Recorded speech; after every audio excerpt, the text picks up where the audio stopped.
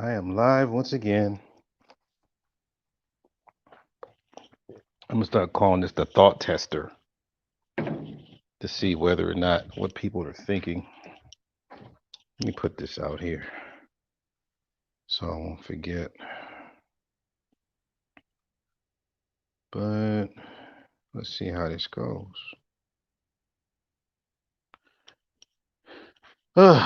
Yeah, I woke up in the morning and saw this what do you call it? This interview, and I guess it was supposed to be addressing, how they take the black vote. I'm making tea here. Hear that right there? Put a little tea kettle on there. All right, it's gonna start boiling in a minute. And I'm listening, and what really got, or what not got me, but what really got my attention. We got Rashid D up in here. Bam! What really got my attention was the talking points that we normally hear, because I think during the interview they were talking about how the a lot of the black Republicans, for sure, tried to make it look like the Lincoln Republicans are more like the Trump Republicans when they're trying to win an argument. And I'm just wondering, have they ever won an argument like that? Have somebody ever just said, yeah, man, since Martin Luther King or Lincoln was a Republican, I might as well just forget all the stuff that they've done that I've seen in my lifetime, all the way from Trent Lott to uh, what's his name? We got new up in here. Bam! Trent Lott to Strawn Thurmond or whatever. I just might forget all about that and just join your party and close my eyes and just close my eyes and jump. Right. So anyhow, I'm gonna read some of this article, and it's kind of interesting. Matter of fact, I should share the screen. Nah, if I share the screen, people start running like, hey! Letters, words. Oh man. Okay, he explains how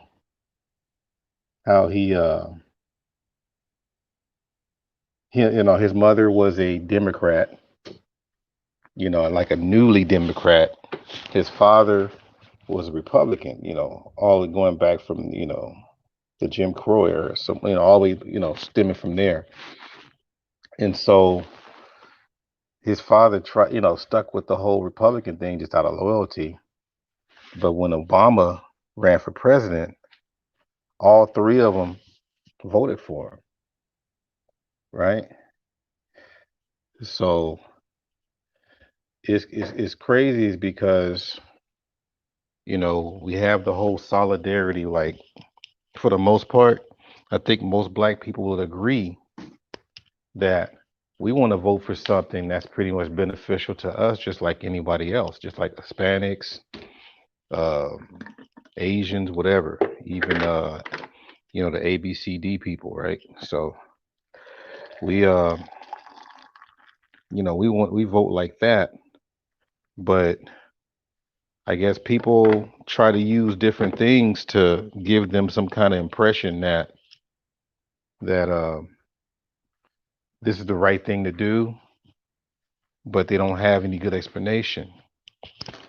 So I remember having that conversation with the buddy of mine that we talked about, right? The white buddy.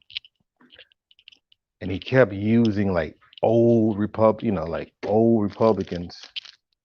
They got nothing to do with today. I'm like, why are you skipping the 70s? Why are you skipping the late 60s? You know, uh, I want people to look and go, Google party switchers. Look up party switchers. And that should really give you a understanding how these parties are. And look at the 60s and the 70s where it comes when they break it down by decade. And when you see those staunch racist people in that, in the Democratic Party in the 50s and 60s, good Lord, when you start seeing that column, they switched to the Republican Party right after Johnson signed that Civil Rights Bill, just to teach them a lesson, right? So what gets me though, oh, the article that I'm talking about a little bit is from the New York Times, and it's called "How the Black Vote Became a Monolith," and it's by, what's that guy's name? Usually put the name on. Oh, here it is. Theodore Johnson. That's his name. Okay, his name is Theodore Johnson. So it says here, let me read this for y'all. It says, on the surface, my family's choices seem unremarkable, as David Carlin wrote in the Catholic magazine Crisis weeks before the election of 2008. Of course, Black voters would vote overwhelmingly for a Democratic presidential candidate, not just Obama, but they will very probably vote even more overwhelmingly for Obama. Right? Said when Colin Powell, George W. Bush, uh, Secretary of State, first Secretary of State announced that this is George W. Bush's first Secretary of State, announced that he would endorse Obama. The conservative media personality Rush Limbaugh criticized him for choosing race over what do you call it? I gotta mute this dude every time he come in. Race over what do you call it? Over the nation of its and its welfare. Several years later suggested Powell would vote for Obama again because melanin is thicker than water. The conservative pundit Pat Buchanan, I remember this, the Georgia state representative, let's see. Oh yeah, the Georgia state representative Vernon Jones and others have recently resurfaced the old and ugly allegation that Black people are trapped on a Democratic plantation. Dociles dociles practicing a politics of grievance and gratuity that makes them beholden to the party. Right? I mean, just that alone, it just gets you wondering, like, when we're in solidarity, we're frowned upon. When we are separated, it's just something to watch. It's like it's good for TV. It's good for entertainment. Welcome, Chaos. You want to talk about the Black vote?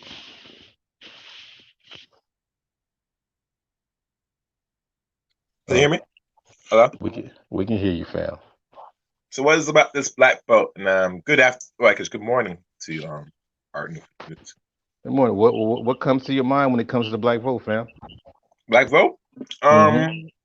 We're not organized as Black people, and we put in the March ballots. And you see how effective this has been for the last 55 years? This is Black people vote only one party. Yeah, I guess. I mean, it kind of shifted. It seemed like there's some insanity amongst our community. I'm not saying what they can't do. If you're able to vote, but it has to be in a group effort. I'm saying. Let me ask you this though. Yeah. Because when we start doing politics, you notice about this whole adults and non-adults thing. Would you say that the all adults and non-adults vote in the same party too? Yeah, if they vote in one party, yeah. Really? Yeah. So Jamaicans, like Afro-Cubans, all these different types of people, Africans, all them. So you would say that they vote the same as an African American? Um, in this country, this is just me, and I'm not sure I'm right or wrong. I would say yes. Okay. And the reason why I say yes because, as y'all know, are these people that are from not born and raised in America? Uh-huh. They do live and reside on the average on a black community, right? hmm Well, oh, no, no. Some of them don't stay in the black community. It depends what type of black person you're talking about. Like you're talking about It's probably split, some especially like like some people, Africans.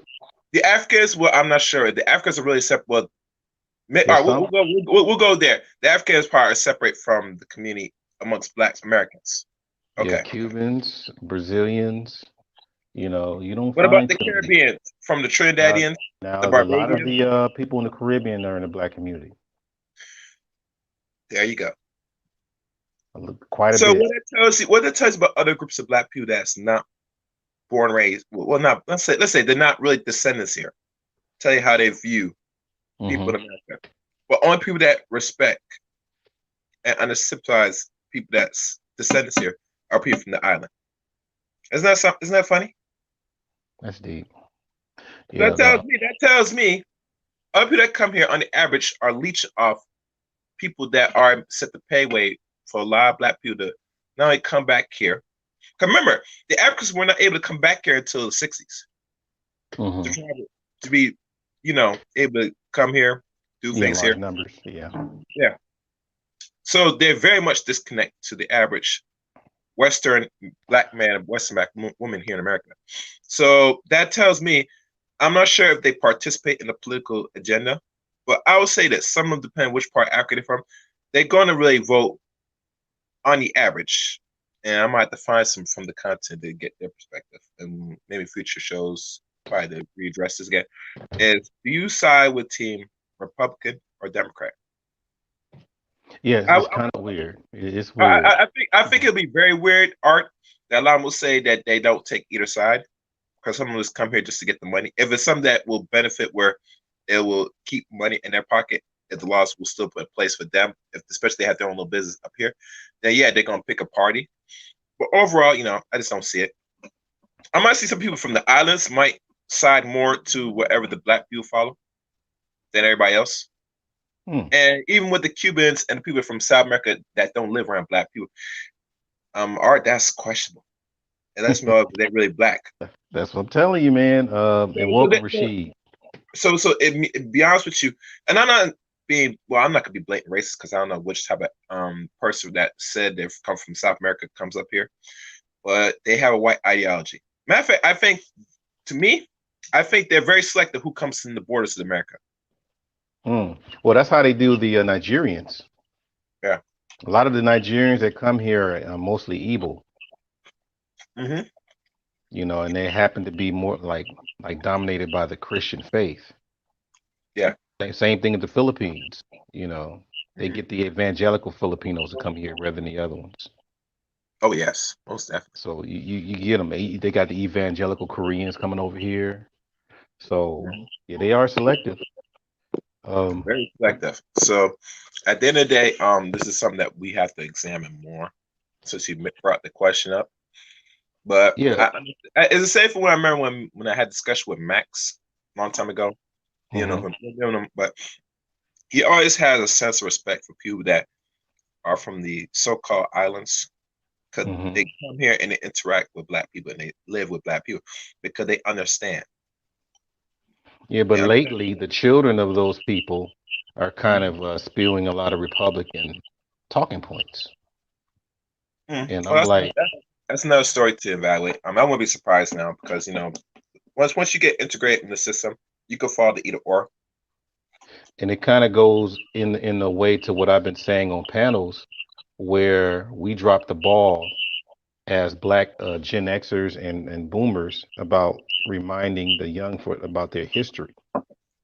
So even the young in those like Caribbeans and South American places, they haven't really understood what their ancestors went through.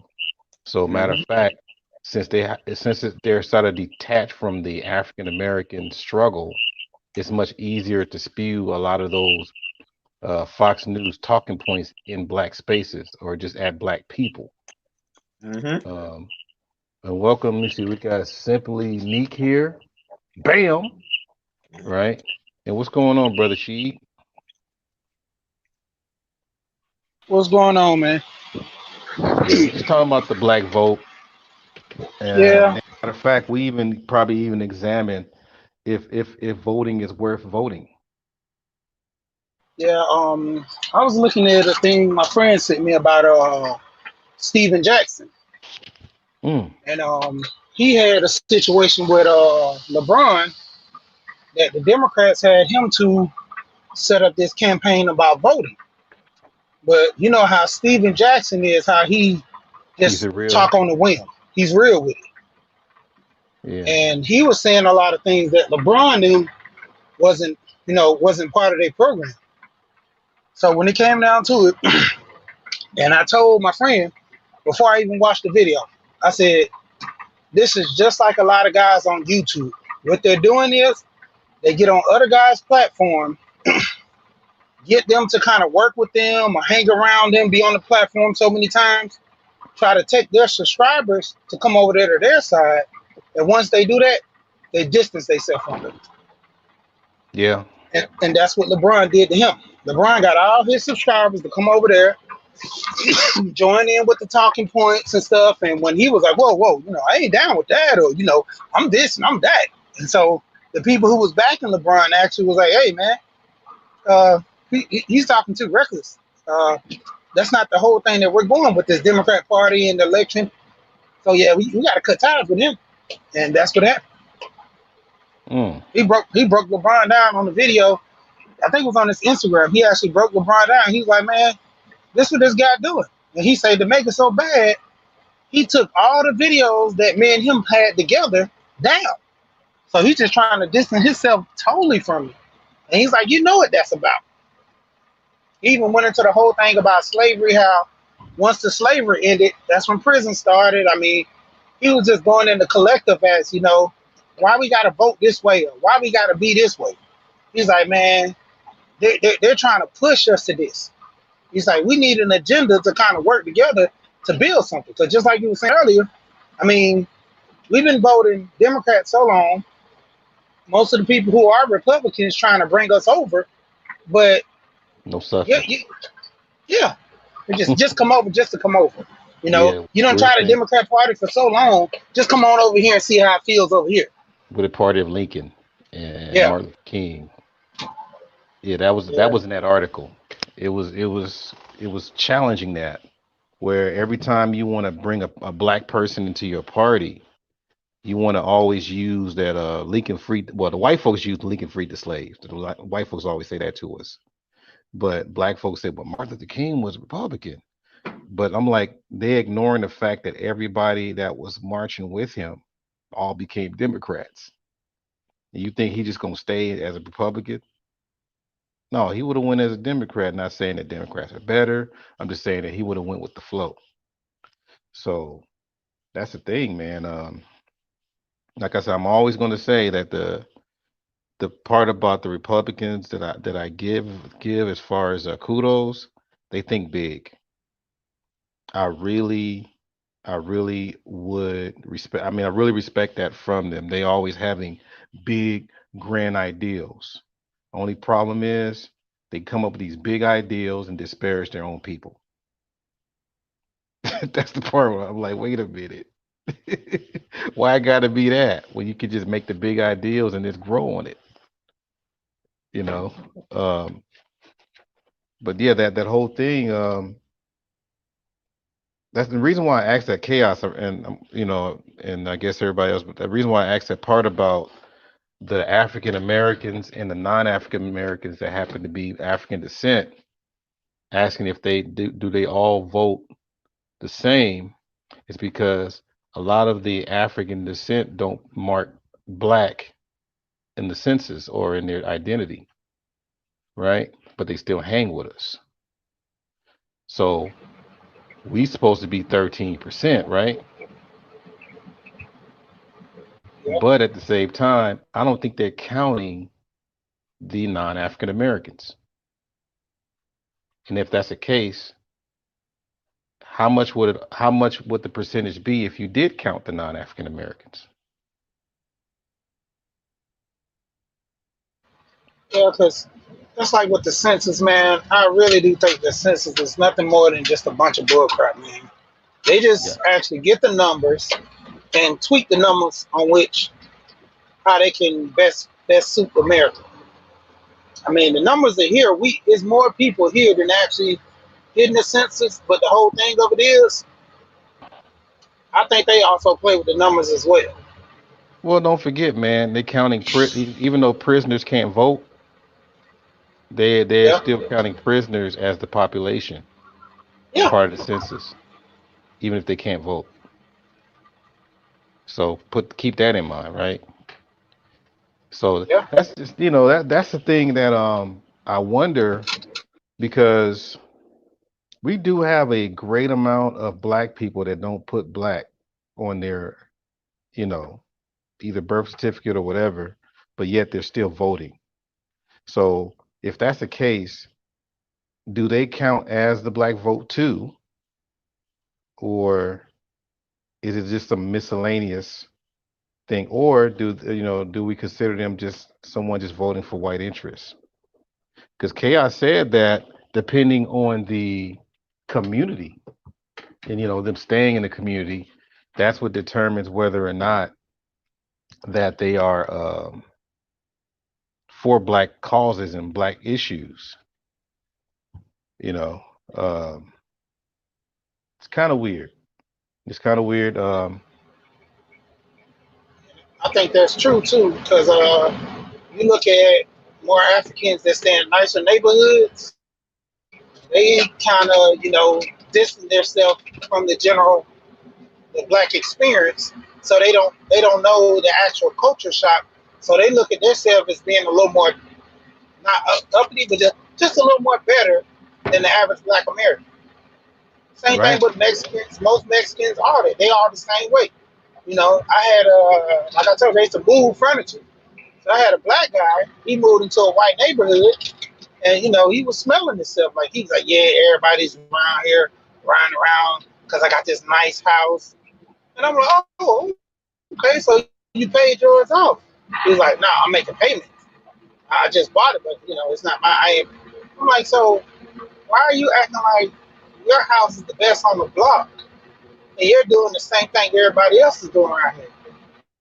I'm like, Mm. it wasn't like he built this house customized anything. He just brought from the house, Uh-oh. build a Borg house. Nation. Borgin.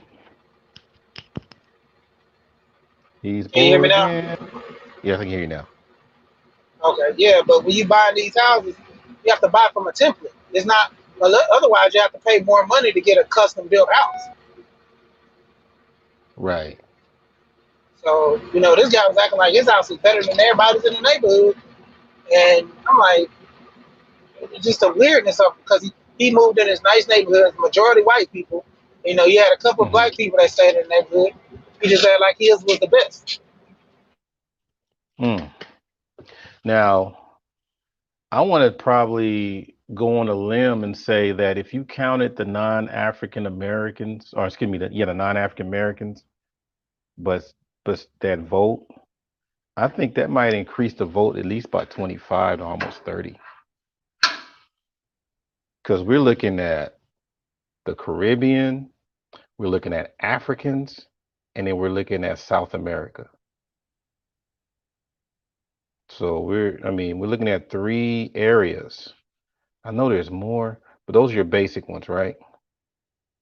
Yeah, And that's the part where I'm like, okay, that may not be considered the black vote, but I think that's the silent killer.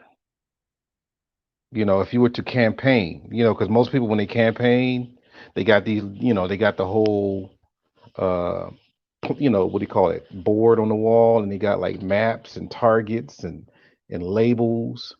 where the black community is, I think the main thing is they're trying to identify the ones that are black but don't identify as black, and try to figure out what position they are. Now we already know like Tariq Nasheed, he breaks that down a lot with the whole non-adults people that always have something disparaging to do about black folks or whatever. That's neither here or there, but I think the thing to look at, period, is how it start increasing the numbers as far as voting possibilities and getting people in office. Um,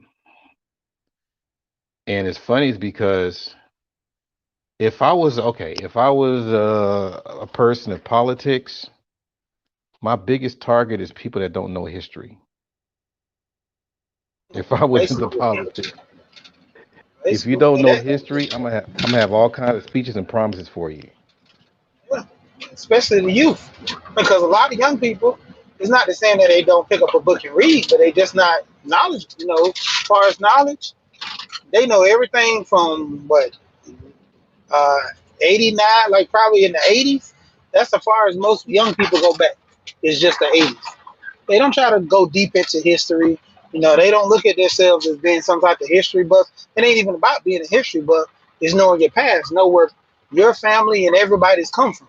Because I was doing the genealogy on my family, looking up stuff about everybody in my family. And a lot of people, they were like, hey, man, you going to go that far back? What are you trying to accomplish?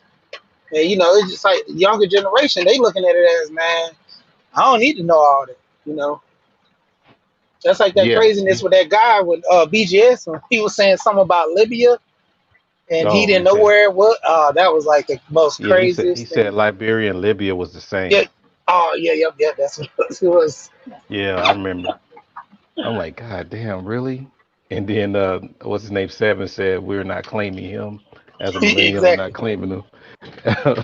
but but going back to this whole issue, man. I mean, that part about in that article about how he had a father that's a Republican, and his father switched parties eventually, but his mother was always a Democrat because of Kennedy. And then when Obama won when Obama was running for president, um, all three of them went to the ballot box and voted for him.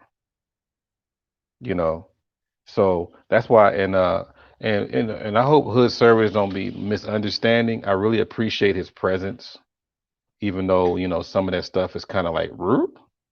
But I appreciate his presence because I think he's kind of some of it's full of crap, but I think he's sincere on some things too. Um, and the part that I kept asking him, and he knew he danced around it. I said, dude, do you put politics before race or race before politics? And he said something about I put right or something before anything or something like that. But the issue was, I'm like, look, you got your people that are in need for certain things. Okay. Like for example, we have all these criticisms about the hood and all that kind of stuff, right? But the part that we're not understanding is that a lot of these things are happening because they're lacking resources. They're lacking jobs. They're lacking security, all these different things. And so when you don't have those things in place, anything can happen, right? So then it's left to the people that don't really have the knowledge of that other person to step up, but they can only do so much because they're trying, one person is trying to plug three holes with two hands, and the other hole is leaking, and you don't have nobody else to fill that other hole. So it gets like that. And so some people will say, well, just leave everything and just build your own stuff. Well, the issue is, you know, you got your own people that you're gonna have to report back to, right? You have your own people. So therefore, I would say this: you can't save everybody. I think we all agree with that. We can't save everybody, but the fact that you have some kind of know-how, some political savvy, some kind of what do you call it? You have something of influence or whatever, especially in the politics, I can almost guarantee that if you had enough people that have those things with them, they could put the right politicians in place in those disparaging areas. They could put them there, right? We got Wagner in here. Bam. We got Dead Set Anime. Bam. Uh-oh, he said he hears an angry black rant coming. There is always something that somebody can do, but they just sit on their hands. You know what I'm saying? So, and then as far as that vote thing, what I keep trying to lead to, people at first, if you notice, the message was, well, they were trying to send messages that our vote didn't count. Then later on, it's the black woman's vote. Then later on, we need black men to come in to help Kamala Harris win. Then later on, it's like first your vote didn't count, and then it does. And my thing is, I think that non-ADOS black vote is the secret weapon. I think that's the silent killer. I think that's the stuff that people are not anticipating in. And you know what's crazy? I think the non-ADOS people know this. They probably laughing their ass off. They're laughing. Now, I'm going to say it once again. The non-ADOS that I'm talking about, there's more. You're talking about the Africans, the South Americans, and the Caribbean people. A lot of them don't even put race put black as a race on some of their identity papers. So when you have that thing going on, anybody can win anything, right? So I think that's the part that people are not telling us. You know what I'm saying? They're not telling us this. We got Joe Dub over here. Bam! Let me start reading this stuff here. Can't save everybody, and some people don't just want to be saved. I think that's a no-brainer, fam. I think the issue now is you have to allow the people that know what they're doing be in place. I think that's the issue right now. Some people that don't know what they're doing need to just sit down. But the ones that have that's been there, done that, wore the T-shirt, those are the ones that need to step up more. But I'm kind of with some of the people that's sitting on their hands a little bit, because it's like, if you know so much, let me see how. Show me how it's done. Show me what it looks like. Right? That's what I'm saying. Hold on, y'all.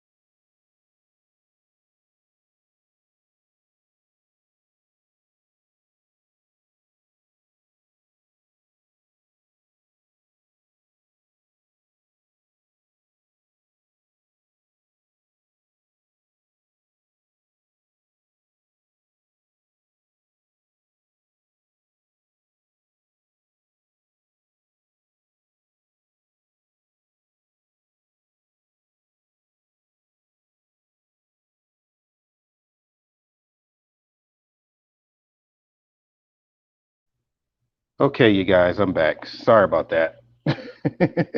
I had to take roll and send them off on their way. But let me start reading these here. It So I don't really blame them. Black as an identity is marketable to everyone but us. So I don't use it for what I'm doing. My content will speak for itself. Okay. Let's see. He hasn't seen a new ad. Get us to vote. That's what I'm saying, man. Bruh. It's, obviously, just a disclaimer. We already know that we're not a crayon in a box. Okay. We already know that race or color is a social construct. It's pretty much stemming from, the caste system in India, but they had their own little thing going with that whole tantric stuff. But over here, especially with the Africans for sure, once Africans start hanging with us more, like hanging with us more, they start knowing who they are. They start knowing where their bread is being buttered, And the fact is that, when we have something to where we don't have the same culture, but unfortunately, we're being connected based on the same struggles. And then, of course, you got the alphabet committee that's trying to attach their struggles with that, which is kind of important for us to maintain the real reason why we're in existence in the first place, and the things that we're trying to get out, right? So just think about when you go to that ballot box and you start reading the measures, the propositions, the different, people that are running for, like, Supreme Court justices, or not Supreme Court justice. What do you call those? I think they are Supreme Court justices. I forgot. Anyhow, but you have, like, congressional people, you have council, mayor, all those different people. And you usually have a D after their name or an R, right? Or probably an I or even a G. The thing is, do you read about that stuff? And on top of that, have you even talked to those people that ran for office? And why is it so crazy when we want a black agenda, but it's okay when the alphabet people and the Latinos and Asian, whatever else, they have an agenda? Because look at the Latinos, how they band together with Trump. Yeah. They was in numbers. Money, they raised so much money, got the numbers up. And it's like, we stand for you, so what are you going to do for us? Yeah, and I get the whole thing with Dr. Claude Anderson, as far as build your candidate up, put money behind him, vote for him, keep him in office, stuff like that. But that's assuming that you have everybody that call themselves black and have the same common interests. But we got too many people saying, I ain't black, I'm this, I'm brown, I ain't black. Or people that try to run away from the African part. I ain't African, I'm from America. I'm like, damn, man. It's like, put all that stuff aside and let's just stick to what's needed for us to get out of the situation. Because most people that keep talking that talk ain't really doing that well. They're probably doing all right, but they're trying to get out of just as much as we are. Oh, he said, what's the G? The G is a Green Party, right? He said, I want a black agenda. I just don't need it advertised. Okay. My argument is that too many people are in our business. Right. Yeah, but when it comes to politics, that's gonna happen, man. That's gonna happen. When it comes to politics, that's a public thing. You know the craziest thing? I seen numbers when hold on. I seen numbers when Zimmerman had shot Trayvon. look how much money Zimmerman raised for his lawyers and just for his pocket, lace in his pocket, everything, you know. But when you have somebody get killed in our community, we only come together to talk about it, but nobody wants to put their money where their mouth is. You know, a lot of these lawyers out here trying to get over on the families. You know, where's the people out here putting the money up for the lawyers so they won't have to? That's one less thing to worry about. You know, if it's just $5, a campaign like a GoFund like that, somebody will start. The You reason know, why, Zip. Go ahead. I was gonna say the reason why, like, the voting thing is somewhat doable because remember what was on the ballot when Trump was running around most states? It was the weed bill, the legalizing of marijuana. That shit passed damn near in every state. And you know Negroes got up at their ass and, wait for that buzz to die so they can go over there and vote. Okay. So if you gonna do that, there's certain things that you can put in place because that did make a difference. Trust me, that made a difference. And these were young people, of course, that did this. So, but the thing is, again, how can you guarantee that your vote is not wasted?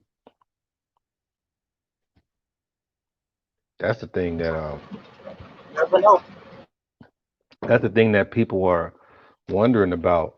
Like my mother, she was telling me to vote for this one dude that we knew, but this dude that we were talking about, me and my mom, he always let me down. Every time I needed something, he never came through for me. Or put this way, he say he's coming, and then later on he just stand me up for different things. So I told mom straight up, I said, I'm not voting for that dude. He's an asshole. He let me down, so therefore I ain't voting for him. That kind of thing. So, um, I think it just boils down to knowing, like knowing who you're voting for, why you're voting, um, how you be able to collect. Because some people vote and just walk away. You know what I'm saying? We say, "Oh, okay, I voted for him." Now then they put on the damn sticker, like I voted sticker, and they walk around and cheese there. I'm like, dude, you better make sure that since you plant that seed, you better find out if some of those things are growing out of the ground. You gotta really start searching. You know what I'm saying? So that's my thing is make sure that you start asking questions. I think the best thing to do though is that I haven't done it in a while, but I'm gonna start doing it again when they start releasing people. We start doing a lot, doing more events. You need to, before you vote, you need to look at all the people running for things and then really go down the list of the different issues that we want being addressed. And go meet them. I guarantee, okay, let me give you an example. Half the time, these politicians do town hall meetings, right? Or they might have an event like some ribbon cutting stuff or whatever. And this is usually before the election. Read some of the stuff that they stand by, and then you start saying, "Hey, I heard that you're into the arts. What's your background?" Now, if they start saying, "Well, I do finger paint and happy faces," I'm like, "You full of shit." He's like, "Oh hell no, I ain't vote for your ass, man." You little tear the flyer up. Shh. No, I'm joking. But when they start going into like different things of what they plan on doing and stuff like that, you can even say, "Hey, can I be a part of that?" You know, and they say, "Hey, here's a number to my my staff and blah blah blah." You got to start really getting in there and make sure they see your face. right? And then when it's time to vote, it helps you to think clear on if that person is worth voting for. If that person's running for, the sheriff, or what do you call it, I think, what do you call that, the captain or whatever. I mean, I forgot these names, because I just know, I read things and remember the names, but I forgot the titles. But when you start doing that, you start planting them seeds, and then later on, once they win, then you start reminding them, like, hey, remember me? We had that conversation about such and such. He said, can we meet for a second? I got this proposal. But, you start really doing that. When enough of us do that, then you keep their feet to the fire, because they know that you're paying attention. As far as a presidential thing, though, that's a tough one. That's a tough one, because you're looking at corporate. Let's see, you're looking at the big one, right? Uh-oh. Did he drop? Oh, okay. Yeah, you're looking at corporate. You're looking at the big stuff, right? Let's see what he says. It said art has went to all-time low, begging the black male. Yeah, you know what I'm saying? You see that too, LaShawn? That's crazy. That's why I was asking. I was like, there's more to what we're seeing. It said in electricians union, we're given a list of who. Yeah, they do that to our union too, for the teachers union. They give us a whole list of people in a local level, which is, of course, Democrat. Yeah, I don't look at those things though. I go based on what's in it for us more than anything else. Yeah, but yeah, man, the black. That's what I'm saying, man. If we if we're only 13%, it's something behind that 13%. Okay, but 13% is black. When you say 13%, that's only black men and black women. I mean, that's combined. But if you go in just black men, it's probably, let's just go with half of that. So that's 6% of the black population that you're trying to get that vote for. So 6% is supposed to make that big of a difference. No, man, I think there's more things that they're not telling us. That's why I said there's that invisible voter. You know what I'm saying? You know, you got all these people, like I said, you got all these non-adults, black people or black men that are voting, but they're not putting black there. So keep an eye out on that. But that's one of my pet peeves, though, for you conservatives are out there, or Republicans. You know, you want to cut down on the whole. You need to come to our party because Martin Luther King was a Republican. Don't bullshit me. Okay. That might work on a 20-something-year-old person, which I doubt, but when you're almost 50, I'm just wondering though, like I said in the very beginning, where, how did that happen where you threw in the whole MLK name and later on the person says, yeah, man, I'm gonna change parties because Martin Luther King was Republican. You're right, man. I'm gonna go ahead and change. And if that person did that,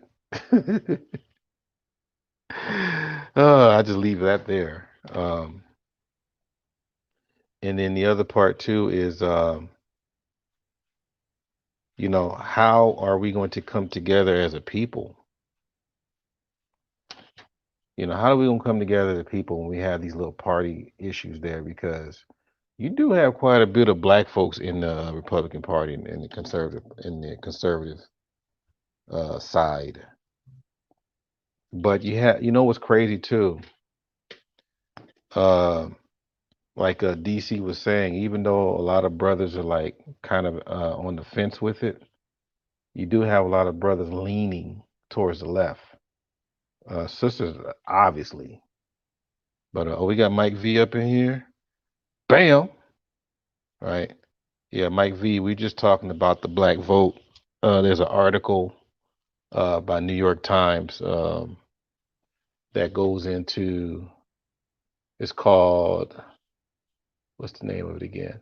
How the Black Vote Became a Monolith, and it goes into his history about his parents being on two sides of the two different political sides, but they all agreed to come together for the sake of putting Obama in office. So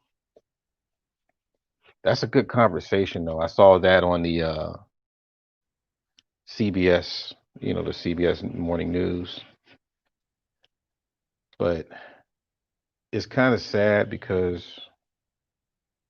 if we're supposed to be that small of a population, can we afford to split? You know, we got JT up in here. Bam. Yeah, we can't afford to split. That's my issue. It's like I always said, if you are a conservative and you know the ins and the outs of how to get things done in your party, you know all the policies and things that makes things move for your people, you should have enough black progressives or liberals or whatever to put money into what you're doing so that you can bring the money back, or bring the the results back. You should have that. Um, but the issue that we're having is that I think, from what I hear, now I'm just telling you straight up, from what I hear when I hear conservatives talk, it sounds like a white conservative has his hand behind your back while you're talking. That's the issue. You know. Let me see what Mike V is saying. He says the black vote in major U.S. cities is still critical to the party. That's why it has value. Yeah, yeah, yeah. Um, and that's the thing too, because quiet as it's kept, we can go into the whole like the South American vote, but some of them are still not legal. Some of them still not legal. So, you got to consider how much of that vote is reduced when it comes to them as a uh, as a group. I had a long talk with because we got mostly Latinos at my job, teachers too, administrators, all that. So we had a long talk. Now, if you go into that Latino vote, that's a split. That's probably a bigger split than the black vote. Okay. And according to one that I spoke with, obviously you got some Latinos that can pass for white. You got your Ted Cruz's and your Mark Rubios or whatever you know, trying to have that white look or that white disposition. But usually what happens, from what I was told, okay, when they give these political speeches and these different things on what groups should be doing, they speak in a different language to where only one side feel that they are more important than the other. That sounds familiar? But they do it in a fact, okay, like if you've been around, like, okay, I'm over here mostly Mexicans. If you've been around Mexican families and you like, for example, you got a brother sister a group of brothers and sisters, probably like four of them, right? You might have two of them like hella dark and two of them like pass for white, freckles and all that, right? It's so, I mean, the political game is so cold to the Latinos. They would have their own brothers and sisters fighting each other over politics, and the elephant in the room is their skin complexion. And then on top of that, once they feel that they're chosen, they have to go, to college, go around white folks, or to try to fit the bill, fit the part. Okay. Now, BGS has pointed this out as far as the population declining as far as white folks, whatever. So they would have to exist in somebody else's culture. So some people say it's Asians, some people say it's the Latinos. It's definitely not the Arabs. But I see them trying to do it more with the Latinos.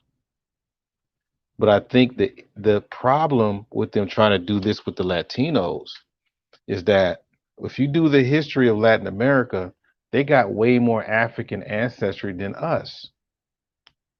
They got way more. They just, we just think that Africa is Kunta Kinte. Africa got so many different phenotypes, right? That happens to be in Latin America. So when they still try to appoint all these people and try to get them in certain areas and parties and things like that, they wind up they probably still fit the bill and everything, but they still hold on to that heritage. I mean, I have to give them that. You have a lot of white, like for example, Martin Sheen. If anybody look up Martin Sheen is he's a Mexican, right? And because one of his sons kept his original name and his other one changed it, right? So the thing is, he, his personal life, he still gives to Latino causes. He still kept in touch with his family.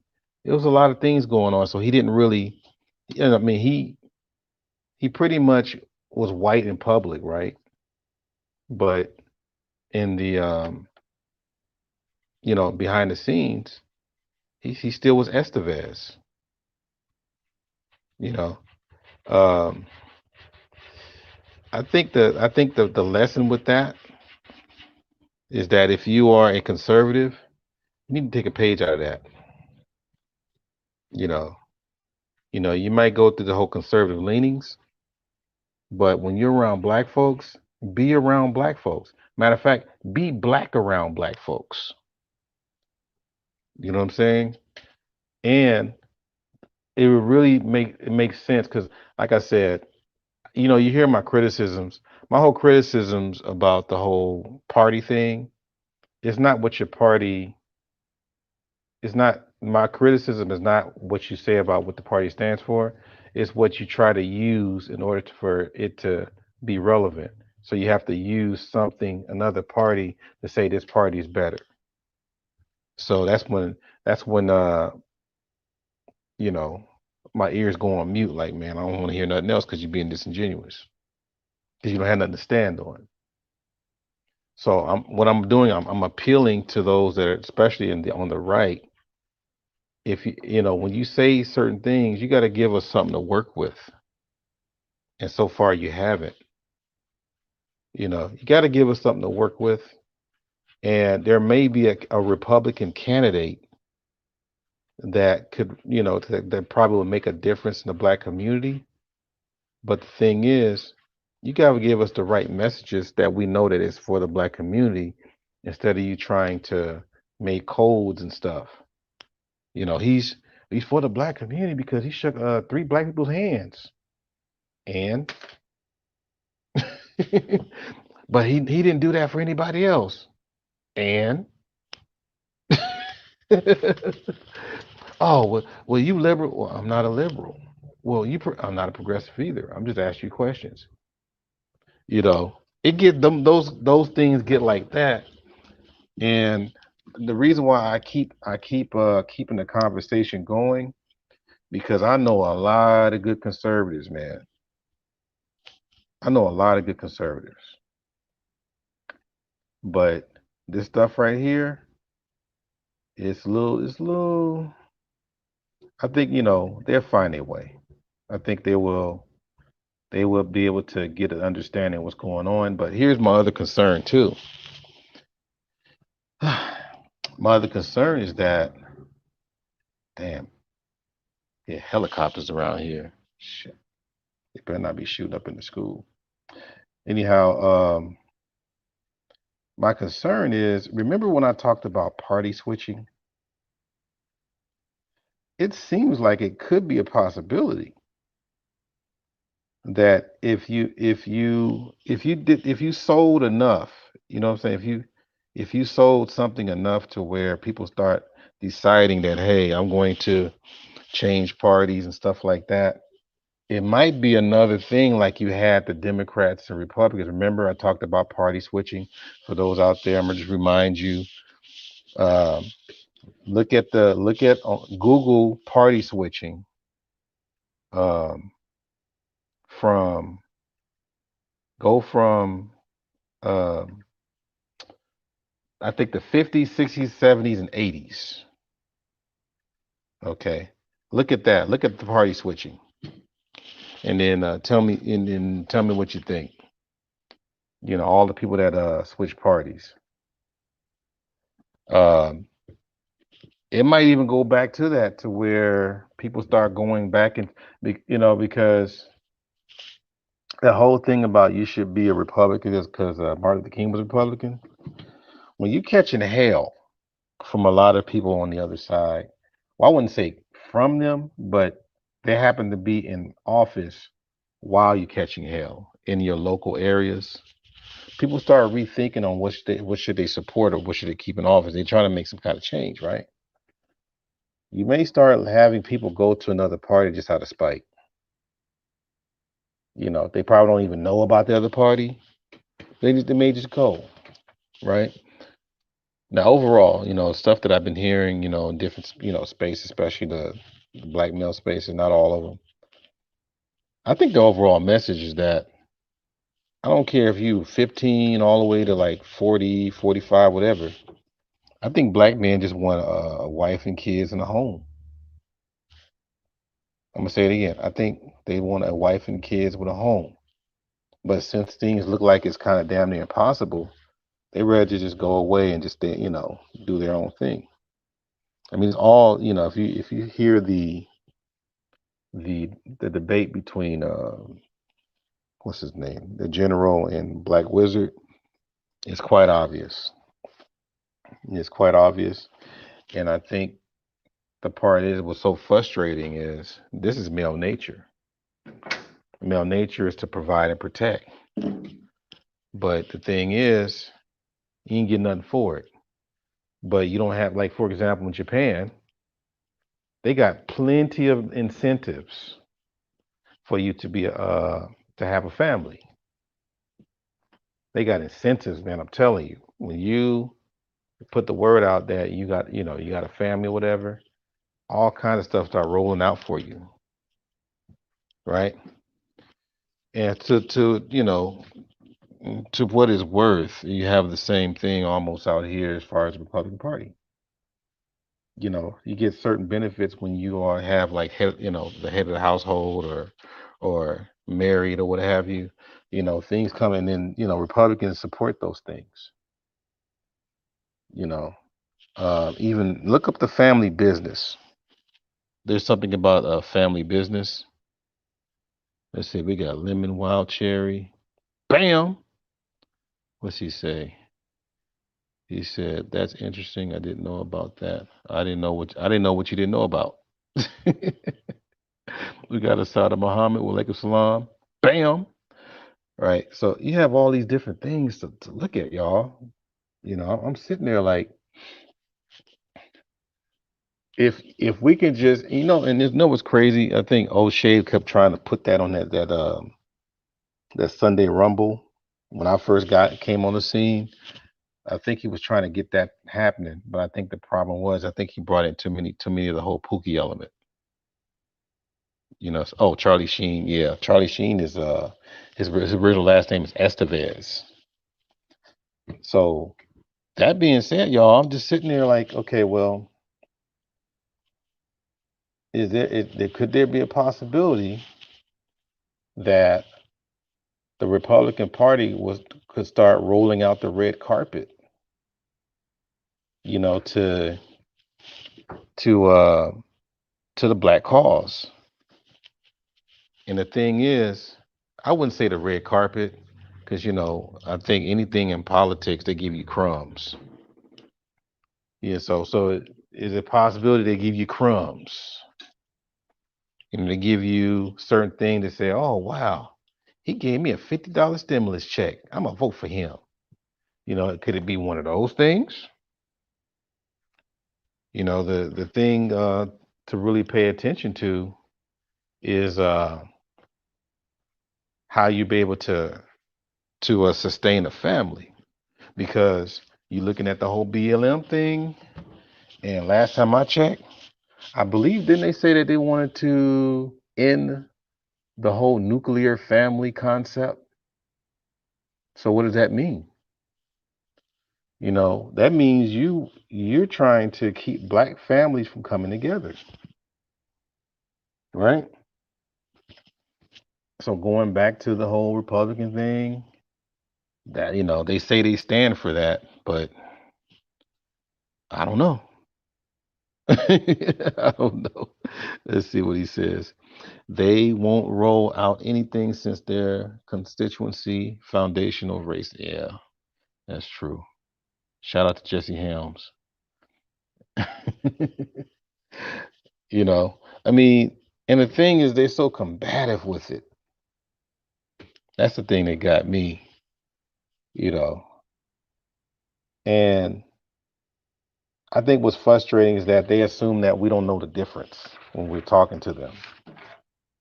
We don't know the difference between happy racism and in your face racism.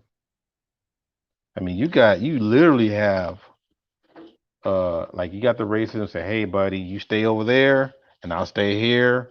I don't like niggers. So just, you just keep your space. We're good. Right? But you got racists, especially I call it California racism.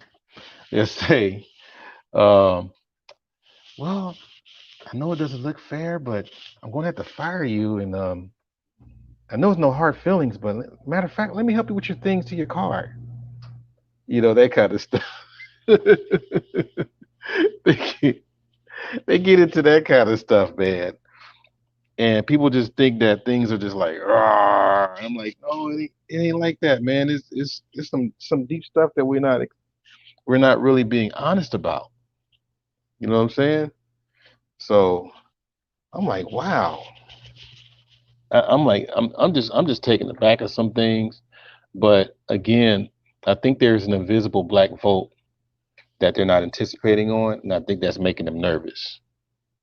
So don't believe that 13%. I think it's a higher number. It's a higher number in that Latino vote. That Latino vote is not as big as you think it is. So because half, probably, I ain't gonna say half, but a great number of them can't vote because they're not, they're not, what's the word I'm looking for? They're not citizens.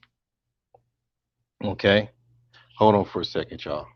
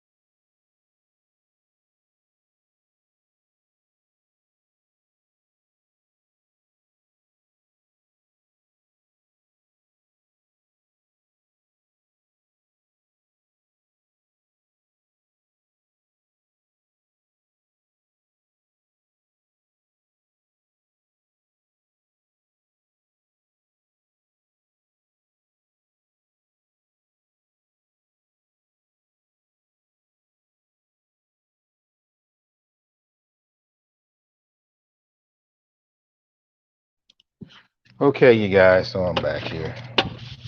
So that's my thing, is that it's something about that invisible vote that's not being talked about. Let's see, but I think I'll go ahead and go for a walk here. I think the issue that we're dealing with is that, and maybe Mike be able to go into that more, is that I have a feeling that it's going to be a shift, but the shift is going to be based on false promises. I think it's going to be based on things that are not even doable. They're just saying it just to be saying it because you have that whole thing about that bill about black boys. That's one, but that's just a discussion, that's a study. But the fact that it's out there, it brings our attention, right? It makes us feel like, hey, this is we're going to do something, and it's backed up by my administration, right? So we're looking at those dynamics, right? We're looking at those for sure. So when you have that, um, I see things building. How you doing, sir?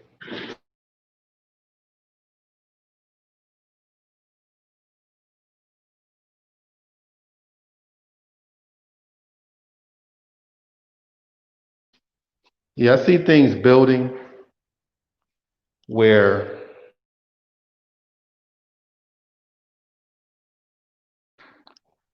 it's going to be so cold, man, that we don't even see it coming. So the fact that we have people that's championing, a lot of things um, that they can't even prove, it makes it easier for them to be fed in a lot of stuff so they can be more assertive with all these different ideals that don't really have much substance. So it makes me wonder, like, I'm quite sure that some of us that are in our 30s and 40s and 50s, we'll live to see it, but it's going to be so cold to where no matter what we say, that stuff may stick.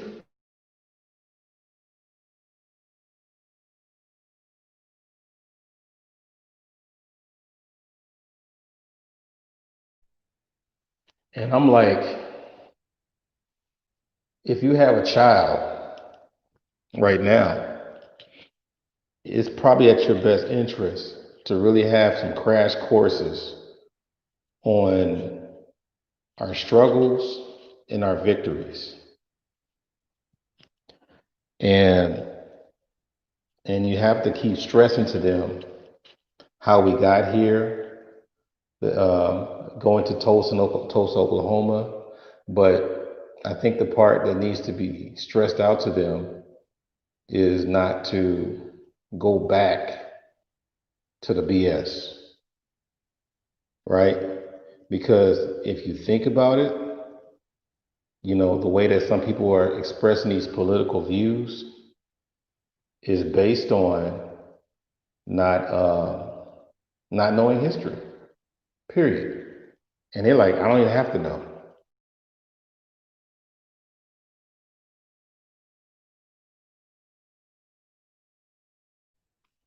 So most of us do agree this stuff is half the stuff that we're listening to. It's based on feelings, emotions. So far, for what it sounds like the political vote is the vote of feelings. It's the emotional vote. It's not the logical vote. It's not the substantial vote. I mean, excuse me, of substance. Um, here's the thing that I'm looking at them because I'm going back into the whole black family part. I'm trying to remember if there's anything on the left where they said, hey, if you have a family, then we're going to make allowances here and there and there. I don't really see that. Maybe Mr. Research talks about that, but I don't remember that. I remember the whole thing about if father wasn't in the home, then we give you the things you need. And that's straight from the top. And so You know, like if you were to vote, or if you, I mean, think about this. When you go to the voting polls, do you have a list of things that you would hope that will come up when you go to the voting polls? We got Albert Bird here. Bam. I mean, do you have a list of things? I mean, do you have things there that's saying, hey, this is about this, this is about that, and does it match your list when you go to the voting polls? Like I'm an educator, so I'm always having things addressing, like schools being renovated and more funding for, students and stuff like that. So I have that. So I'm just wondering though, how many of us as black folks are just not gonna vote at all? Did we just say, hey, voting is a waste of time? I mean, do they treat voting like college? It's a waste of time.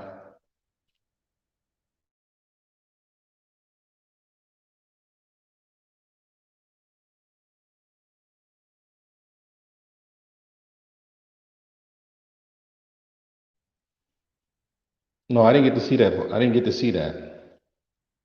Let me see. I didn't put. I wonder if it's showing up or not. Sorry about that. I'm supposed to put this back in the chat here.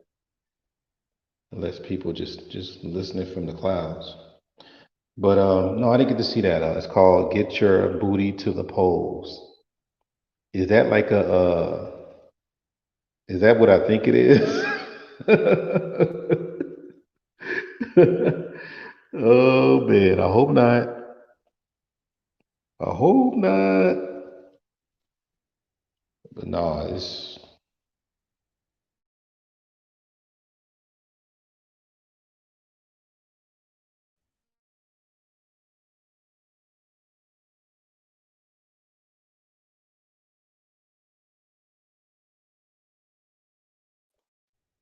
okay. So what's this about, fam? Oh, it's literally what you think it is. Um, quite frankly, I'm probably gonna make a video on it. It's very offensive. Let me put it to you this way. I wouldn't play the video around your wife because Wow. she might walk in and be like, "What the?" It's one of those kind. It's not for kids. Let me put it that. Let me put it to you like that. Oh man. I So you, mean, that thong, the thong, thong, thong, and imagine seeing vote on somebody's ass, butt cheeks. so wow. So it's almost like the putting a credit card in somebody's butt. Yeah, get Wow. get your booty to the polls. Get your booty to the polls. Wow. It's one of the most offensive get out the vote videos I've ever seen in my lifetime. Wow. But it's geared toward black men, and they think that's supposed to convince somebody. So obviously the black men are the target. Yep. That's how they do us, huh? Let's just say there's a lot of yams in the video. The video's yam-tastic, as Valdez would say. Shout out to him. Oh, he was the one that exposed it. No, actually, I told him about it. Actually got it from Torian on Twitter. You there? Yeah, that's deep, man. That's crazy. I'm afraid to click on it. There's certain things I'm afraid to click on. Yeah, if you're in class, I don't unless you're dealing with teenagers, I wouldn't even click on it because it's not a made for TV ad. That's for sure. Wow. And they got here's the funny part: they got a website, an Instagram, and Facebook, and it's Dang. spelled out "Get your booty to the polls." Let's see. Let me bring Mike up here. Is he? Uh-oh. Here we go. Dr. Mike. Hey, Mike, how you doing? Hey, peace to the panel, peace to the chat. What's going on? All right, man. All right. Did you see the video? Which video you referring to? Get your booty to the polls. Oh And no, it's what I don't. what I it don't click sounds on like. things like that. I don't click on things like that. That's Yeah, junk food. That's what I said, man. I be careful what I click on. Yeah, Mhm. it's there's no significant value that you're going to gain from a stunt like that. But I wanted to actually get into what Art Newstall was discussing. Okay. Yeah, I don't think the Republicans or the right are going to come up with a solution for any sort of economic empowerment for Black people. The way they see it, their mantra is pull yourself up by your bootstraps. All this stimulus stuff and UBI. They don't believe in that type of stuff, so they don't really have anything to offer. Now, two things policy-wise that the Black right would say that Trump has supported so far has been one, it's been the closing of the border, right? Putting up a wall between Mexico and the United States. They say, well, that helps Black men get jobs. Now, it's not a direct policy for Black people or for Black men. So it's more of a collateral damage, at the end of the day. The second is opportunity zones. Now, they tote this opportunity zone sort of initiative, but they don't actually know where it's been applied and how it's being used. Right. So the right really does not have anything to offer. And that's why you see a lot of Black people go to the left, because they do get their bread buttered over there.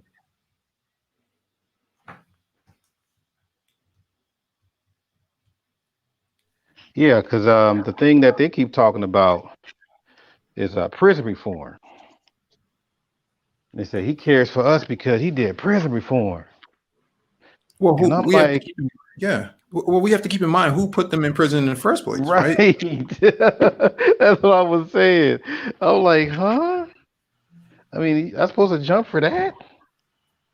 I mean, and that was my thing, man. I wanted to put that panel together as far as the different parties to come to put the parties aside and talk about what their side has for black people, whatever, and then how would you be able to support them. But the way things are, it seemed like I can't even put that panel together. Well, you wouldn't be able to put together in this space primarily because you don't have any real conservatives on this side. You have Shirley Hussar, and you have BMT. You have Vivian Ibrahim, who's been on our Man of Tomorrow. Well, I don't know. Man of Tomorrow is not a conservative in that right. So. Oh, okay. I see what you're saying. Yeah, he doesn't wear his conservative. He doesn't wear his conservative identity on his sleeve like some of these other ones. Like the one who came up here last week, the Hoodservative, who. Oh, okay. They they're cultural warriors basically. They only talk about traditionalism, marriages, one man, one woman. They talk about all these things, but in reality, they're just anti-Black woman, right? They really don't have any interest in what a platform that has inclusive ideas where Black women are a part of that same agenda.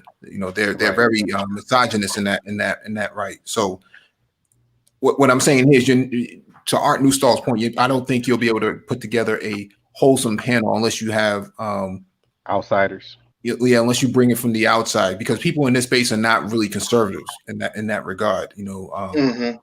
They're liberal at best. You can't even say they're libertarian because they don't care. They're not about live and let live. Because when Jacob Blake got shot in the back, they were actually cheering for the police officer, and then they cheered for Kyle Rittenhouse, who a white male who possessed a firearm, shooting people, shooting protesters who are unarmed. It didn't make any sense at all.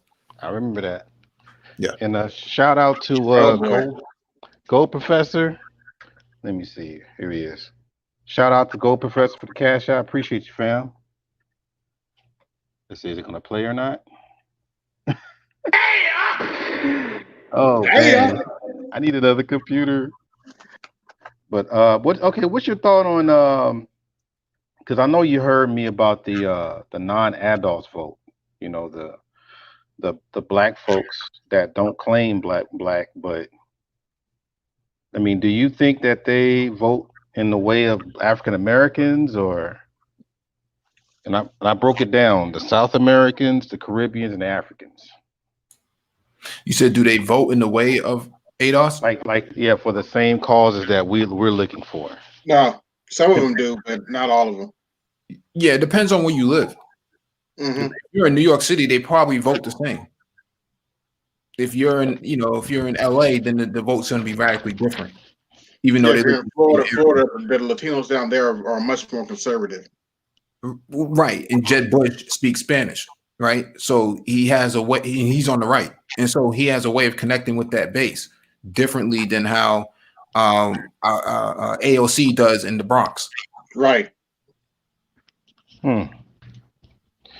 Yeah, because I'm just wondering, is that the invisible vote? And here's another interesting thing. I was just looking at this report. They just did a poll. Only 1 in 4 of Latinos even accept the black and brown thing is legitimate. They would prefer to be called American. They reject the black and brown. Only 1 in 4 accept the black and brown. See, I'm gonna get into that conversation too one day on because you gotta consider nobody, but you know. Can you hear me, fam? Yeah, go ahead. I'm sorry. Because you trying to figure out what is the face of Latin America. I mean, is it Julio Iglesias or is it Sammy Sosa? Is it Pele? Or is it Ted Cruz, unfortunately? Yeah, you know what I'm saying? So Cruz is a Canadian. He's Cuban descent. Yeah, he's Cuban descent, but he's a Canadian by birth. Yes, we call him so. Whatever. I know. And what about Marco Rubio? What does he call himself? A little boy. He's a Cuban, but he came up under Jeb Bush. Mm-hmm. So he's Jeb Bush. He's a protege to Jeb Bush, and so that's how he got into politics. He was the guy who drove around the megaphone car for Bush. I didn't know that. And both of them got Becky's too. Yeah. See, Marco Rubio is not. He totes the line. Most of these, what you consider to, he's not considered to be a brown person at all. Anyways, he's considered to be a white Latino. But he totes the line.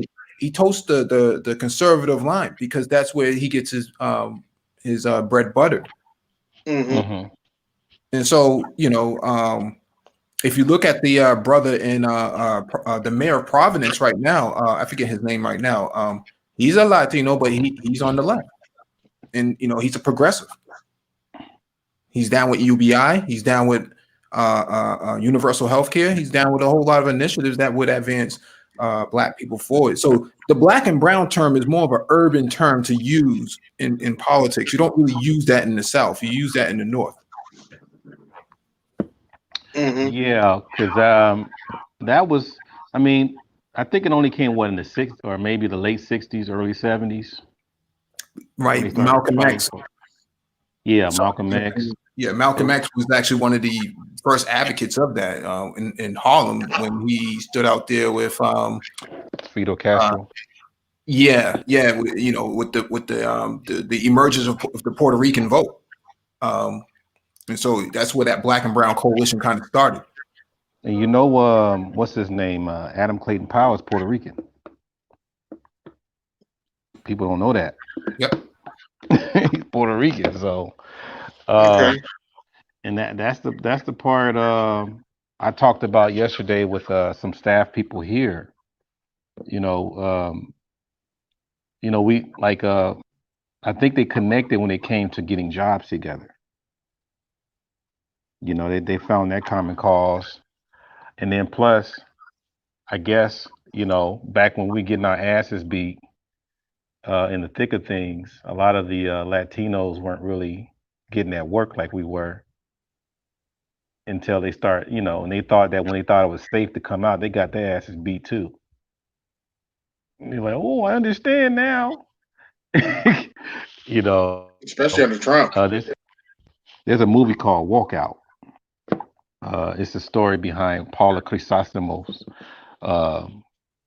journey when she was in high school, and it would, you know, the fact that you spoke Spanish, you get smacked in the hand or you get a swat in the ass if you spoke Spanish in school, or I mean, all kinds of stuff. So they decided to protest stuff like that, but they were trying to make a case that it just wasn't as publicized like our stuff.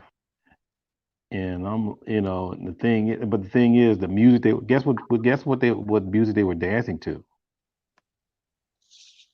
What? Motown.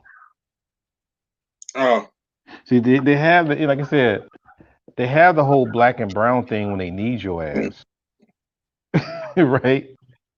But it ain't black and brown when you got white folks accepting you. yep. Nah, yeah. The thing is, in the 50s, 30s, 40s, 50s, and 60s, you had a communist movement in Puerto Rico. So that coalition is really the beginning of that sort of coalition between black and brown, because Yeah. A. Philip Randolph and the rest of the black people up here who were marching for civil rights. There was a synergy back then. And so they were fighting white supremacy themselves. Right. They were fighting it themselves. And that's how Malcolm X and, got linked up with them. And so you had the, was it the Brown Berets? Yeah, the Brown Berets, the Young Lords. Yep, Young Lords. It was some others I forgot. I met a few of That's them. probably one of the reasons we do Cuba so dirty too. Say that again? It's one of the reasons we did Cuba so dirty too. Yeah. I don't have like as far as Cubans. I mean, yeah, you got your Ted Cruz's and all of them, but a lot of Cubans that I run into, they don't run from this skin color. No, they don't, because they don't have to, right? They kind of assimilate into the power structure. But black people can't assimilate into the power structure as a whole. Yeah, unless you pull an ABL. Some of them be looking like Carlos Santana, but they like, we have these conversations like, man, us black people got to stick together. And I'm sitting there like, and I just look like, oh, okay, all right, cool, because I'm not used to hearing it, Mm-hmm. Or if you say brother, they start smiling, they get giddy, Puerto Ricans, I get half and half.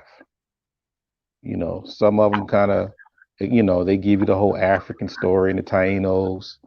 And then some of them are like, hey, you guys over here, we got our own thing, like your J-Lo's,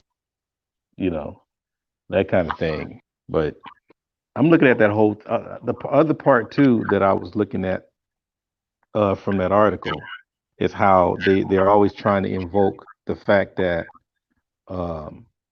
Lincoln freed the slave. That's what white folks do say to us to try to get from their party. Oh, Lincoln freed the slaves. And then the other one is that the fact that MLK was Republican.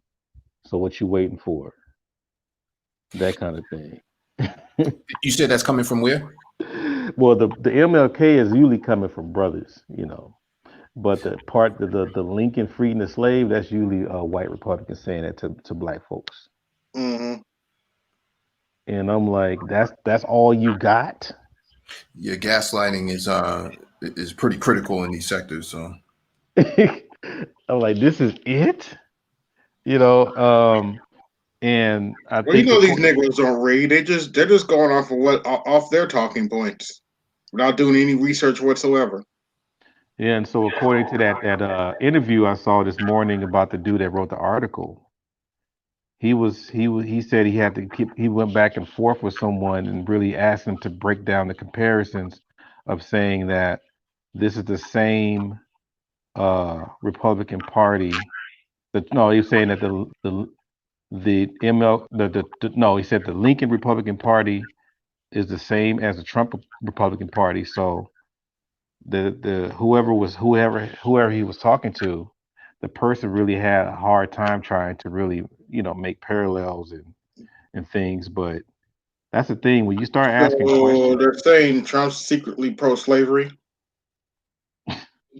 I don't know, but they try to throw that out there, and I'm like, dude. Well, I'm just saying Lincoln himself said if I could keep slavery, I would. But he needed Yeah, the that's advantage to keep the that's the South in same the thing as Union. Gandhi. You know how they try to say Gandhi is this old wise man, and he's for all people. But you start hearing his quotes, you're like, what the fuck? What? You know. Mhm. But yeah, that's the things. Those are things that I really want to find out too. If you were to convince a person that said that they don't want to vote because it's a waste of time. Like I know what I would tell them, but what would you guys tell Do your thing. them? You wouldn't tell them that your ancestors fought and died for this opportunity and these privileges, or you wouldn't go into that with the music in the background. Go ahead, Mike. No, I'll let please you finish. Please finish, Albert. Here's the thing. Yes, our ancestors did die for our right to vote. I don't think our ancestors died for us to buck dance for the Democratic Party, to take shit off the Democratic Party or the Republican Party. Hmm. Mike, would you engage that conversation with them, or would you just tell them to just go about their business? No, when you vote, there's also questions on the ballot that need to be answered that need to be voted on as well. So even if you don't vote for a participant, there's still questions on the ballot that need to be supported. So something such as legalization or decriminalization of marijuana, that's something that you should vote for. All right. Yeah. Okay. Not going to the polls is different than not voting for a candidate that you don't agree with. You can vote. You can write yourself in on the ballot too. So even if you don't That's agree true. with anybody on the ballot, you can write yourself in. There's usually a third party person there too. So if you don't agree with the first two, you can always go with the third. Yeah, that's why I was saying that the letters behind people's name, like an I or a G. Yep. Mhm. That kind of thing. And I don't know if I don't know if you I've done been hearing news though that Democrats are trying to keep the Greens off the ballot. They're really. trying to keep a third party out to not split the vote. That's what Really? Well, whose fault is that? Oh, I'm just saying. Go ahead. No. That's what they're afraid of. Even if they only lose 1% of the vote, that's really critical because they need all the votes they can get, right? Mhm. Yep. And they can't afford to keep splitting. Because now there's talk about a new party coming on board. With Republicans and Democrats as one group, and so that's been talked about the last couple months. It's funny because I checked my voting status. It says undeclared. You probably didn't select at the time, so you can always go Yeah, back into your registry, your I haven't DMV. changed. Yeah, I don't think I'm gonna change that. Yeah. Because that's like saying independent. Well, not necessarily. What happens here is that when they do the districting, they look at the people in the area, and then they'll see Art Newstall is undeclared or undecided, and so at some point you'll have to select something. I'm You know still what's funny? registered as a Democrat, even though I vote differently now. I had that since I was 18, and it hasn't changed. So I'm like, okay, because always, usually it's weird because my mother is like very political savvy, so we go down the list, like a strategy, and then we just write down all the stuff that we gonna vote for, and then we just, we don't go together, but that's what we do when we go to the polls. It's to the point now I put it on my phone. So when I go to the polls, I look at my phone and make sure I remember who to put in and who not. Hmm. And yeah, that's what I was going to ask too. Is have you ever came across um like people that were running for office? Have you ever talked to anybody that ran for office before you voted for Yeah. them? Okay. Not Yeah. That, personally, but I've seen him in. I've seen Obama in person. in what setting though? Was it town hall or was it like a campaign speech or Rally, couple was it? rallies. Okay. Yeah, mine was usually a town hall. It's usually a town hall, and mainly I just write down all the stuff that they campaign on and just start asking. Hmm. Now I've Yeah. met a few politicians, but she was from a different state, Hmm. And and she passed away unfortunately. hmm. Now shout out to New for the Cash App. Appreciate you, fam. You know, yeah, because I think that's very important that if they can't really expound upon the stuff that they run on, that should really help you to decide if that person should be voted for or not. Because it just Hmm. sounds like sometimes people just put things in their on what they stand for as far as just to make it look good, Yeah, you know. I'm trying to give the Democrats a chance, but every time I turn on Facebook, they're begging for money. No But my policy whatsoever. but, They're just begging for money. but my And Trump, Congress yeah, hmm but my congressperson helped me like 3 times. okay. 3 times, you Yeah. know. Go ahead. No, I was just going to say, as much as people want to give the left a lot of flack, Maxine Waters has been instrumental in helping black men out. Yeah, people don't understand that. I don't know why. I don't know what black Republicans have against her. Well, because she's old, right? She's old. She's a black woman, right? But she walked into I forget which tech company it was not too long ago, a few years ago. I think it was Facebook or something like that. And basically, they said she cussed them all out. Said, "Where's all the black people at working up in here?" Yeah, she got clout, man. She still Yeah, got put clout. a lot of pressure on her. I think the problem is most of her voters died. Yeah, That's yeah. the problem. A lot of them got old and stuff and just killed over. Cause I got like 5 hugs from her. We call her Auntie Maxine. Um, yeah, cause I'm gonna just put it this way. I used to know. I mean, I used to. How can I say my mother's ex-husband was a political consultant. So I was pretty much hanging out with all these people, Mm. and they let me know what I need to do, in the political arena in order for you to, get things done. So that whole Dr. Claude Anderson model was like on point. You have to build your politician and stay in their ear. They got to see you got to see they got to see your face, you know, and you constantly, even when they lose, make sure you shake their hand and say we're gonna get them next time. That kind of thing. You got to stay in the loop. The only thing though that you got to be careful with is when you start talking to their opposition. See, that's the thing, Art. We don't come with a portfolio and an agenda. We don't come with anything. We just come up and we just like, yeah, I'm here. Like, no, you got to come with something that's tangible that they can say, that they can extract from and say, okay, I like what you're talking about, Art. Renovating this old building so we could turn it into an art gallery for black people. Yeah, that sounds like a good idea. Yeah, that's been done too. Yep. That's been done as well. But that would depend on the politician that can do those things. But But art, there, art is art is a form of it's a political statement, right? Right, So I it's got you. political in that regard. So it gives artists the ability to express themselves politically that they would not be able to do in words.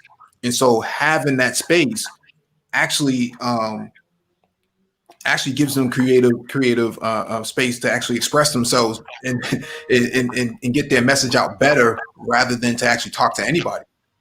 Yeah, because in that arena, what helps me was, it's almost like, I don't know if it's considered like chess or checkers or whatever, but in that department, you start hitting up your council people, your council men or councilwoman. And the Mm, key thing is when you start talking to different people in that under that pyramid, those are the ones that's going to spread the word and introduce you to the people up, in the higher the pyramid. You know, I mean, how can I say it really helped me to understand the chain of command and how you go through things instead of going over someone's head. Because sometimes, like, so you may have certain causes, and they say, "Hey, why don't you see someone in this position or that position?" And you better hope that you didn't go over their head. I mean, politics, man. That's the downside of it. When you start talking, even if you have a plan, when you start talking to the opposition within the party, I mean, it can get ugly. That's the part that I don't like about politics. Is that, yeah, that's the part where you got this real heavy plan that can really work, but the fact that you talking to both sides, they're like, hey man, you shook this dude's hand, and then you probably introduced the same thing to that person, so I'm not going to help you. Is that cutthroat, you know? Mm-hmm. Yeah, it be And like that, man. you heard about Chico Brown? mm-mm. Chico Brown. It was Chico DeBarge. uh nah. Chico Brown is or was what's his name? Rick Ross, Freeway Rick Ross. He was Freeway Rick Ross's right hand man. Anything that Freeway Rick did or wanted, he got that done. Back when Freeway was in his heyday, but he turned his life around. So he started doing a lot of things, community based, schools, stuff like that. And so he's a strong community activist, and he got lots of money. I wonder where it came from, but he had lots of money. And so he had a project because he had a lot of potholes out in the city of Compton. So the city just wasn't, they weren't really covering these potholes, and a lot of people's cars are being ruined and all that kind of stuff. Because there was a time when it rained like damn near 3 days straight, and it just messed a lot of roads up. So he had a lot of people that volunteered, but he wanted to make sure that it became a program. So he wanted to make sure to get paid. So he talked to the mayor for it, right? And the mayor, kind of supported him, stuff like that. But the mayor wasn't the one that cuts the checks. It's the council, the city council, right? So would you believe the fact that he talked to the mayor, the city council cut him off because they don't like the mayor? Wow. That's what I'm saying. I mean, and the thing is that what he had was legit. You know what I'm saying? These were like guys that were pretty much, part of the community. They were, they knew what they were doing. They had a construction background, but you know, they were able to take less than what city workers get just to get the job done because there was so many out here. And that's where we at. So it's funny too because I talked to my mother about stuff like that. She probably would have felt different, if she would live longer. But she always said, "Well, there's some good ones and some bad ones." I was like, "Nah, mom." I use Alonzo Williams saying, "It's hard to walk straight in a cricket game." You know, it just it's how you position. It's how you position yourself to get things done. One day, let me see.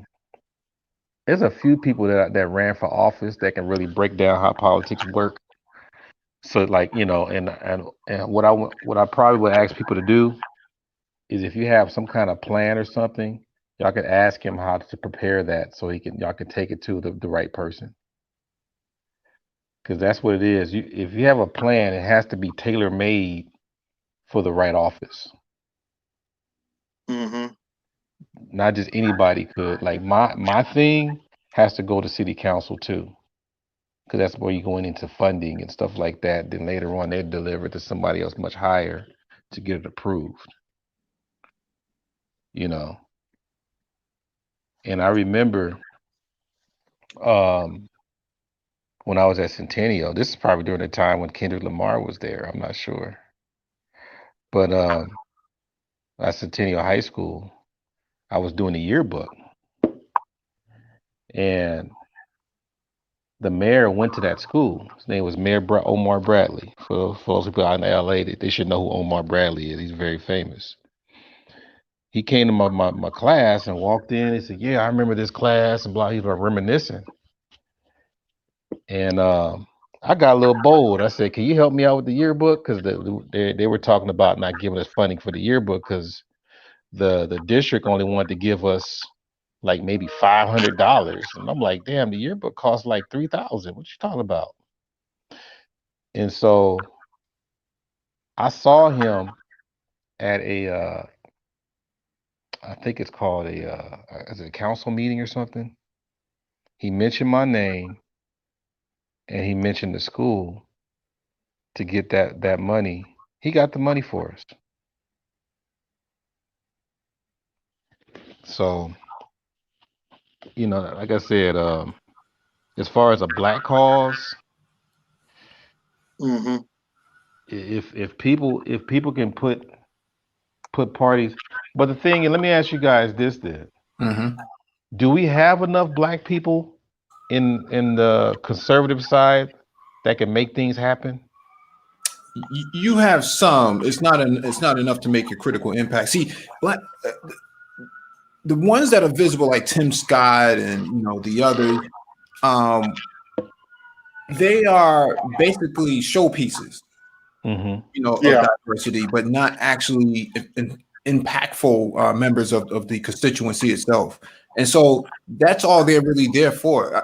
I don't foresee anything like that taking place personally, because if something, they had 8 years to come up with a repeal to Obamacare, and they couldn't even come up with that. You know what I'm saying? We're going to repeal Obamacare. We're going to repeal Obamacare. They've been saying that since 2008. 2016 comes, and they got nothing. So I'm just, so the thing. So would you say that are we better off with Trump, or should we bring in Biden or Harris? I don't think it matters at this point when it comes to black people. I don't think it matters.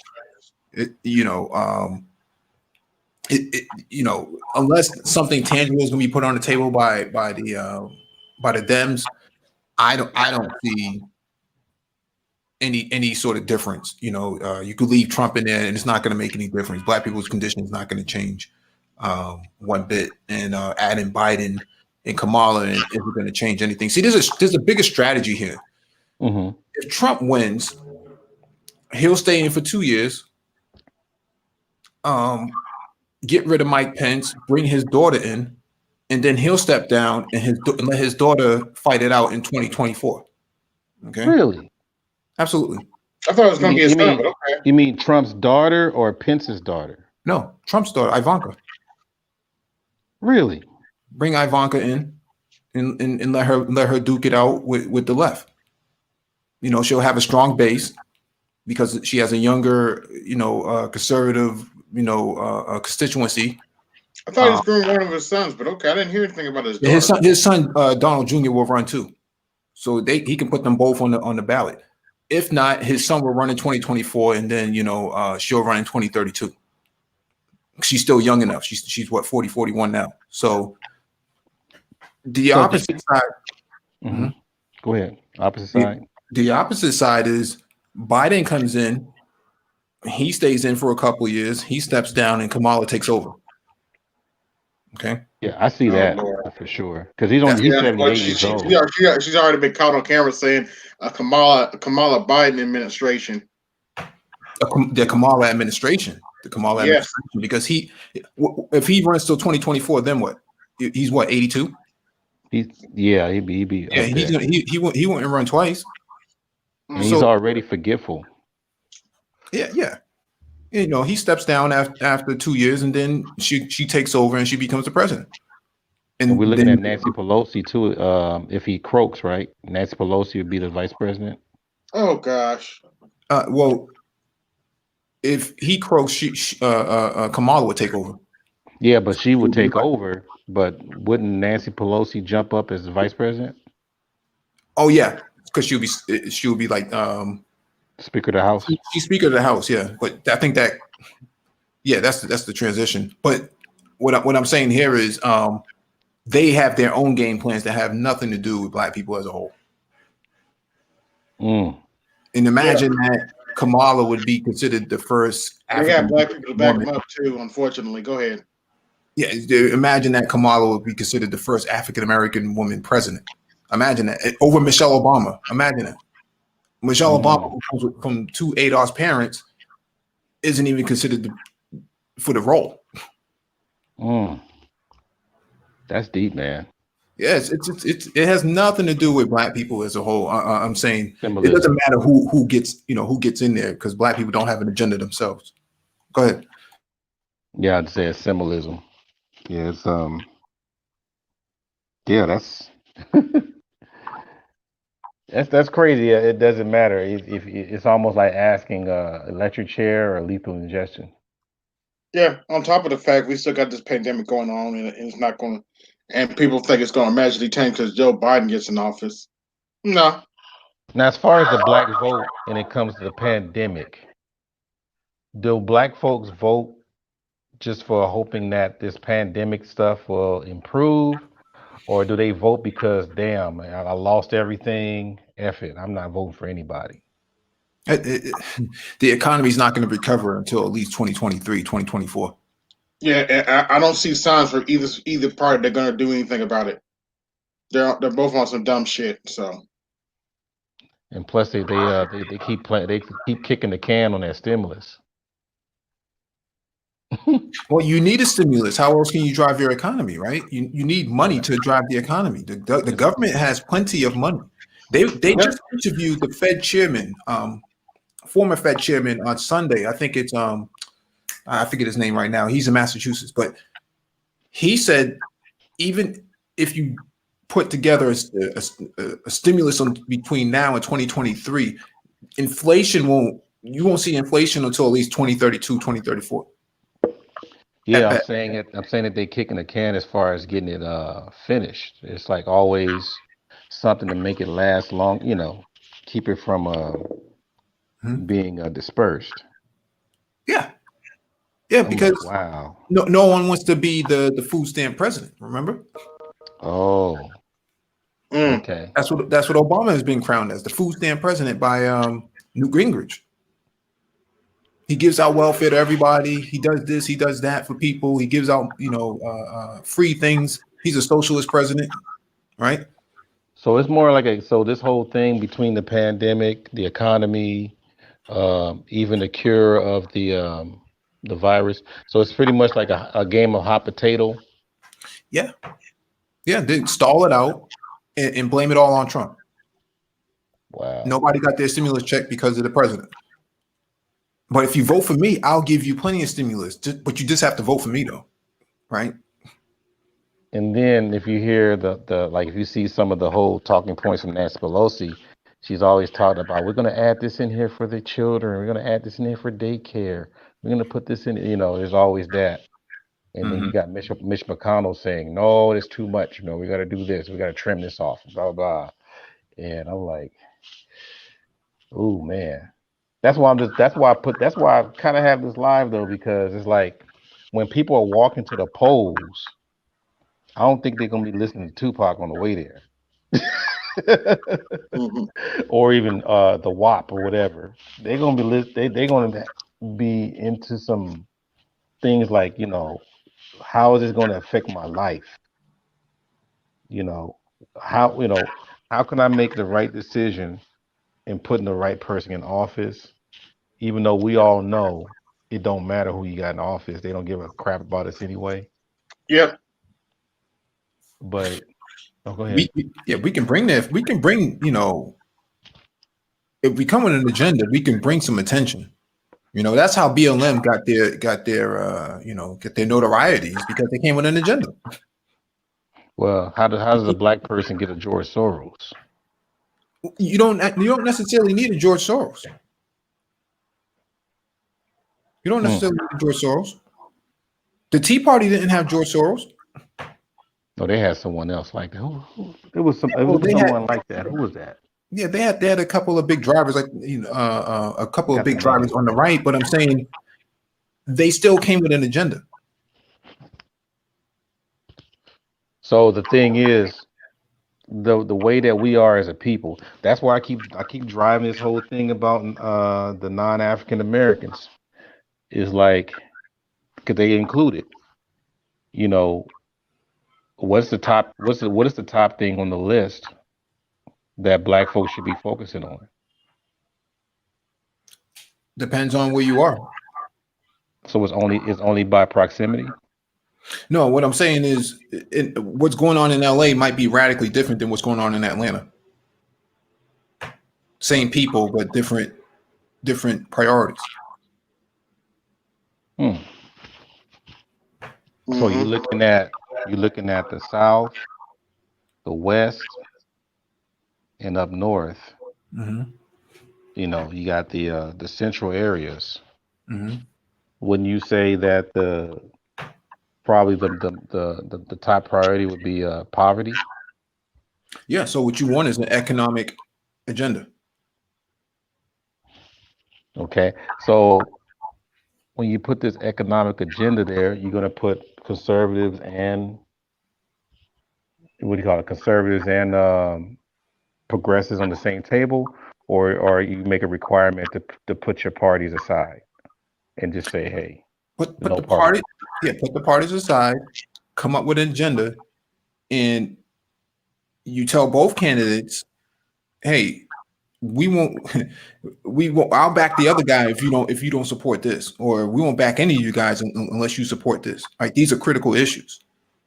Right? Housing for black men is a critical issue because they're usually discriminated against almost fairly. It's almost a fair practice to discriminate against black men coming home from prison, because it's just novel, right? We don't want to rent to an ex-convict. We don't want to rent to some of these childless black men. Too much traffic coming in, too much foot traffic. We don't want all that, right? They want the Section 8 voucher because that's guaranteed income for them, right? The landlord, speaking of, right? And so that's how they're looking at this. But it's still a public health issue, because if black men don't have shelter, and black men are some of the highest concentrated rates for COVID, you put them together, and now you start to see how this becomes an agenda. So one of your requirements is definitely putting parties aside. Would there be any other requirements to be invited to the table? You need numbers. So if you have the numbers, like you got all these people that saying, I want to be part of the planning for the black agenda, right? But before they walk in that door, what should be on that checklist to say, you got too many of these things here that's kind of like don't really fit what we're looking for. So you're gonna have to go on the kiddie table or something. What would those things be? Three major issues that I see. So an economic agenda, so economic justice. I'm talking about the people. I'm talking about the people that's invited to the planning. Like, what do you mean? Like, for example, you mentioned that in order for these guys to come to the table, you got to put parties aside. Mhm. So that's a requirement. Mhm. So what are the other requirements that you think that should be out there before coming to the table? Oh man, put religion to the side as well. Religion, Yep. okay. Oh yeah, Religion, you have no choice. Yeah, okay. put religion to the side. I mean, we could look at the statistics, Hmm. a wealth disparity in this country, and kind of tie it all in, and see who what the impact is. What's the social impact of all of this, right? Why don't black men have as many businesses as black women do? Well, because a lot of the grants and proposals are earmarked for black women. So how do we create access to capital for black men in their businesses beyond barbershop? Hmm. The other aspect is healthcare, right? We know that because we know that during COVID, black men have been disproportionately impacted by it because they had pre-existing conditions that they probably did not even know about because they don't have access to quality care. That we need universal health care for that demographic. Even though it's a black issue, it benefits black men the best, or out of all, right? Um, Yeah, the stats. Go ahead. I'm sorry. and the other third aspect would be um, environmental justice, right, or environmental agenda, right? So we know that we know that from a smog map during COVID, that when all cities went into lockdown, the smog went away after a certain amount of time because no one was driving around. But we know now from public health research that the smog contributed to the COVID infections in these predominantly black areas. So black people were intaking all of these particles, all of this CO2, Mm. but the COVID was traveling along with it. That's why you needed to wear a mask, Right. The filter. right? But no one took that into consideration. That most predominantly black neighborhoods are polluted with high volumes of exhaust fumes. Oh wow. Now, one of the biggest complaints that we get from people, I guess, some spaces, they feel that when we make these decisions, the Pookie and Ray Rays are not invited. Is there a such thing as inviting a Pookie and a Ray Ray to the table to make decisions like this, as far as bringing a plan, or an agenda? No, they have to be. They have to be invited. Yes. They have to be invited. They're a part of your constituency. They may not be as literate as everyone else, but they still matter because their humanity matters. Right. And so, for them, for those that are probably listening, you know, what are some of the examples that they could contribute so they won't think that they're wasting their time in a planning or an agenda, agenda planning meeting? Go ahead, Albert. Come on, Pookie, Albert Pookie. Okay, I grew up spoiled, man. I'm no Pookie.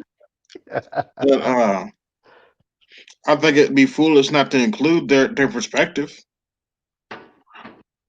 especially Yeah. in lot of our neighborhoods. And like I was talking with BGS last week, and he said that one of the reasons COVID is affecting black men more is not because it's necessary that we're less healthier than the average man. It's because we have our lack of access to health care. Okay, so we'll help Albert out here. Okay. So, I think probably some of the things have to be to the point to where they don't feel like they're being over. What's the word I'm looking for? Like some people try to use different types of terminologies and stuff that they don't normally use, just the simple fact that they're trying to sound intelligent. Overcomplicated.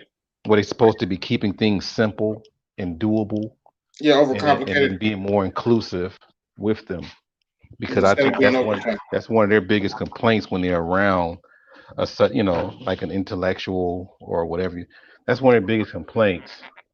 So No, because the thing is, Art, you can reform these people. I know people like to use the term reform Pookie a lot, but the Nation of Islam has proven that this works. oh That's yeah, true.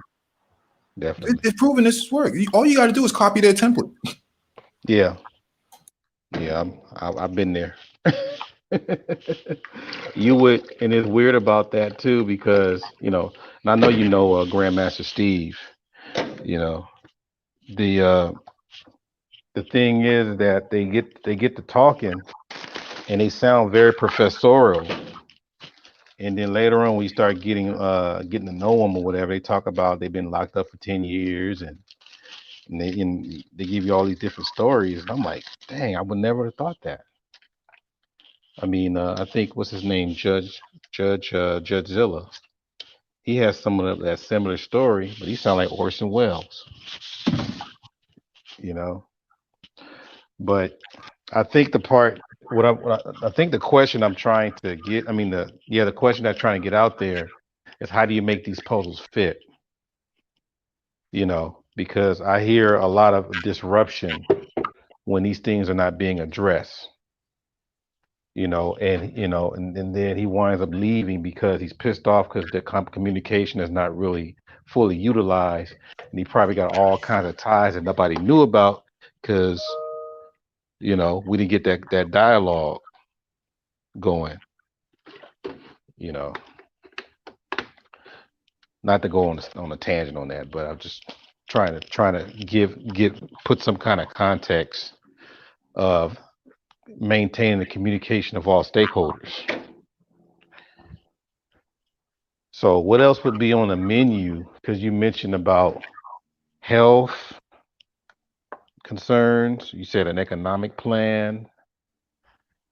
What else would be needed that you would take to them after, as far as putting together a plan or an agenda? Mike,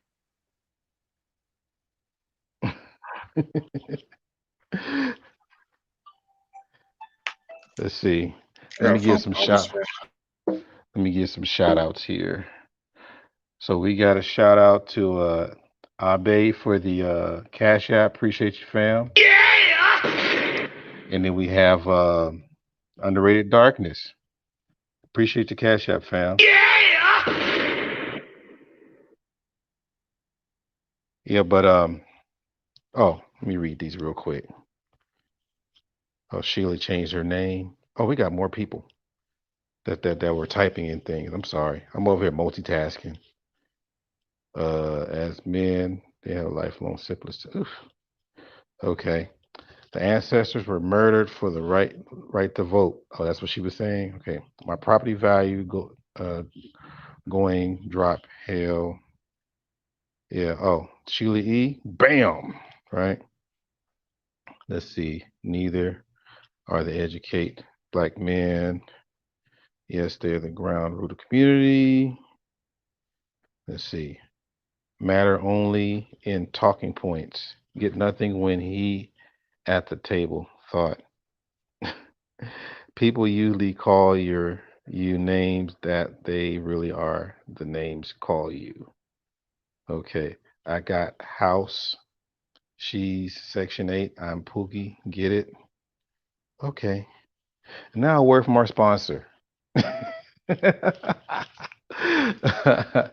Now, the part that I wonder, because I think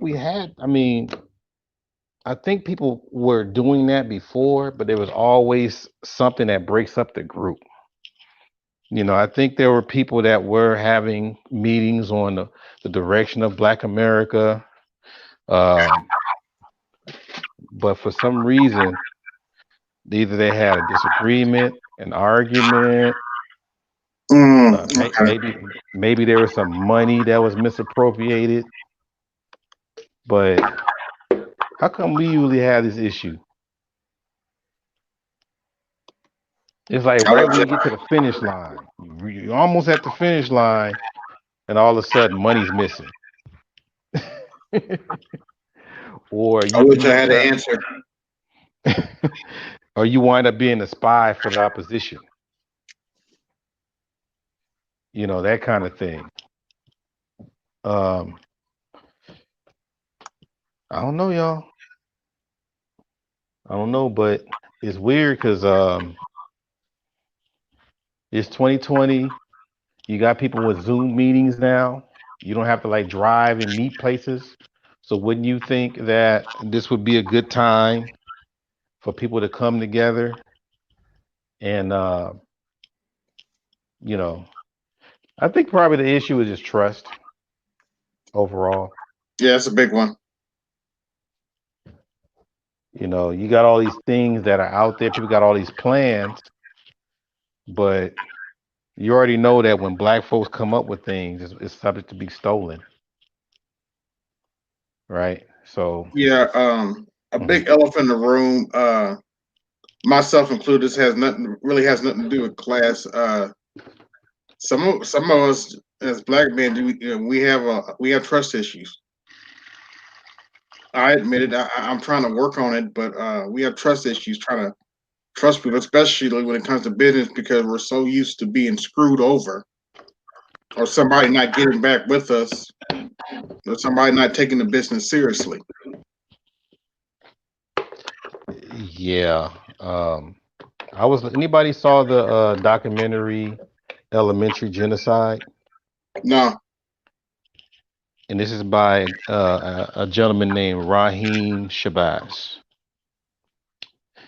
And one of the things that I took from it, well, one of them, yeah, was the fact that you got all these brilliant minds, whether you're young and old, but for some reason, the stuff that you have a gift in, you put that aside just for you to either belong somewhere or to or to get some of the praise and notoriety that's not really, how can I say, that doesn't really serve your purpose. Hmm. Just to get the We butter biscuit. we have that. We probably have that the worst. Uh, you know, Tupac was one of probably the best examples for that because everybody can. I think most people would agree that he had a gift. Matter of Hmm. fact, he had a very promising future, right? But he was in Suge Knight's element, and what happened? All that went to waste. People laugh at me, but I'm like, that dude would have been in Star Wars if he lived. The question Possibility. is, will he be a Sith Lord or a Jedi? That's Either my it go either way. either way. I think even Chad Boozman, I think he would have been he would have been in Star Wars. Easy, in my opinion. That would have man, that shoot. Could you imagine that? But Mhm. let's see. We got James Kills here. Bam! Right. But I think Trey! I can't help it. I had to get that dick. Nothing against the actor, because I know he's just doing the script he was given, but he probably would have been such a bad Star Wars character if somebody wrote his character right. hmm Now the other thing about politics is the advertising. You know, the people that you're trying to target. Mm-hmm. You know, the subliminal commercials that they put out. I mean, do you ever pay attention to the ads that you get in the mail? No. Really? I look at that all the time. You know, they have pictures of them holding like black babies or something, or they got pictures like right next to everybody has, like, for example, you probably get this in the mail too. Usually your Democratic candidate is going to have a picture with them next to Obama or Michelle. in their vote for me ad. Yeah, probably. And I sit there and laugh like, really? And the thing is there any, I mean, is there any data to show that that works? I mean, does that the whole association Great game? question. And then on top of that, let's go back to that commercial, man. What's it called again? Get your booty out and vote or something. Get your booty to the polls. That's, I mean, don't you feel disrespected as a black person, let alone a black man? I told you I might do it's gonna be a rant video because I was highly offended. Because I mean, based on what you're telling me, yeah, I'm looking for my tea bags. Based on what you're telling me, it just sounds like, the fact that I'm going to use strip images and strip culture, that's going to get the votes or what have you. And I'm like, really? It just comes down to that? Yeah, apparently it was a black woman that made the video or something. Oh, And she has really? and guess who she has connections to? What, Meg the Stallion? No, Kamala. It gets better with this chick, man. Yep. Oh man, it gets better. But yeah, I wish I could unsee get your booty to polls, but that video actually happened. Wow. Wow, man. I never So thought I would see. I never thought I would see vote tattooed on somebody's bottom, but wait a minute. It was painted on somebody's butt? just look at the video for yourself. Wow. You have to see it to believe Now, that somebody would approve that. Oh, it gets better. Jamil Hill, you know that whatever, and BT are promoting it. wait a minute. BET is promoting this? Yes. Oh, are you serious? Yep. Owned by Viacom. BET. Of course. That should surprise no one. Look how long they played that stupid movie Prison Songs. That depressing movie Prison Songs. I was like, if I see this movie one more time, I'm like, daggone it. I don't want to be depressed. Oh, with Q-Tip? Yep. And he happens to be a damn artist. Yes. That's funny.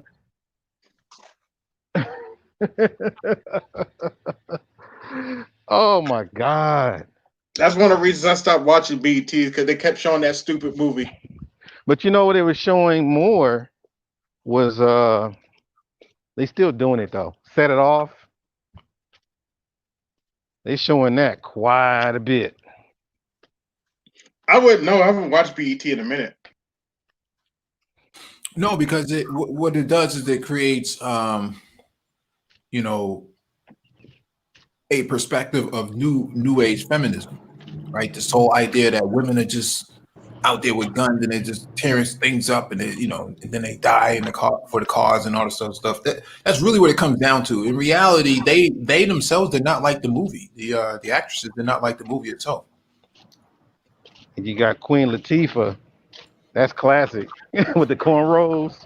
Yeah, and the most famous part is that she kissed the actress, the other female that was in. Yeah, on top of the car while she was dancing. Yeah. That's monumental now. Back then that was frowned upon, but today that's monumental. Yeah. So she's damn near a hero. I guess, whatever. No, she is. She's iconically a hero now. Even though she's not in the limelight, she's iconically a hero. I mean, that's pretty much, the way society is right now. Art, you broke up. Can you say that again? Yeah.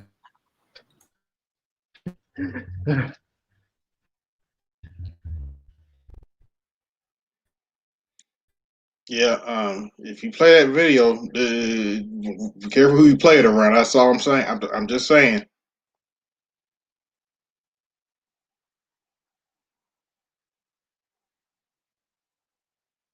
You there, Art?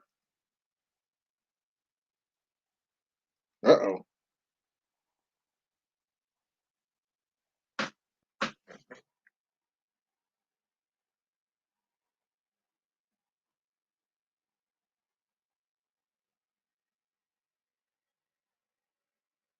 I know it's still going. Okay.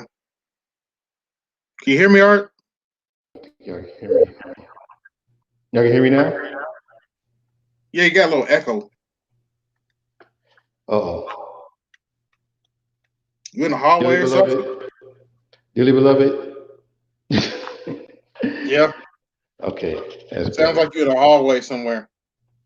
Yeah, I have to go to my storage room to get some things.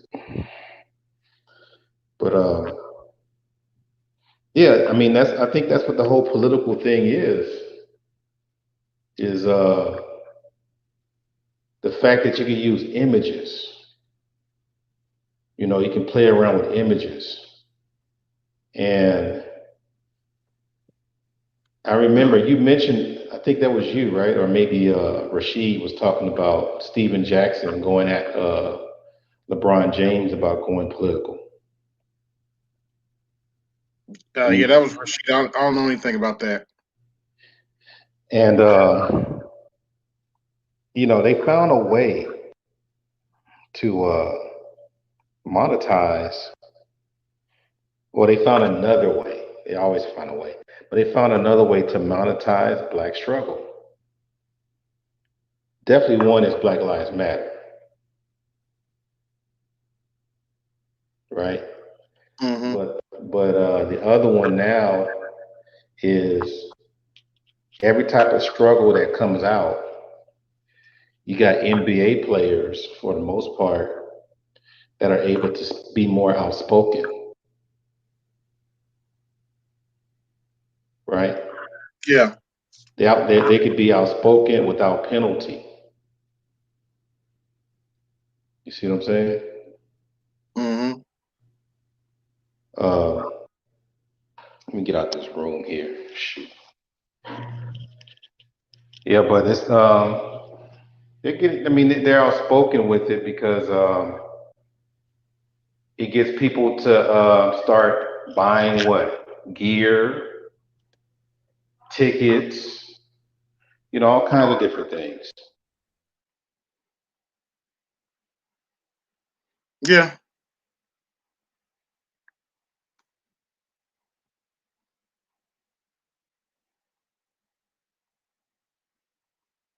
Uh-oh. You there?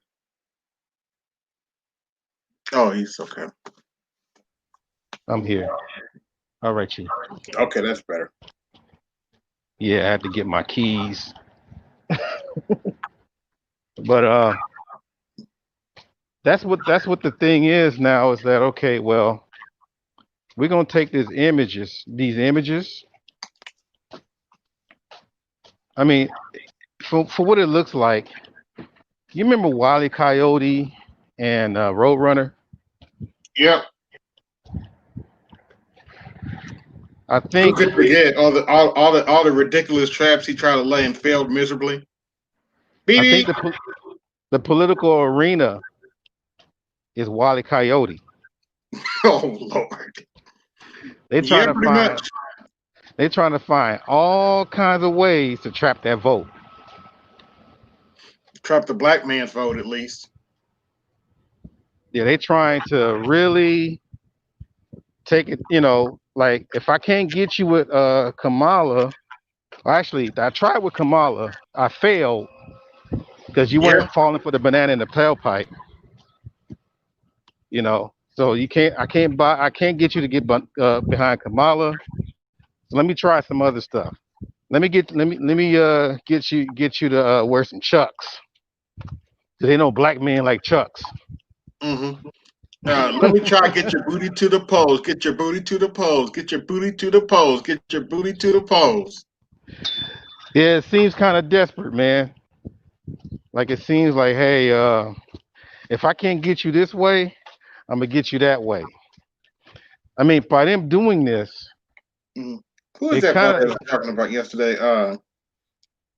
He said, I think it was Chance the Rapper. Valdez was talking about yesterday. Chance the Rapper has come out and said, "Vote who your mama would vote for." of. True story. I'm not making it up. Actually, Valdez been keeping the video up. It still might be up, but Chance the Rapper's talking about vote for whoever your mama would vote for. That's too funny. I was like, That's too, my mom's been dead for 7 years. And I don't always agree with her politically, so good luck on that one. that's hilarious. Yeah, go ask your mama who she's voting for. Then you vote for who she's voting for. It's like it said, taste. Mama! It's like it tastes so good it make you smack your mama. Yep. Um, but for us, that I mean, do you think 13% is pretty big? That's a big nut. That's a big chunk. No. So 13% probably. Well, actually, we talking about black men and women combined is 13%. Right. Now, obviously, they got the black women vote. Definitely in the 90s, right? 90s percentiles, pretty much, like maybe 96%, Mm-hmm. like give or take. And then the black man is about in the 80s, right? I don't So know. It might be lower you mean now or back then? now. Oh, and that's probably why they're making that desperation right there.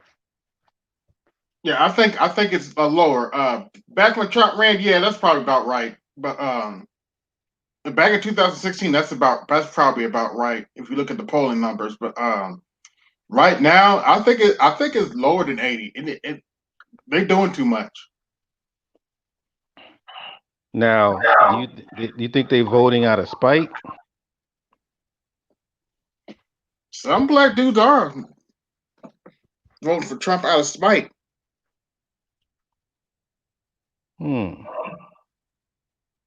Well, we just gonna have to see, man, because I hate to say this, that's kind of where my vote's at.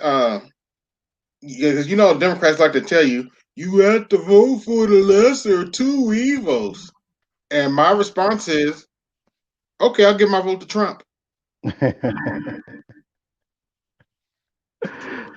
Be careful what you Be careful what you ask for. You keep telling me I got to vote for the lesser of two evils.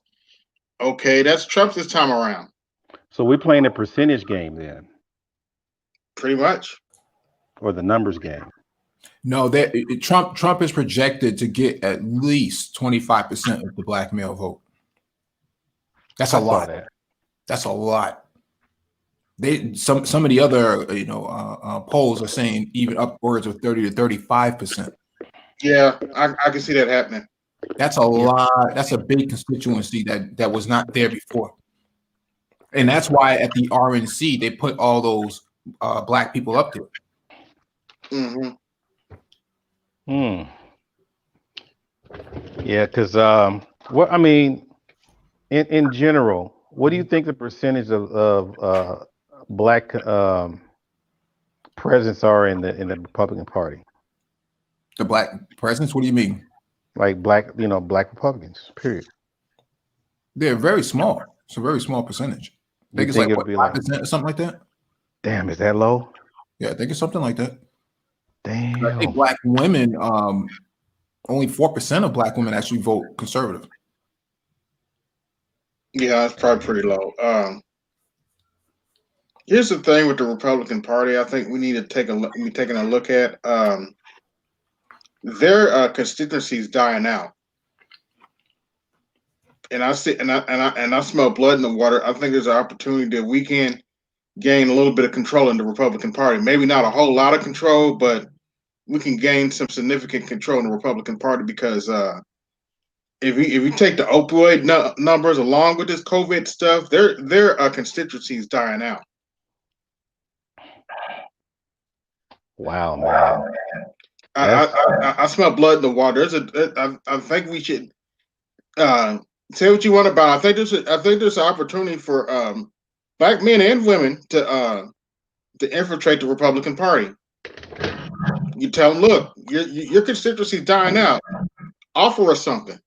You don't necessarily have to have them offer you anything. It's more about numbers. So if 1 million or 2 million black people go Republican this time around, you flip the party. That's true. That's what I was asking. That's what I was asking on that. As far as that, is that the direction that we could be going in maybe within 10 years? Yeah, you're going to flip the party because now they have to pay attention. They just had interview with one of the former NRA people, and they're showing over for COVID, 1 million gun sales, 55% were African American. Yeah, black folk owning guns is through the roof. Yeah, for 2020, black people are the biggest, largest constituency of gun owners in America today. Wow. So now you're talking about people moving closer to the right, or at least to the middle, to the right, and you have a new emerging demographic of conservatives popping up overnight because they're disillusioned with the left. Yes. I'm not talking about the yo-yos up in here in the manosphere. I'm not talking about these guys. Right. There's a new demographic of people that are saying, I'm not feeling what was going on with this Biden Kamala campaign. I'm gonna go over here where it's a little bit more somewhat safer of a bet, right? You kind of know what you're getting with Trump. With these yo-yos, you don't really know what you're getting, right? Right. So, people, the people who are purchasing these firearms legally and doing the background checks and doing everything that they're supposed to do, they're the new emerging demographic that's coming out on the right. Dang, man. But the thing is, though, once they get over there, like I was asking before, that's pretty much the grudge vote, right? That's the grudge where they holding the grudge and saying, "Hey, I don't like what's going on. I don't even care what they stand for. I'm just going to vote for their party." Yeah, for the most part, I would say so. I would say that there may be one or two things that they may agree with. Maybe some of the Rainbow Coalition politics that the left may be pushing, they may not be all that excited about. They may be thinking more about the Second Amendment. They're saying, "Oh, well, I don't want these other guys taking my my Second Amendment. I don't want that." Plus Biden came out and said he's going to try to do the rifle ban again, so that didn't help anything. Right.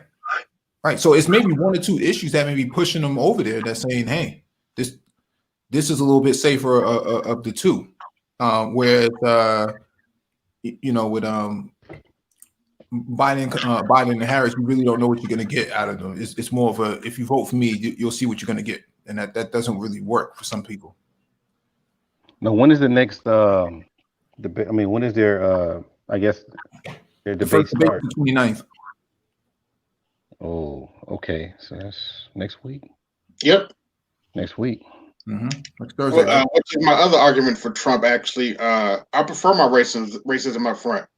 I at least know where they're going to come from. Now, I think I don't know if DC said it, but does Kamala have any kind of edge when it comes to debating? Yeah, she's really good. She's good at debate. So that's why, the question is, the question is, I'm not saying she can't do good, but I would say don't underestimate Pence. What I'm saying here is she's younger, she's a lot more vibrant, right? And so she may be able to land some serious jabs at Pence if Pence doesn't move in the same way that she does, because she's going to move quicker. Okay, Now, I can see that. Now, Tulsi Gabbard took her out in just in a 2 or 3 minute speech, Right. in the response.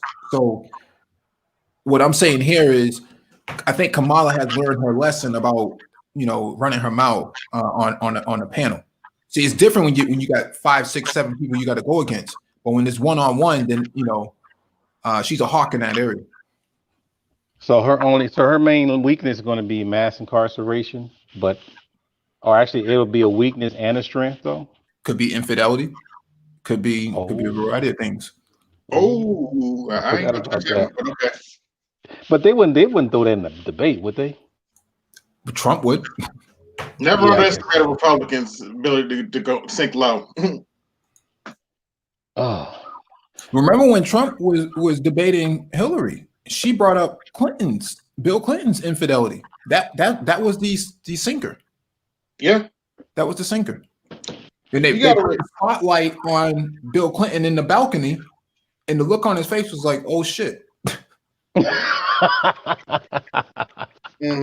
No, this nigga didn't just say that. Could That you would imagine help the her. voice in his head? You got to remember, back during the Republican debates, Trump had the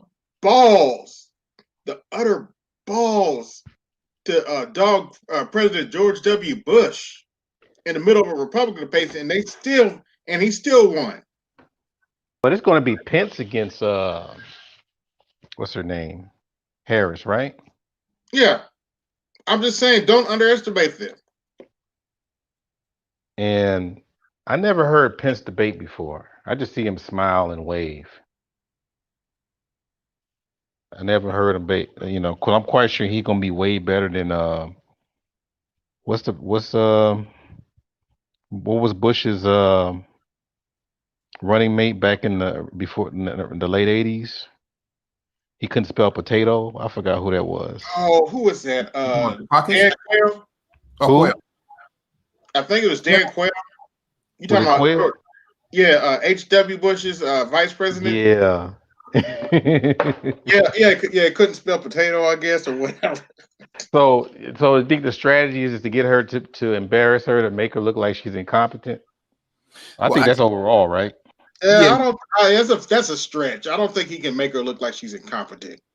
Yeah, I think that's a stretch. Yeah, I think DC is in the chat. He wants to get on as well. There's a link in the chat. I'll put a link in there again. Okay. Yeah, but yeah, I think she learned a lesson from this campaign about how to bob and weave. See, she couldn't bob and weave against Tulsi Gabbard because it was Tulsi Gabbard's turn to talk, and Tulsi was laser sharp on that platform. So, okay. There was no response. I see what you're saying. Mike. We'll see what happens. Yeah. It depends, man. Health is a big issue. Health is a big issue too. If Biden is not healthy, that's true. Trump is going to run circles around because Trump's a healthy guy. For his age, he's running around like it's nothing out here. So yeah. I mean, he's literally moving like he's 10 years younger. Despite COVID and all these other, what kind of treatment is dude doing? Because he's all around and doing all kinds of stuff. I'm like, dude, he's like late 70s. Yeah, they said he only gets about 5 or 6 hours of sleep a night. Wow. He's up crack of dawn. Oh, really? Wow. Yeah, that makes sense because they said he'd be tweeting at like 3 or 4 or 5 o'clock in the morning. Crazy.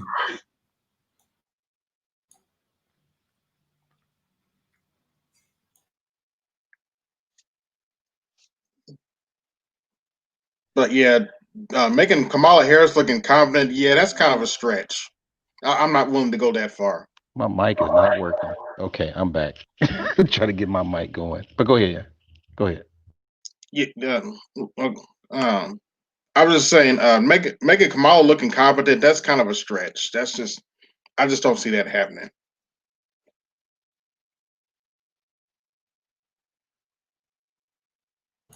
Depends on how they're going to debate too. Is it going to be in person or is it going to be over Zoom, with StreamYards? What are they going to do? We don't really know at this point. Yeah, I just saw something. Biden's demanding a fact checker, which I think is hilarious, but because it can go wrong on either side. I understand why he wants a fact checker, but if you have a balanced fact checker, it could screw him over too. I'm just saying.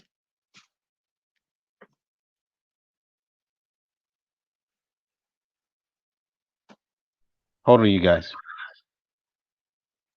Say that again. Okay.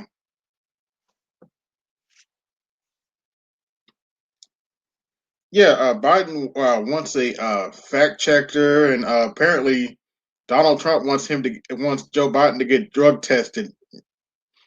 And I'm like, okay, whatever. I guess we're gonna find out next week. It is what it is.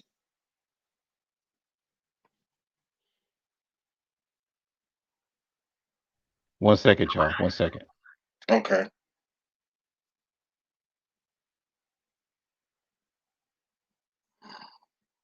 But let me look at the chat.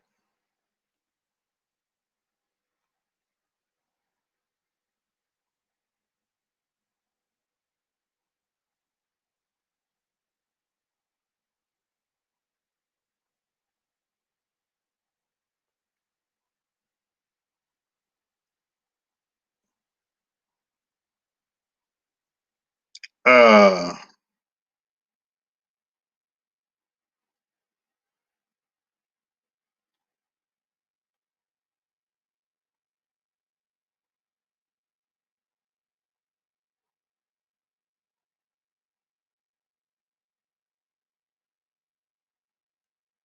okay, DC. We'll see what happens. If Biden ain't up on those meds, I'm not so sure. Well, it doesn't matter if Biden is up on his meds, because if Trump says anything and it gets fact checked, he's in for a rude awakening. You can't say 90% if the actual number is 86%. That's enough for an error. Okay. You know what I'm saying? It doesn't matter. Yeah, I hear what you're saying. Oh, you want me to read DC's what he said? Oh, we Let's see. just read it. Yeah, I was Let's just see. reading what DC said. He said, "I will be way. It would be way worse for Trump if fact checkers are in the place or is in place. This debate is not going to be good. Good look for Trump. So, what would be his Achilles? Biden is halfway coherent. It could be bad for Trump.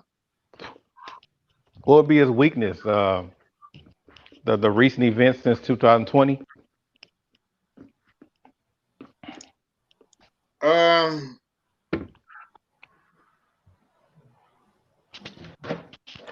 don't know. It depends on how Biden words it, because I haven't really heard him come up with talk about any real solutions for this COVID mess. Now, I'm not saying Biden can't. Don't get it twisted. I'm not saying Biden can't make an argument against Trump over COVID, but I think Biden has to offer something. Talk about what he would do on COVID. So what could he brag about? What could Trump brag about to say, hey, under my administration, I did this, I did that, even if it's a lie?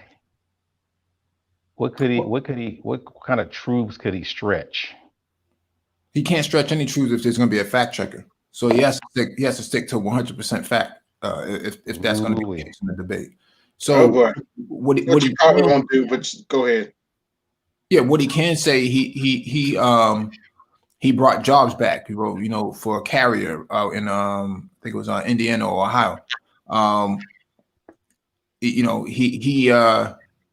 He helped beat ISIS. In a sense, he could say that. He helped pull troops out of Afghanistan. In a way, that's true. That's true to an extent. He helped pull troops out of Iraq. Okay, that's true too. He took troops out of Germany. Okay. They went to Poland, but took them out of Germany. He tried to take him out of Syria, but they won't let him. Right. Now, That's you think? yeah. Go ahead. What about his immigration policy? You think that's going to be a good look for him or a bad look? It depends on how you handle it because quiet as it kept, some of their practices started back in the Obama administration, not his. They were deporting people at record numbers in Obama's No, it wasn't. Obama's administration. They were Not- deporting Mexicans in record numbers. Oh, that's going to be interesting too. 'Cause that If, was if he's smart enough to bring it up, he may not bring it up. Now, Oh, if Trump somebody doesn't bring it will up, maybe Biden can pin it on him. But somebody going to bring up immigration. Trust me. Well, we can talk about HBCUs. You know, he passed. That's true. Funding for yeah, HBCUs. that is a plus for Trump. He made it so HBCUs don't have to beg for funding it every year. Mm-hmm. So somebody's saying Brenda W saying his stimulus checks, so he can brag about the stimulus checks. Yes, Yeah, he could. technically, He he can. could. His name is on it. Yeah, his name is on it. I almost threw it away when I saw it in the mail. It was somebody else. I'm like, what the It hell? went directly to my account, so I didn't say a word. I was like, okay, I'll take it. Yeah. DC said he also passed the First Step Act. Mhm. Yes, the prison reform. If he's smart, he'll talk. He will pin that against Biden. Yeah. Yeah. Because Biden is talking about what he would do, but Trump only has to talk about what he already has done. Right. Yes, So that's what the strategy is probably going to be, like all the stuff that his opponents did in the past that people kind of frowned upon. He Trump- has things that kind of answered it. Yeah, Trump just needs to defend what he has. He doesn't have to actually do anything else. They have to actually attack him. yeah. Also, he probably has some wiggle room on trade too. Well, a trade war that's illegal, but I don't think he really wants to run on that. He can say I took on China, but that's not an actual legitimate position to debate from. Biden has a better relationship with China than Trump does because he was in the Obama administration. But Hunter Biden's case may come up as well. This guy getting caught with prostitutes and stuff like that, and being in Ukraine, all those sort of. That's true. Yeah. Oh man. But do you think they're gonna touch race in this debate? Race is on the table. It's on the table. What happened to Heather Heyer? What happened in Kenosha, Minnesota? Minnesota. Portland. All that stuff is on the table. Now, you remember how they had Obama denounce Reverend? No, that was later. I mean, that was before. But they haven't denounced Farrakhan at a debate.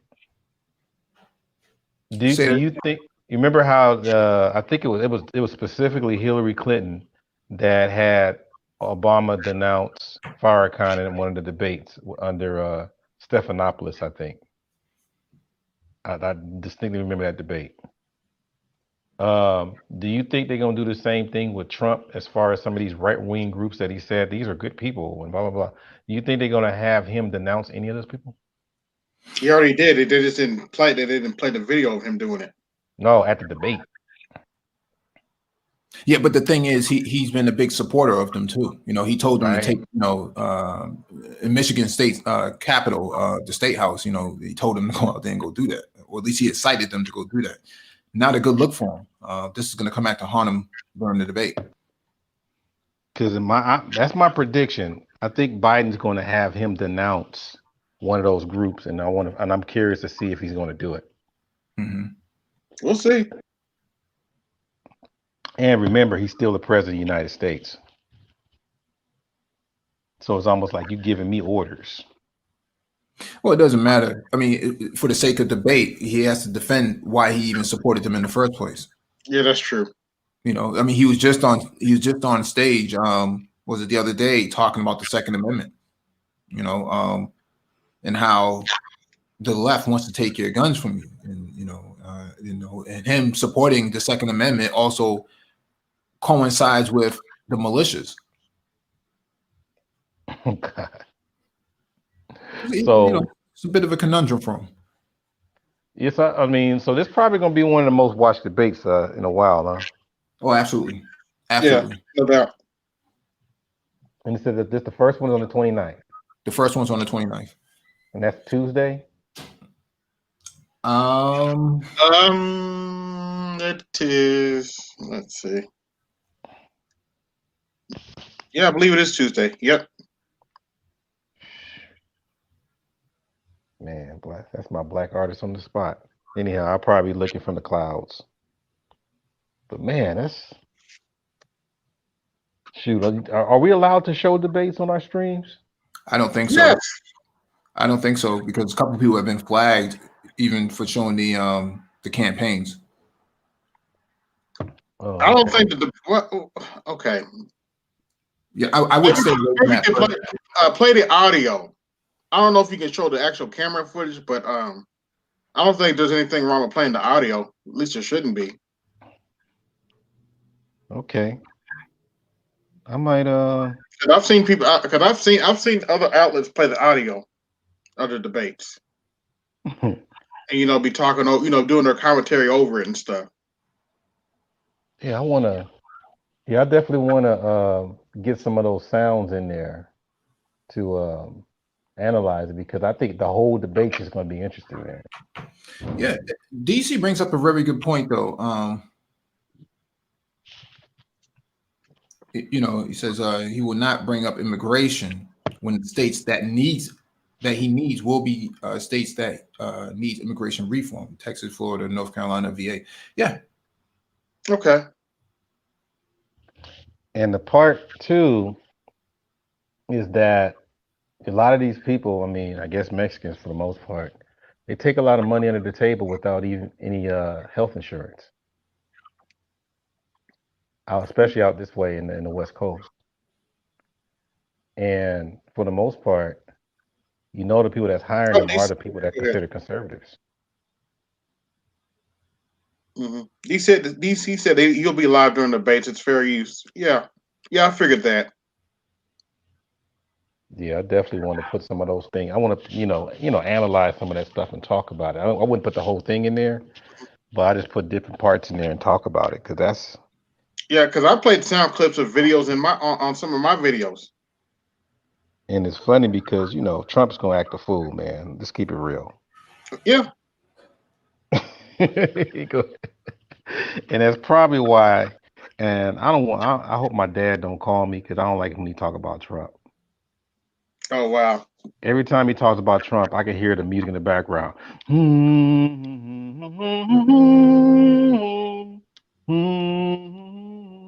Oh, glory, hallelujah. I take my hat off and put it on my heart while he's talking about Trump.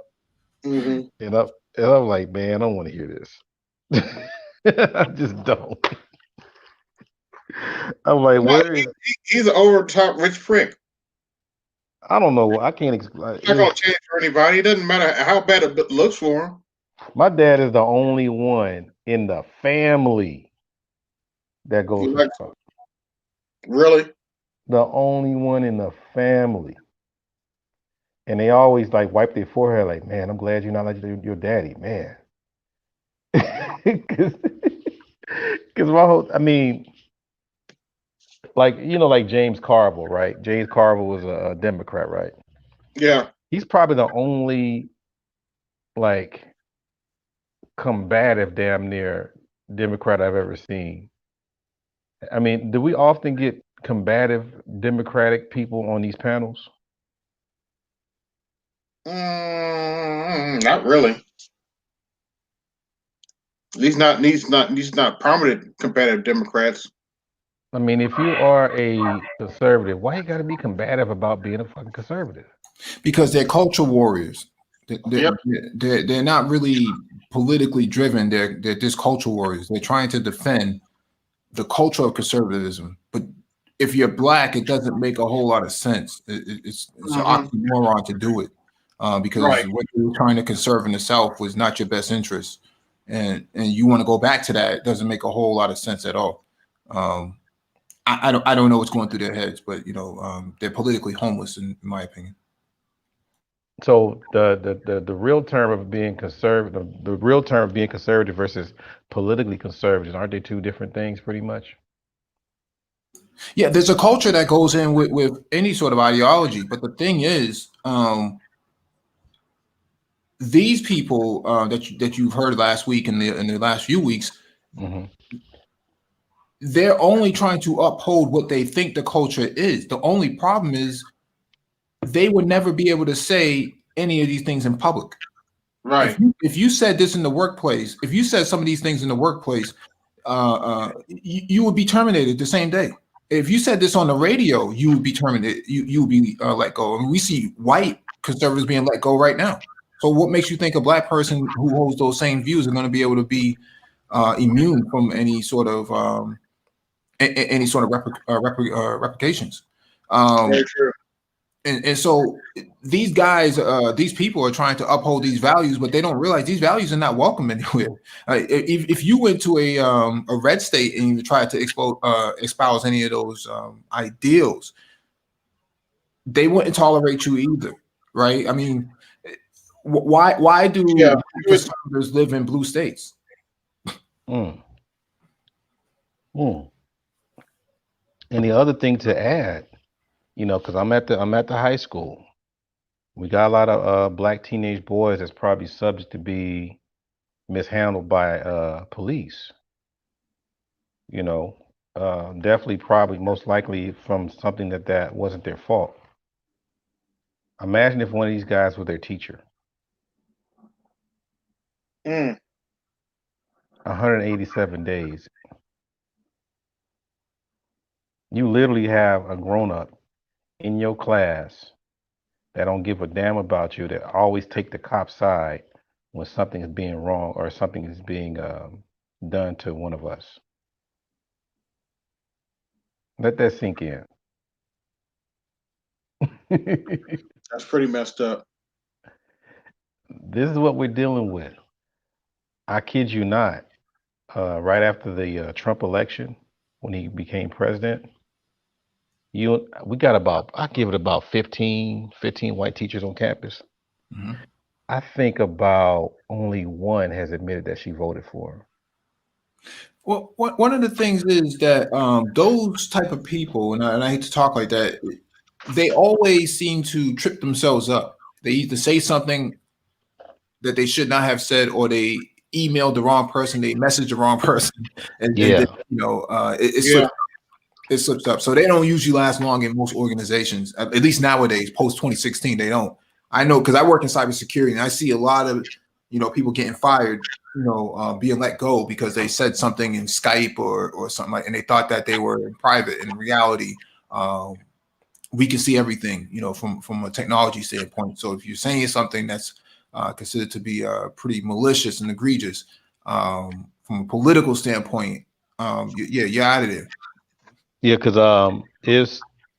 the rest of them were kind of quiet about it, but they only talked about they only admitted it like maybe 6 months into his administration. Yeah, I voted for him, but before that, they weren't saying jack. Because that's kind of deep for me, because they knew how people would feel about him. I mean, they literally knew that if I admitted that I voted for Trump, they're gonna think they're gonna think that I think the same way he think. And the only one that, and it was funny, is the one that admitted that she voted for him. I have long conversations with her all the time. She has foot and mouth disease, but at least I can talk to her. She put her foot in her mouth all the time. I'm like, that's the racist I prefer. Yeah. They give it to me on a silver platter. I'm sorry. That's the other thing I tell people. I prefer my races up front. And Trump brought all of them out. Yeah, because I'm going back to his children though. Now, you said that he may be doing 2 years and he's gonna step down, or are you just saying he's doing 2 terms? No, And then he's expecting. if he wins this election, Uh-huh. he's not going to stay all the way to the end. He's going to get out just before the getting is good, because maybe the indictments might be coming from him. They have a special election. Well, he can appoint who he wants. He's the president, right? He can Are you appoint serious? himself, get rid of he can get rid of Pence, bring his daughter in, and then step down and then let his daughter take over. Get out of here. That keeps the Trump dynasty going. This is the start of the Trump dynasty. You have several I hate sons to and say daughters. this. I would love to see him do that just to watch the Democrats cry about it. Oh, there'll be a civil war in the country. There'll be a civil war. But yeah, that would be the likely strategy for Trump. He's not. It's not so much that he's unhealthy, but if the indictments come to bring him down, then he'll step out. You know, because he got the 2 terms, right? He'll Right. step down, get rid of Pence, bring his daughter in, and then he'll get rid of Pence, bring his daughter in, then step down, let his daughter take over. So get rid of Pence and then have his daughter become the vice president, and then he would step down and she move up. Yep. Wow. Now, but the thing is, though, I mean, you talked about a Republican machine, so they would have to be behind that, right? It doesn't really matter at this point. I mean, they taking over the party. What other Republican has come? Who's Mitch McConnell now? What about Minority leader, the minority whip or something well, like that? he's fighting for his position too. What about this other guy, Lindsey Graham? He's fighting for his position against a black man. Yeah, I saw Right. that. He's losing. Yeah, the Republican Party doesn't have anything. Trump is their last hope. Yeah, the only reason Mitch McConnell might win is because Democrats picked the worst candidate they could ever find to run against him. Mm-hmm. So it's quite obvious that he shook up the party. Absolutely, Yeah. he came in there with a different with a different approach. You know, this sort of polished, you know, Ivy League sort of posture doesn't work anymore. He started throwing bar stools and stuff. So that was the method of operation that got him in there. And then you don't have much of the evangelicals around either. I mean, they're there, but they're not as heavy as they used to be. Yeah, your trad cons are the ones voting against Trump. Yeah, that's what I was figuring. I was like, because if you notice back there, boy, there's always sound bites from Pat Robertson or all these different types of people like that. If he loses the election, their party's already in shambles. He's keeping the party together at this point. And of my opinion, he's keeping the party together. I mean, if you get rid of him, you won't have anything. The Democrats will be here until 2032. So he's keeping the party together based on race, you know, like what do you call it, undercover racist antics, and then being more entertaining, interesting tweets. Well, not just entertaining, he's speaking to the base. The rest of the Republicans weren't doing that. They weren't talking like Trump. They weren't talking Second Amendment. They weren't talking those type of things. Mitt Romney wasn't talking like that in 2012. No, he wasn't. Is it possible? Is it possible that he's maintaining the good old boy network, or is he like, or did he put that? Did he put that aside? I think it's a combination of the two. Because I'm seeing signs that they don't like him either. You got BGS up here. He says people want their racism up front until the law changes. Yeah, that's probably true. And LaShawn Jefferson says white women betrayed Hillary because she was too black woman. Yeah, so with the hot sauce in the purse and stuff like that, I guess that's what they're talking about. And doing the dab and doing the nay. Whatever. That was funny. What do you call it? I mean, people they will say what they want to say about Roland Martin, but he knows his stuff. Oh, Belo Gino, I appreciate. I forgot about him buck dancing for Hillary Clinton. Let me read his comment. He says, Mike please cite your Constitution reference on this? I'm not sure what he's referring to. Yeah, you got to give us some context, Bello. And we got LaShawn Jeffries for facts. Legally can do that. Yeah, legally you can do whatever you want. He's the president. The president. Man, No one's going to stop him from doing that. man, woo-wee.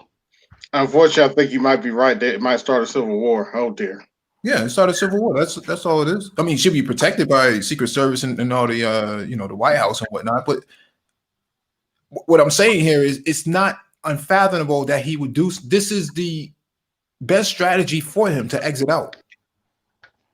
Yeah. It's So the those best charges- strategy. I see the That's benefits right. of nepotism. Yeah. So which ones are most likely to stick? In terms of, The charges that they're going to have against him. oh man, there's so many that they're trying to come at him with. Hold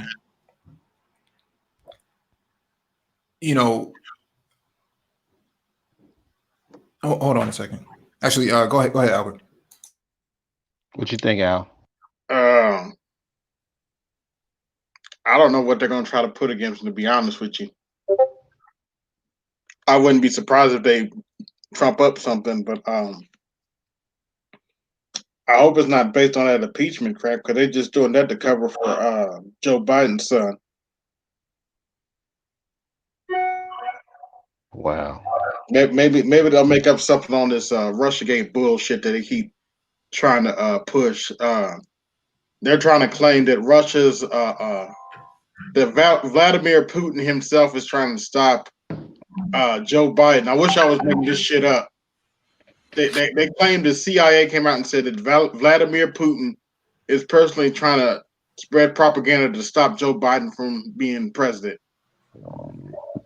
It said, LaShawn says, Pence only one kept it a 6-foot rule. Job to stressful. Trump replaced with daughter. Genius. That's like Gotham, huh? Let's see.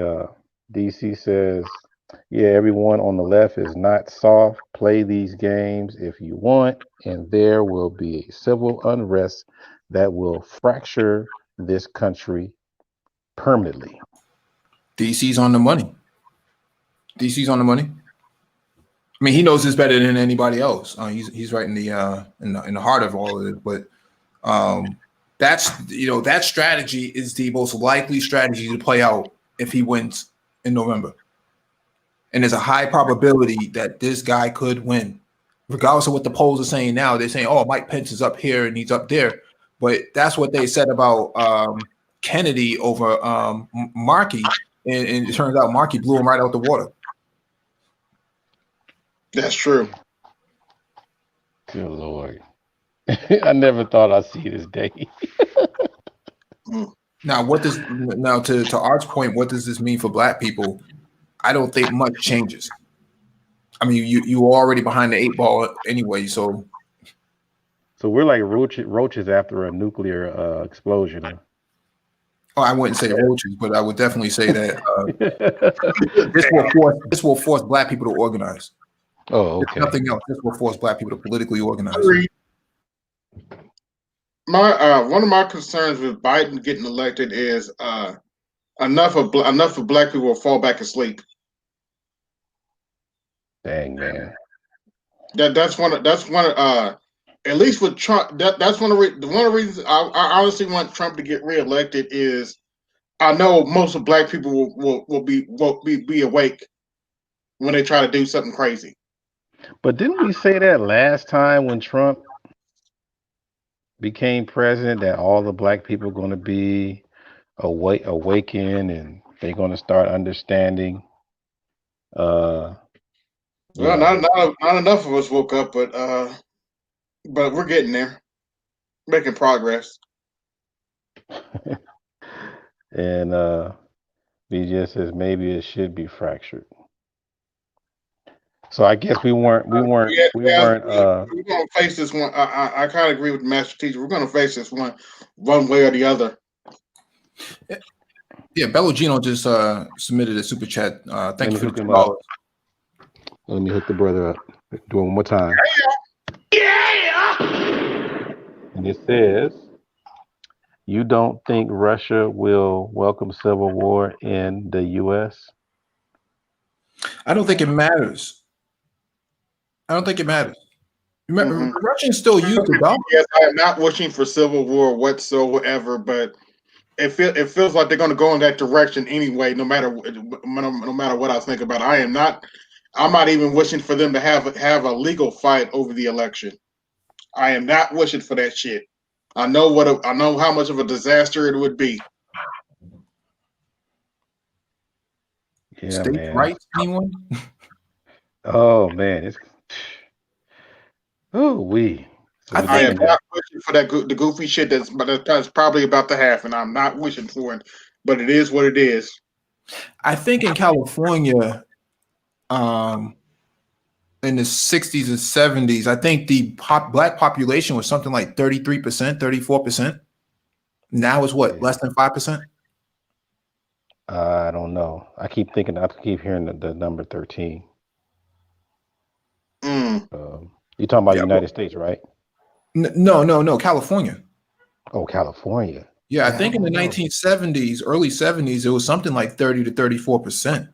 I think now, as of like 2016 or something like that, at least from what I've heard, is that the black population in California is like less than 5% or 5%. I don't know, man. I never checked. Yeah, a lot of black people moving to what? Vegas, Phoenix. Let's High, see, population. gentrification is kind of hurting California for black people. Let's see. It's about 2.3 million, they say, since 2010. Okay. 30 million in California, right? That's 2.3 million in California. African American. No, what I'm saying, the population of California is like 30 million, right? I believe so. Let me see. I'm not up on this stuff in my own damn state. Ain't that nice?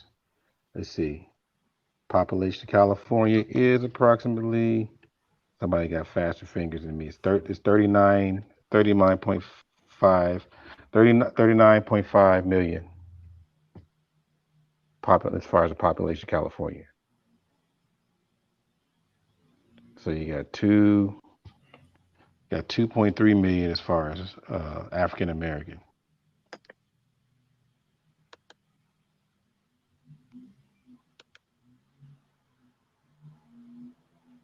So that's not even 10. That's not even 10%. Yeah. Wow. Black people's numbers are dropping in California. Let's go with Latino. Got me Yeah, curious now.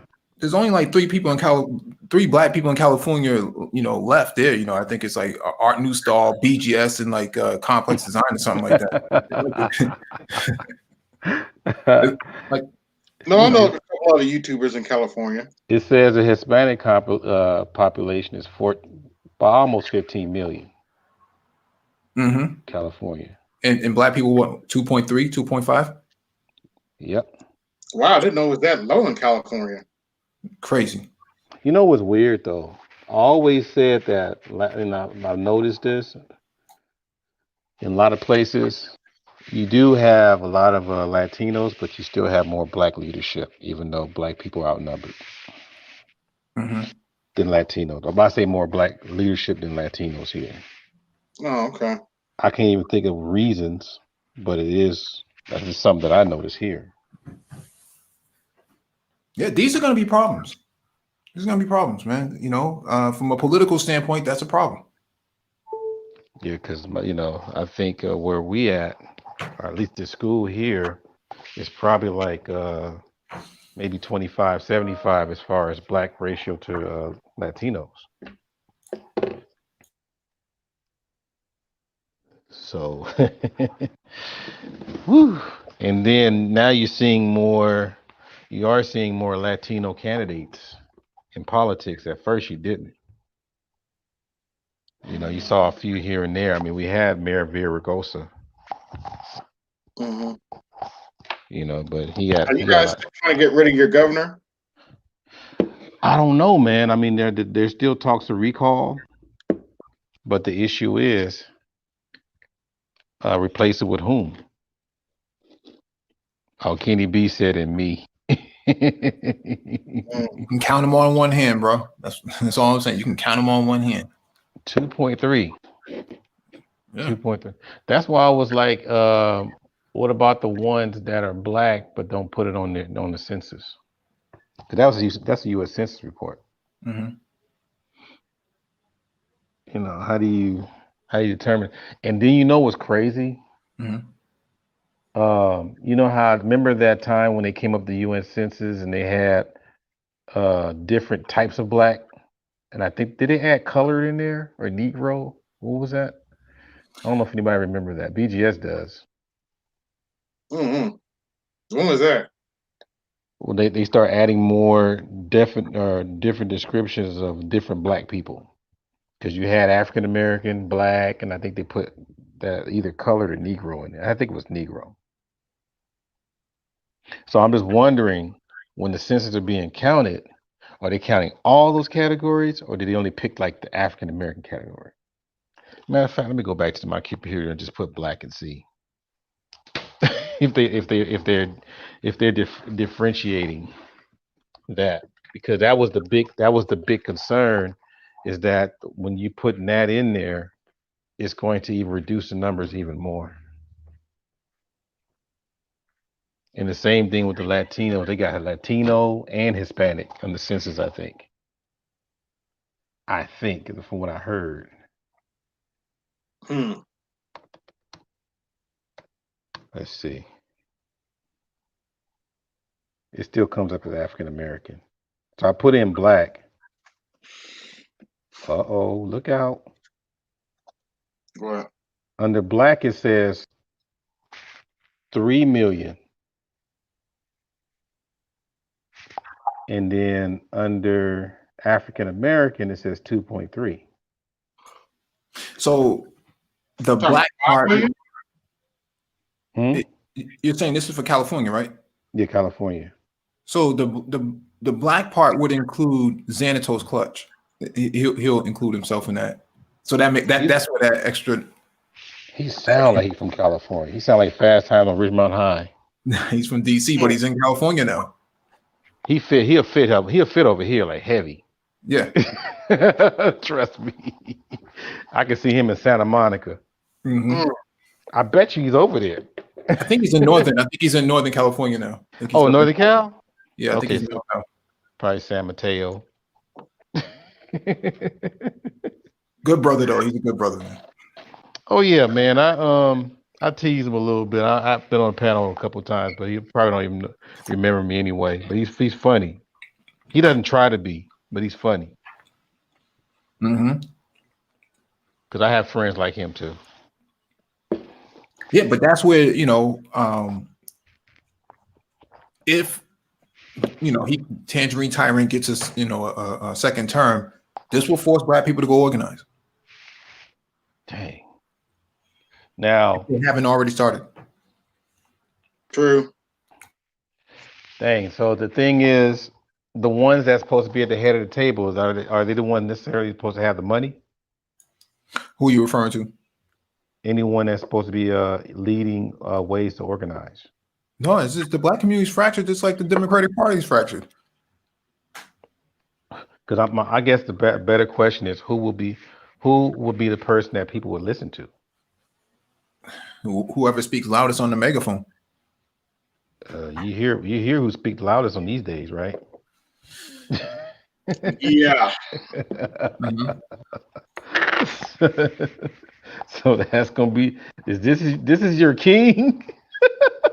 Well, you may get somebody like a Tamika Mallory. Oh, okay. Right.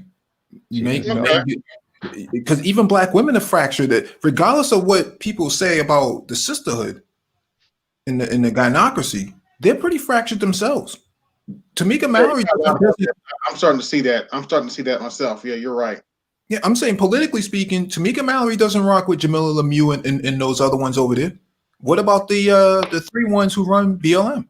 They don't rock with with Jamila Lemieux and those ones over there. Yeah, they tried to get her to denounce Farrakhan and she wouldn't do it. Yeah, that's what I'm saying. that's where this whole sort of, you have the non-traditional family is who are pushing, this sort of pan rainbow agenda. Right. Then you have the hardliners like Tamika Mallory who are like, nah, I'm not rocking with that. And then you have the Jamila Lemieux and the Crenshaws who are basically misandrous on their sleep. Man. Yeah, you got some fracturing going on. And then you have your Muslim women sisters, your Islamic sisters who are like, I'm not feeling any of this type of stuff. Yeah, it seems like their relationships are getting tighter. Mm-hmm. To be honest, that's what it seemed like. We got Mooch up, and he came here before DC. Wow. So what's going on? What did you teach? I always manage to get DC and Meech on the same field. Hey, so here's the question, right? So when Trump was in his first term, I thought, okay, well, if anything, black people will start getting their shit together. They'll start organizing, and more, less of the bullshit will happen. Here's the thing: the fuckery has stepped up since Trump has been there. I mean, amongst black people. Mm-hmm. I've been wondering about this is with Trump in there, everybody's getting it. He's dishing out bullshit to everybody now, right? Right. So if the focus is in, even though black people are still going to get through because we're the bottom caste here in this country, a little everybody else is getting it as well. So what I'm wondering is this: is the dispersion, however small or large it may be, of the angst from the greater society in this country, with Trump being in there, is that of relatively equal size to the behind the back bullshit that we typically catch from liberals, where you will be getting more of this black girls rock and more of this LGBTQ and more shit pushing black men to the bottom of the barrel? Because what I think is, I'll be honest with you, I don't like Trump at all. I don't like him as a politician. I full on believe he's a racist. I don't even think he's that great of a goddamn businessman. I think he just got a lot of money. His father made a lot of connections. He was out there with the movers and shakers. He's old as shit, so he was back there before a lot of stuff got built up, right? Mm-hmm. Even Vegas wasn't as built up as it is right now when Trump was first sold. Right. But it's one of those deals where it's like, okay, you can have a bowl of shit or a bowl of piss, right? At this point, it's which one is more advantageous to you. I don't even think you have to vote for Trump. I really believe Trump is just a matter of you not trying to vote him out. And we've been fooled with that a lot, voting based on emotion for a very long time. Yeah. Right. So we're not moving towards something when we vote. People are trying to run away from something when they vote, but it's that out of the frying pan into the fire type of shit. So what I'm thinking is that if Trump's in there, it's almost like a moving relatively undetected compared to the way it was before. Like I talked to one of my buddies I served with, right? And I tell them right now, if black men had capital, especially during this COVID thing, a lot of moves could be getting made. Do you get what I mean? You could be getting a lot of stuff accomplished because not everybody's out and about. Not everybody has money. You could be taking advantage of the fact that prices are going to drop on certain things. And this housing market, who even knows what the hell is going to happen with that? Do you get what I mean? But you could be doing it without necessarily being full on watched all the time. And I think black people are taking advantage of that. This 90 acres that they bought out there in Georgia in the middle of nowhere, they should have shut up about that. Do it, but stay quiet, because your big mouth is if you build it, they will come. You're going to attract attention to you that you don't need. Can you protect the place? We see what's going on right now. So all you did was buy the land. You haven't even started developing the land yet, but already And you can only imagine how much of a hindrance people have already started been putting together. They probably started some damn GoFundMe to try to stop that shit from happening, to try to stop them from building, to try to get all sorts of ordinances passed and anything to stop them from doing what they're trying to do out there. Black people got to start moving more silent, start more walking and way, way, way less talking. Because the moment we made one game, right, we made 1 yard game and we start celebrating. Yeah, that's a good point, Meech. And I think political literacy and political re-education is going to be needed. Yeah. You're going to have to organize at your local church or whatever sort of platform that you use locally, and really sit people in a room for 4 hours and give them a political re-education. They're just out there. They don't know what they're doing. You know, there's a recent documentary that came out about Ferguson, and they were saying that a lot of the people on the ground that were protesting were never politically active before until Mike Brown was killed. And so now they found themselves in this space where they're activists, but they don't really have the knowledge on the 3 branches of government and the policies. They don't understand that. Right. And we got the great Rhonda Mary there. You're more than welcome to come up here, sister, because she had a fire live stream on Tuesday. Check her out. But I would like her to talk about what she talked about on Tuesday if she wants to come up. Because I'm like, damn. She came up with all kinds of stuff that I didn't really pay attention to, but she broke down the whole thing about the whole anti-family agenda. You know. But and we really need more females that are out there putting BLM on blast for the bullshit they're trying to pull. See, BLM, at the end of the day, let's be honest about it. It's a female, it's gays, but female and gay organization. So it's gonna take females. I don't just being honest. I don't expect any members of the LGBTQ on any large numbers to aid in anything like this. But it's gonna take the women who do not disagree with it to speak loudly against it and not just sit idly by. What do they say? Silence is consent. Mm-hmm.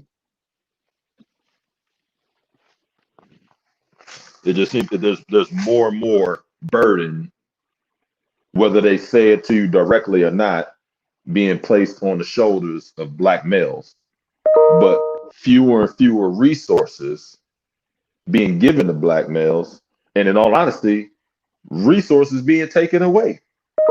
Well, let's start this program. Okay, well, how much of it's going to be for Black women? Do you get what I mean? Or the program just going away completely. So you want us to do more with less when what we've been able to do with what we have right now, while, don't get me wrong, very few other groups would be able to do it.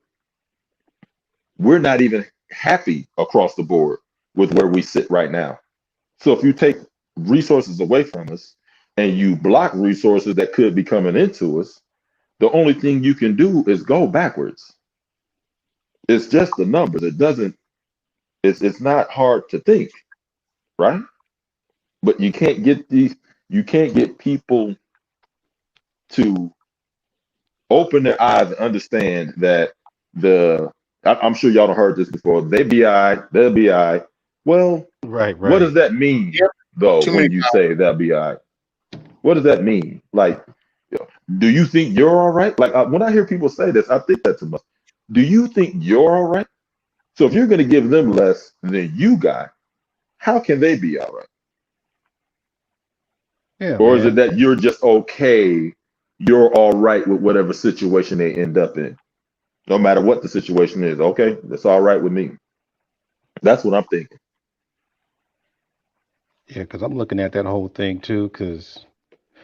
And the part that's kind of frustrating, and I know, and we all heard this, and I think that definitely frustrates Mike and definitely MOT, is when they lump all that stuff with the Black cause for talking points.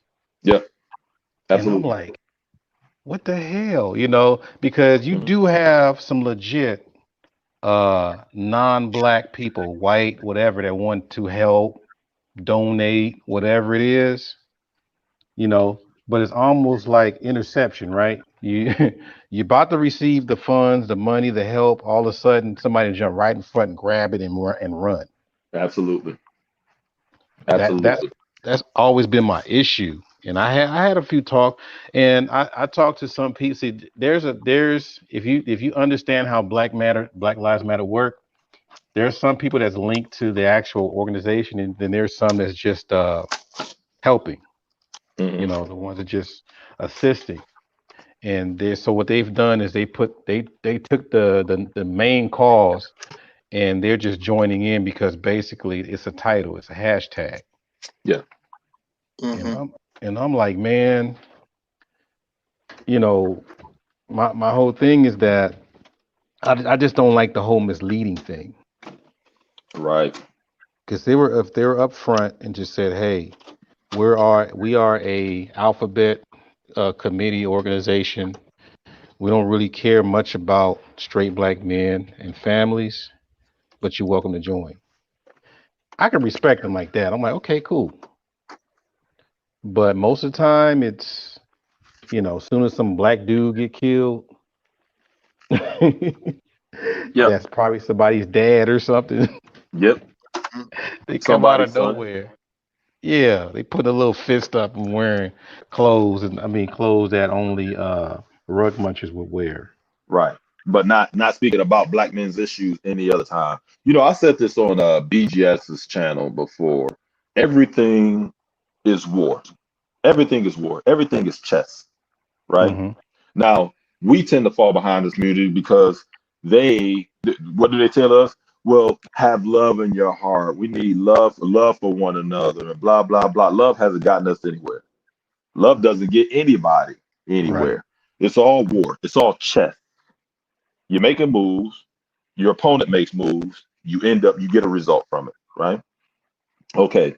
So when we're moving around, when we're dealing with things like the the BLM, there needs to be, or the organizations that create organizations like BLM, we have to start understanding that and that's what I was gonna say. You mix that with I don't know if you heard Green Gorilla's uh, stream he did on a a group. No, they were citizen friends of the Spartans, right? And it would basically be like us, right? And where Spartans would be the greater society, right? And so another group was going to come over and conquer them. And they were negotiating back and forth as to why you should just relinquish yourself to us rather than die and all of that, right? At the end of the day, no matter what they tell you, actions speak louder than words. And so when someone says to you, you're a fellow American or you're a citizen, or you should be patriotic. What do they mean by it? Not the things they feed us on, because a lot of what the communication comes visually. So they show a black family standing next to a flag on the television. Okay, I see what you're wanting me to think from that, but just say it with your words, right? Are we treated as equal citizens, right?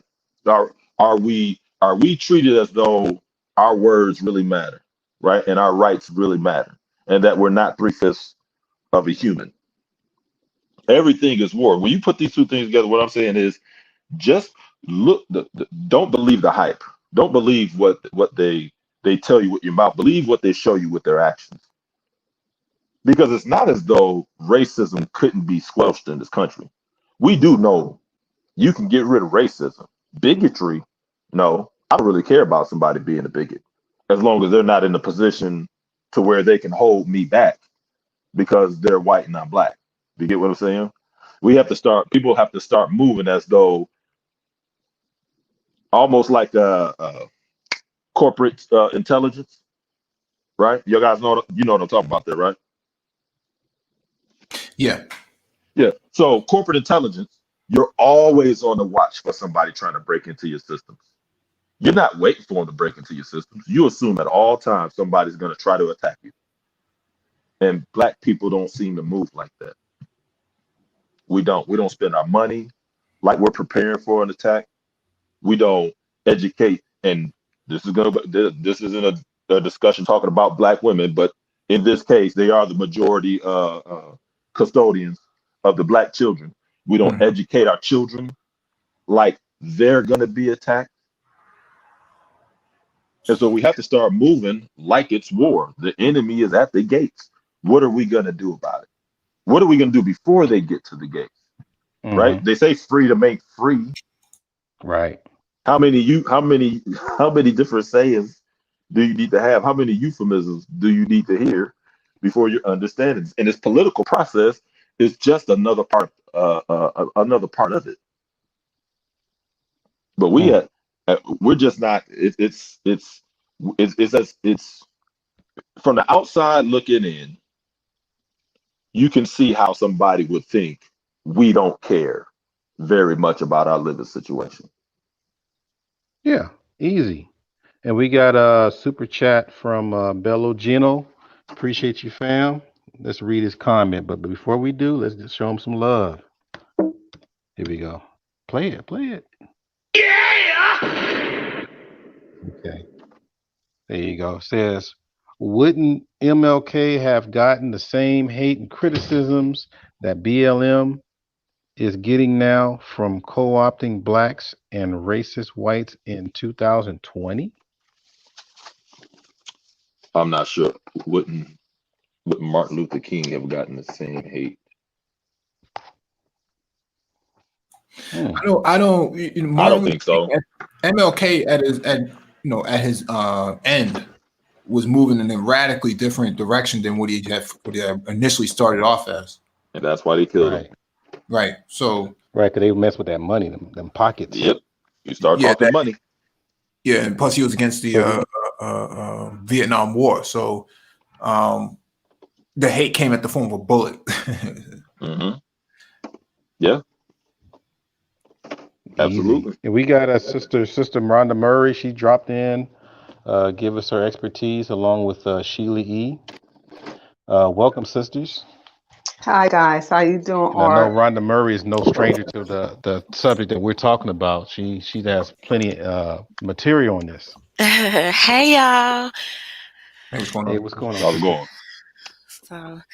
So thank y'all for letting me hop on last minute. I mean, you do a lot of research. I'm like, I how did you know try, this? man, I try, but let me tell you, it's so hard to keep up. We're so bombarded with everything. I was just talking to a friend the other day, and I was saying how literally on the day that the news came out about the Breonna Taylor case, which I think this was yesterday, right? Mm-hmm. Same day, news starts putting out, oh, this happened. This unarmed black person was killed. And I'm like, they don't even let you breathe around here. So it's very hard to keep up. I do absolutely think that's by design as well. But yeah, it's a lot going on. I don't know where you really kind of wanted me to jump in at. Well, you're talking about the family part as far as them being anti-family in disguise or something else. Oh, absolutely. So people are now, even though it's been on their website exactly who they are, you have a lot of people that just, and this is one of my biggest things, and what I've really kind of built my platform around is the fact that we follow these entertainers, celebrities, news people. We follow what's trending, what's the newest hashtag, without really doing a deep dive to get a better understanding and a nuanced, balanced perspective of things. And so that's exactly what has happened with this Black Lives Matter organization. And it has, as time has gone on, it's come more to the light that they're anti-family. They're actually a LGBT organization. You have possibly a Marxist organization here. You possibly have ties to communist China. You possibly have ties to some type of, I don't even know like the name of the spiritual practices that they're dealing within. And, that's fine. I welcome people to, freedom of religion. However, you have a lot of people that don't know what they're supporting. And not only do you need to know, but you deserve to know. And so particularly with the family, they've built the backs of this organization, have gained millions of dollars using unarmed Black men as a commodity, right? Because it's not the true focus of where that money is going on the back end. It's the front of the focus to highlight the issues, to grift off of them. You use Black men on the front end, but you don't reverence them, you don't honor them, you don't value them on the back end, which is ridiculous. And that people could even do that, have the audacity to be so emboldened to even do something like that in broad daylight is mind-blowing to me. But if you really think about it, right, look at Black Lives Matter, look at Hollywood, look at, even if you're looking at the Democratic Party, you look at all these things, Black men have constantly been left behind, been left out of the conversation. So when you really think about it in a big scope of things, it's kind of on brand. It's on brand for quote unquote progressiveness, or whatever people think that is, or how it's being represented in the media. Well, tell us how you really feel. I'm joking, but but what about the sisters in general? Do you think that they really got the sisters drinking the Kool-Aid more than anything else, or is it like all of us as Black folks overall? I think that, and this is something I've had to learn to get over too as a commentator, we like to attach ourselves to things just because they're Black, right? Like, oh, like this is Black centric, like it's for me. Like we've done this with politicians, we've done this with people in Hollywood, we've done this with people in entertainment, we've done this with people in the school system. And the fact of the matter is, people are going to have to wake up and accept the fact that just because it is Black, it has a Black face, does not mean it is in your best interest. And I know it's so hard for people to really just fully grasp that and finally accept it, but it is the truth of the matter. And if we don't start making tribes based off more of principles, morals, values, it's a losing strategy. And unfortunately, that's just how it is because of colonization, because of conquer and conquest and the history of slavery and, all these things. And even, if I'm just really being honest, we can even go a little bit deeper here, because even going into Africa, right, you having these different tribes. People were from like Ghana or Nigeria or like all these different places, as opposed to, oh, I'm just African. You know what I mean? So finding those commonalities a little deeper than, oh, they Black. Don Lemon got my back because he went on TV and said that white men are the biggest terror threat, even though every night he scooting up to a white man. Like, let's be real here. Like, let's, call it what it is. So some of these people just have vested interest, whether it be a sexual or a it could be a sexual interest, right? Or love interest. I'll try to give them a little slack. Or it could be financial.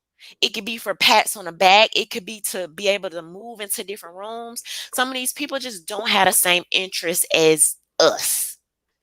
And once we accept that, and even when I talk about, Darren Seals, who was one of the original faces in Ferguson that has now been murdered, and a lot of that information that he was highlighting about, y'all, this movement has been co-opted. There are millions of dollars coming into this organization that we don't know where these dollars are going. You have these people being moved out and replaced and trying to bring attention to this. And it's like, are the values leaving as the money is coming in? Mm.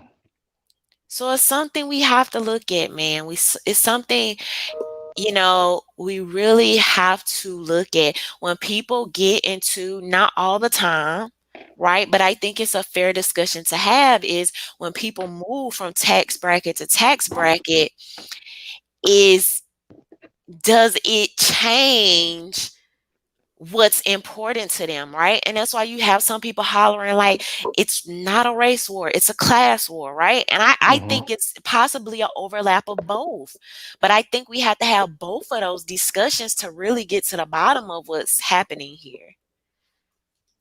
Good Lord. Now, are you a Generation Z or a millennial? I'm a millennial. Man, y'all heard it here, you guys, live.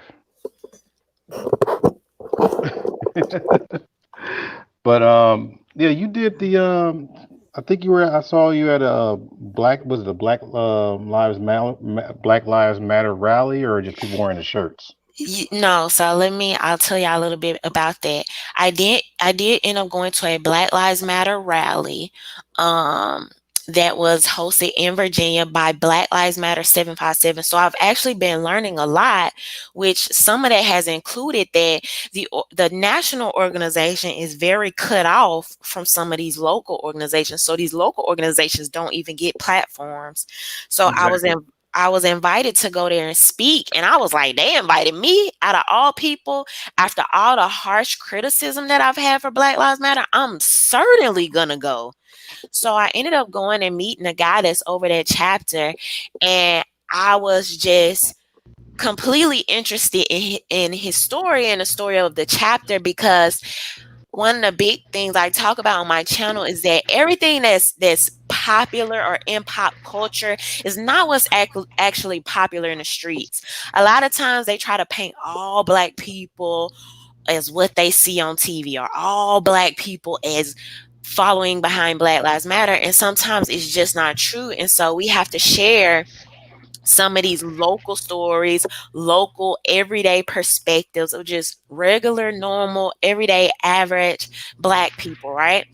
And so I went there, and it was actually a 2A rally / Black Lives Matter rally. And I'm like, I've never heard of this. The Black Lives Matter rally was against it, didn't put any support behind them having a 2A rally, right? When I got there, they were very open across the political spectrum. The libertarian candidate for the vice president spot was actually there to speak. They've talked about actual legislation that they've been able to work across the aisle to help happen in Virginia in real time. They've talked about all these headways that they made, as opposed to this national organization where we just have so many questions. It's like, where's this money going? What have y'all actually accomplished? And it's just a stark difference. So I just felt it very important to highlight that. But it was a very interesting experience. I gave that guy my platform. We did like a few minutes interview that is on my channel if people like to check that out. And then I also had him invited to a guy that's basically like a 2A YouTuber named Hank Strange, and he came over there. And so I wanted to highlight this chapter, but I do have to still say that there are some things that I have challenged about this chapter as well. Some things I still don't agree with. However, I did think it was important to tell that story. Wow, that's deep. And we got, I don't know if you know DC and Mike V, Meach, Mr. Meach. Wait a minute, DC dropped off? Oh God, he's gone. Yeah, I think he's See if I can bring him back. But yeah, we got some heavy hitters on the panel here. Any comments, you guys, on what she just said? No, I attended the BLM chapter here as well, and my sentiments kind of coincide with hers. That the chapters are definitely splintered off from the national agenda. Even the one in New York is radically different. They're more effective on the ground than they are on a national level. But you'll never know that because the media doesn't cover that part. You know, all they cover is the actual protest. They don't actually cover the policy agendas and the initiatives that they're crafting out. And so, yeah, I would agree with Rhonda on that issue. But a lot of the issues are not being derived from the actual statistics of what's impactful to Black people. And so when we think about most Black people from 2008 didn't recover financially from that area of failure. And so what's happening here is that although they're putting together an agenda, it's not consistent with the people who are highly impacted on the ground. People who are homeless, you know, people living in their cars, working for Amazon and stuff like that. Like those people are not being represented in the chapters, at least from what I've seen, from those initiatives that the chapters are seen to be organizing on. People who are living out in, like I said, in their cars or from house to house, no steady address, UBI, minimum wage, things like that. I haven't seen any of those sort of agendas being met. Okay. Can I respond to that real quick? Sure, go right ahead. This is one of my things, and this is the pushback that I had for Jafar from Black Lives Matter 757, which is in Virginia. The unfortunate thing about the name, right, Black Lives Matter, the fortunate thing about the name Black Lives Matter is that it's controversial, right? And what's controversial, it shouldn't be, but y'all know where I'm going with this. It's controversial, so it sells. It gives people something to talk about. So now this organization is on the forefront because everybody's talking about it. The unfortunate part about the name of this organization is now when you start to say Black Lives Matter, people are going to try to make you accountable for each and every aspect and facet of Black lives mattering, right? And that's what happens when you start or pretend or masquerade to be this police brutality organization, but then you turn out to be an XYZ, we're going to do this, we're going to do that, we're going to do this, we're going to do that organization. And so the moment they started getting away from that original message was we want to focus on police brutality, and now you start to move into all these other areas, now somebody can pop on and say, well, why aren't you helping the homeless? Why aren't you doing UBI? And more notably, people will say, well, why don't you care about Black lives in Chicago? Why don't you care about Black lives taken by Black people? You know what I mean? So that has been one of their bigger downfalls, and I do blame them for that, because you have to create a very niche narrative of the organization you're trying to create and what you want to do. So let me throw this out here real quick. Mm-hmm. Let's see. Here we go. Introducing the Master Teacher, BGS. You got a Star Wars intro now. And let me give a shout out to Belo Gino for the super chat, and a shout out to Shango the Eternal for the Cash App. Appreciate you, but let me hook you guys up with this right here. You guys ready? Here it comes. Yeah. All right, continue, family. Oh, let me read it. Let me read his comment. It says, shaking my head, give your life up for, was it $899 probably? I think it's for, and they're still find a way to criticize you because you're a meat eater. I don't know if anybody wants to address that. I don't know what he's talking about. Say what? Okay, what happened to BGS? Anyhow, but you guys continue. Let me see. Yeah. So the thing about Black Lives Matter is that if you read their charter, their goal was to actually address a lot of those issues, not just police brutality. And so the need to actually address a lot of these other external issues was tied in with the police brutality, because the reason why they can go around indiscriminately harassing and abusing Black people was because of the economic plight that they had. And so addressing the economic plight would also address the harassment issue as well.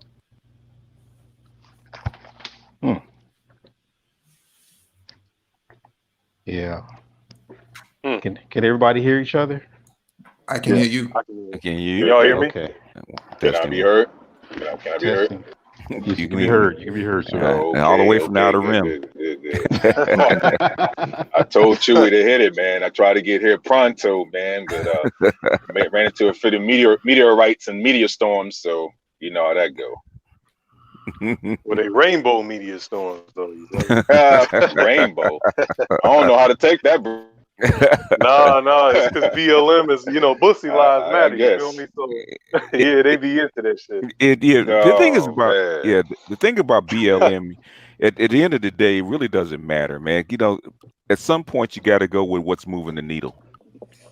And if BLM is moving the needle right now, you know, because white people do it all the time. If something's moving the needle, they'll hold their nose to get things done. Yeah, You know we don't get along good enough to do that, BGS. You already know what it is, man. I know what it is. You That's already like know. That's like I'm reparations guy, because we can't get along. What's the needle that's being moved? Okay, let me ask you, how long have we been trying to get police reform for Black people? But that's one of the main problems that I often talk about is the way it's being going about is, first of all, polarizing, and it's on purpose. So let me make this parallel so people can understand what I'm saying. But answer my question first. For a very long for like 100 time. years, right? So when you get an opportunity to have police reform where they're listening to you, where the white people that defended the police are getting out in rioting and protesting against them, would it not be opportunistic to actually ride this wave so you can get some stuff done? I'm glad you use the words opportunistic and riding the wave. Those were very important to what you're saying, because do you feel like those white people that are coming across the bridge from their lily white neighborhoods, do you feel like they actually have the best, are working in the best interest of these Black people? No. You really feel that? No, I don't. Absolutely not. So therefore, follow me, because this is where I was about to say I'm making this parallel. Okay. If they do not actually have the best interests of Black people in mind, how are they benefiting you?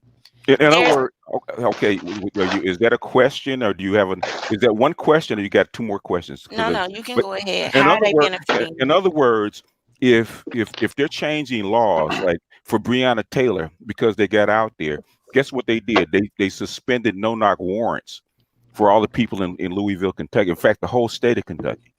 In other words, they suspended what happened to Breonna Taylor can't happen anymore because they passed a law against it. Okay, when you talk about defunding the police, now they have to go in and actually take apart some of these rules that and procedures that the police were actually doing.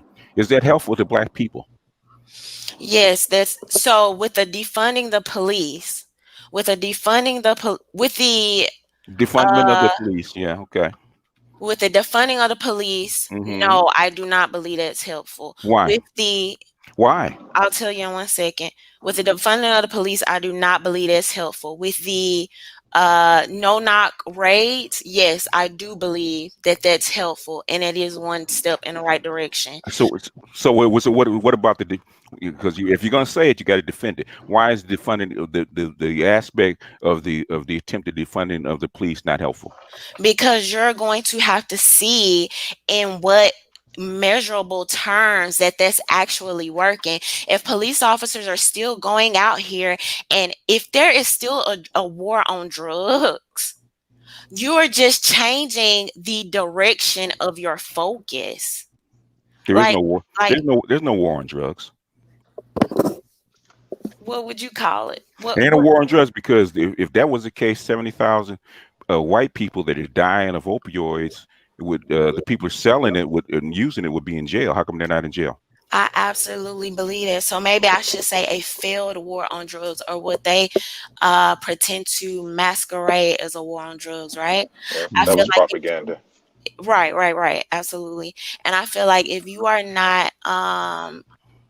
not looking at some of these underlying issues, you are just moving the attention elsewhere. So if you still have those things in line, like if I could still stop you on a freaking side of the road for however much of marijuana or this, that, and the other, how is defunding? Because what those police departments are going to do, we've seen this done in other areas. They basically just move that money and they give you less or worse of what you are already getting. So in other words, before this, and trust me, believe, I'm too old to, because I was in my 30s when that shit happened to Rodney King, right? And every year every year you see somebody die, and this happens and nothing happens, right? The cops don't go to jail for the most part. It takes 2 years just to even get any kind of trial. Okay. It takes the precepts and procedures stay in place and nothing happens. Okay, now because you have this event, BLM is just a vehicle, right? It's just a call sign for white people to get behind. Okay, while the iron is hot and white people are motivated to change stuff, is it not behooving us as political people to take advantage of it so we can get things changed before they cool off and change their mind? I'm asking. You're saying, does it behoove us to try to do it before they change their mind? Before they change their mind and they cool off and things go back the same. I'm asking. I'm not sure. You're not sure. What I'm gonna tell you, babe, after I'm 60 years old, this stuff has been going on since 1978, when they strangled Ron Settles in Long Beach in 1978. Okay, and you couldn't do nothing about it. Okay. We couldn't do nothing about it. When we had a homeless lady who had a basic butter knife, and two cops emptied like 16 slugs in it for a butter knife. Okay, so basically, and still today you still see people, guys getting shot. The thing is, now we have the attention. Now we have movement. Now people are willing to get out into the street. Let me ask you a question. Have the no-knock warrants in Louisville, Kentucky, has that already been signed into law? Yes, it's passed. Yes, it was. That was a month or so ago. Yeah. Okay. That's the first thing they did. Why? Because they didn't want people tearing up their city. Can I ask BGS a question real quick? What's up, everybody? Hey, this is Gino. BGS, let me ask you something. What you just said right there, would you compare it to the same thing, like Donald Trump being a vehicle for the Republicans, going for the Supreme Court judge, and all the agendas they applying, even though they don't like him? What I compare? They're just taking advantage.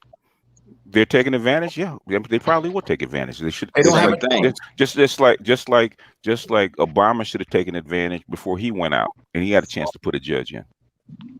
And he didn't. But it's more like a hold your nose session, right? Yeah, hold your nose. The thing is, remember, you haven't had anything like this or close to like this since 1968.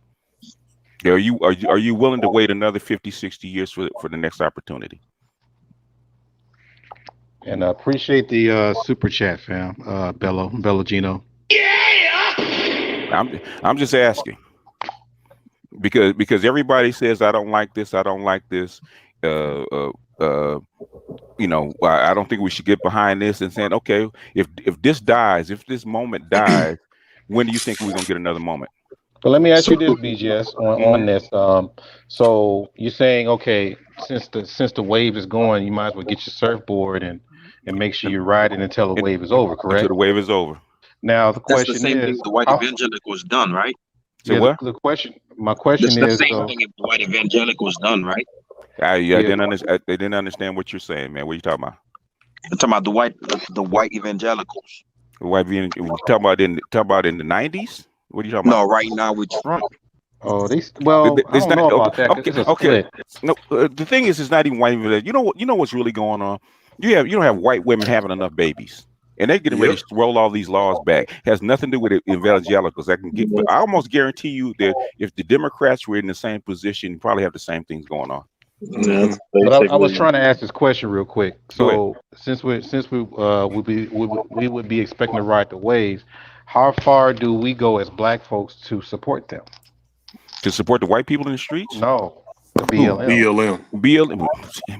Whether you support them or not, it's going to keep moving. It's a free train at this point.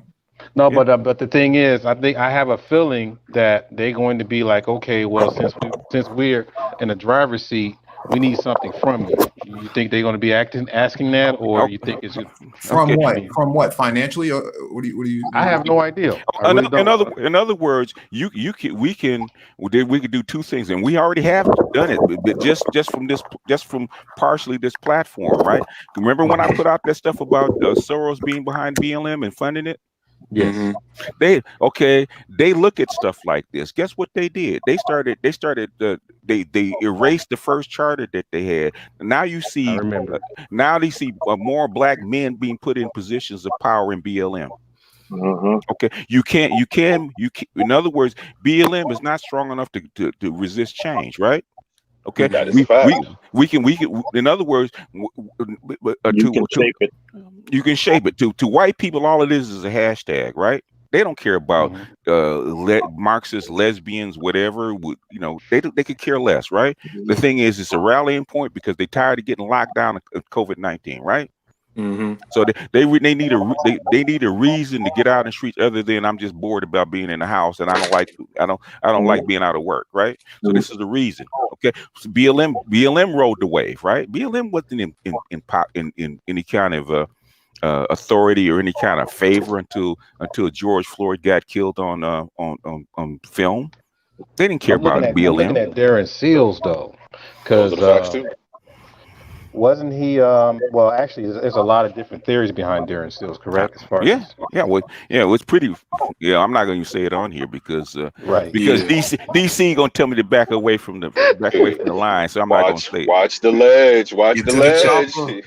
You're not in the outer rim. You got to be in the outer rim for that one. He says I'm too close to the electric fence as it is. Put it all out there, though. I just feel like, well, you can say it. Well, you can say it, but I don't need a 202 call. All right. The Men in Black. I'm not worried. I'm scared. I'm scared of the black van, not the Men in Black. Just get off the grassy knoll while you still can. Okay, what was the question? I forgot. No, that was it. Just to see, my whole thing was, okay, if we're going to ride the wave, I'm quite sure they're going to be wanting something. They always do. They're going to want. They're always going to want something, right? They're going to want political. They want political power. That's what BLM is the vehicle for. Political power for certain people, right? I'm not even say who they are. Okay, they could see that a mile away. Yeah, you can see it. Let me ask my question first, and then you can. Let me just make one statement, just real quick, and you can transition, BGS. And this is going to probably be right in pocket of what you're basically about to say. One of our biggest issues, mine included, because I am forced into the classification that is called Black. One of our biggest issues is learning how to reconcile our differences and to work together. That is one of our biggest challenges. Being that there are a lot of trouble spots with BLM, a lot of issues that I vehemently disagree with. There are some things that they do have on the table that I absolutely do agree with, and that I would like to see pushed forward, that nobody else has ears and eyes to get pushed forward at this moment. So I have to decide, what do I do with that? Go ahead, BGS.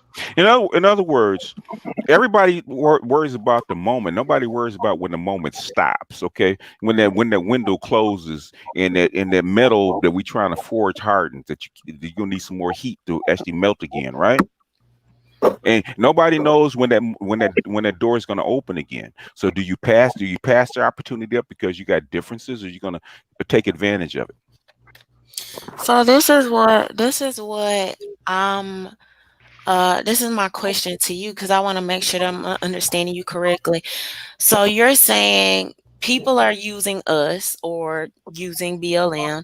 You know that they are. You know that they have other agendas and vested interests. But however, you feel like since the moment is open, let the people that are using us just do it because we may get something out of it.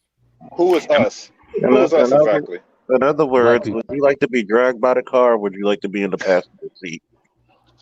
I need to know who us is though. Who is us? When you say us, that can We're be talking about a black host people of as a different whole. things. That's what Black she people. said. So No, BLM is black people. No, I'm at, well, this is kind of going back to what me and BGS were talking about a little bit earlier, so I think he would have a better context. But yeah, to some extent, I'm saying all black people. I want to make sure I understood his point. All right. No, I've saying been us. around. I've been listening. I understand what you're saying. But when you say us, but you was making a point earlier also that there are differences between black people. So you have to think Yes. about it on that from that context also, that there No, are but differences. When you say us, that's a big tent. When you say us, that encompasses everything. When you yes, say us. I'm specifically saying us because to me it seems like he was saying, well, if any of us can get something out of this, he's basically saying even if they're rioting in your and I'm just throwing this out here. I'm not saying that these are your exact words. That's why I was trying to understand you exactly. Even if they're rioting where I'm from, not like you have people coming here because of the momentum, the national momentum. No legislation is happening here, but because of that no-knock warrant in Kentucky, yeah, let's just let them just burn it down because we might as well take advantage of What? some of this and get what we can get. Okay, let me ask you a question. Okay. Yeah, I think you're misunderstanding. In Exactly. other words, while white people are actually fighting out there, marching, whether it's lip service or not, marching, tearing up stuff, threatening to bring the whole system down, in the name of justice rights for black people, do we not take advantage of that? No, that's what I'm asking you. I'm We asking you do. to We do. clarify your point so I understand. We do. You get very few moments in time to actually get something in to it, because trust and believe the people at the top do this crap all the time. All the time, they take advantage of an opening, and they take that opening. They'll deal with the fallout later, right? Okay, this is now right now you have something that you've never had before. White people out there marching for dead black people. Come on now, when does that ever happen? Put it to you this way: a lot of black people have this mentality. You expect to go into a boxing match and not get hit. You got to take some lumps on your way to victories, right? So you gotta. Would you rather work with the devil you know than the devil you don't? So my next question is, what to y'all signifies, okay, this is what we are looking for to happen? Because when you have people co-opting or leading a message on your behalf and just taking it any way they desire, at what point is that enough? When I see a black woman in tears crying on camera because she's like, not only did I support Black Lives Matter, not only was I just marching with y'all yesterday, y'all came in and burned down something that me and the person that I work with worked very hard for to give back to this community. So what's the balancing that says, okay, what we've seen from this is what we actually wanted out? See, this is the problem when you have movements like this, okay? For instance, when Baltimore had our little shit with Freddie Gray, and I'll hold my opinions on that shit for a second. You're gonna have people who are, when you have something this big or enough people in it, you're gonna have people with ulterior motives anyway. Now, what's been happening? Have you noticed their little manifesto? They took away all that shit about changing the nuclear family because they weren't getting the numbers of people. People were not supporting them anymore. See, like BGS said, BLM is about political power. That's why you're going to see all the motherfuckers in about 5-10 years in political seats, probably. because this is It's already happening now. It's already happening now. Yeah. It's already happening. So you're looking at it. They're doing this not really just for change. They're doing it because this is how you get your clout. Like, this is how you get vetted. Oh, I was in the streets in such and such. I was in the streets in Kentucky and Louisville during this time. How do you think motherfuckers from the fucking civil rights era got their political seats? Exactly. John Lewis. System. Exactly. It's the Tea thing. Party. I mean, look at Bernie. Look at John Lewis. I mean, look at all these people from the civil rights era and how they've been in political seats for like goddamn 40 years or longer. So it's the same strategy all over again. You just put some new coat of paint on it and call it BLM. Yeah. The thing is that regardless, it's just a stroke of luck that it had things happen the way that it happened, and BLM got pushed to the top. They became the hot girl of the summer. Okay, so you have one or two choices. Either you can disaffect, not take advantage of it, and say I'd rather do it on my own, or do it a different way, and hope that something else comes up that is as hot and is as impactful, and to actually get what you want changed, or you can take advantage of it.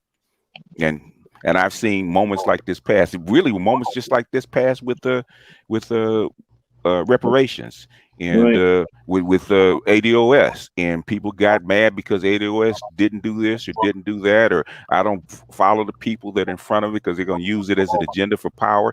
And guess what happened? A year and a half later, basically reparations is a dead issue. Dead on arrival. You didn't take advantage of the moment. No way to get there politically. No way to get it back. Politically. So let me read this. Let me read the super chat. Shout out to DeAndre Mosley. It says, "Can't let this momentum in the streets slip by without controlling the direction towards tangible change. Whites will be mad whether it's peaceful or not." That is a fact. That is an absolute fact right there. Not really, because they're the people who are paying it. Yeah, I think we forget about that when we talk about BLM. It's not a black funded organization. Never was. Even that BS 7278, right? Which talk about a study to actually help black boys and men, especially in the classroom. That hasn't happened since the Kerner Commission, 1968. The only reason it's happening, or they're even considering and paying attention to, is because what's going on in the streets. People forget military science dictates if you do not control the land, sea, and the air, you infiltrate that system from within and take it as your own. See, a lot of people are too lazy to take it as their own, because guess what? I'll give you the analogy. Would you rather be dragged by the pickup, or you rather be in the passenger seat? Charles is the king of analogies. Well, that's true. That's true. But it makes sense. Yeah, let me get another shout out to DJ Nav for the Cash App. Appreciate you, fam. But I want to challenge her, since she's been asking the question. What's your alternative? Because you've asked us. If you had pushback, so I want to push back. Can I ask her a question too? As soon as she answers mine. Yes, sir. Yes, sir. Yes, sir. Okay. So the problem that I see is that I feel I have a problem with being used for other people's agendas. Okay. I have a problem when people are only forced to react by the way of media. I feel like these should be consistent conversations that we are always having without like random people having to put batteries in our back. So I feel like if these are things that we are consistently talking about, I feel like you can have some of these same impacts. So I always talk about how like the media is on a freaking cycle, right? And this kind of lends to even your point a little bit with the whole, well, why not use this momentum? But it's a freaking roller coaster. Like we're here we're going through this cycle again and again. That's not answering my question, though. And so, okay, tell me your question again. So I will say this. My solution, my alternative would to be to focus on these things all the time, not just when the media is putting a battery in our back to do so. I think we should always be having discussions of expanding freedom, getting rid of laws that cause police officers to have more interactions with people. I often talk about like this is Okay, why I brought up India. okay. How are you going to gather the same momentum that you have now? That's the question I asked. How is it momentum if something only happened in Kentucky? That's what I'm asking Is you, that right? no? Is it getting worldwide attention? But what, like, Hold what? up, hold up. Is it getting worldwide attention? Yes, but what's the value of attention if so far it's So only you know the in reason why Kentucky? civil rights work. You know why civil rights work beyond anything else that came before it? Media. Worldwide media. attention. It got Television. worldwide attention. It made America Ratings. look what? So this is what I mean right now, right? Like you literally had a bill just recently on the federal level for this same thing, for ending no-knock warrants. Nobody seems to be, you have people voting against that. That's kind of been pushed to the back, right? Now everybody's looking specifically at this Breonna Taylor case.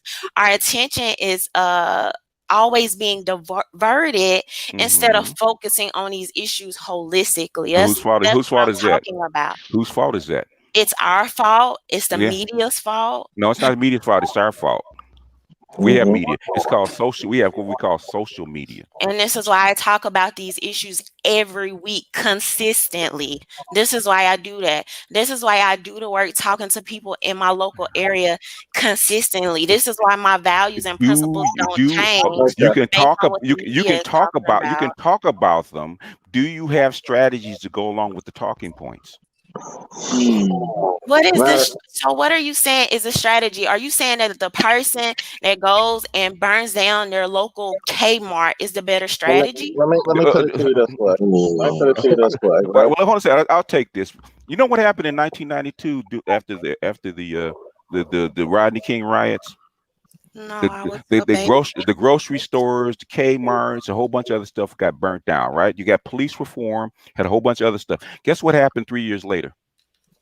All that stuff was rebuilt. You can rebuild a building. You can rebuild a neighborhood. They do it all the time. It's called gentrification. They rebuilt my neighborhood within 4 years. All kinds of stuff popped up, right? You can do that within 4 years.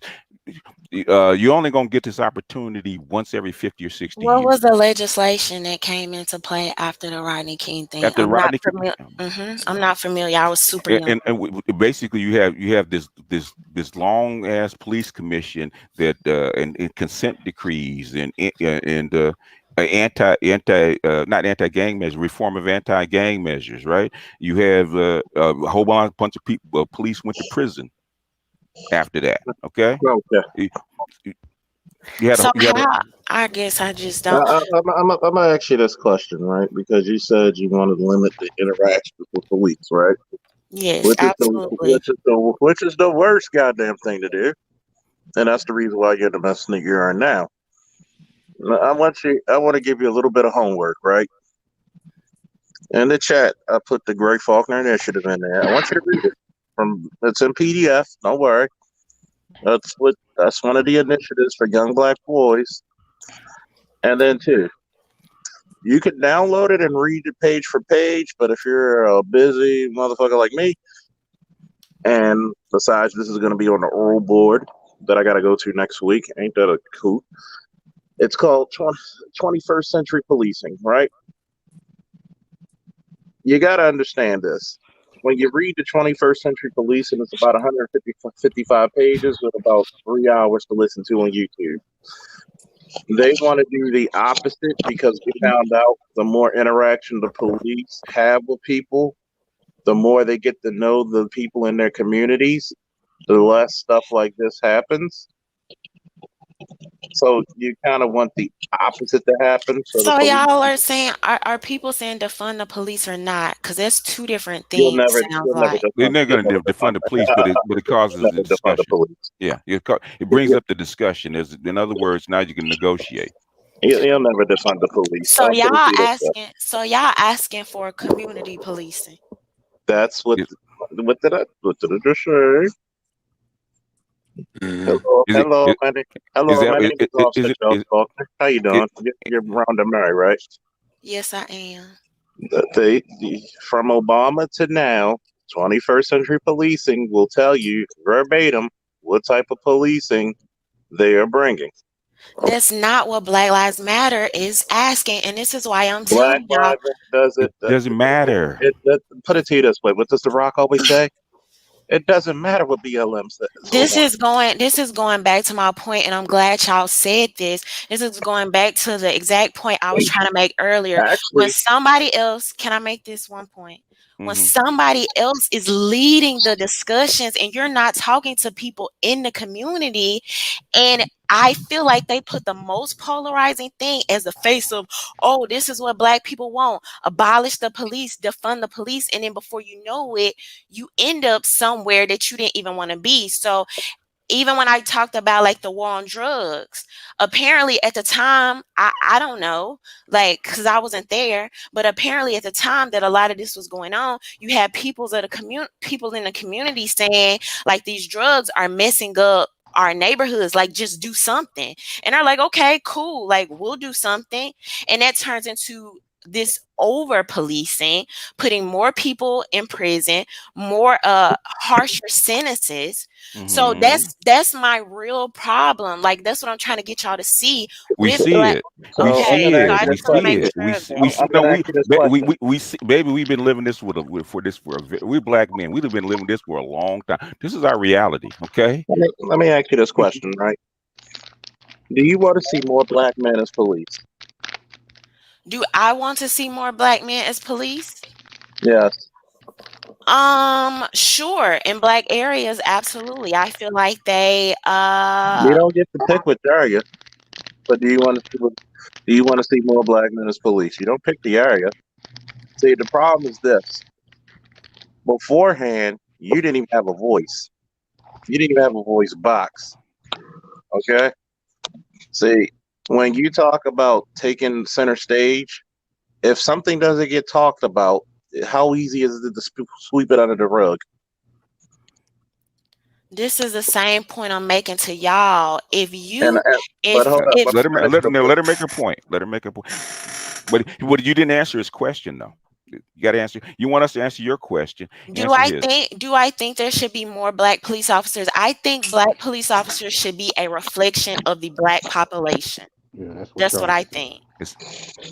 Okay. Yeah, but the thing that I think that they're trying to ask you is when they said alternative, probably another way to ask is what would you come up with to counter what Black Lives Matter has come up with, for Black people? Do you have an idea of what you would counter as far as their agenda? I think we should inspire these discussions every single day. I think that's part of the solution. The information that the gentleman just sent me, I am going to go through and read that, because now I'm like, is there another perspective that I could be open up to? Because my initial idea is just limit the interactions altogether. But when we don't have these voices, and like I said again, you have white people coming across the freaking bridge, acting and pretending like they speak on our behalf, and they're not listening to you. They're not listening to the men on this panel that says we've been through this. Y'all have an organization that hates Black men. They freaking hate the people, the straight Black men sitting on this panel. We know. That's my point. We got that. Let me put it to you this way, Ron. Hold on, Charles. Hold on, Charles. Hold on, Charles. But the thing that I think they're trying to still ask, because everything you're saying, we've been saying this for a while. The thing is, I know, and then you're saying like discuss this, have discussions every day. So are you saying that having discussions every day will take away the whole BLM thing, or would it diminish, or how would that work? So what I'm saying is that I feel like somebody brought up the ADOS movement earlier. The I did. ADOS movement, I always give shouts out to them. The ADOS movement is a grassroots movement that was so freaking impactful, And what happened? that you had presidential nominees on the national stage talking about reparations. But this is the point I want to make. No, hold on, stop for a second. When I brought it up, why did I bring it up? What happened to the movement? What happened to it? What do you mean? What's happened to it? What happened to it? It fractured, and then what happened to it? I don't. It fractured. I don't know what point. In other words, you had other groups that didn't agree with it, like FBA, Foundation of Black Americans, and I think there was another one, right? In other words, they fractured the momentum that they had because we got to go into the weeds instead of following the people that had the momentum. Mm-hmm. That's why I brought it up. It wasn't just out of hand. The thing is that sometimes you got to listen too. Okay, that's why I brought ADOS. And by the way, Robert, how you doing? My name is Officer Faulkner. Okay, all right, Charles. We were formally introduced. I'm going to tell you because I'm a little blunt, but I'm going to be nice today about it. Okay, the reason why it's a bad thing to limit the actions of police with people is because you will not be able to empathize with the people you serve. The problem is that once you put people in cars that goes fast and they got to go to call, which because of 21st century policing and consent decrees and stuff like this, you have to get out the car and actually talk to people. The problem is that you're getting too many people from different cultures, which is nothing wrong with that, who don't understand the culture of, let's say, Baltimore that's represented Black. So when you actually interact with people, does that put a name to a face to the gun and the badge? Yes. Does that put a name and a face to the citizens you serve? Yes. So a lot of interactions start to change. Instead of going balls to the walls, you get to talk to people. You get to be like, look, I know you're going through this stuff because you told me what you were doing last week. Okay, just walk it off and go home. Compared to, okay, we're just going to just rush in there and lock your ass up, and then we got another damn incident that you're going to have a bunch of people marching for again. That's why I said I told you to go check out 21st Century Policing and also the initiative that I put in PDF. I'm gonna check it out. I am open to what you guys are saying. That's what I'm trying to tell you. I am going to read this new information, but I want to get an understanding of what y'all are saying. I cannot do that without reading that. But it sounds like, from what I'm gathering, even to have a model like that, when you're thinking about cities that have thousands of people and having more interactions, the only way I could see that working is if police are relegated every single day to very specific, like, this is the neighborhood that I want you to pretty much cover. That's how they work anyway. You have in Baltimore, you have a district, right?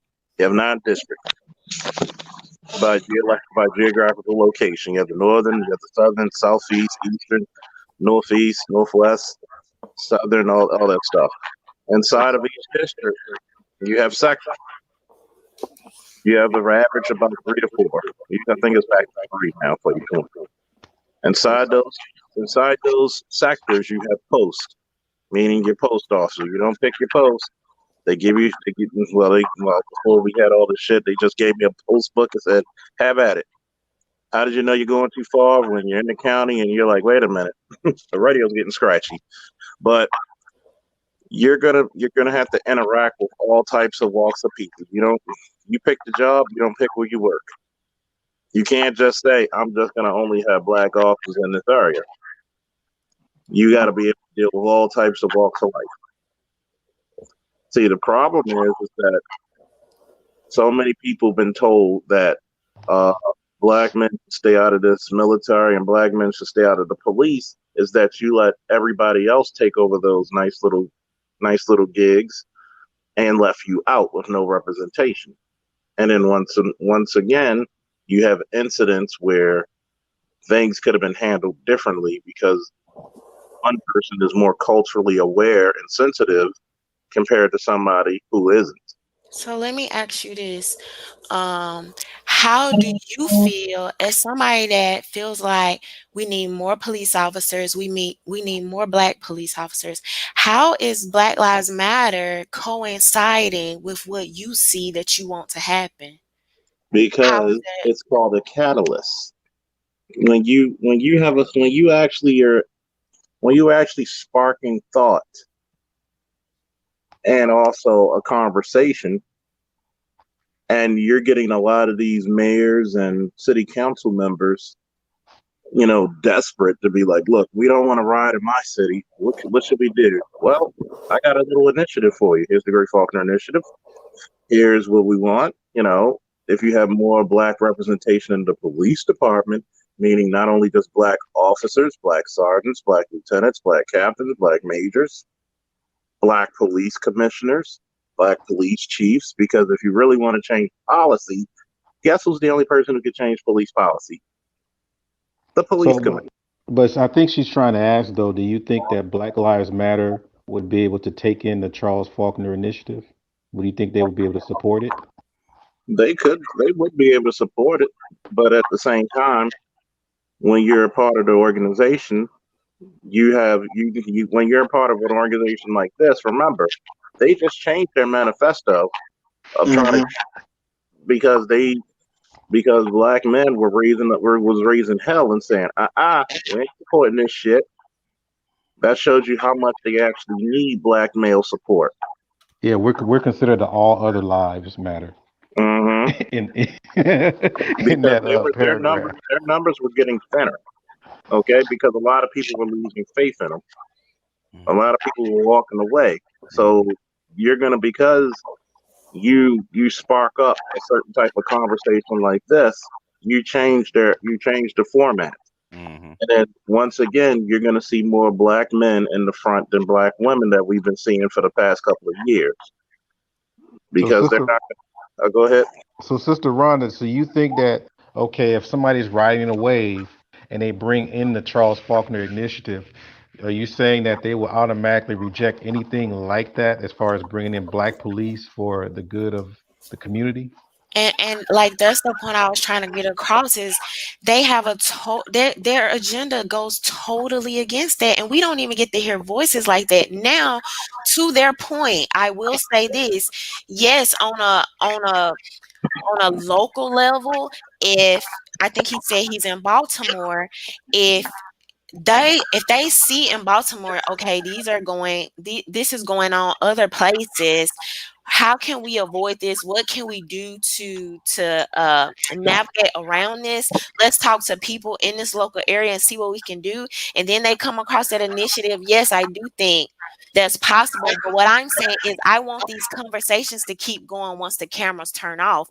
Once the national attention goes away and those people that y'all didn't want to name earlier saying, man, screw them, we on to our next agenda. I want these conversations to keep happening in local areas. But that's the point of the initiative. It's not supposed to start on a national level. It's supposed to start local.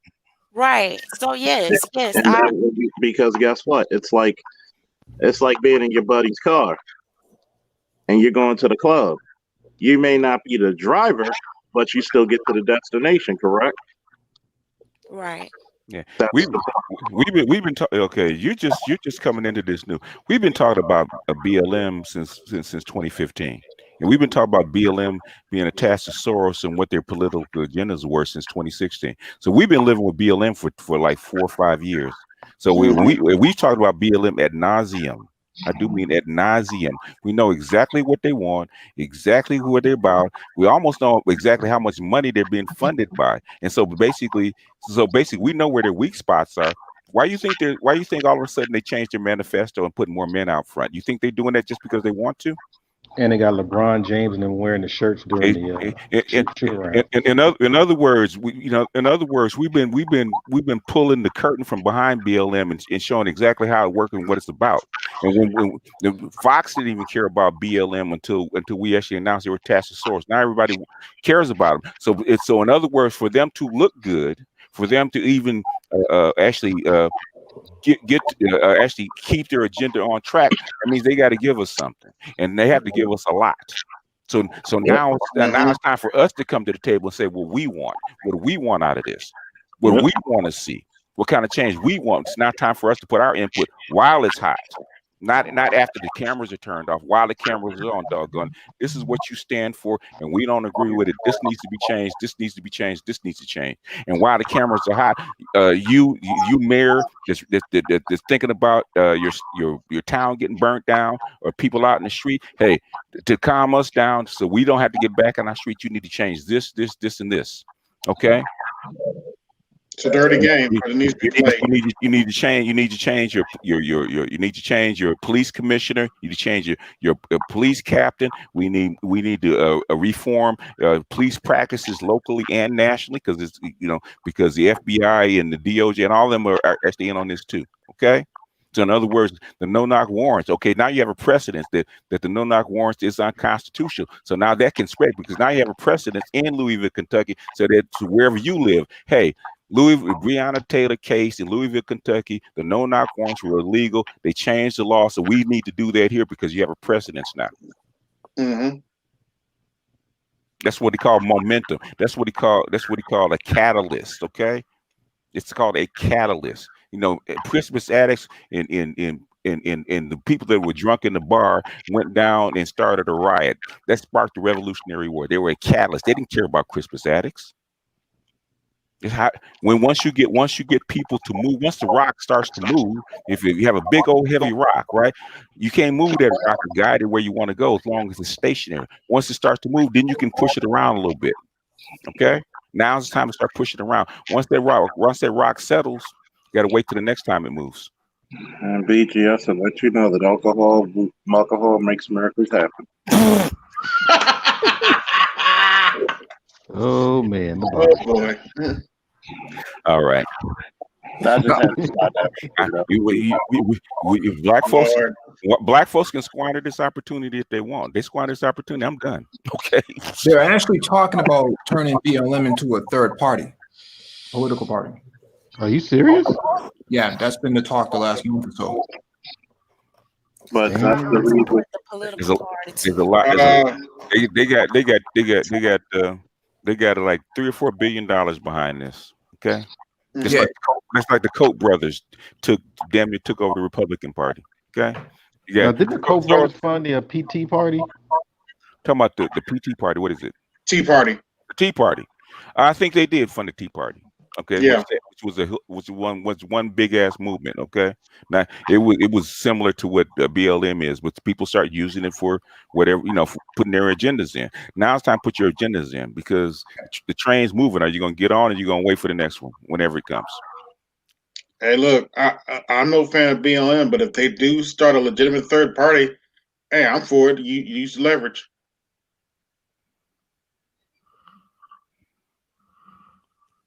Because I've seen too many times you get a black movement and people stagnate. Well, I don't know about this. I don't like this, and then the moment dies. Yeah. I'm tired of moment dies. I've seen it in reparations many, many, many times, right? People start picking at it, and then it dies, and then it said, okay, we got to wait for the next train. Do you think me saying that I don't support the Black Lives Matter movement is equivalent to saying that I don't support the national movement is equivalent to saying that I want any type of legislation or moment to die? And you didn't say that. What I'm saying is, you're saying, why should we? You're asking us. Why should we support it, and why should we get behind it? That's what you're asking, right? Mm-hmm. You're asking us. That's what I asked earlier. Yes, and how it was aligned. We didn't ask you. You asked us. No, I'm saying based on what you just said, that's why I'm asking. I wanted to clarify. Okay, I think you should, and I think you should. I think you should help shape it. Why? Because this is the moment that we have. This is the train that we got on, and we're lucky. We're lucky that the timing was right. Okay, fire's already started. What you gonna do? You're gonna cook, or you gonna put it out? Is that like saying hijack it? Yeah, I mean, it needs. You mean the change is you, sister. You're the change. I mean, you know, you being the one that kind of like go against the grain as far as like the things that they're proposing. I mean, you can really go in there and kind of make some changes. If there's more sisters like you, then, you know, we can really get some leeway with this because it's a feminist organization. It's a feminine organization, primarily. I thought y'all just said the guys like were taking over it. I'm not a That's not feminist. that's not what's being said. No, that's not what's being said. They're appointing selected guys. So the guys are already been cherry picked. They already know these guys are not going to go against the movement itself. So they're going to put these guys out there. They're just puppets. They're figureheads. Yeah, but if there's more sisters like you that are like in the middle of this movement disagreeing with that particular narrative, then you can be basically put into a position of basically moving the needle even further than what is being moved. We're just talking about basically positioning at this point. Like, what is the best position that we can actually maneuver these initiatives that's going to protect more black men? Because we're the ones dying. We know that nobody's for us. We're the ones that are actually being the ones that are being used to kind of lift up this particular movement. But you know that so we understand your points. We understand your sentiments. We understand your angst when it comes down to BLM more than most. But just like to what BGS was just speaking about, we did a program. I mean, you know, we did a program on this when BLM first came out with their initiative and read their whole manifesto and knew that it was a situation that was very, very problematic. But yeah, I mean, we already know this. So how can we move forward with some of the initiatives that are basically trying to reform? Either you're going to reform or you're going to tear down. Now, which stage are we in at this point? And that to me, that's a question. Because are you talking about reforming what is already here, or are you talking about tearing down and building up something that's new? And that's my point, and I agree with you, DC. And that's what I was saying. Like, even with your point about are we reforming or tearing down, how do you decide when you're not even the voice or the face to it, when it's the feminist or the white woman or the, you know what I mean? I just gave you a lane, sis. I said I'm agreeing with you. I'm agreeing with you.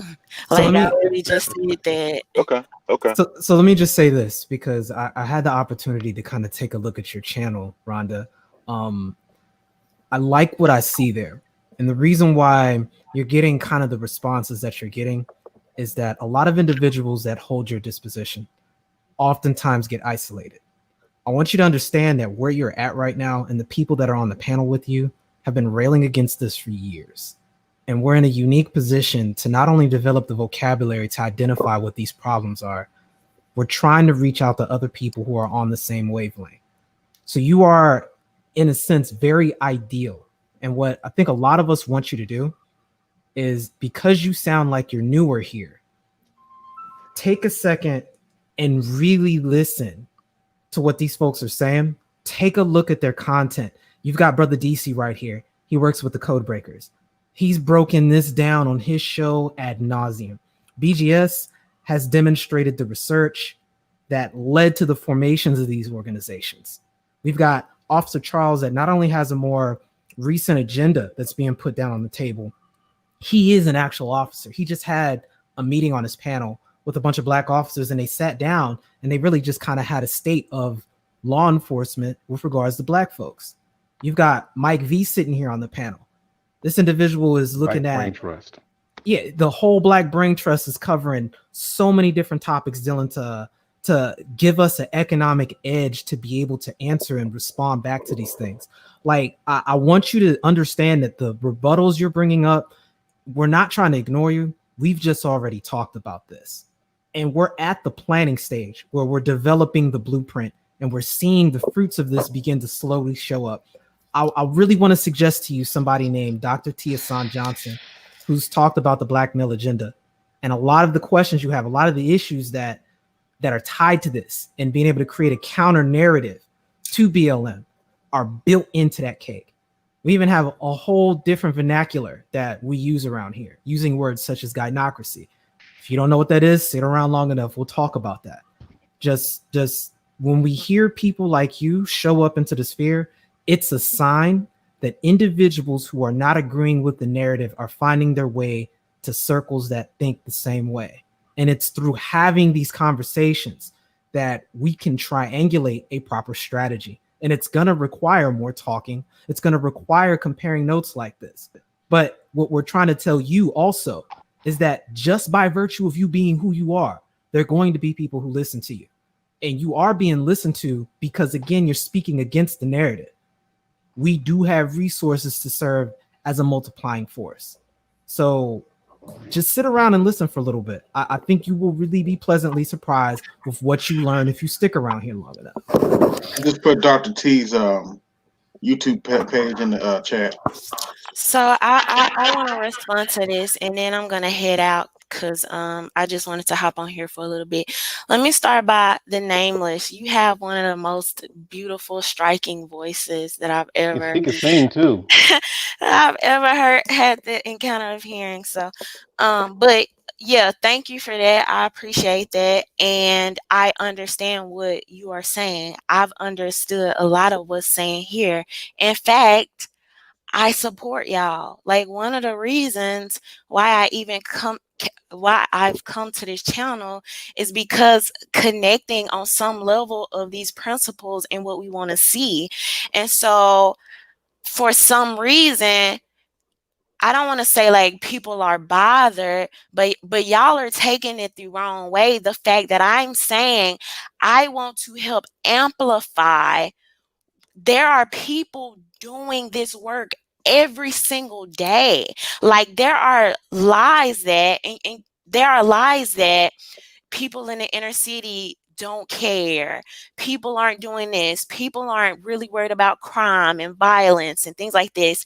And not only to the work that I've done, but even to your own testament, and shout outs to every single person on this panel doing the actual work. I want to find ways to highlight this, so much so that we make it a discussion. I'm not talking about with y'all. I'm not saying y'all are not doing the work. What I'm saying is, how do we get the general population?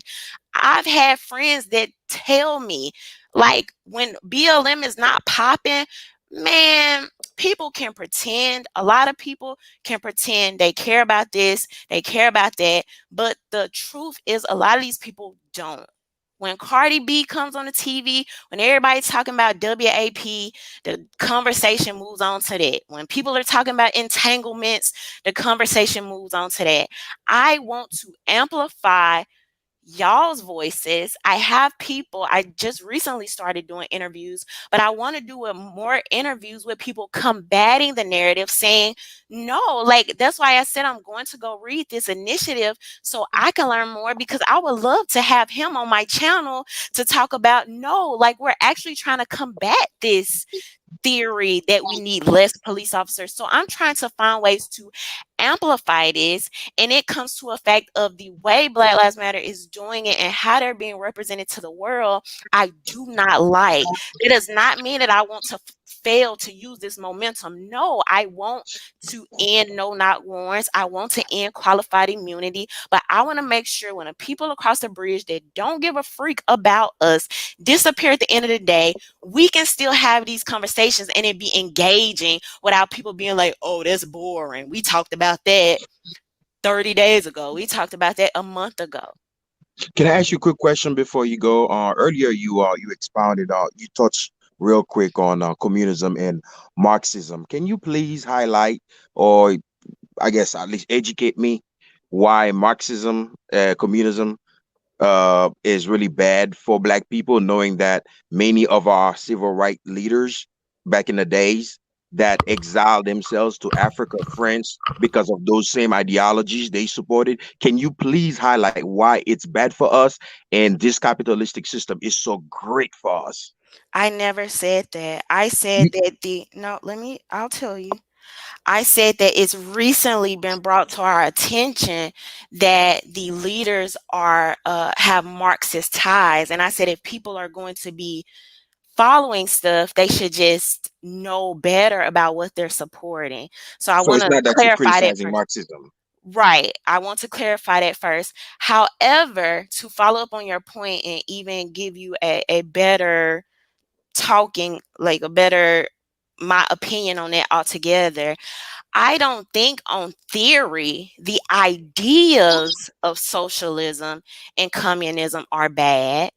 I think that the ability to manipulate and control people under this current system where people are so corrupt, you have politicians on a local level, a federal level that are so freaking corrupt. I do not have an optimistic viewpoint that could work, as opposed to when you talk about our ancestors who were more tribal, right? Like even if we're looking at our ancestors in Africa, it was more it was more community oriented. Everything was smaller. It was more tribal. You could directly hold people accountable, as compared to now with these local politicians. One of the issues we've been talking about today is it's so hard to get them to even move on issues. So I think it's just my lack of trust in this current system as it stands. The people, how they get there, and those things go into play of how just how I would see that panning out. And the most recent example I have of communism is looking at China, right? And when I look at all the things happening in China, I don't see how that would be beneficial for Black people in America. Yeah, is BGS still on here? I talked to her already. She said she does want to keep going with it. Okay. Oh, what was that? But actually, y'all, I have to hop off. I was just jumping on for a little bit, but I definitely am going to look over that initiative. Actually, Officer OT, I think that's his name. I would love to interview you for my channel. You have a plethora. You have a plethora because you got Black Brain Trust.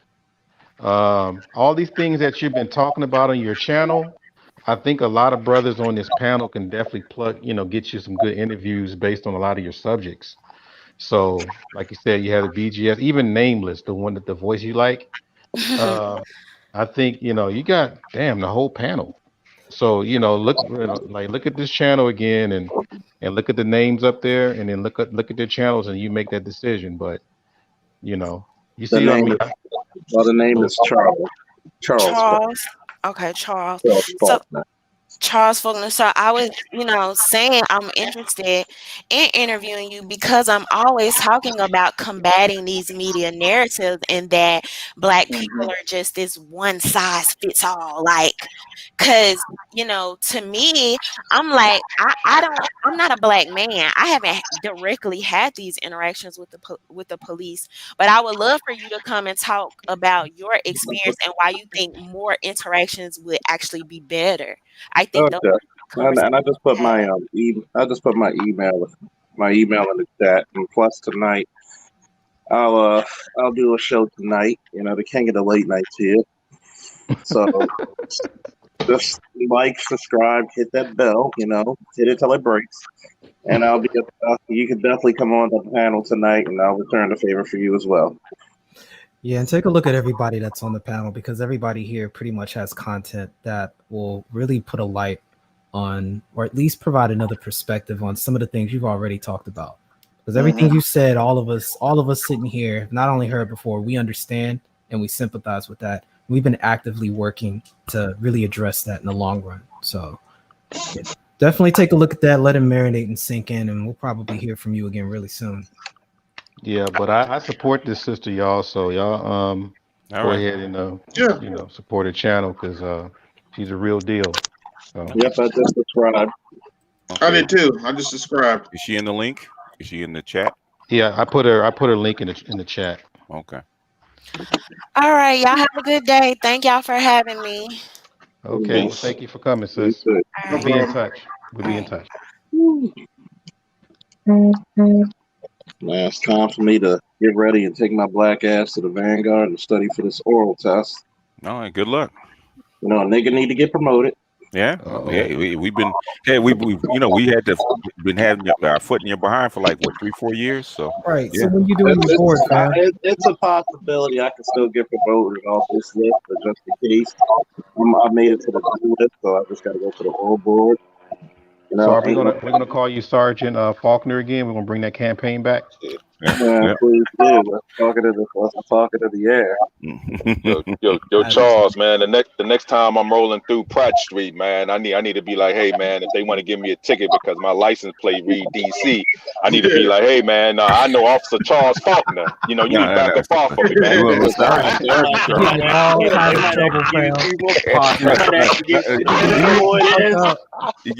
who it is that I cussed out? You might give me more. I know, right? Hey, you said you want to give you the ticket. Hold on a second. They can't stand when we roll it. They can't stand when we roll through there, boy. They can't stand it, man. I'm gonna show my Thundercat. They salty at the damn roads because they can't. Oh my God, bro! It's karma from driving. So Thundercat ring. And you know, depending on who she is, she may not give you a ticket. Oh man. And depending on who she is, she may give you more. Hey, my homeboy's like, hey, we're going to the horseshoe. I'm like, Hey, just tell him I know Officer Black Dynamite. Oh no. Who introduced You know what's fucked up? You know what's so fucked up? There are some officers that do not know me as Faulkner. They be like, yo, Black Dynamite. Oh it's so fucked up. It was so fucked up years ago. One of the officers introduced me to his family like Black Dynamite. His stepbrother in college now, about to graduate. And they still call me Black Dynamite. How you doing, Mr. Black Dynamite? Give me this hug. We didn't see you since we were little. I'm like, y'all really don't know my name, do you? Yeah, Black Dynamite. Right. You got a whole badge tag number with that shit on there and everything. It never fails. I get pulled over every single time I hit right when I get up off 295, man. Rolling right on through, man. By the time, oh my God, I can't take it. I'm like, that's because your ass doing like 60 and 25. Hashtag Route 1 life. Yeah, man, come on. No, I ain't driving through Elkridge or none of that. No, sir. No, sir. No, sir. I had one guy tell me, you pulling me over because I'm black. I said, no, I'm pulling you over because you almost hit me. It's because I'm black. Man. My gums are black. I need that code. I need that great initiative, that great Faulkner initiative to start. Like not now, but right now. Right now. Right. Yesterday ago. For sure, man. Because yeah. I keep telling people. I said what she said about we need less. I said that's the reason why you're the shit show you're in now. But see, Charles, a lot of us don't have the time to sit down and chop it up with you guys. And let's just be real. Most of our interactions with police overall have been negative or overwhelming. And even if we don't, communicate directly, the indirect is always negative. So, I mean, it's valuable having your insider view, which is why, that's appreciated. You know what I found out about stuff? And by the way, Basil Lucas, PLP fucking subscribers, motherfucker. He just popped up. But it's what I found out, even in Baltimore. People, it's popular not to like the police. Even if you've never been stopped by the police, if you don't say fuck the police because of your friend, they're gonna look at you funny. Right. It's weird because we're so much victims of our own environment that we don't even realize it. Well, You can't come out there and say, well, nah, I mean, the police cool. We play basketball, football, wrestling, we do all that shit. Oh no, fuck the police. Oh shit, fuck the police. And I don't know, fam. I was always Now, Charles, you have to realize how rare of a type of police officer, even coming on to chop it up with us and share what you can share with us is very unique, even for a black officer. Right. That is something that's not done on the regular, bro. So Because when you're we not the run of the mill officer. Trust me on that one. No, he's not. You're not. Because what we get is the Fox News iteration of that all the damn time, and we already know that comes fresh It's the with Sheriff bootstraps Clark and all the generation. stuff. Oh Right. yeah, by the way, fuck you, Art New Style, for telling me about Bama. Fuck you.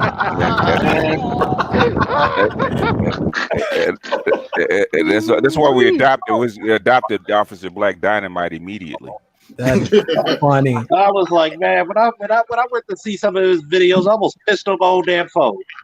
Hold But, on. you know, you got the Area- audacity to put that on in the background of your gifts on your He channel. got a vicious tap dance move, don't he? He got a slide in the He looked like, that motherfucker looked like Fred Astaire.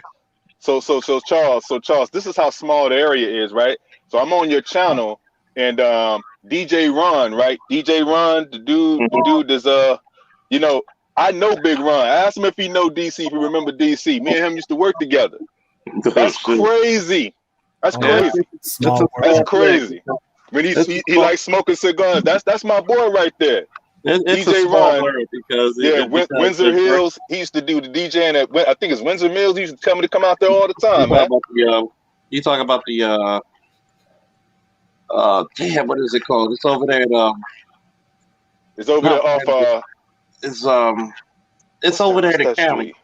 Yeah, right over there, at a high school. I forget the high school that is over there. Woodlawn. Yeah, Woodlawn. Yeah. It's the Windsor Inn. Yeah, Windsor Inn, that's it. Yeah, exactly. He used to be like, yo, come down and be like, man, you know, dudes be recognizing that DC smell on me, man, as soon as I walk in. He like, yeah, that's true. He's like, yeah, nigga. He's like, yeah, nigga, that's true. You ain't shit for that DC. It's a fact. It's a fact. People from DC and Baltimore, for at least we may crack on it. We may crack on y'all for wearing slouch socks, like y'all the Let's Get Physical video, but still. Hey, that's a fair critique, fam. God damn, that's funny. Every time, like my boy, he was from DC and he was wearing slouch socks when we were going to a club. Come on, man. Don't front on the slouch socks, my G. Don't do that. No, don't do it. Don't do it. You know, we just trying to keep our shins warm, man. That's all. We trying to keep our shins warm, Oh brother. my God, I'd be like, every time my boy went to Laurel, and he'd be like, "What's up, chat? What's up, chat?" He was like, "Man, that man's a Bama, yo. That man's like, if you don't sit your country ass down." I be trying not to say that all the time. I hate saying Bama, man. I hate saying It just happens though. Yo, he be young and Bama. Young and Bama. Right. Yeah, I hate fam. it. Out here lunching. I hate saying, man. Yeah. We even had BGS. We even had BGS saying it. He was on the program with us so long. He was saying, "God damn it, I'm fucking transfer my language." Breaking. Goddamn Bama. Goddamn Bama. Like, see, in Baltimore, we don't. But it's like when BGS say it, it's like it got an asterisk associated with it.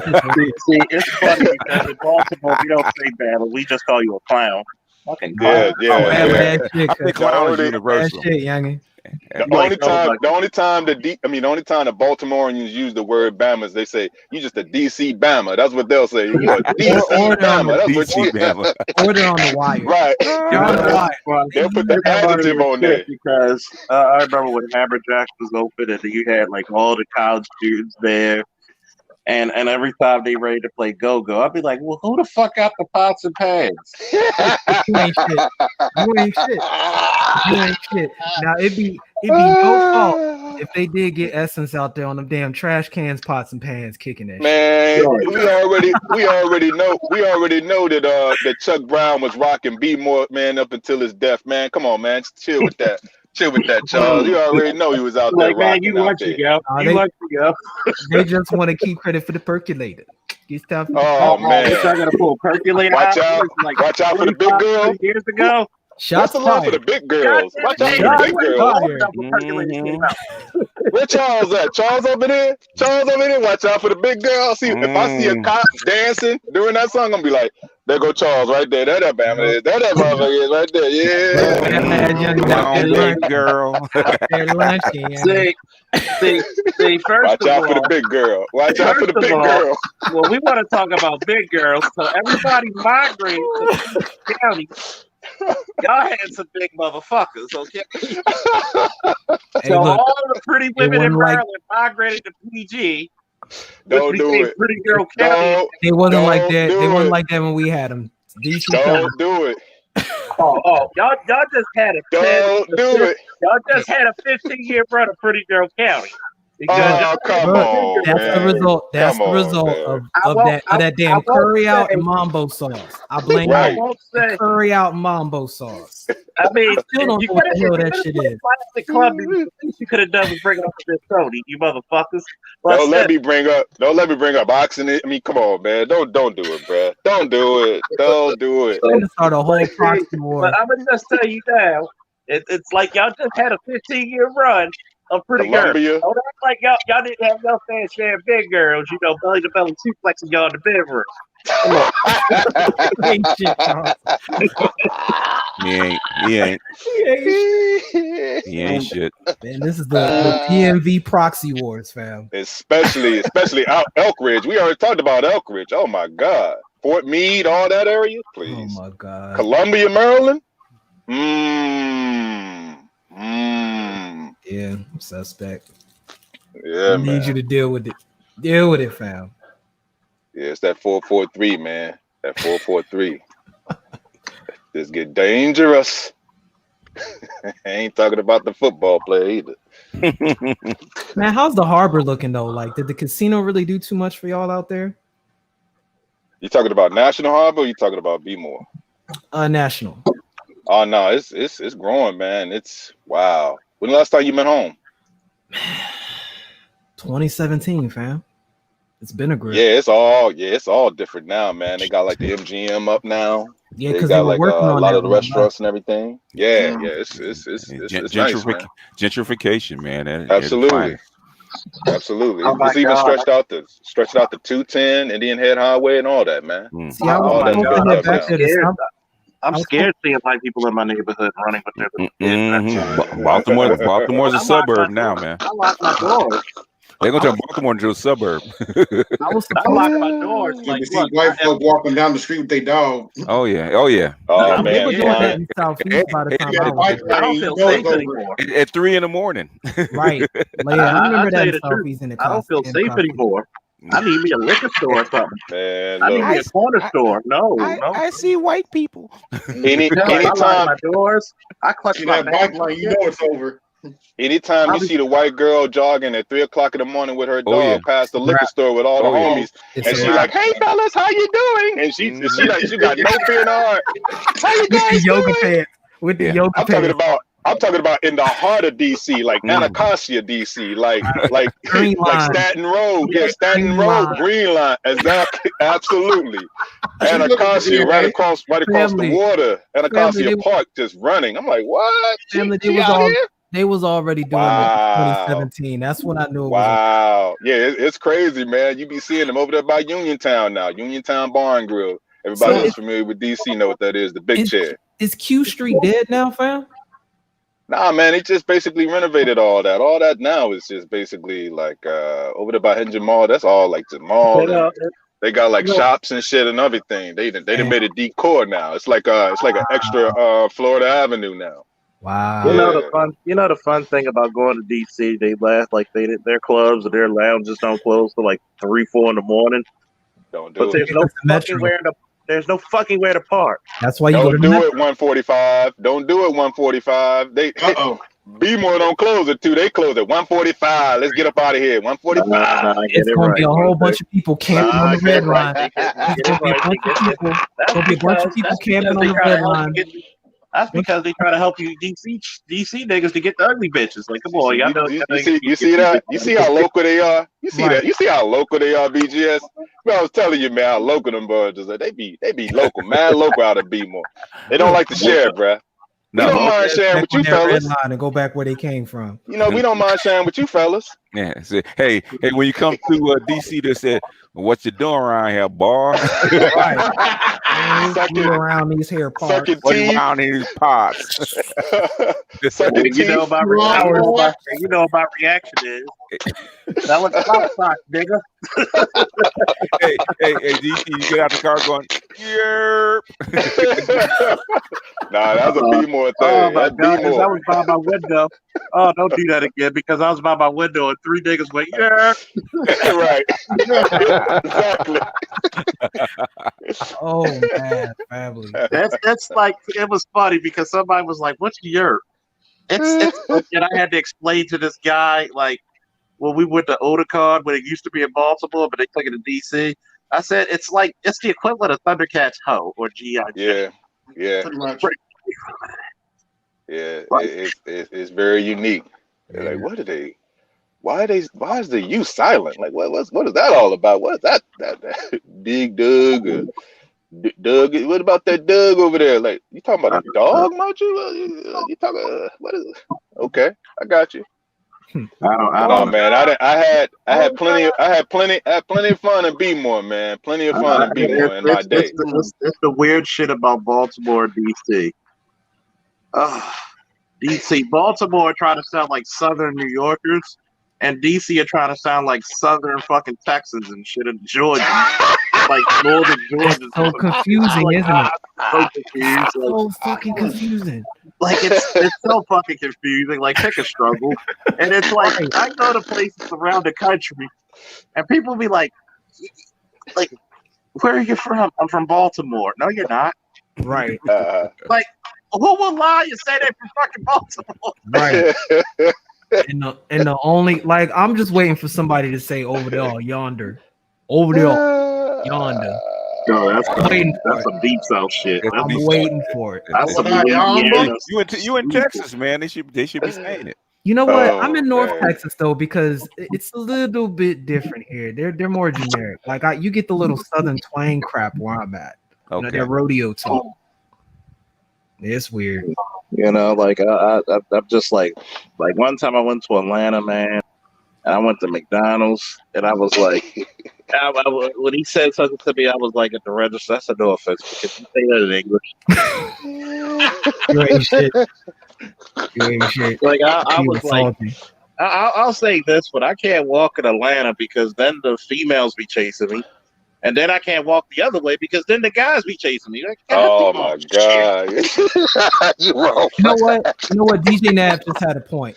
That's probably why you got so many goddamn freaking Cowboys fans in DC. You know what? Never mind. It's because the Redskins ain't winning shit. Let me Yeah, I can tell you about the whole history of why that's the case, but you know, that's only a native discussion. I won't get into that now, but we can see that on our channel. So it's a reason why that's the case. It's the reason why that happened.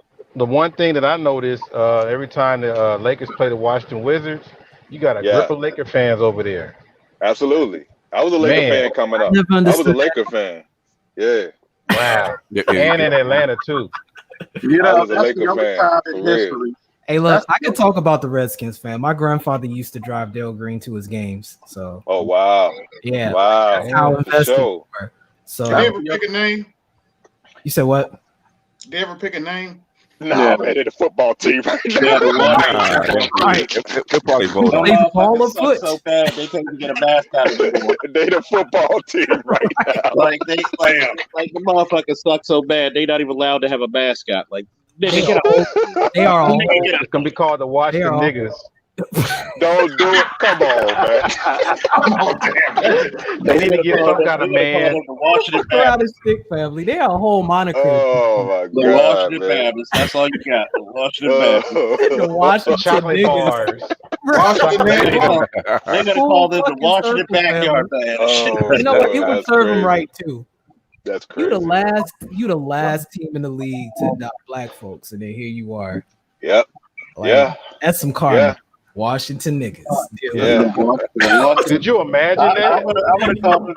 You might as well just call it the backyard man. That's all you need. Come on, hey, don't be blasphemous up here, bro. I call Don't foul. be blasphemous up here. Don't The do it. Washington Don't do niggas it, just made a Charles. touchdown. Don't do it, Charles. Don't do it, man. Don't do it, I brother. forgot Saudi. Don't do it. Don't do it. Oh, Don't what's do up? it. What's your meeting? They got Essence in there playing. Oh my God, CCB. It's You know what I'm saying? Little Benny and the crew. Touchdown. In fact, man. In fact, I'm gonna hit my backyard. The next time we come on, I'm probably go 15 minutes straight go before we even get that thing started. We're gonna get that thing cranking from the beginning. Just for you. Yeah. Oh my goodness. Southside.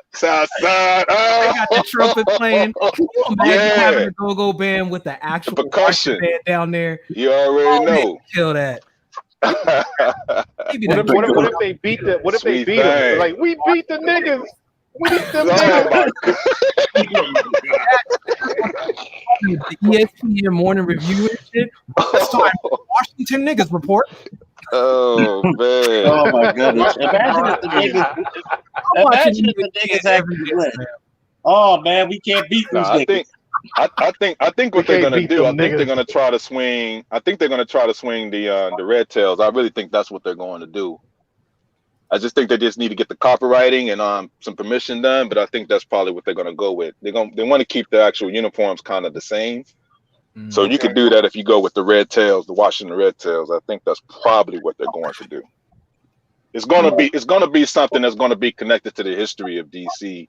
Well, you know, the Black history is so. So they're gonna have the Washington too high to park in this bitch. Shout out to the Verizon Center. God damn. It's outrageous, man. It is. It's true. It's outrageous. That parking is serious, man. And if you park somewhere wrong, man, you'll get your car towed. You be thinking that you done, damn man, did we park on Constitution? Damn man, I could have sworn we parked over here. And don't help. Like, your car be out of there, man. And then I gotta warn everybody in DC.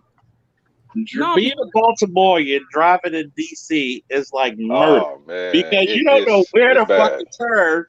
It's bad. You can tell when somebody ain't from there. Right. They got like 3 subsections of fucking streets. And then you don't know which way to turn. You like the GPS is like, nigga, I don't know. You be like, yo, it turn into a one-way, fam. You can't turn around. Like I've seen people turn around and I'm like, yo, you can't turn around right here. It's a one-way, dog. It's a one-way now. Those lights where you're supposed to turn at, like you can't even tell. Like you get about a quarter of a second. Like 3 subsections. Turn. Right.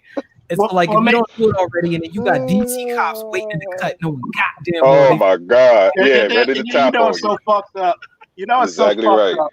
I hate it because every time I talk to a fine ass DC cop, they always fucking gay. Bitch had gray eyes, man. That shit funny. That shit fucked me up. I mean, she probably let you wear the handcuffs. I mean, she had an ass like an air conditioner. Falling in love with the light skins, boy. Them light skinned girls get you every time. Damn. Them light skinned girls get you every single time, man. Her They be in a badge, pocket though. her badge, her vest, and her name tag were in 3D. And she was like, well, you know, I would give you my number, but I'm in a relationship with my girlfriend. It'd be like that chick from Police Academy. I would have said the more the merrier. That's how you transition to that, Charles. The more the merrier. The one that she body slammed the dude and jumped on him. Always need a vitamin D supplement. Just tell it like that. Keep it moving. Man, I was trying to pull out all the stops like the more the merrier. Right. I was like, oh y'all fine shit. Like, especially when you go to like where I had to get my passport, and it was like wait a minute, like dark skinned chicks with like green eyes and shit. Light skinned chicks. Look at you, falling for you see falling for the octanes out there. Look at you. No, that was just that shit. Those were the 85s. Shit. They are packed in the freaking gym, family. They're packed in the gym. They all over, man. Yeah, we used to seeing them all the time, man. That's why it's like kind of. it's crazy, man. When I hear the struggle, man, of some of these other brothers, man, I feel for them, but I just can't relate. You know, can't relate to it. I can't. Hashtag no I can't trip, man. I can't even try to fake the funk, man. So I just Could be you like, imagine that that's not a conversation in the conversation bar for me. though? Like what just DC said, man, that conversation in the bar where it's like the dude's like, man, these bitches, man, I can't do it. And DC's like, I hear you, man. Let me go talk to this chick over here. Goddamn fact. Yeah, You know, that's so how I go. You know, That's so how I fucked go. up. You know, so fucked up. When I have my GPS on in fucking DC, why the motherfucker be using DC slang? Yeah, turn left, champ. Go straight, youngin. Go straight. People really look at you crazy down here saying that. Like, you fuck around and say that off a reflex. I have to hold it. But see, let me sit around some folks from DC for 10 minutes and it's over. Yeah, man. I don't feel bad because when I go back to Baltimore, the GPS be like, yeah, Tommy, go left. Said the GP. You ain't shit, Charles. Damn. Turn left, youngin. Like, yeah, turn like Baltimore. When I go back to Baltimore, yeah, turn right, dummy. You know, yeah. Grip, dummy. Right. Like, yeah, turn. Yo, come on. Like, yo. Yeah, they'll say, yo. Like, how the fuck yo. GPS gonna be like, yo. If it ain't damn, yo. All right, yo. It's yo. They got an Ebonics 2.0 upgrade in the goddamn GPS. Oh, it's even worse. It's even worse when I go to Virginia. We've been joined by Professor X, known as Prophet of Thought. Peace. Xavier. Good. Did he come up? What's good with it, Brother Art, Brother Mike V, Brother Faulkner, Brother AB, the Master Teacher, my brother TNP, DC, the Code Breaker. What's good with it, brothers? What up, what up, what up? What's good? Same old stuff, man. It seemed like y'all was having too much fun up here, man. I had to come up here, man, and get involved, man. Too much fun. Nah, we just talking about everybody. We just talking about everybody in DC used to wear slouch socks. That's all. Yeah, we having a little roast session on the DMV. You know, that's how it go. You know. Yeah. We can talk about each other, but nobody else can. So that's how we roll. We do got detailed every year. We do got each part of the Triforce up here, don't we? Yeah, you know, it's like, goddamn, where the fuck Lincoln you need? That's funny. DC, you got Maryland. Right. Where's Virginia at? Who's Virginia? I'm from Northern Virginia spot, so. Oh, okay. Yeah. Damn. Yeah, it's all represented. Like I said, it's all represented. I can tell you why he's not there anymore. A fucking one check house is like $3,000 a month in rent. Family. That shit is high. Northern VA is high than a mud. That jump, man. Oh my god. Everybody's moving down to Dumfries. They're moving up to Springfield. You got to go to Weston. Yeah, you got to go to Weston, Woodbridge. Man, we got my house out there starting at $64,093, right? This crap just reappraised. It just reappraised. It's got to be $500,000. It got to be $500,000. 450,000. Yeah. Like literally, you would think of like in Northern Virginia, a vacant house would sell for $300,000. It's crazy, man. Like it's crazy. And it's like they have nice houses, like all brick houses, very beautiful houses. Can you hear me? You look at the price tag, you like. Yeah, we can hear you, Art. Yeah, we can hear you. Yeah, I can hear you, Art. Yeah, we hear you, family. Unless he muted himself. No, he dropped off. I guess yeah. Oh, okay. He'll be back. I'll be like, man, Northern Virginia, beautiful houses. Like a vacant house to sell be like $200,000 for a vacant. I mean, windows bust out, door kicked in. You got crackheads still there, $200,000. It's really. Like, god damn. Yeah, but that's the whole story of the region now. Like DC really is about to get hit by that if it isn't already. What you mean? Gentrification? Or talking about what? Just hiking up the prices like that on no, that's been done. No, yeah, that's been done since 2005, man. We've been going through that. So that's already done. it's very expensive. And guess who's Extremely. following that? And guess what city's following? Baltimore. Yeah. I guess Every time all y'all three of say us. DC. Oh, go ahead, fam. I guess if we combine our powers together, we'll all get a half decent football team or something. You know. Hey, You know what's fucked up? You know what's fucked up about DC and Baltimore? Oh, y'all got a kick-ass baseball team, but a shitty ass football team. Hey, look, that's why Don't forget, don't sleep on the hockey team either. The hockey team, You got the more- truth, homie. You got more black hockey fans in DC than the entire country put together. Yeah, we love the hockey. Yeah, we love the hockey squad. You know, the hockey squad. I'll put it to you this way: it's funny because the only sports team Shout out to in the O'Reilly's. nation, the only sports team in the nation that ever had the truest name for their sport was the Baltimore Bullets. Ooh.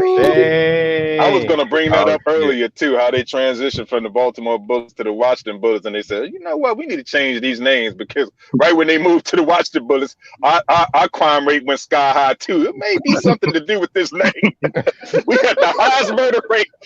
We outdid Baltimore that year. I remember that. 91, 92, 93. I was like, God damn, what was your theme song? Bow, bow, bow. We be busting. It was like brothers were dropping for nothing out that joint, man. During that time, I was just like, man.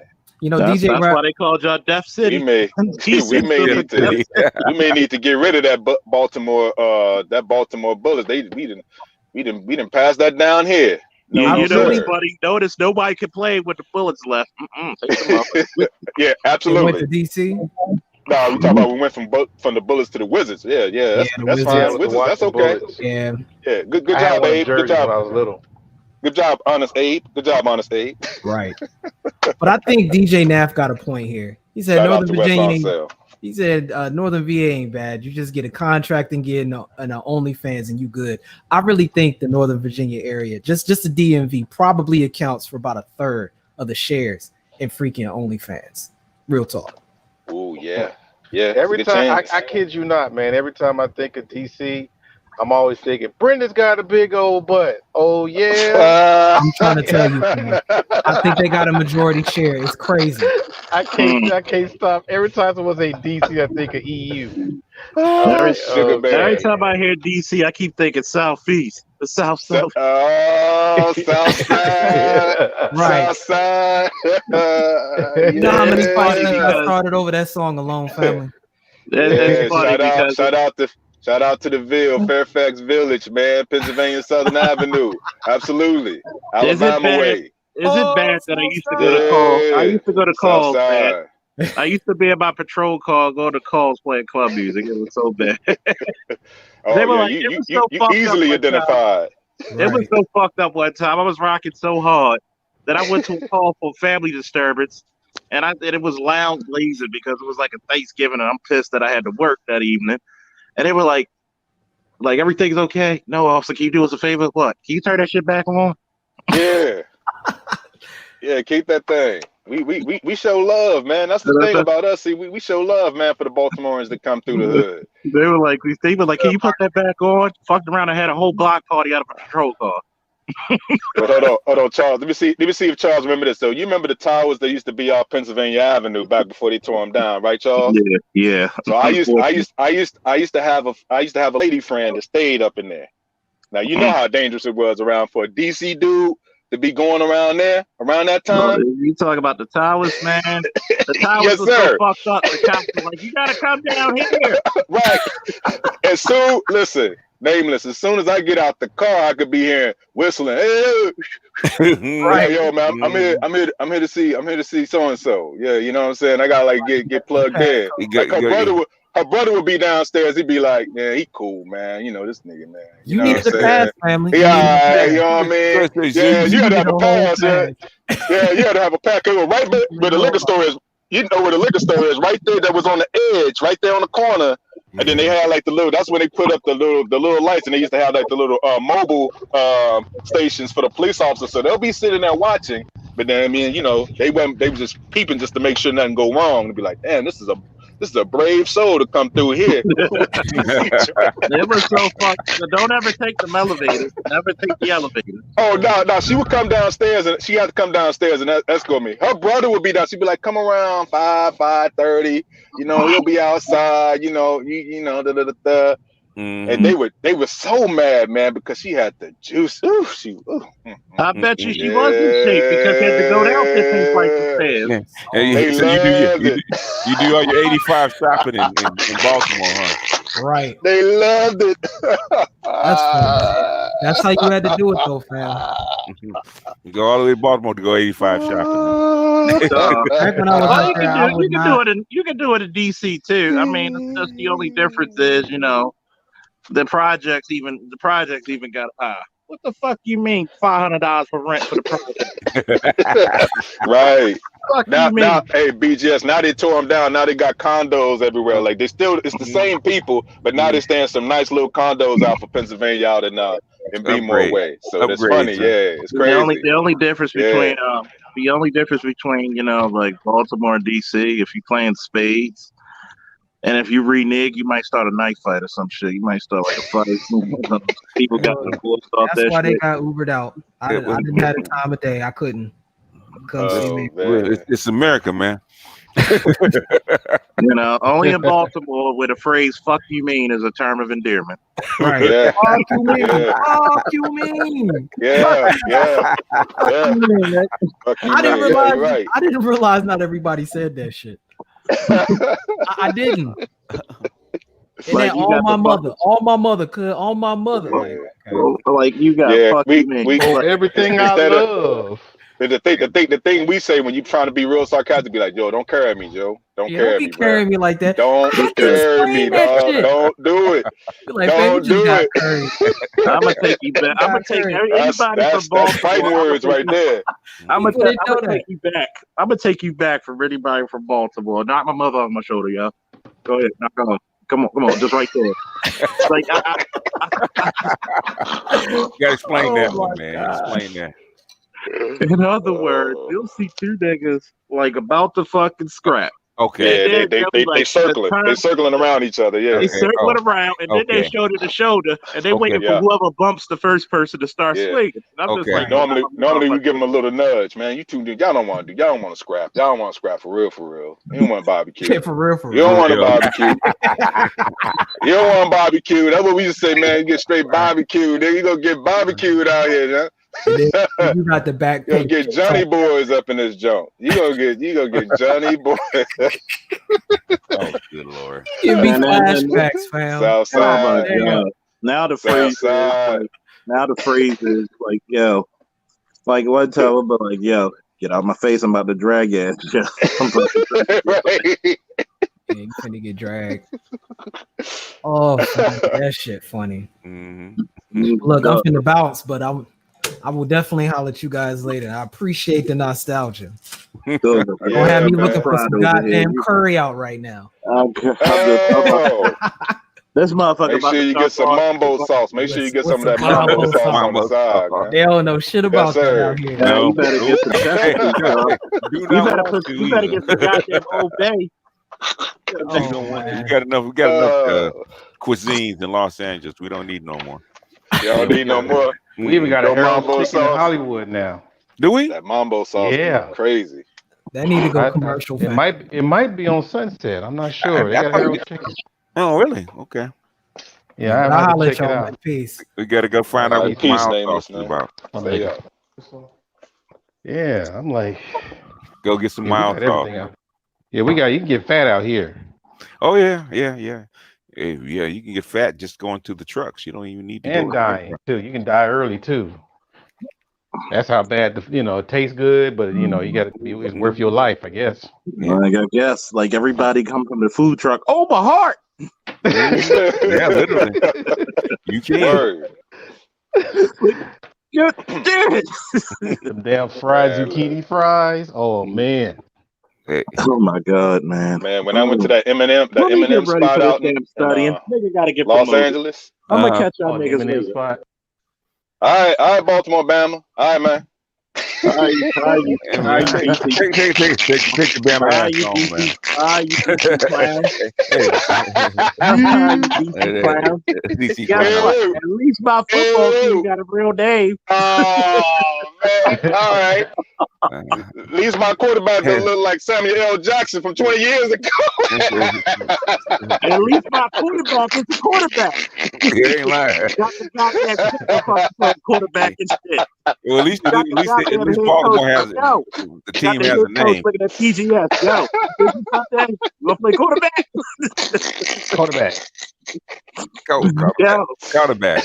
Oh man, that motherfucker, they thought a quarterback was a goddamn refund, man. When I say there's some snakes on this plane, there's some snakes on this motherfucking plane. Oh man. Oh my I hope God. they die in hell. And I hope they die in hell. Y'all know the motherfuckers that make more quarterbacks than a whore been through dick, man. Nah, I fucks with Lamar Jackson, the man. I love Lamar, man. Oh, Shout man. out to Lamar Jackson, man. No, I love Lamar. I ain't gonna even front, dog. I be rooting from afar, but yeah. He puts a smile on my face, man. Yeah, So we see a salute little purple on your shirt. Salute to the youngin. Yeah. Salute to the youngin, man. I've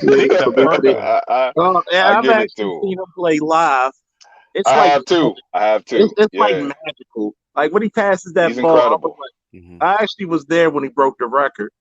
When he broke Vic's record, and it was funny because when he passed the ball to Hollywood Brown, it looked like magic. Like the ball just went in a perfect U and that arc, and it was like, I bet you he caught that motherfucker in bounds. And I was It's amazing because people don't understand how powerful his arm are. He just flicks the wrist, and that joint just shoots out of his arm, going 50 yards. It's so effortless. It's like, what? And I'm People like, don't realize how damn. fast he is. He doesn't until you even see him wind live. up.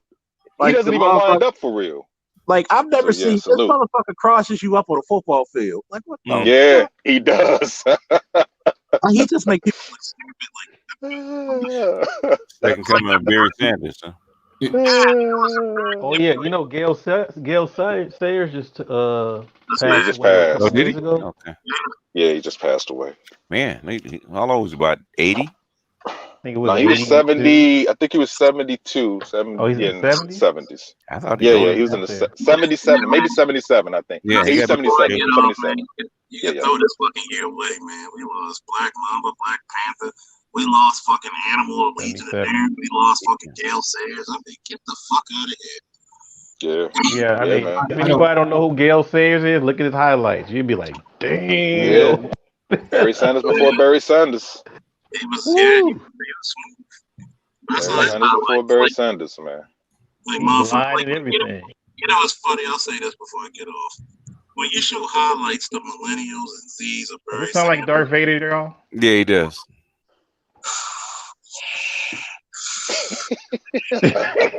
Darth Vader getting high. You don't Or having sex. You don't have the voice for that, young man. You don't have the voice for that. Yeah, you haven't heard me waking up or just getting finished having sex. TMI. That's not what she's saying because she's unconscious. I'm gonna let her have it, yo. On that note, I'm out. Let her have it. That's Yeah, hilarious. I don't mean to change the energy of the conversation, but I want to ask you, yes, what's your opinion on this? The Pentagon spending $1 billion of the stimulus on weapons and ammunition Is probably a stupid move, and the guy that actually did it in this environment should be fired, because that's going to come out and it makes the Pentagon look bad, and the Pentagon can't afford to look bad when the budget is probably going to get slashed. Yeah, not a good move. It's stupid. Get all the money that you have, you know, allotted to the Pentagon. Why are you going to steal money from from an allotted amount? That makes sense. For what war do you need it for? That makes sense. For who? Syria? Yeah. Not really. Come on, man. No. Basically, it's keep the contractors rolling. That's what it is. Yeah. But that's a stupid move, man. It looks bad. So somebody's gonna get demoted. Mm-hmm. Well, but according to the Hood Conservative, we need smaller government. Yeah, I thought the Hood Conservative was doing some homework, man. He was going to get more informed before he jumped back on and well, he hasn't jumped back Yeah. on, so he's gonna get more informed. He was riding with Rhonda Mary, then you start talking more, and he was like, we already know what that is, man. It's amazing what happens when an attractive young lady come around, man. Oh my goodness, man. Just a few minutes before she came on, it was, Lord have mercy. The thirst is real. Yeah, just it is crazy. And you want to talk about red pill? None of you brothers are red pill. So we got some. Y'all get on it just because he was at home doing push-ups right before she got on. None of you brothers are red. I know. You just need some attention. And what? Hey, what did they still did MGTOW say? One blowjob away. Oh my! It's even worse than that. One conversation away. One acknowledgement away. Hey, the blowjob is you full-fledged simp mode. Hey, did he was he doing push-ups and putting on cologne before she got on? Who? I said, was he doing push-ups and putting on cologne before she got on? Probably so. I mean, he had some nice things to say about it, and she started talking more. I guess on the behalf of black people, he was y'all make her into a Marxist. I know, was like, right? Really? Like, come on, it's funny. They throw these terms out there, Marxism. Because I see him in the comment section. He says communism. These terms, they sound cool when you say it, but until we actually reveal the true definition behind it, then you start to see how stupid you look. I'm like, wow. And shout out to Smitty for the Cash App. Appreciate you, fam. And shout out to BGS. Appreciate you for the Cash App. It's for the Bammers, man. For the Bammers. I would find a theme song for that. Yeah. Country, country. And you jockers could take that where you smoke it, because if BGS was ever going to move anywhere else, it would be DC, not anywhere else, yo. There it is. I'm gonna make a lot of. I'm gonna make a lot I wanted to ask you about Michelle Rhee, flip man. their head, man. Go ahead. We had to study about Dr. Michelle Rhee over there, how she was closing down the schools and stuff and firing a lot of teachers and administrators. Yeah, man. And I was trying to figure out, hell, is that good or bad? Well, there are a lot of charter schools out here. Yeah, she champions those. So that goes along with the whole thing of school choice. But see, here's the problem is what we're going to do with the rest of the kids that are left in these public schools. Like the public schools are going to become just like way stations of just babysitting. Okay. And they're going to just be focused on discipline. That's why I brought it up, during, I think it was the last time that we was actually having this conversation, that a lot of the issues that we were experiencing in DC is for the kids that don't get chosen, because like even my daughter goes to a charter school. It's like we was fortunate enough. I got some strings pulled, of course, to get her in the best charter school, in DC. But that is not common. She is like one of the only, I think it's maybe like, now we talking about Washington DC, there may be like 5 black children that's in the class. We're talking about close to like 25 to 30. Yeah. And that's virtual. I can see it on virtual, like when we go on to, do the schoolwork or whatever. But yeah, it's a challenge, man. The school choice is a challenge because you got to open it up for all students. You can't be just primarily focused on the black children like the focus should be. Black children, black boys in particular. So we have tried to move that needle, but it's very, very hard, very, very difficult when you're dealing with a large population of kids that are not going to be educated properly.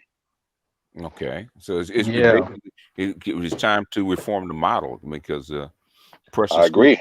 Present school system is a 200-year-old model, man. Over 200 years. So it's time to reform the model a little bit. You got enough tech, especially in DC. It shouldn't be that big a deal. I'm sure there's 5G all over the place. It should have enough tech. In fact, we are actually the school that my daughter goes to, they're Mhm. actually trying to reform the model to where it's more not performance based, but it's not grade based. It's more like kind of like learning and kind Mhm. of testing out the skill set and kind of being more individualized to how the kid learns. Mhm. It's so difficult to get away from the original pressure, school system, but the pandemic is helping in that endeavor because they got to come up with multiple ways to kind of get kids to learn, because a lot of the boys, you can see it's very difficult for them to stay still. They can't sit down in front of the videos, and we're talking about kids between the ages of 3 and 6. Mhm. It's hard for those boys to just sit still in that kind of environment, especially if it's on video and you don't have Yeah. people there to kind of physically be able to kind of deal with them directly. So Yeah. Did you guys ever? Do you ever look up the flipped classroom? which one? Flipped classroom, where you do part online and part in front of an instructor.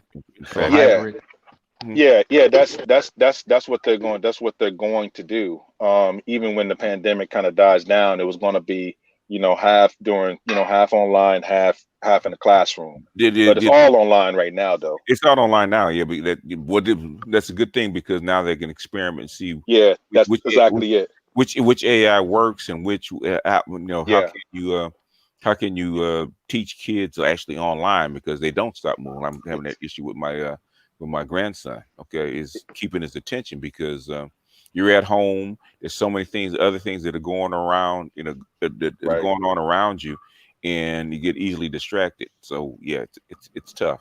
But like I said, with my model, the flipped classroom was basically when the 4 hours that you're home, depending on the parents, is you actually look at the lectures, the same lecture the teacher's going to do, and then when you get to the classroom, you have a breakout. So instead of having one teacher, hire you a couple TAs from the local colleges that need jobs, right? And do breakout sessions and make it more like a work study. It's not a work study, but a study session when you get into Yeah, classroom that's and the teacher lecturing.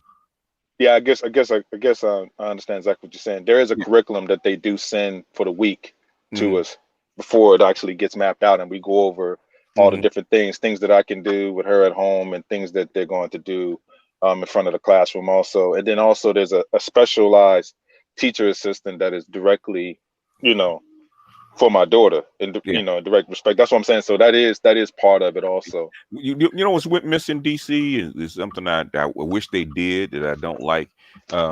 Teachers when they start a semester, they have a roadmap of what metrics, where they're trying to go with the kids, and what metrics that the kids should hit, right? And what I'm Those what I'm called finding, benchmarks. what benchmarks? Well, these metrics, benchmarks. Well, in other words, Art knows when he begin of the class where he wants to start the kid, his kids, and where they should end up, what the end goal is, and what skills they should have acquired, during the semester. Right. Thing is, parents don't have that, so we have no idea where the teachers are going, what are they trying to teach, and where the kids should end up. And I think that's something that we should ask for, because every time I ask for it, they say, "What are you trying to teach this kid?" In other words, what skills should he have at the end of the semester? So since we have them, we have all this time. There's extra things that we could be giving the kid, extra skills we could be teaching them, because we know what they're supposed to be learning, or where they're supposed to be, where they're supposed to end up. Thing is, the teacher has a roadmap, but the teacher doesn't share the roadmap. Yeah, I always encourage students to have their parents hang out with us. Okay. As long as they're not noisy or nothing, but just hang out and, even take some of the stuff, whatever, be a part of the activities. Mm-hmm. I'm not sure if they're doing it, but I'm always encouraging that. Yeah. I have nothing to hide. Yeah, the other aspect is the leveraging of machine learning and artificial intelligence as tutors, as teaching assistants, because you don't need. But that's hit and miss. What I'm saying is teaching assistants is one is that the kids interact better with human beings, because they're human, right? Yeah, And that's true. that's the thing. I'm problem. Yeah. The AIs are okay. Okay, the AIs are okay, but the thing is, the AIs don't connect, or at least to this point, do not connect with the kids very well so far. That's why the teaching assistant needs to be there. So when we do a breakout session, the kids do respond to human beings better so far. Right. That's true. Yeah. So trying to replace teaching assistants with AIs, at least for the short term, I don't think it's going to work very well until the AIs actually get better. So far, Well, it's not to replace, but it's to complement, you know, Yeah. as additional artificial human resource. Yeah, well, you know, the thing is that with the lectures and then some of the skill routines are good. That's fine. I'm not. For me, is maybe I'm too picky. I don't particularly like them so far because it's how can I say it? It's not, to me right now. It's not adaptive enough. Right. You know, because iReady, which is a lot of people use, and I have a couple of others that I run on the kids, and they're not ready for prime time yet. It's good to actually have them run over skills and stuff like that. It's fine, but the thing is, I think they still need their classroom time. Just, you know, because this society is so adapted to the Prussian school system and the Prussian school setting. It takes a minute to get these kids resocialized to something else. Okay. And I say, so for the AI, I think they're learning what works and what doesn't, and what mix of screen time or teacher time and having the AIs actually teach the kids. I think that's they're learning about it. But the thing is, it's a good experiment. So yeah, far. when I was in Africa, there's some brothers out of Kenya who created this classroom in a box. Yeah, I've seen that. Yeah. Yeah, and so there's some other brothers in Haiti that did the same something similar. They've been doing it in Ghana for a while. Yeah, box. Yeah, they've been doing it in Ghana since 2010, I do believe. Yeah. Yep. They've been doing it for a while. Yeah. Yep. Yeah, they pull out these tablets that are, for the people who listen to this don't know what we're talking about. Yeah. The box itself. It's a container, basically. Yeah, the box itself is a container that holds like 20 tablets or something like that. Yeah. And the box actually has a 4G modem to it. Yeah.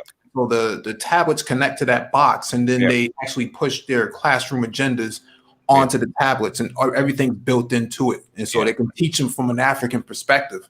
Wow. And they can bring in remote learning, remote what is it, lecturers and stuff like that to the kids. So yeah. Yeah, it's all. Are they doing that? Are they doing that over here by any chance? I never heard of that before. No one has bought it yet. Well, the thing is that what did Quigley say? Basically, fertile ground is where the new ideas get a chance to actually sprout up. Here you gotta fight. It's a lot of red tape. Well, you gotta red tape. You gotta get through. The teachers union have a lot of power. Yeah, they do. Yeah. And some people like art will actually adjust to it a lot faster because his skills are up to par, and he can actually figure out what will help the kids and what won't. We had a lot of teachers that are wedded to their own their old way of doing things and don't want to change or not able to change, and they're afraid that if this stuff comes in, they're going to lose their job. So they push back on it. Yeah. And so it is a successful platform, DC. What they found out, and the kids actually learn. You have kids who have never touched the tablet before, and they're picking it up in a few hours. Yeah. And so, it is a successful platform. They're surpassing the United States in terms of actually there's a literacy, not a literacy, social progress index that came out during the United Nations. If you look at the 75th anniversary this week for the General Assembly, they're talking about the United States is like 52 in terms of education around the world. The classroom in the box is like he says, they had to find a way to get to these remote areas in the most cost-effective way possible, and this is the absolute most cost-effective way you can actually teach kids. Give them one or maybe a teacher and assistant, and I think it was like 20 kids fit in the container. Yeah, I'm gonna look for that information. I'm gonna see if I can submit that to I'm kind of like a little bit over our parents, our PTA that's with the school that my daughter goes to. So, they're up for suggestions, or at least they say they are. So I'm really willing to kind of look into that, because I'm really concerned about the one black boy that's kind of like, even just noticing he never gets called on, and we have a black teacher, female, but it's I get it, man, but it's, I don't want to get into that, but it's a difficult thing because I could see him not feeling a part of the school. You know what I mean? You know what? The one thing I because I've sat in on a few of my grandson's sessions, right? One thing I'm learning about Zoom, since it's on Zoom, the teacher has to pay attention to all the children in the classroom and make sure that they're looking up. So because they're right at the webcam, she can see them all at once. They actually are getting more one-on-one time with the teacher than they probably would in the classroom setting. Yeah. So what I do now, because my daughter gets called on a lot, I would tell her to say hello to the board's name and say, hey, when she waves and she introduces herself to the class, I tell her, say hey to so-and-so, and then she'll say that, and then it kind of like gets everybody else interacted with him, because I don't think you can just see it, man. It's just, it's sad, you know what I mean? Because this is early, you know what I mean? This is early where you start to see the separation, and it's not, I don't even know how intentional it is, because I'm pretty sure, I don't know his situation with his parents or whether the father's around and stuff like that. I am one of the only males that are kind of like involved in the whole parent thing, but it's like it's becoming difficult, man, because I'm like, damn, I'm trying to tell people, like, you can go to these schools, they're offering free computers. If you don't have a computer, they'll give you a computer, they'll give you the books, they'll give you the curriculums. You got to ask for it, because some people are not going to open up to you. If you want to have a parent conference weekly, you could do that. You can schedule it. That is mandatory per DC guidelines. It's not, they can't deny you that.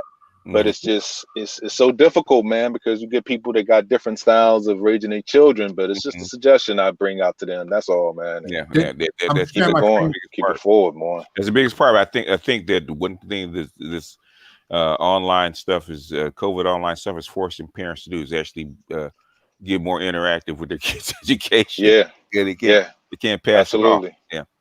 I got a whole classroom set up for my little one, man. Whole classroom set up for her. Everything. I'm sharing dates, my numbers, all of that. Yeah, I'm sharing my screen. I'm sharing my screen right now because I found it right here. It's called Brick. Okay. Yeah, so Brick Education, turn any classroom to a digital classroom. So it comes with would have be named Brick? Brazil, Russia, India, and China, and South Africa. Yeah, it was BRCK, but it's 40. 1 second. Let me. Did you put it up already? Oh, here it is. Oh, nobody can see it, huh? Not yet. Yeah, I can't see it. Okay. Oh, can you see it now? Okay. Yeah. We see it. Okay, yeah. So this is it right here, BRCK Brick. And so it comes with 40 tablets in the container, like B just was saying, and it's called a Super Brick. And so it does everything. It charges the tablets and it connects it to the internet. Obviously, because they don't have the infrastructure laid out for fiber or copper. And so it's running off of 4G. It's plug and play.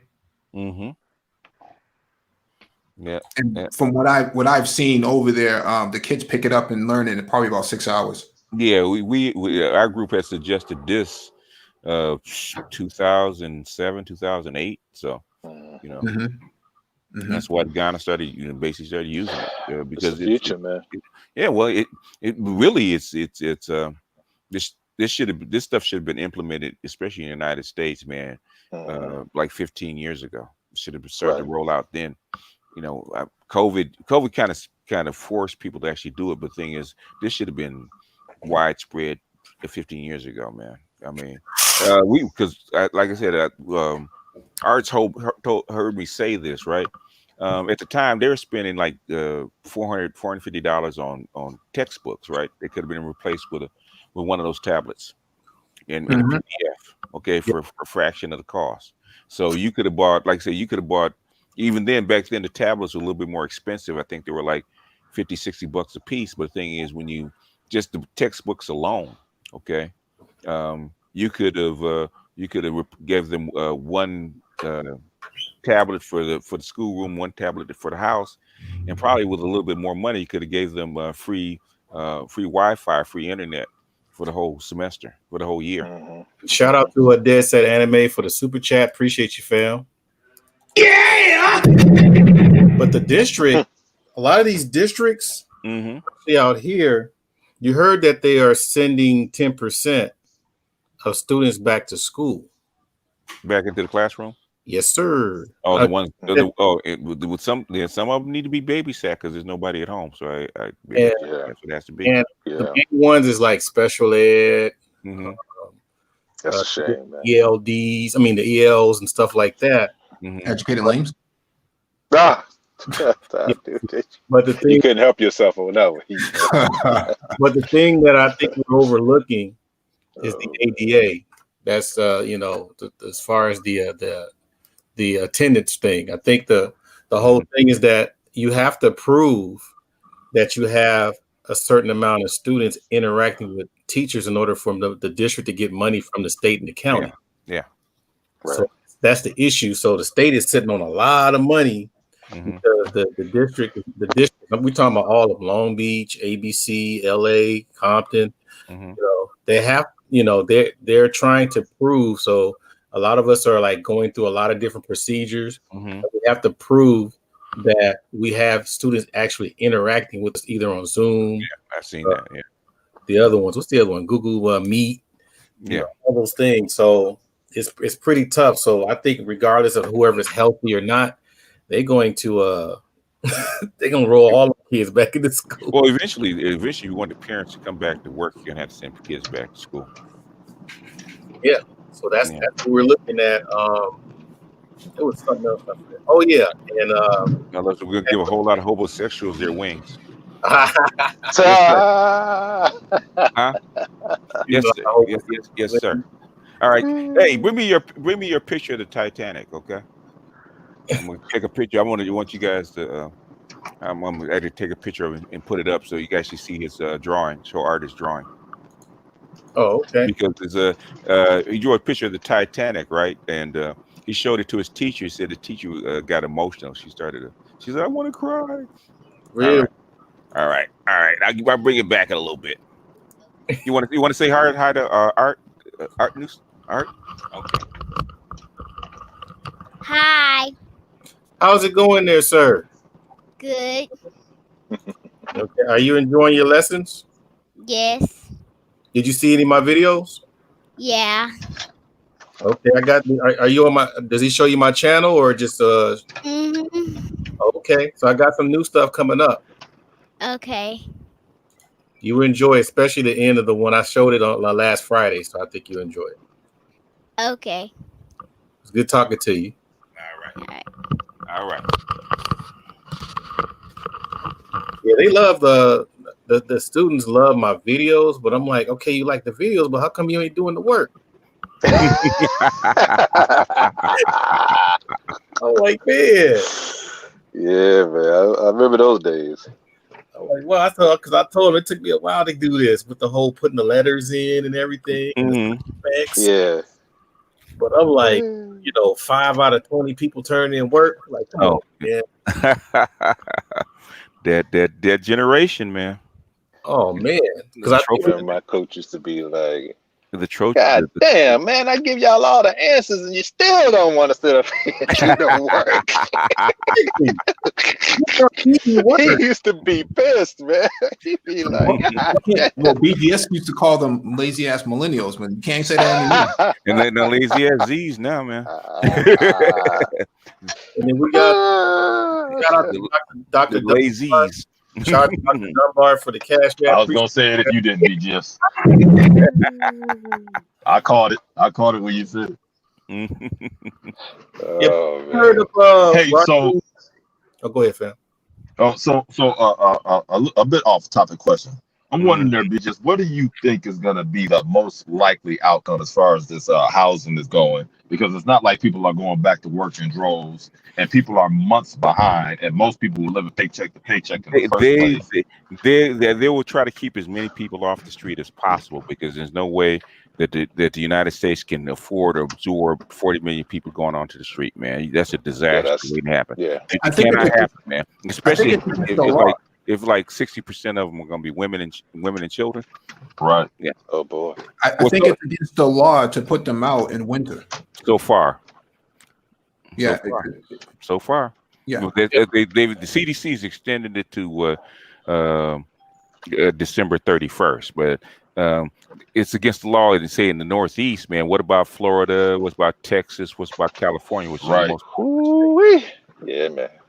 You got hell. They had like almost 400,000 people that were up for eviction, man. Just just at the end of July. Well, see, the reason I'm wondering is because they're taking so damn long just deciding on this second round of stimulus checks, and the money owed and back rent is going to be far more than the stimulus check. Well, eventually you're gonna have to make a decision, man. Either you're gonna roll out the UBI, or you're gonna just. I was just about to say that. It seemed like or are you gonna take a chance and let's see how many people drop? And I believe they see how many people drop. Yeah. Yeah, stimulus is going to probably be something that they may try to roll out, but at the end of the day, once they see the fallout from what BGS was just saying, having that many people that may not be able to actually make it on their own, UBI may be the only way to supplement the income for the time period. That may be something that they may be forced into once they see the fallout of having so many people not being able to actually UBI is going to be a very tough keep themselves housed. Yeah, it's a tough sell already. Yeah, no doubt. It's a very tough sell because you got so many capitalists that are still in politics. Big interest people. So it's very difficult to get something like that passed. Yep, I don't envy anybody. Yeah, it's going to be a difficult. It's going to be a difficult thing. Either way it go, even with the stimulus, that may not actually even be enough. So yeah, because all these late fees occurring and everything. Exactly. If people can't go, it doesn't even matter if people can't go back to work or can't go back to work full time. Right. The cascade effect from people losing their places, getting kicked out, because a lot of landlords don't outright own their buildings. Okay, they pay mortgages, and what happens? They're already behind as it is because you had a moratorium on rent, so they're behind as it is. If they can't recoup some of that rent, at least partially, and then you don't have vacant apartments, man. It's basically it's a recipe for disaster. Now, I wouldn't want to be president in this environment. Yeah, it shows the cracks in the capitalistic type of system when a situation like this kind of occurs. Yeah, nobody basically feeds into the system now. It's all predicated on people just basically allocating their funds towards their needs instead of their wants and desires. So it's way out of balance. Yeah, there's no residual income to go around to consume things. No, look how many retail companies just this week filed for bankruptcy. Yeah. Not coming back. Yeah, it's just retail companies, and they're really the only companies besides the big juggernauts like Walmart or something like that is basically tech companies, because they have to replace these workers with automation to keep things going. So yeah, they got way more service in the Walmart right now. Yeah. Oh yeah. Yeah. Which is a convenient excuse. So they, while it's rolling, they're gonna take advantage of it. So they're gonna push the fourth industrial revolution up even faster. So the great reset is gonna happen in 2021, according to the World Economic Forum. What's it gonna look like though? So what's their hopes? Because it's really looking like we're going to end up having to go the UBI route. I mean, nobody knows when people are actually going to be able to go back to work and how much money they're going to be making when they go back to work. I think they're going to open up the economy full throttle, and if the bodies drop, the bodies drop. That's what I say. Yeah, because they were sending kids back to school in some states that still had COVID. Yep. Well, they're talking about suing the government now, and whoever gave the green light to send them to school. Yeah. Sue away. So my campus is panicking right now because one of our teachers tested positive. So like, I'm not tripping because I ain't coming near nobody anyway. So because how usually when you walk in, normally you would sign in and say hello to everybody, get a donut, some coffee, and go to class. But now it's to the point where you go straight to your class, and then you get one of those, what do you call it? One of those apps and you sign in with an app when you go into class. That's it. Mm. What you do. Yeah. So, This is a grand experiment. yeah. So Yeah. you get paid, you know. And nobody knows how they don't. Man, what the scary thing is, they don't know. It's one thing. I'd rather conspiracy than them not knowing, and that's what people don't realize. They want to. That's why people want to believe that it's a grand conspiracy, because that's preferable to them not knowing what they're doing. And there's probably no way they can know. It is what it is. I wonder how that.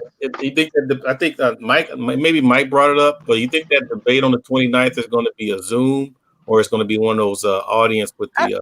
I think they can hold. I think they can hold the audience. I think they can actually have not an audience, well, a partial audience, but I think they can have a live debate. Yeah, they a very light. Do some social distancing between the two, and then have a very light audience with the moderators in tow. Yeah, I mean, it's sort of like that anyway. Yeah, it's sort of like that anyway.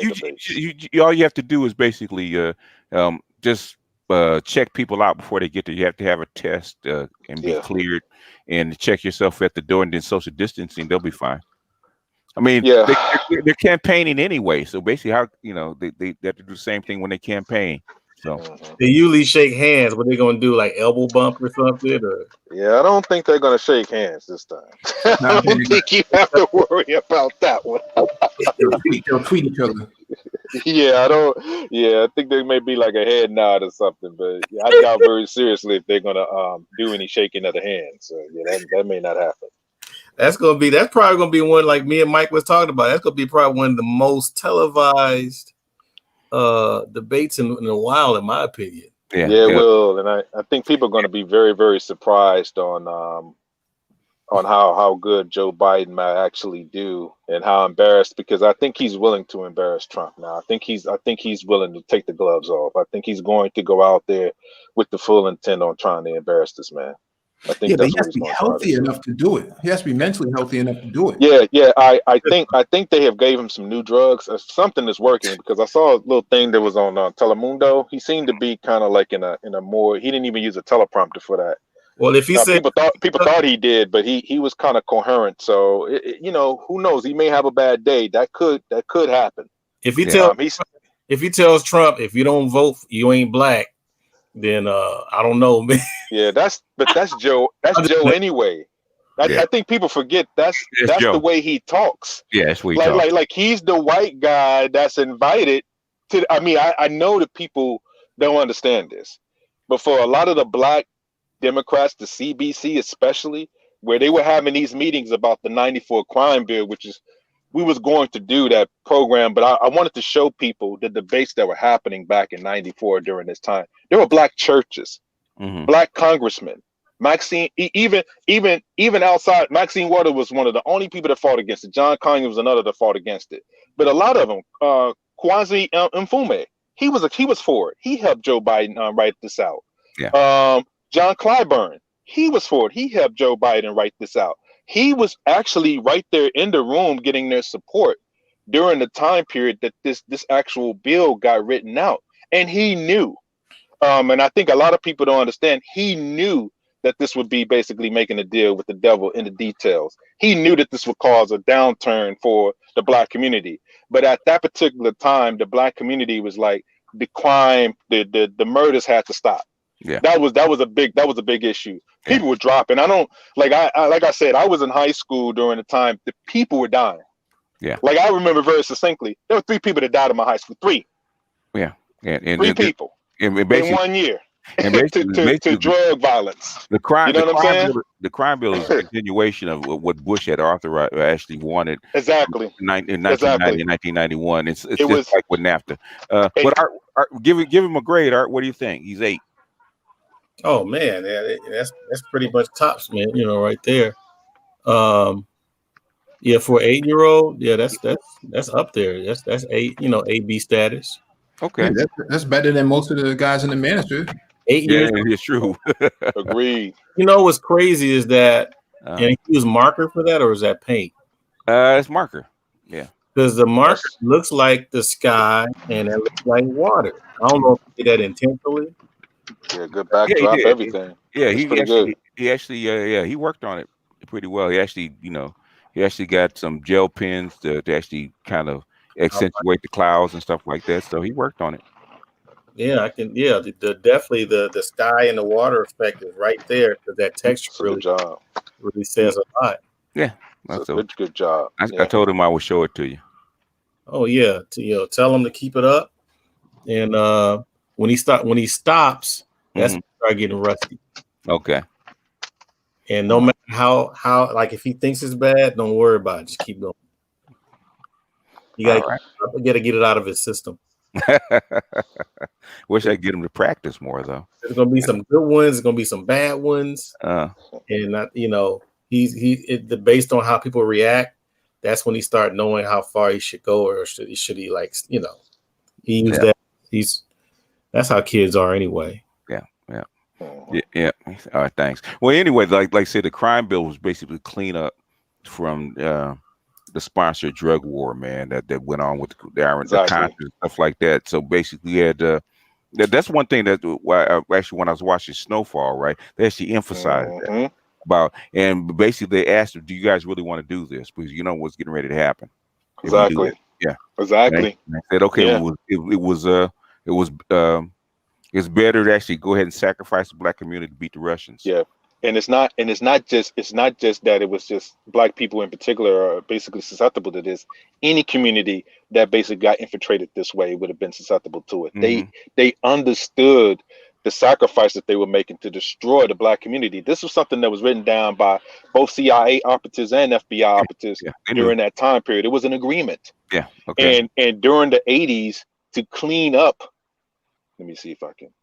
To clean up some of the things that they was actually trying to do during that time period, the 94 bill was a causation of that. It was just a continuation of stopping the murders, because at that particular point, the black population, man, we had a situation where there was people on the ground that was saying, you guys are trying to genocide us. It was very obvious at that point. It was very obvious. I mean, grandmothers where they had like some of the, you want to talk about no-knock warrants.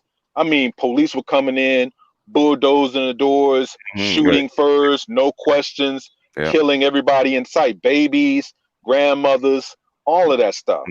So it was incredibly dangerous at that time. And I'm not making an excuse for it. If that is the primary reason why you decide, hey, look, I can't vote for Joe Biden because of the 94 crime bill, I do not disagree with that. I think that that's a good enough reason not to vote for the man. I really do believe that.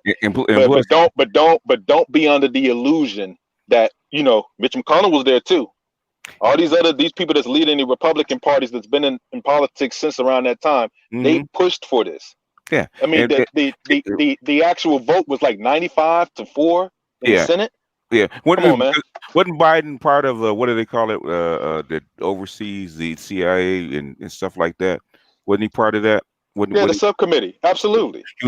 So basically, before the IRA-Contra thing and basically selling of this kind of drugs on the street, man, they knew. He knew. They signed off on it, man. He was on the actual subcommittee. He led the subcommittee for Anita Hill hearings too, for the Clarence Thomas hearings. Yeah. He was there then too. Yeah. That's what I'm saying. Like, a lot of this stuff goes hand in hand. You got to understand that politics is a way of maneuvering your power. He is vulnerable now because he can be moved now. He's not the same person as he was as a young man. He was an actual Dixiecrat, a lot more so than he was then that he is now. He is being maneuvered. He can be moved to make concessions to certain bills and things of that nature, because that's what people are voting on. And that's how I look at it. But a lot of people don't see it that way. But if that's the reason why you don't vote for Joe Biden, I can't argue that point. That's more than enough reason to vote for Biden.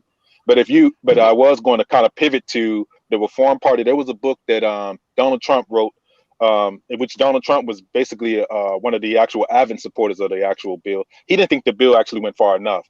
And I have proof of that also. I was going to kind of share the article, but I'm not actually at home right now. I can't actually share it. So I was going to actually add that on the program. Next time we do a program, we was going to read the article where he was going to do the Reform Party, kind of like when he was creating the Trump University.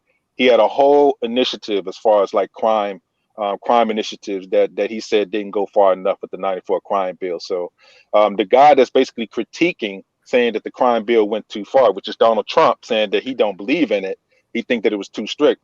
He was one of the main proponents, one of the main guys that basically said that it didn't go far enough as far as criminalizing people that was in criminal activities at that particular time. Like no chance for parole, any kind of, once you get the 3 strikes, you out. Like no longer you can get out. No appeals for certain type of crimes, things of that nature. It was devastating, man. Especially when he was one of the biggest proponents for asking for the death penalty for forcible rapes, especially with the Central Park Five and things of that nature. So yeah, that was something that he was pushing for. Absolutely. And even when they let him out, even when they proved him innocent, he still said it didn't matter. Yeah, it didn't matter. Yeah, it doesn't matter. I don't believe it, right? Let me ask y'all something. Who did y'all think was behind this "get your booty to the pole" bullshit? You know, I saw that video for the first time today. I said, "Are you serious?" Albert said it looked like it was backed by Kamala Harris. That's where I was going. That's where I was going. Because you got to show me proof of that. I'm not saying that you brothers are wrong on that one. I don't know if that is a third party kind of advertisement, because I saw it. It seemed to be something that was just kind of like spread online, and then it got pushed out there to be used to advertise the right to vote. But I don't know if that's actually sponsored by the actual not sponsored party by, themselves. not necessarily sponsored by, but just looked over. And what's wild is they didn't just have them dancing and then you got some paint on that say "get your booty to the pole." You actually got these bitches up here speaking and giving you advice. I'm looking like this, like black women should have flamed the shit out of them. Like, do you see what they just said? That's why I told Rhonda earlier. You are the ones that can sit at the gate when this foolishness gets on here. Like, look, that is not what we want to happen. That's not how we want to be represented. This is not the way we want to go. No, all black men are not like this. Not all black men are like that. They're not like that in my family. And say it loud, like directly. Because what ends up happening is even the women that do not agree with this, they don't say anything. They just let it just kind of like go on silent. And then the ones that are speaking out, the loud ones, so to speak, the loud ones that are speaking into the ether, they're just like, yeah, we can do whatever we want to do, feminism for everybody and all that kind of stuff. So that's the thing that gets heard instead of the ones that are like, I don't agree with it, but they just stay silent. And it's a lot of sisters that don't agree with it, but they're not the ones that are actually heard. But because they think that there is when somebody, how much more has to be done before because silence is golden, right? Well, you got to get rid of this silence. They should have been too scared to even attempt this. People need to understand this. I kind of wonder if this is something that they didn't even think was going to work, but it's actually a slight at us. It's actually meant to be a kind of a slight. If it works, it does. So be it. But if not, let's paint this image of them anyway. Because you can't think that video is actually going to motivate people. I mean, they have advisors. People don't just spend money, put this out on television, and then with no advisors, no nothing. So that's why I like to see the source. I'm wondering if it's meant more as a slight than it is to actually motivate people. Because who's that going to motivate? I got to do a little bit more digging to see exactly what the source is of that actual commercial. To clarify, I don't think Kamal endorsed it directly, but when I did not endorsed it, right? I'm not saying she endorsed it directly, but the person that made the video has connections to her. Of course, I think she saw it. Yeah, I thought. Of course. Yeah, of course. I'm pretty sure she's seen it too. Yeah, absolutely. Mm-hmm. Yeah, I thought it was the same people who ran Hillary's campaign and Kamala's campaign. Oh dear. Yeah, I was under the impression that's who it was. I could be wrong. That's a mistake then. Yeah, that's a mistake then. If that's something that they did, then that was purposeful, and that was a mistake. Yeah, and that's something where the sisters that are there that don't agree with that, they need to be a lot louder. Like, black men are not that stupid, because that's for us. Right. Literally, that's for us to kind of be kind of placated to. You know, that the women are kind of trying to, you know, placate to our base level, you know, desires to kind of like, damn, you know, if she voting for Biden and them, then I mean, I need to get out there and vote too. Look at the big booty on her. Nah, that's ridiculous. That's Well, they brought Cardi B. Hold on, wait a minute. Seriously. Kamala Harris is hot. Cardi B is something else though. That's a whole different thing. Well, Kamala Harris likes Cardi B. That's true. That's true. Yeah. Now, that's a fact. But that's there's a different thing going on with the Cardi B than the stripper Cardi type B for of, president. you know, type of deal that they have, you know, showing. That's directly towards black males, inner city black males at that. Really? So that's basically pointed out to them, to me. Is that so? They're trying to insult black males? Yeah, or think that we're I moved think that's by it. directed at black women. The insult. Yeah. The insult is to think that we actually would be moved by something like that. Yeah, That's the insult. It was to get your butt to the pole on the pole. Get your Yeah. booty to the polls. I think Yeah. that's more motivate. I think that's more to get black women to the polls, though. I don't even think they think that would Nah, work. man. For black There's no women. more. They don't need motivation for it. That's not No. for women. That's not for black women, bro. No, Mm-mm. I said Yes. how bad a campaign can they run, man? The Democrats have run horrible campaigns for the last Yeah, that's 2 years. bad.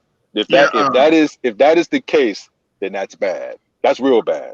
That's Let me desperate. put it Really. this way, BG. That's the worst campaign video to get out the vote video I've ever seen. Yeah. I won't even show the whole video. I'm gonna do a video on it. I won't even show the whole video because let me put it this way: there's too much yams in it. I would do a deep. I'm gonna see if I can find out the source of it and kind of get a little bit more context for you fellas before I jump Actually, I out there think they like have a that. So website. I'll do it. I thought it was a joke at first. Man, Yeah, why that's this what I'm was saying. real. Like, I don't know. Yeah, you know, some people do videos that go viral by accident sometimes too. So, yeah, there's a lot of things that go on, especially in this climate where they're not really purposeful. So I don't know if it was actually a legit, I guess, voting type of ad that was out there, political ad that was out to get people to the polls legitimately, or if this is something that was just kind of conjured up third party wise. So we'll see. Yeah, well, Roland Martin had a piece earlier this week. I think it was yesterday or the day before. Basically talking about the black male vote again. That this is a big problem for them, for the Democrats. Yeah, it's a problem. Yeah, it's a problem. It's a serious problem. Yeah. Yeah, I just put the website in the chat. Yeah, they're saying that Trump could actually garner up to 30 to 35% of the black male Yeah. vote.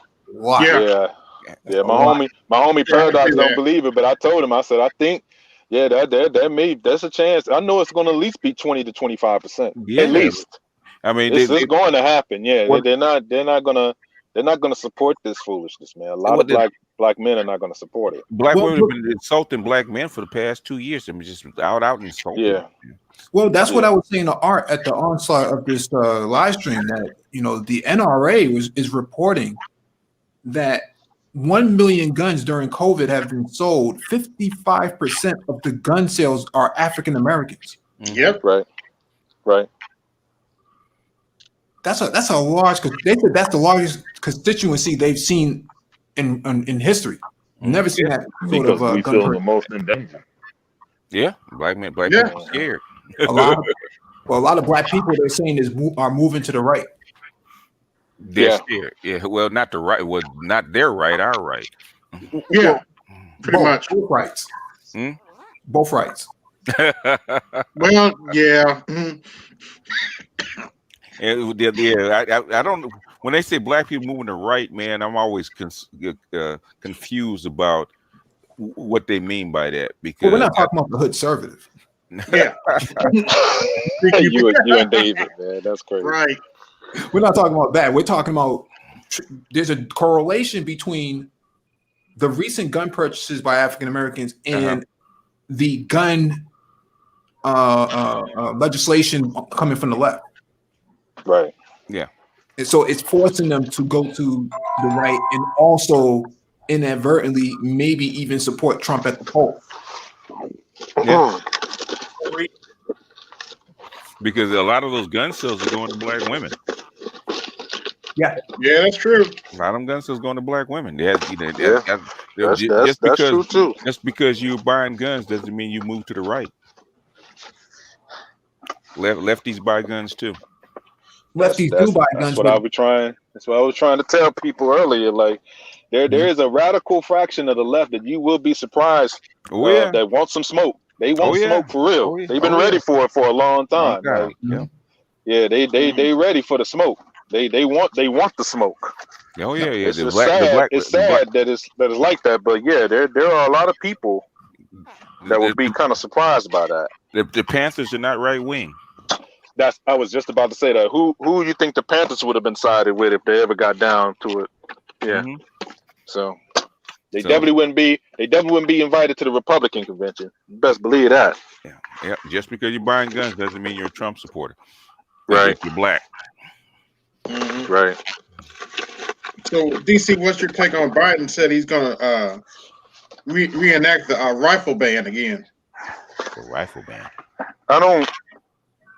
There's some kind of there's a little bit more nuance to that. I think that what they were saying initially was that they wanted to ban the AR rifles. That's what you're talking about, right? Yes. The AR rifles, some of it is actually dangerous to two people. So you have to see. Oh no! Whoa! Yay! Oh. Are you trying to grab your rifle too, DC? or his gun. One is for firing and one is for fun. Yeah. Oh boy. he had to jump. So. Oh, that's the queen of science. There she is. Hey, Nicole. Hey, how y'all doing? Hey, good evening. Good. AB, I got 2 words for you. What? You fired. What'd I do? What you do? Yeah, you put that link in the chat. Boy. Stop, put that in. That mess. What's going on? What's going on Art New Style, Mike V, BGS? The IQ points in the room just went up. No, I mean, I was listening to y'all, my signal. I try to tell people I won't even show the whole video. When I do the video, I'm not even gonna show the whole video. I can't. No, There's too much yams in it. I won't do it. That is a mess. That's really indicating how how they see the electorate. How you want people to vote for you, but you see them as, like DC said earlier, like they see you at the base level. Yeah. Like, okay, then don't turn around and get mad when people are saying they're not gonna vote for you. You stupid. If that's how you carrying on your campaign, like, or whatever you're doing. I mean, who even, I couldn't hear too much, but who even thought that was a good idea? Like, how did that get put out there? I have no idea. It's the same person probably that spent $2 billion mask money on airplane parts. And appreciate the science for the cash app. Appreciate you, sis. Yeah. Thank you. I mean,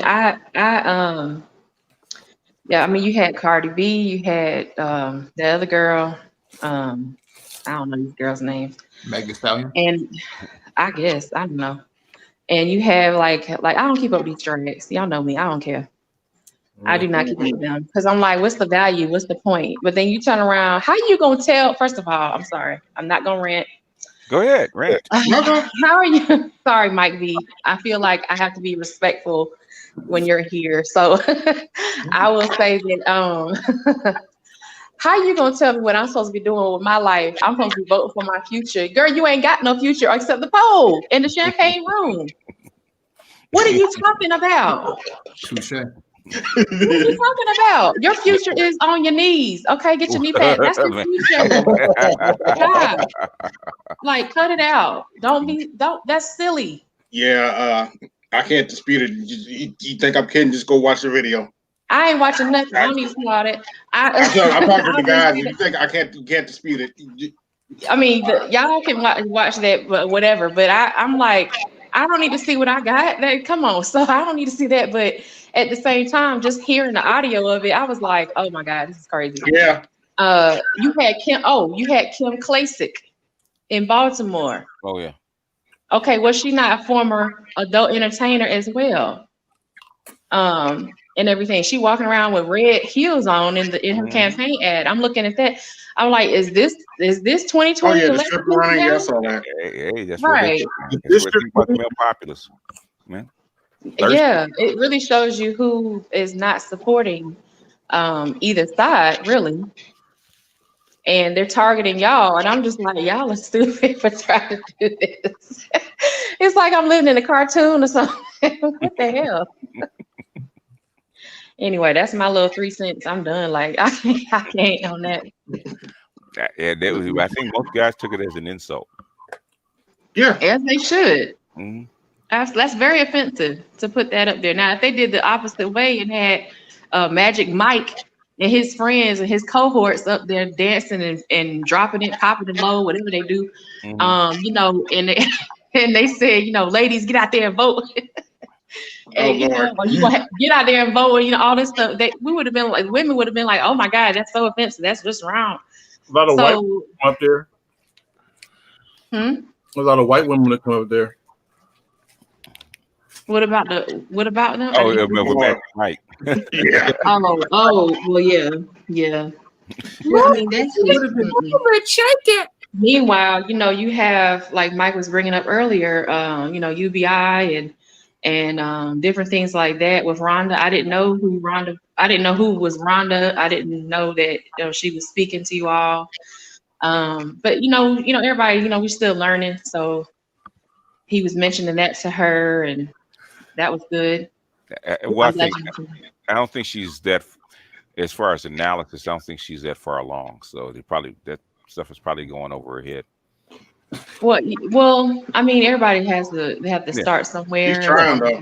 I'm glad. Yeah, I'm glad she's trying to understand and think about things, you know, from a different perspective that is more holistic and not just, you know, so narrow-minded about things. And like, I'm not saying it to be negative. It's just like when you stay in that one lane, it becomes an echo chamber, and you don't have any other opposing views that will challenge what you're saying. Yeah, you know, that's important. Well, basically, you know, what I've tried to do, what Mike's tried to do, even what you've tried to do, we've tried. This is stuff that is on an elite level. This is not a street level conversation. This is elite level conversation. So, to get her to understand what we're talking about is, unless she's been around it a while and she changed her worldview, she's not going to understand it. Yeah, because when you were explaining about changes in policy, first of all, I'm assuming that she's young, so you know, things don't happen overnight. There's a process to it. And you know, Namus and I were talking on one of my streams. I was like, you know, things happen overnight. It is a dangerous position. It puts people in a dangerous position because they have to make decisions very quickly, and usually they make the wrong decisions. You know, it's just like the weather. The weather, I mean, it's sunny, bright and sunny here in California, but if clouds start rolling in and start getting dark at 2 in the afternoon, we're like, wait, hold up. I was about to go to the beach. You know, what's going on? And so it puts you in a different mindset. You have to change your behavior. And I was like, people aren't used to changing their behavior so quickly in large groups. You know, things fall apart, right? And the path that they were already on, most people are gonna stay on that same path and fall off the cliff. But other people, they change directions too quickly and they make mistakes. So my thing is like, after the riots, after Rodney King and after the riots, and they were burning down, like you were saying, BGS, you know, they built up neighborhoods, but it took time, but they changed laws as well. And a lot of things were shifting and changing, you know. And I think if she sits and thinks about a solution that could work on a local level, maybe she could expand that to, you know, a national level. But you have to keep in mind who's there, you know, at that local level. And but Namus gave good advice, and I appreciated that too. Yeah, she just has to stick around for a while. That singing voice he has. So oh yeah. You said what? The singing voice that he has. He has a soft voice. I like singing. Oh, thank you for my audience in the balcony over there. Thank you, everybody, for buying my records. This is name and protagonist. Oh yeah, yeah. I just like when he says, and he's like, "Fam, like." Yeah.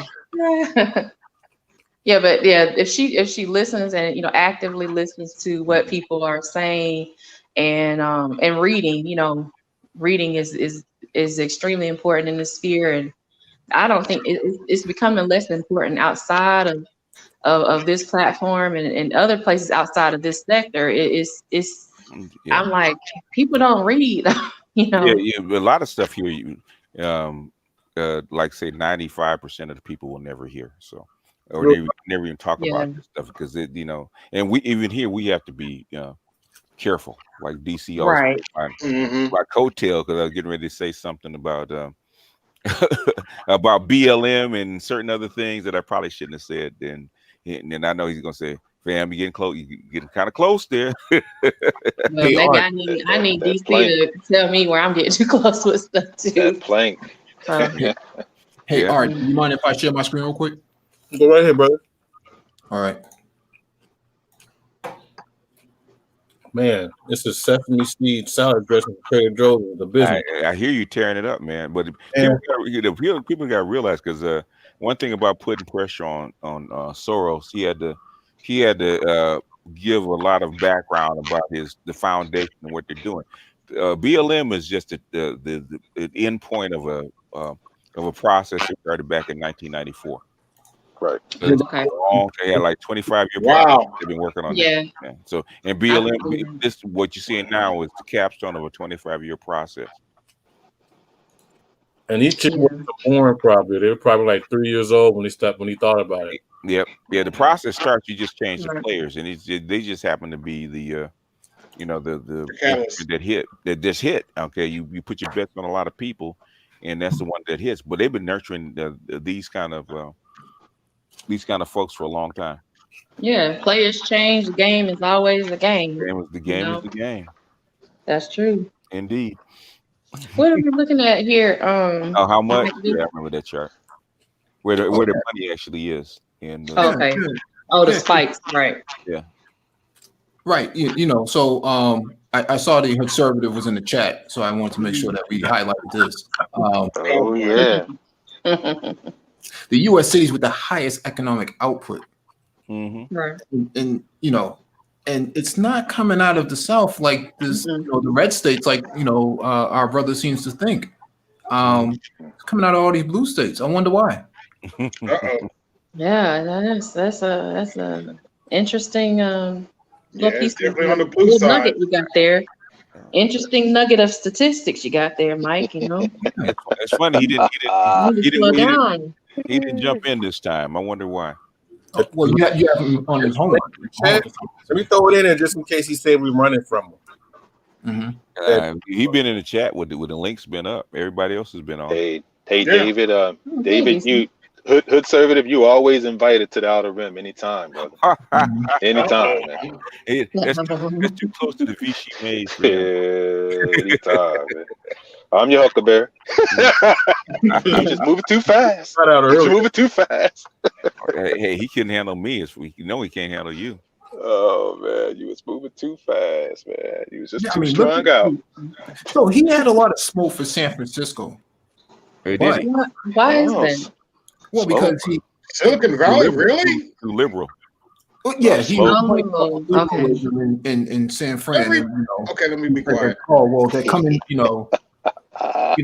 Everybody knows Silicon Valley got on the money. What were you saying, Mike? Mike, why was he? Because he puts me in the mind of being a Luddite. I didn't want to say that, but that's what I feel. Boy. So what were you saying about San Francisco?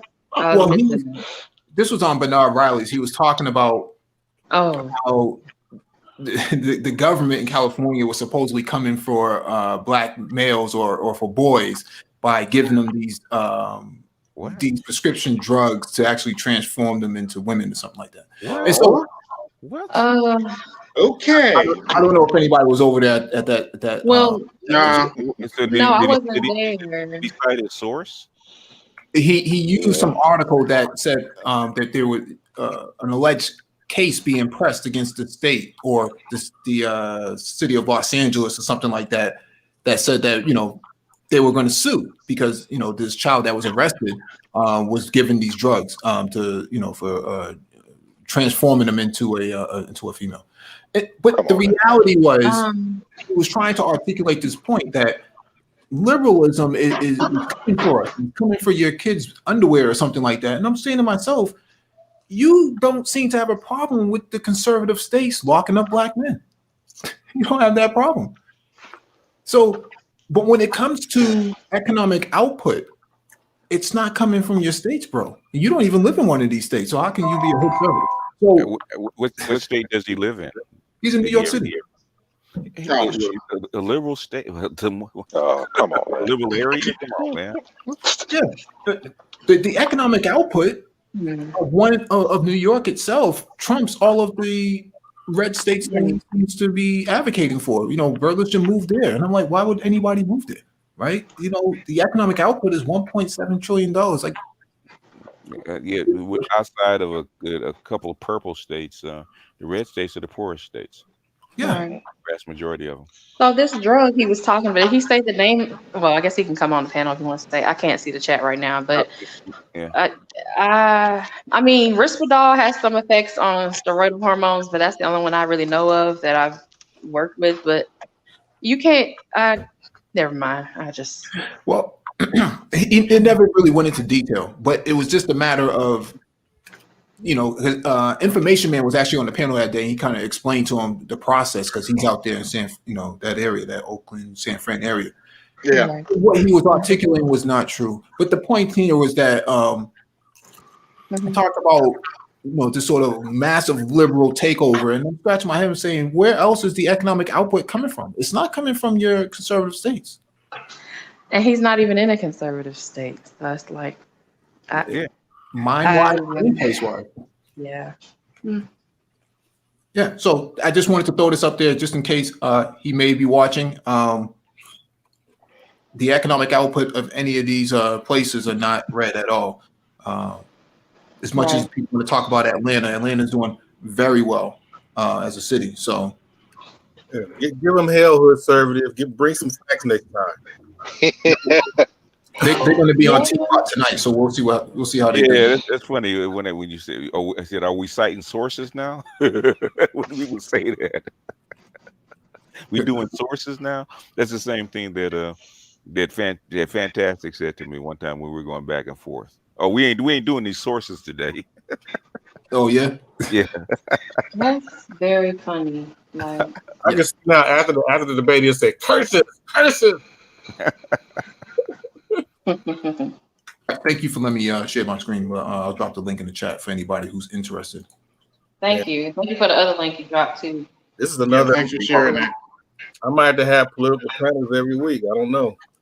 I think that, you know what, Art, you know what, because I blame you for a lot of stuff, and I mean it, damn it, because I like this better than, you know what, because I was listening to the other stream from way back. Well, you had them young ladies on here, and when Beasley was going in, Art, I'm gonna need you to use that X more often. I mean, really though, I was like, oh my God. Like, and Dad said, you killed me. He on there talking, so I don't care what you think.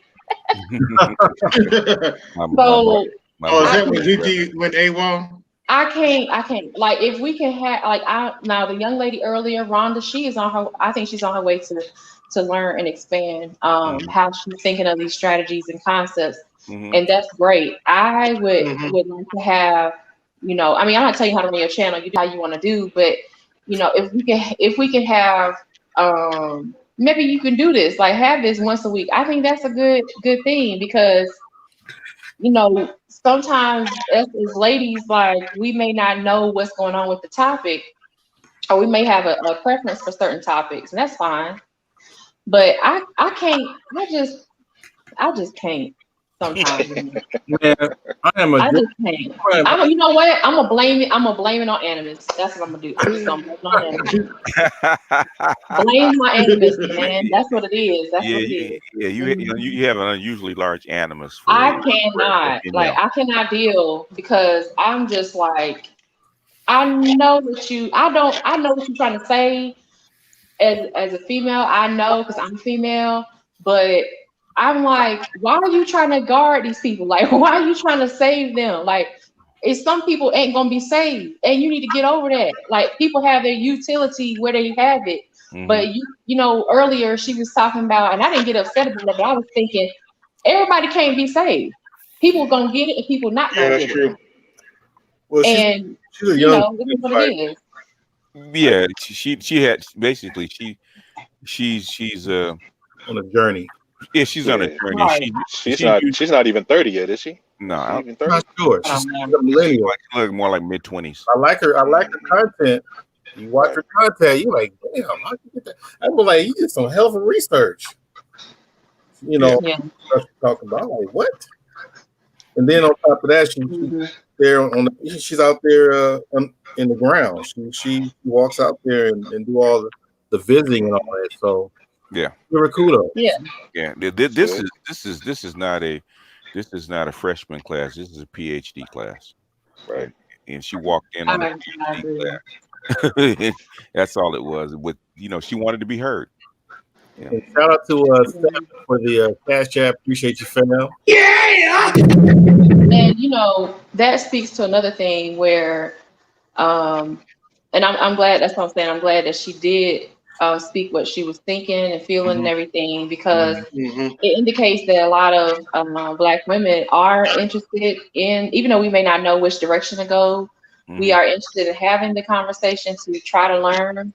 And it also indicates that there is a lack of these types of discussions, PhD, I guess, type discussions elsewhere, where people are not getting a doctoral dissertation laid out in the form of a discussion, and they are getting like, they like you said, they're freshmen walking into a second year PhD class, and they like, what's going on?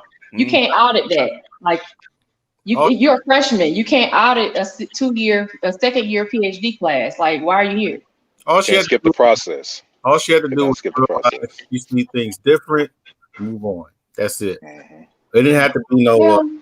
I mean, sometimes, like, once you establish that we don't see things the same way, it's convincing methods. Yeah, the thing is, she kept repeating herself, because at this point, her worldview is kind of narrow. Yeah, so I feel the same sentiments with her, but what else can you do? Nothing. It takes time. It takes time. Yeah. She's in her 20s. I'm in her 60s. She's not supposed to know the same thing I know. Yeah, Charles gave her the Great Faulkner Initiative. That should be a good start. Yeah, that's a good start. I agree. Ladies and gentlemen, we have two scientists right here on the panel. There's her Dr. Dunbar. Hey, wait. That's her So Dr. you still thinking about the man-made versus natural hypothesis? Nah, see, I'm deferring to you all for that. But hey, I got a funny story. Okay. So you had Nameless on, who had the nice gentle voice, it's a nice soothing voice. It turns out when me and Don Calypso and Nicole were on Brother X's panel, my mother overheard it the next day, and she said, she has a very soothing voice. She's talking about Nicole. She said she has a very soothing voice. She'll make a nice mother one day. Yeah. But hold up. My mother didn't know that Nicole can talk just like the guys.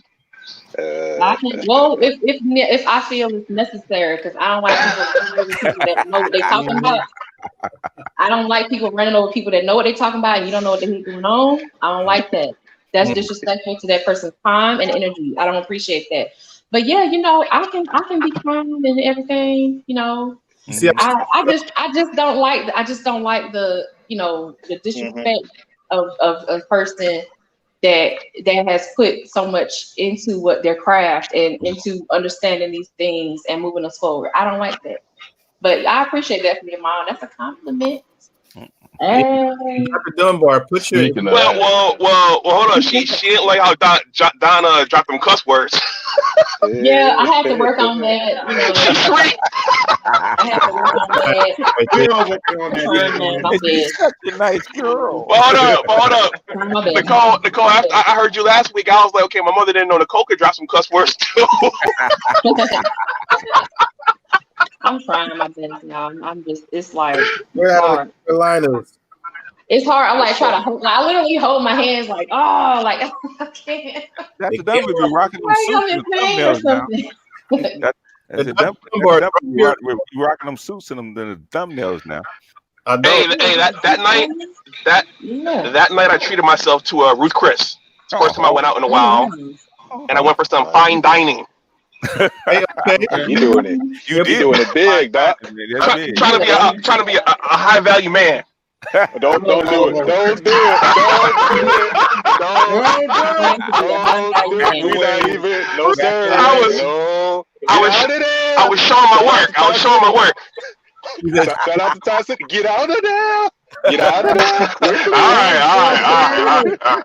Bombs blowing up. Landmines everywhere. Here they come. Yeah, I don't want Angry Man coming after me. I want Angry Man. I want Valdez coming after me. High value, man. Lord have mercy. I could really go in on that, man, but I just let me stay out of that. That's not. Yeah, you guys do what y'all do on that one. Good luck. Good luck with that. Good luck with that, man. Dr. Ambar, you out in DC, right? You in the DC area? Yeah. I was listening to y'all earlier. Codebreaker. I was. So you understand that the term high value or whatever the description of high value man is just a dime a dozen here, right? Is that accurate? Yeah. So that's not nothing. That's unique to accurate. us. That's not. Yeah. That's not. Yeah. Nobody even gives you any kind of special kind of props for even doing the things that's just par for the course. Like really just comes down to you know what? Nigga, what are you about? For real. Like what are you about at the end of the day? Well, you know what? That's true, but you also gotta if you don't come from this area, I'm not from this area, you also have to learn that there's a minimum kind of dress code, you know? Yeah. Especially all the galas, CBC, all of that. There's a minimum kind of style profile you gotta have. Hey, you walk in with the wrong stuff on. Where'd this Bama come from? That's right. Get your weight up, man. Get your weight up. It's all good. I know they're inviting Bamas to the galas now. I put your channel in the chat, Dr. Dunbar. I appreciate that. Because you said you just got the channel where you host panels, right? Well, my science channel, Nicole's we're about to huddle up on Saturday. Yeah. That's gonna be the first panel I ever did on that channel. Oh man, you guys gonna blow up some of those pandemic people, man. I just hope to, just bring a little like a different opinion or different ideas to the conversation. I'm not trying to do too much, it's Dr. Dunbar. Lioness, I'm gonna talk about the drugs. You talk about the viral potency and. See, I don't understand. Dr. Dunbar had notes. He sent me notes. I was like, what? It's needed. Trust me. He had an outline. I was like, oh God, okay, oh God. I like the little structure. I agree, and I appreciate that. So I looked through it. I made some notes and ended up being like 3 pages. Okay. You had to go to the Microsoft Word, huh? The Microsoft Word. I was like, I got tired of writing. Bring a bunch of eggheads together. This is what happened. Paperwork is flowed all over the place. Get an Excel spreadsheet together. The Microsoft Word. Yeah. Yeah, I just put some notes and then I start typing and that I could just be there and then it'll just end up. I'm like, oh dang, I didn't go to bed.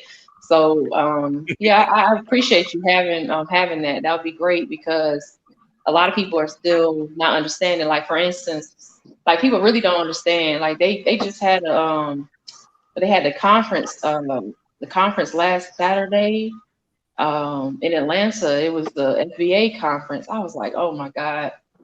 I mean, they had it at the Georgia World Congress Center. And I'm like, it's literally walking distance to Clark Atlanta, Morehouse School of Medicine, Spelman, Georgia State, Georgia Tech. I mean, Civic Center and stuff around there. I mean, Civic Center is in walking distance, but it's around, you know, and it's right next to Phillips Arena, Emory. They had it being used as a COVID-19, somewhat of a clinic type deal. And then I was like, why? Like, that blew my mind. I was like, I can't believe y'all did this. Like, so I mean, people went there and then, you know, it's like, I'm like, we really don't understand what's going on. Like, what's about to happen again, you know? So that was hurtful. But to see that, I was like, oh my God, wow. So I'm hoping that the information we can convey on Saturday will shed more light on what's happened and what's happening now and what people really need to be prepared for. Hopefully they'll take it more seriously coming from you. And that's all I can hope is productive, you know? Hey, so can you guys hear me? Gotcha. Yeah. Okay, so I try to stay in the loop outside of the usual. I was gonna jump in a moment ago, but I was in here ordering myself some fine dining myself. What's outside of the usual? What's the big flare up here with the high value male speak? Oh boy. Hey, I don't see what's changed. Is all I'm going. But I don't know what. I think somebody tried to discredit in a unfashionable way, Kevin. So they tried to discredit him. Well, you know what, Master Teacher, I was thinking earlier. Whoa! Don't call him Master Teacher. That goes right along with high value male. They be on here losing their mind. You know what, Master Teacher, I was thinking earlier when I brought up that example of the Mandalay Bay. I probably would not, around my family back in Buffalo, I probably would not say I'm a high value man because you know, you're running up against social class, you're running up against I don't think people like the idea of a ranking system. No, they don't. A lot of our people don't. So I think those two things right there. Yeah. You know, you start talking about that, you sound like you think you're better. We have a collective, you know, we have a collective mentality, and most Black people, I would say like 85%.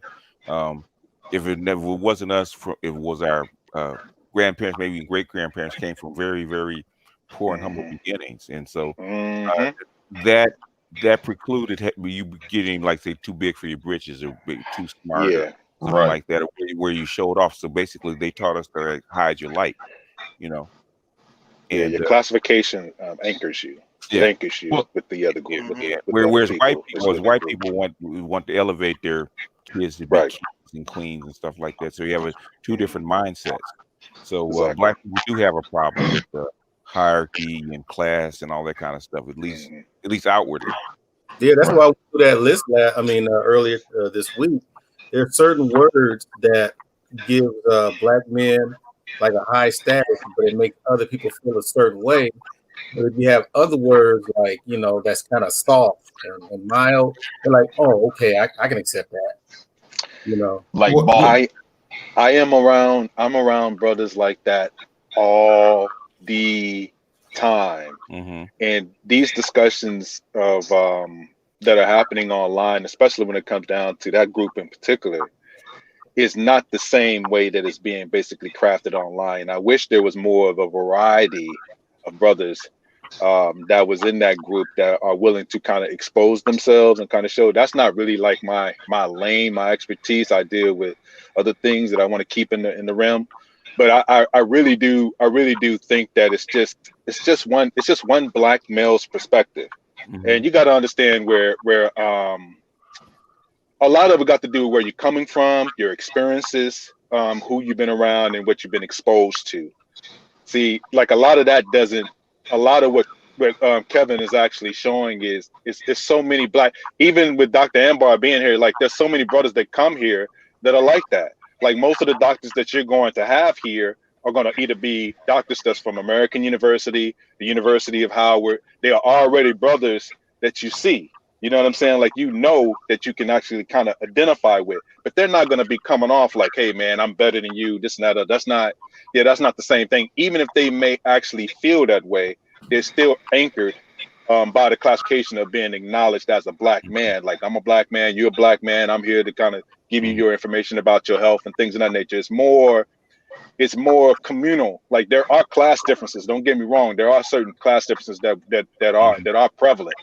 But it's not as stark. It's not so abrasive as what's coming across online right now. That there is a difference, even in the hierarchies that are already established. If you're used to Jack and Jill's, the Taspers, or any of these other kind of like special like groups that get identified early for people that are so-called part of the bourgeoisie, the black bourgeoisie. So.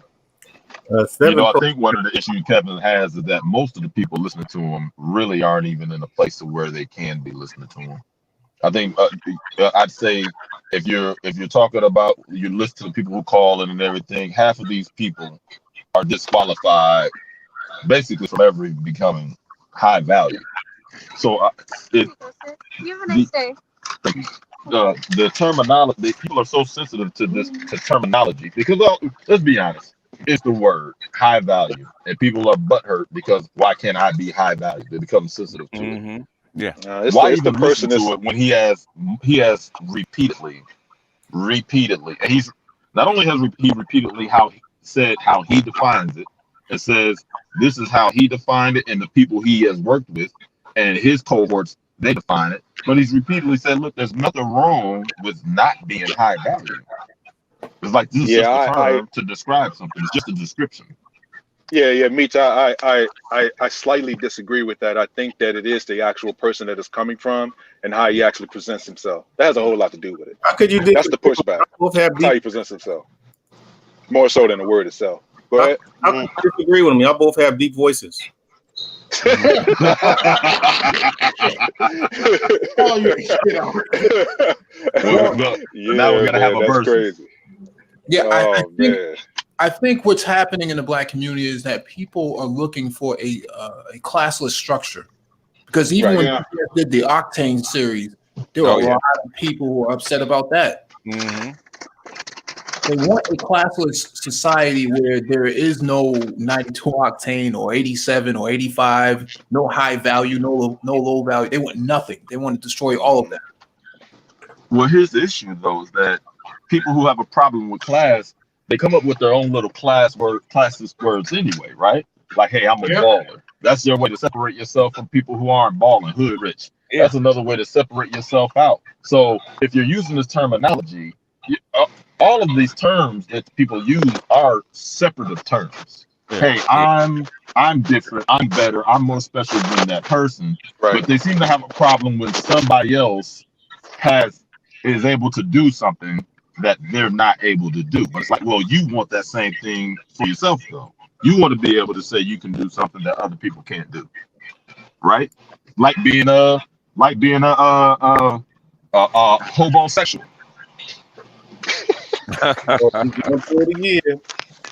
Oh boy, yeah. Yeah, it's a lot of these things. I just can't relate to it, man. I'm sorry. I just can't relate to that kind of conversation. Maybe it's just me, man. I apologize. No, it's not just a lot of the conversation that you guys are having, I can't relate. To me, the way it looks, it's from the person that it's coming from, and it's his mannerisms. It's how he is. So when I hear people talk about him, that's what they're attacking. Him, his mannerisms. They're not attacking his finances.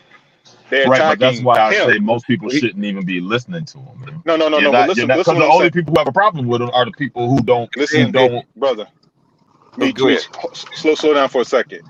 There are plenty of dudes. I showed, and I think BGS was on there. I think I even asked, like, I do a program with my partner of mine. Me and him, we know each other, right? In real life. Paradox. Good friend of mine. high value male. I'm talking about black bourgeoisie. And I think if VGS can attest to this, this is a fact. This is straight up. You know what I'm saying? Yeah. I come from the wrong side of the tracks. He doesn't. Okay. So what I'm telling you is that he even, I say, take a look at the video and you tell me what you think. And he's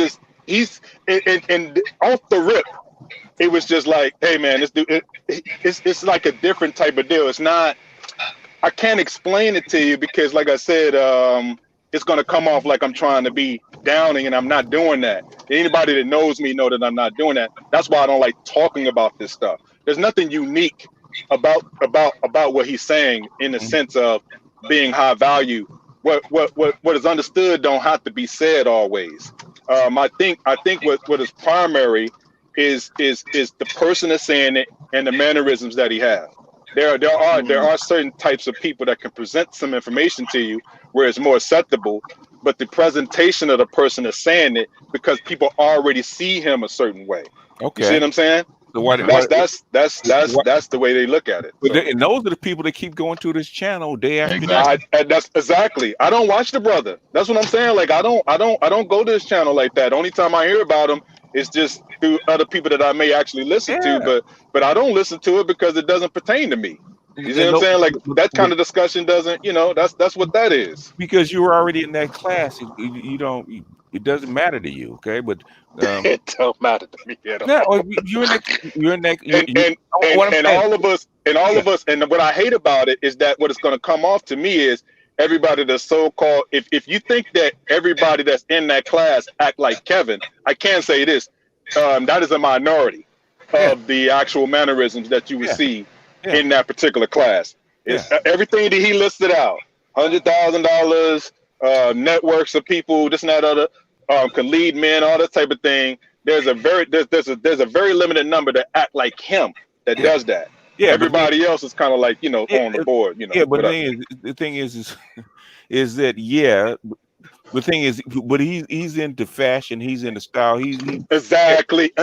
There you go. Yes, I didn't want to say, but that's exactly. It was said, but and a lot of guys aren't. But the thing is that if you're gonna teach somebody about style, image, and class, you want a guy like him, right? I agree. That's 1,000%. You're exactly right. I picked him, okay, because exactly right. Because that's what he studies, okay. So if you're gonna like, I remember one time one of my subs, right? We was just on the live stream, right? And he wanted to know what kind of because he has a big foot. He has size, I think it's like size 16, size 17 shoes, right? Mm-hmm. And he wanted to know what kind of shoe should he get because he's a computer programmer, right? So he's in corporate, but the thing is, he's a big guy, he's got a big foot. What should he buy? Most guys would have took 30 minutes. Kevin broke it down to him like 3 minutes. Yeah. What brands to buy, what kind of cut should he buy, what the shoe should look like, how it should fit, where he should buy it, everything like 3 minutes because he's expert in that, right? That's his expertise. Exactly. You're exactly right. So basically, of course, everybody that's in that class is not going to act like Kevin, right, or be like Kevin. But those are the guys that when you need to buy a suit or buy a shoe or buy a cologne, that's the guy. Exactly. Okay. You're exactly right. That is correct. And so correct. And the 400 guys that he's gotten from this community to be his clients are high value dudes. Like Dr. Dunbar is one of the guys that was formerly one of his students, right? Dr. Dunbar is not like that, but he is a high value that picked him because he needed his information, and it was really the biggest thing is that they talk about Kevin and Count Clevin, but it wasn't that big a deal until Kevin blew up and all the women that they said that these kind of guys or guys like him couldn't attract start coming to his channel in droves and find out. Kevin, but see, here's the thing though, he could be your arbitrator of some of your disputes. What he's doing is basically listing your same concerns because it's coming in a package that they're willing to listen to it as. Everybody don't have the ability to get the message over to them sisters the way he can. That is something that is very unique to his style and the way he presents. That's why you get a lot of females that frequent the channel. So if you're more masculine, it's not going to come off the same way. You see what I'm saying? In other words, now Kevin's set and all the kind of stuff that he has around him didn't used to look like. But the thing is, since now he's got more women coming to him, guess what? He changed his format and his look too. Right. So I think it's a very complicated, nuanced kind of discussion, Meech. I think that a lot of brothers are just trying to figure out the reason why he's getting so much traffic and not looking at his uniqueness, and the reason why he's able to generate the traffic that he does is because of how he presents himself. I mean, BGS has been explaining it, but I mean, it's nothing to be mad about. Just understand that message is not for you. You gotta let that brother do what he do. Let him go ahead and eat. Let him do what he do. It's cool. The reason, okay, there's his style and what he's doing as far as look is concerned is one of the reasons, but also is that second thing is he's got a bunch of high value dudes, right? The dudes in that class that women want, and in the middle of COVID, where women are losing their jobs and losing their positions, and they're looking for guys that earn, okay, or attract guys that earn, and they're coming to Kevin to find out why, because he's got a lot of female clients right now. They're trying to figure out that I need to stop doing what I've been doing because I need to attract a certain kind of mate. And I need to go to somebody to find out how to do it. So you gotta say kudos to him. The first thing I told Kevin when he started doing it, I said, make him pay.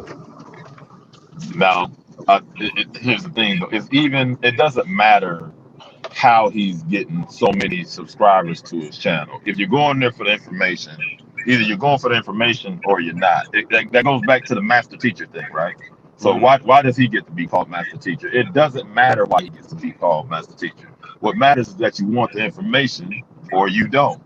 You know what I mean? It's like pocket watching. Don't watch his pockets. Don't worry about why he's making a certain amount of money. You get what I mean? So you should not even be worried about that. Most of the people watching Kevin shouldn't be watching it. Yeah, they hate watching. That's well, you know what? Yeah, I agree. Like maybe I'm gonna say this, and I'm gonna drop down because I have to run in the store. But I think it also gives the appearance of an exclusive club. Okay, there you go. And people don't want to feel excluded, or they don't want to feel like they're less than. I hear some of that as well when I hear these discussions on his channel when people call up. You also got to remember that, okay, at this point, he's really not selling the product to men. He's actually selling the product to women. Exactly. What is the product that he has? He has high value men that make a certain amount of money, live a certain lifestyle. And so even when he's explaining what a high value man is, he's selling a lifestyle that appeals to women. Okay, absolutely. So he's reframing the discussion as far as women that become delusional in their mating choices. Really, what he's doing is also kind of like, hey, tapering it down. Hey, look, you need to stay in your own lane, sis. Like, if you're in a situation where you know that you cannot attract a certain kind of man, you got to be realistic with yourself. And it may not come across as like I said, in the package that he's delivering, that he's delivering the message perfectly for them, because it's in a message where they can actually listen to it and not dispute it on live. They'll accept the message. I've seen it.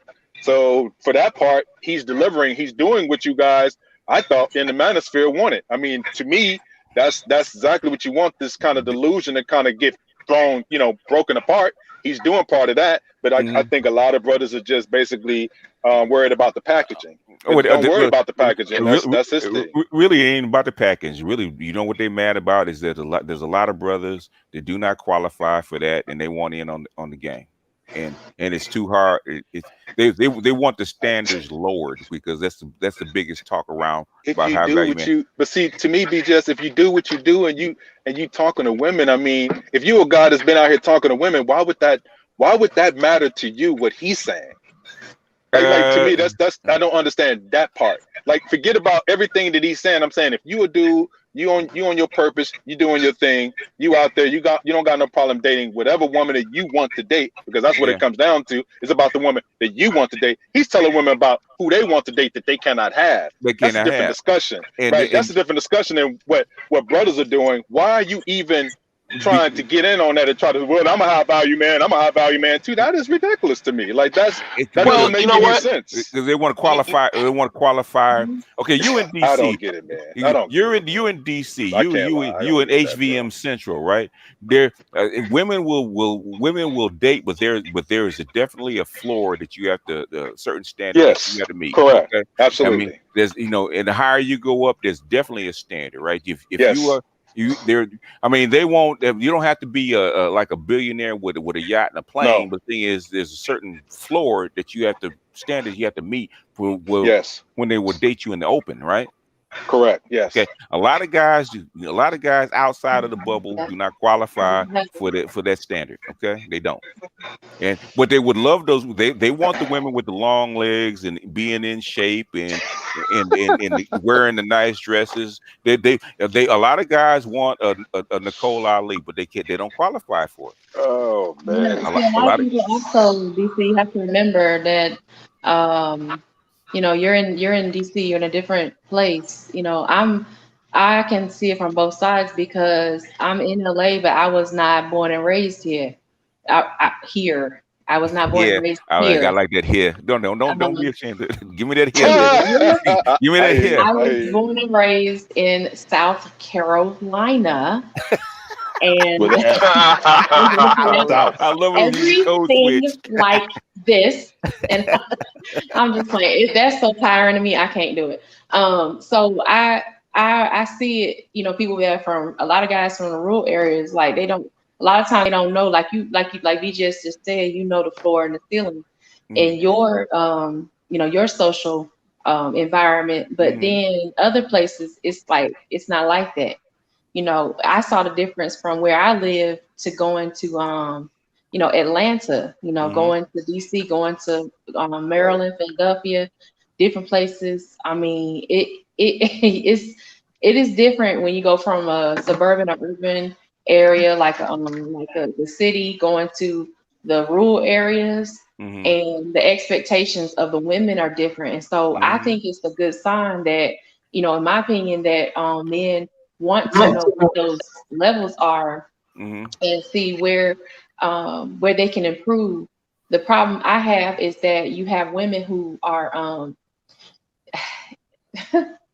lot of them worried about the wrong thing at this time, and you had a lot of time to think about these things and to act upon them, and you wait until now, and that's the only problem I have. I mean, it's, you know, to be the men are the buyers, and it's a buyer's market, and like you know, you can set the standards, set the you know, the limits and everything how you want. And the women that's gonna get left, they gonna just get left, you know.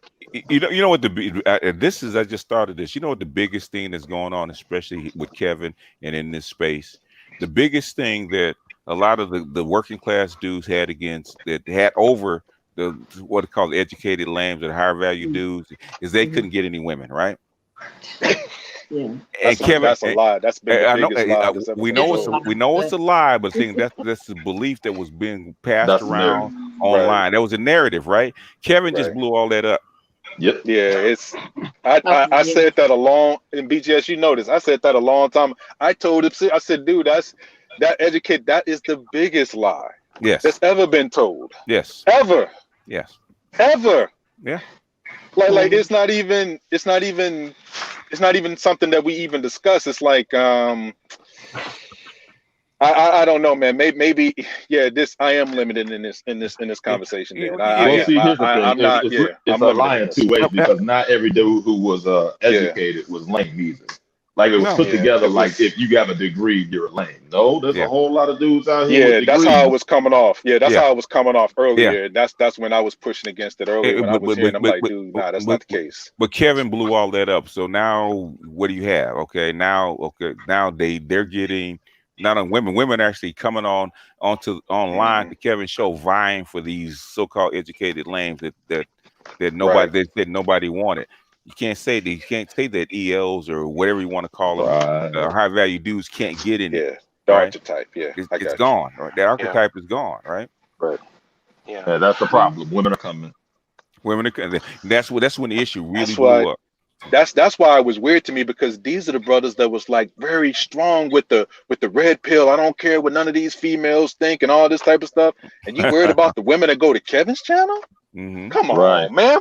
What part of the game is this, bruh? Like, come on, really? We just saw. Oh no, man! Come on now. That's why it gets to me, because I'm like, these were the brothers that was like, I don't give a damn about none of that. Like, I'm gonna do what I do. You know what I'm saying? Yeah. Like that's what I thought. That's what they were on, but they false flagging. These kind of dudes are the dudes, because I remember I was talking to one of my partners, brothers, right? And he's a PhD, and he actually works for Microsoft, right?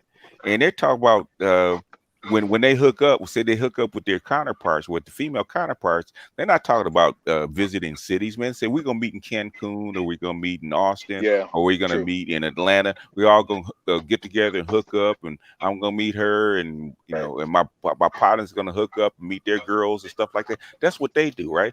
Most guys that are at that level can't do that. Okay, right? Yeah. It's a different level. One of someone who's kind of taking a hard stance against Kevin right now. I won't say his name, but I'll just say that he's more from the streets, and he very much reminds me of my best friend.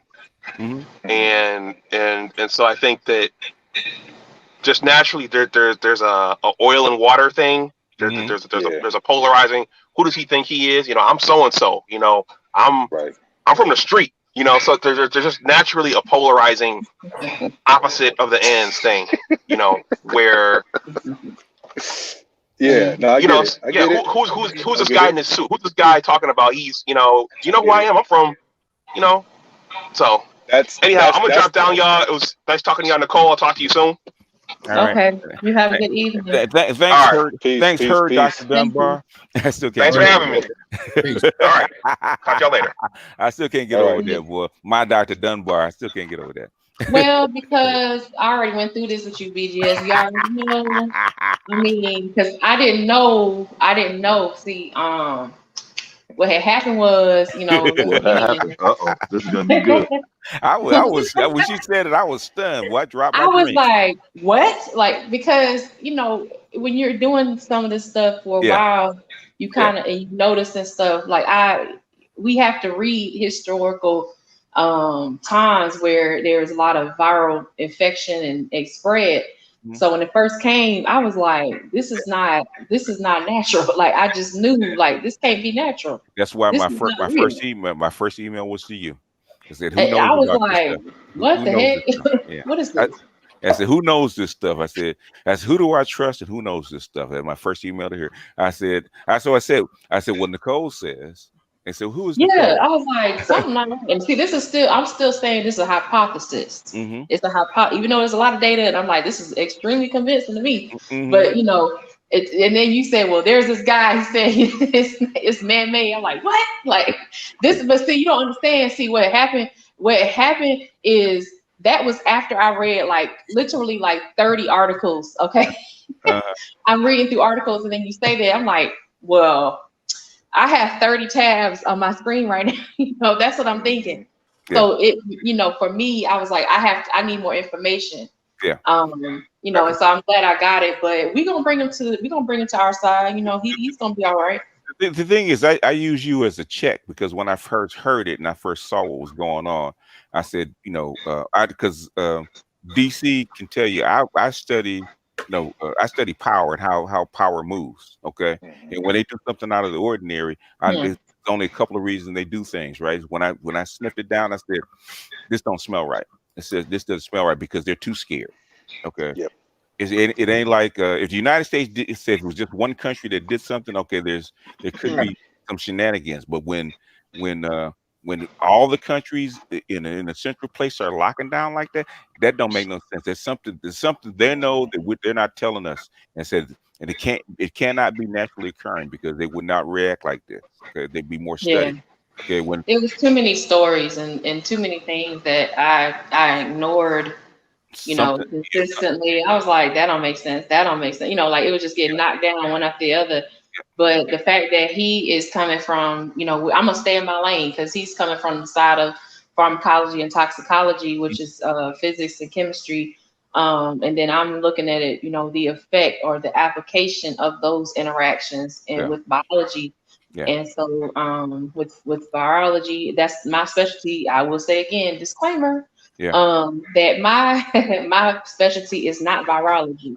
However, I do understand that there's a lot of crossover with how genes are analyzed and how you can really understand what's going on with this virus. So and it's perfect timing because flu season is upon us. So So the thing is, you speak the English, so so as I you speak the language, so I connected with you because my gut told me immediately, said this is not right, and you feel it, like that's the thing, like you kind of feel like just say but and people, we all talk, like scientists all around the world, we talk to each other and we're like, what you think? And they're like, man, this don't look right, man. They just shaking their head on the camera like, man, this this ain't good. This is back early January. This ain't good. This ain't good. And I was like, okay, so these are my mentors.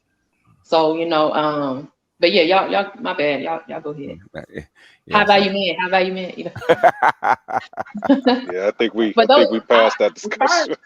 I'm sorry. As far as the high value thing, yeah, I had to do more research on that. But sometimes I do feel like that, DC. I'm just like, what?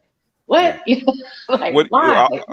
All the men that I talk to that are in that particular class, that 92 class, all love Kevin. Okay, all of them. So the constituents that he speaks to, they on 100%, like he said, he represents his constituents. They're on board with him.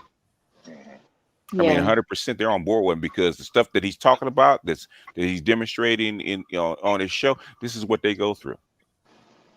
So they're on board with him. I think the problem with the manosphere is that it has not reached that level from a social network standpoint, because like you were saying before, people meeting up in Cancun in these places. Yeah, that happens. When I went to Washington, that's exactly what they did. People hooked up in Kigali and Joburg. That's how it works. And in order for you to get into those networks, you had to be RSVP'd and invited. You couldn't walk in off the street. That doesn't work that way. And the women vet other women. Right? They don't just allow just anybody to come strolling up who they don't know, who they haven't really haven't verified for themselves. Circle tight. So that's pretty much how it works. But in the manosphere, there has been this illusion that black men who go to like Morehouse come out as punks and don't really have any confidence and stuff like that. And it's a whole bunch of social anxiety, and that's not the case. Which is why I came up with actually introduced the octane scale, is because just because you're good with the women in your class doesn't mean you're going to be good with the women in another class, because there's certain metrics you got to meet. Okay, if you don't meet those metrics, okay, you're gonna walk in and say, "Who let the Bama in?" Right? There you go. I'm not. BGS, you weren't doing that. I'm not saying you wrong. Definitely not. No, you're not incorrect on that. I'm not saying that. Yeah, I've heard that from the women in DC, because if you the wrong pair of shoes, or your pants are not at the right length, or the clothes ain't at the right cut, they classify you really quickly. See, that's the thing now, because it's like I'm from what you was called in layman's terms, the hood, like the wrong side, south side, like that, that kind of environment. And but the people that I'm currently around that are currently in my sphere now would be what would be considered the black bourgeoisie. Like I said, I got a partner I do a show with. That's who he is. I mean, BGS can attest. Like, you can tell the difference between me and him. There is a difference between us. and you know that there, you know, but there is no disrespect as far as like how because he knows me in real life. Right. You see how I move. It's been a respect put there that's undeniable. That is a genuine friendship. It's not something that is yeah. I can't explain it, man. Like I said, like I know a lot of brothers, even I can hear it on here. They feel uneasy, like when I talk, because they know, like if you listen to me, you can hear the street up in me. Like I'm not a dude from the suburbs. I'm from the city. You see what I'm saying? Like that's not me. But then again, I am educated. I am that too. You know what I'm saying? So it's an issue for a lot of brothers because they want you to be either or. And there's one brother that me and him, we had a bad exchange where it is oil and water. It is oil and water. And I think that what ended up being surprising is how educated that this kind of person can be. Because I think that even the ones that were so-called the incel educated lames, or the guys that have difficulties with black women or whatever, that rail against that's on that side. Yeah. They had a thought pattern about guys that were sort of like me, that was from the hood, that got educated, that we were still like some kind of affirmative action cases, and that we wasn't actually smart, or we wasn't able to actually to have families and take care of people or things of that nature. So a lot of these things that you guys are already talking about, I'm already actively doing. Like it's not a thing. It's not a big issue. But like I said, it depends on whether you are a big fish in a small pond or a big fish in a big pond. You know what I'm saying? So that's how I look at it. Like you know your ram. I'm born and raised in the hood. You know where you at? I was raised in the hood. I just don't sound like it. Yeah, see, that's what I'm saying, BGS. I mean, like there is a stark difference between, say, like brothers that are like me and you. You know, I'm younger than you. But similar in the sense of being somebody that's from, the hood and basically got experience to different things in different classes within the black, bourgeoisie. I mean, it was always there. I always understood it, but I don't feel that same angst that everybody feels about it on both sides. I don't feel that. Most people are actually stunned when I cuss people out. Stunned. Yeah, I be trying to tell you to calm down. I be trying to tell you to calm down, old man. Leave it for the young ones, man. Leave it for the young ones. We got your back. You don't have to worry about all that. I can hear like B. Oh my God, B just cussed that man out. Like wow. Yeah, don't let them run your blood high like that. It's not worth it. Sometimes you gotta carry it like that, man. Well, shout out to Xavier for the Cash App. Appreciate you, fam. And then he has Hood Conservative as a headliner tonight. Again? Oh yeah, he's doing it right now. I don't think I could take much more Hood Conservative, man. It's like Hood Conservative. Where he's going to be at? What he's doing? A teapot. Who is he debating? No, I don't think they're debating anybody. I think they're laying out the guidelines and principles of what it means to be a black conservative and a hood conservative. Oh, okay. He did his research. Okay. He actually read up on it, huh? Oh boy. And Antebellum South. Yeah. Antebellum South. Oh my goodness. Okay. Oh, but I thought Ty City created that term, the Hood Conservative. Isn't that correct? He did. That's the confusion. That's the confusion. So there's something called Hood Conservative, and then the branding of Hood Conservative actually belongs to Ty City. Okay. What has happened in the manosphere, it has been hijacked, by vandals. See, that's the problem. Yeah, exactly. Well, there's a couple of people floating around calling themselves Master Teacher. Oh yeah, with their brand names. You know what? That's a funny thing. Now, somebody can put Master Teacher in their title, on their channel title, and they don't get they get no heat, man. They get no heat. They don't get talked about nothing, man. I don't even call myself that, man. I get all the heat. But I told you why, BGS, a while ago, man. It's the same way as Kevin fitting the part. It's because you fit the part. When you got PhDs coming to your channel, thankful for the information that you're giving out and inviting you to their channel so that you can have discussions.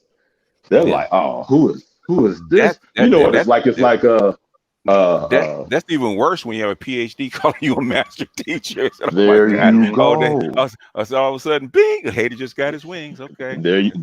Hey, that's why. What did you heard me say it to her? Don't call him master teacher.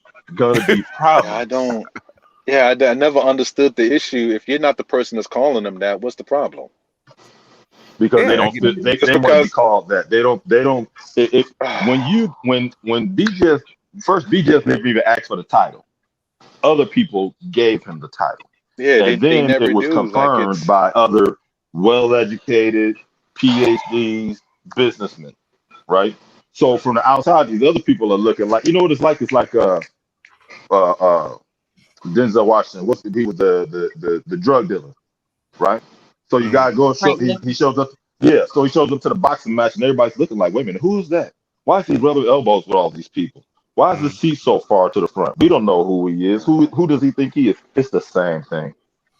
It feels exclusive. It's just that's just so silly though. I don't It is. understand. It is It's very very silly. silly because it's like get a life. Like I mean, just like This is their I life. mean, come on.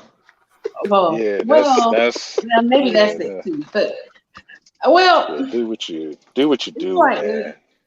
yeah, do My what you do, goodness. but at the same time, don't do it over here. Over here.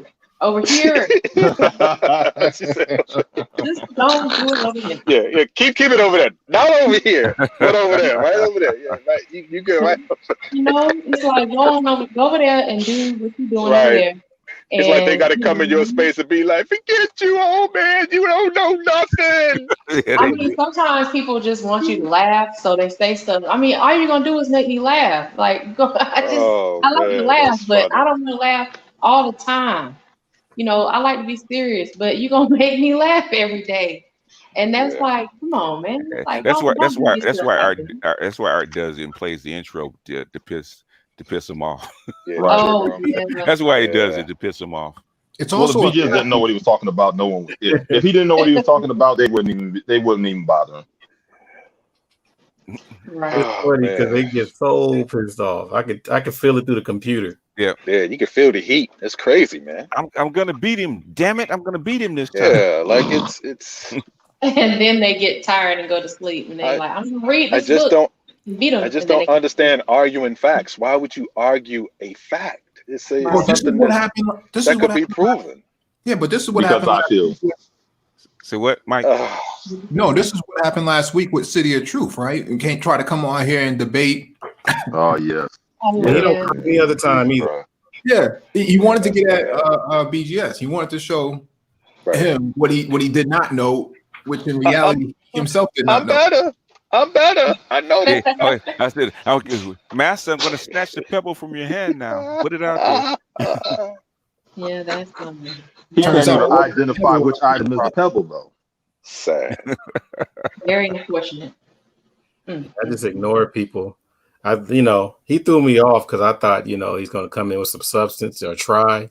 I did He too. came in with some substance, all right.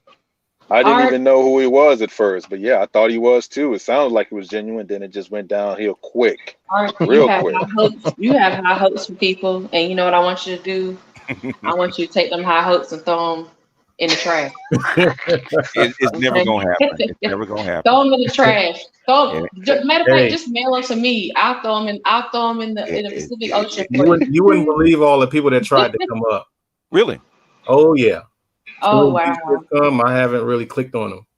Oh, to try to That's come why I up. get those thumbs down. Oh, okay. Coming up today? No, all through the times when I have. Oh, wow. Okay.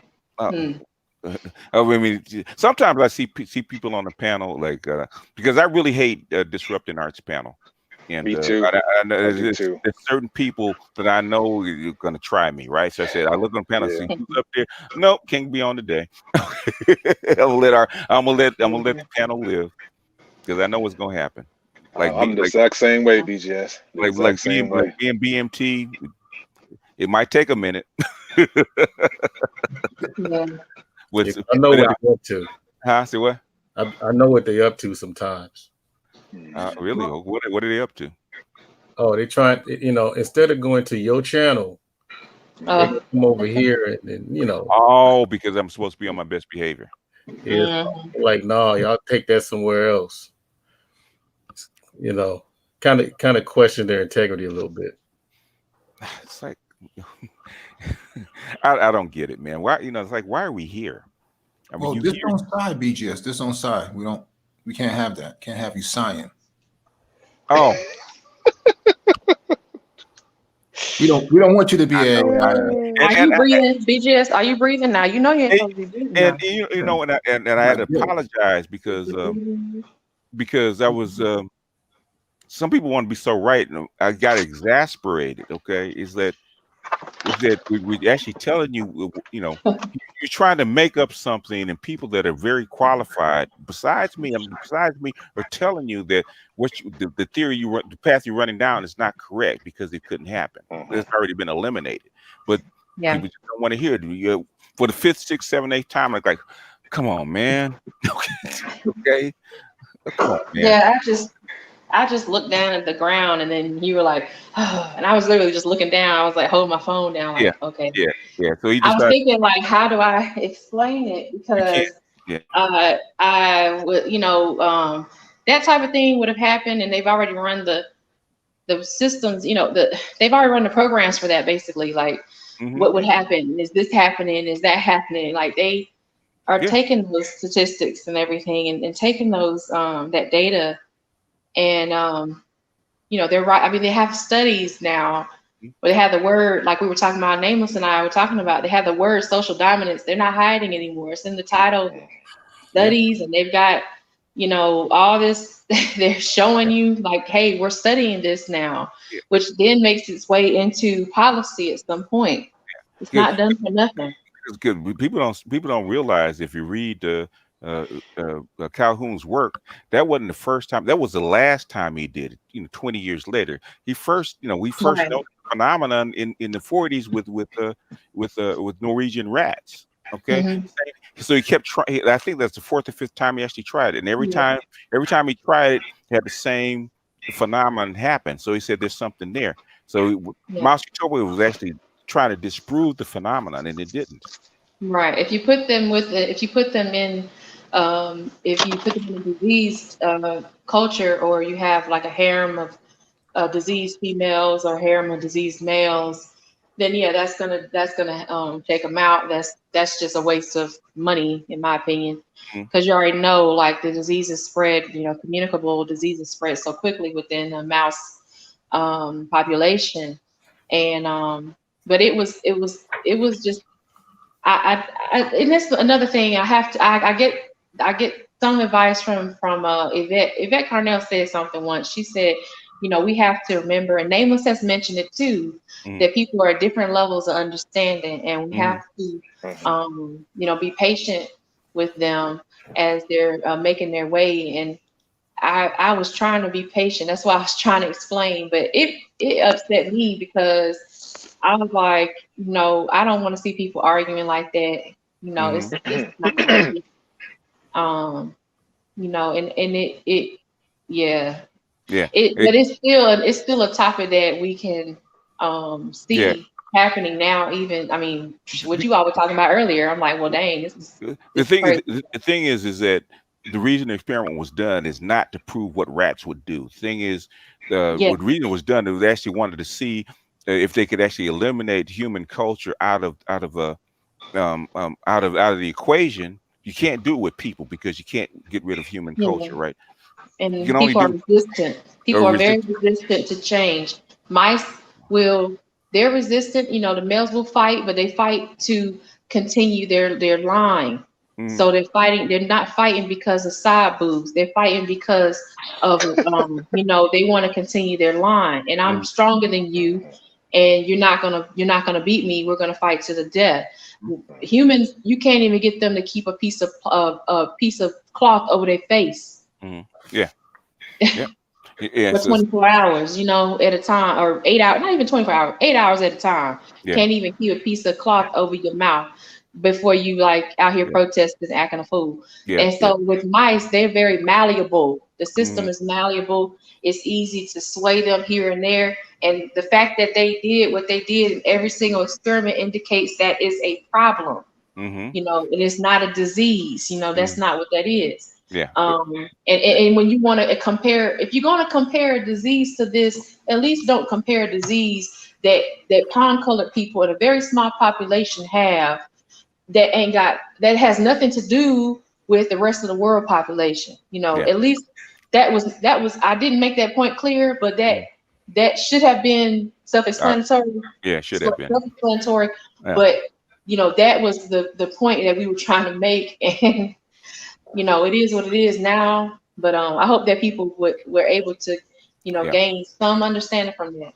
Yeah, in fact, what he showed with the seed cycle lines up exactly with the population pyramid phases. Exactly, and it That's just true. does. That's why I asked Nicole to actually include the number of generations, because that's important. About how many generations does it take from what they call the explosive phase all the way to the declining phase, or the die-off as he calls it. It's not really a die-off, it's just a decline. And, decline. It's a decline, and basically that's something that people like Quigley had noticed about all civilizations. Okay, normally it takes a lot more time to do than that, but the thing is that but those phases are very, very consistent. The 4 phases, even the one which is the 5th one, which is not normal in human beings, which is a die-off. That they actually don't. Go ahead. Yeah. So, but the thing is, it's been around for a while, and but the thing is, with the Industrial Revolution, it became so prevalent that they were trying to figure out, is there a fix to this? Is there something that we're doing to can actually fix this particular phase? Because once you enter that the post-industrial phase, especially the D cycle or the die-off phase, Quigley says nobody's ever come out of it intact. In other words, once the decline actually starts, there's really no stopping it. So they're looking for ways to actually stop it. And one of the ways that they're exploring is to allow women to have babies out of wedlock, and not tie them to a man and support them like that, which is what I was trying to actually compare. That's why I noticed it. I said, this is weird. I said, okay, the ones that stick to a strict patriarchy and stick to the straight phase, they decline a lot faster, hell of a lot faster. Right. And the ones that allow a high out of wedlock rate actually stabilize into, which is the equilibrium or the C cycle. They actually equalize and actually keep their population steady. And I was just saying, there actually is a correlation. I don't know what the reason for behind it, or what the policy is behind it, but the thing is, you can just see it. If you see it within like 20 or 30 countries doing the exact same thing at the same time, and the ones that don't actually shrink, I said, okay, there's got to be something there. Yeah, which is why a lot of the policies that were attempted by some of the lawmakers in Alabama, I think it was Alabama, for instance, it made absolutely no sense, where they wanted to regulate vasectomies and make men pay for their vasectomies. Basically, you're at the same time giving, I think it was Georgia as well, they were going to start locking down on, this was last year, locking down on abortions, making them illegal and things like that, and punishing you for that. If you cross state lines, get an abortion and come back and they find out you did, then you go to jail or be fined and all this. And then on the other side with men, requiring them to have vasectomies if they're over 50 and they have and I think it was, or have 3 children, then they would be required to have a vasectomy. That was going to be put into law. I mean, that was ridiculous. And the person who actually presented that, I forget her name, but she's a Black woman with a bright blonde wig on. That's all I can remember. And she actually has a record for domestic violence and, was arrested and all this kind of stuff for that. But you're going to put forth, where she actually committed the domestic violence, I think, on her husband. But she wants to put forth, she wants to put forth this information about how, we're going to require you to get a vasectomy. And no, that's not going to work. You see how that got overturned. very quickly. Yeah. For obvious reasons. And To when make you look at the to make sure that the lower class guys that can't support the children and they have to be supported on the state, they can't reproduce after 3 children. can't reproduce, but at the same time, that was not even, that type of thing was not really pushed forward. It was more like, you know, it was a universal thing they were pushing forward. So at all economic levels, because they wanted to respond to the abortion bans that they were going to do. They said, well, we gonna get the women, we gonna get the men too. All these dusty dudes out here having kids and all this stuff. Yeah. Well, you know, he can't have no kids. You know, he can't have any children. Like, what are you doing? So that was crazy. But when you look at the D cycle, like it's two well, according to Calhoun and his cohorts, you know, and his collaborators, it was about the first death, which is a spiritual death, where you have a decline in the psychological value of others. The behavioral sink, huh? Right, that's the behavioral sink, where you have a decline. Because last time I checked, anything you put in the sink is gonna get washed, and whatever's washed off of it goes down the drain. So all the things that's getting washed off the plates going down the drain is the knowledge and wisdom you should be passing on, but you're not. You're just chilling, having a good time, and acting like an 18-year-old, and you're 55, and then you turn around and call Kevin Samuels and you looking stupid. So that's you're looking silly, not stupid, silly. You look silly. So that's the behavioral sink example for me, and I don't speak on those things, but that's how I see it. And the reason I was actually curious about the behavioral sink is because I was listening to a MGTOW conversation, right, with two MGTOWs that I know very well, I Am Serious and Sandman, and an incel, what is a quote unquote incel, black pill incel, and the stuff that he was saying about giving up and not really dating or being socially awkward. Not only the men but also the women. I said, okay, this sounds like the behavioral sink. Yeah. Because in other words, they don't even know how to connect with each other anymore. Right. Yeah. The beautiful ones are the ones that would be. That's, to me, that's Japan. Yeah. On that note, I'd like to bid you guys a further a farewell. Brother Art, thank you for allowing me to come on as always, brother. Okay. Meech, Chewy, salute. hey, Chewy must have dropped the ramp. Then it's time to go, huh? Nicole, keep pushing, sis. Don't let them frustrate you too much, man. And BGS, your powers are still weak, old man.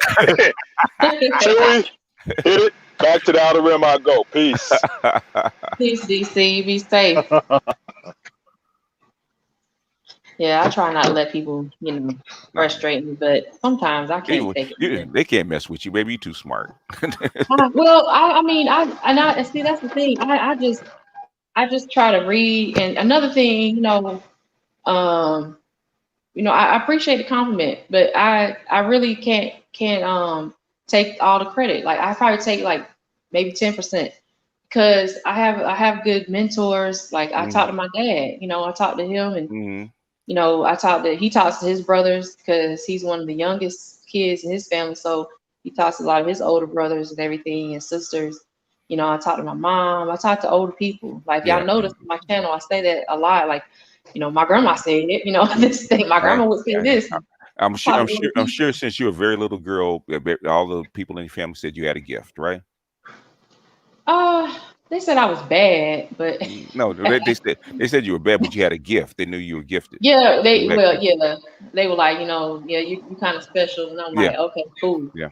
I didn't know. Well, some people, you never know if they joking or not. But yeah, I think that's true, because my mom said I could just sit and by myself read and draw and stuff. Yeah. And that was one thing that she was like, okay, but she had to recognize that before she could transition me over to learning more from my dad, she had to see that in me already. That has to already be in a child. And like, it's the same for my brother. My sister is a little different, but like, she's like, I really didn't feel like I could transition you over to the force, over to him, yet until I kind of noticed like, okay, you have these qualities, so you're not gonna start crying if he's like going hard on you, about stuff. But yeah, I mean, having your dad or a male figure there, very, very important. And I'm so thankful to still have him here, and in this life. Yeah, they did a good job. They did a great job. I can thank them for Yeah. Nicole, you mentioned that woman is in Georgia, right? You said what? The lady that talking about she wanted because they trying to push back the abortion laws. So they trying. I was in the abortion was in Alabama, Georgia, but the vasectomy was in Alabama. Okay. Oh, was it from a black woman? That's trying It was a black woman, and I think there was an older white lady. I can't remember. I'm so bad with names. The older white lady that was trying to push it throughout the other southern states, and it was just a mess. But it was a mess, but it also is dangerous because it sets a precedent that it actually was put on a national stage as far as media. That they actually got it that far. That's still dangerous in my opinion. Even though they didn't get it pushed through, it set a precedent that's what's being discussed, that type of thing. So they're trying to limit the amount of children a man choose to have with one woman or more than one woman, depending on his situation, social status. Yeah, without regard for a man's health, and everything. Yeah, I think that'll make no sense. But no, yeah. if it doesn't make sense, it doesn't make logical sense to us because we think in it from the aspect of a personal aspect, right? Thinking from the point of the state, right? Unless you're willing to, women that want to have babies are going to have babies, right? They're going to find sperm somewhere if they want to have a kid. And if you have the well-to-do basically the more middle class or upper middle class men actually limiting their amount of children because the state wants them to pay for them, right? The amount of money, and the women will actually go to lower class men that don't earn less than $10,000, because the vast majority of men on child support earn less than $10,000 a year. So in other words, how do you rectify that? Right.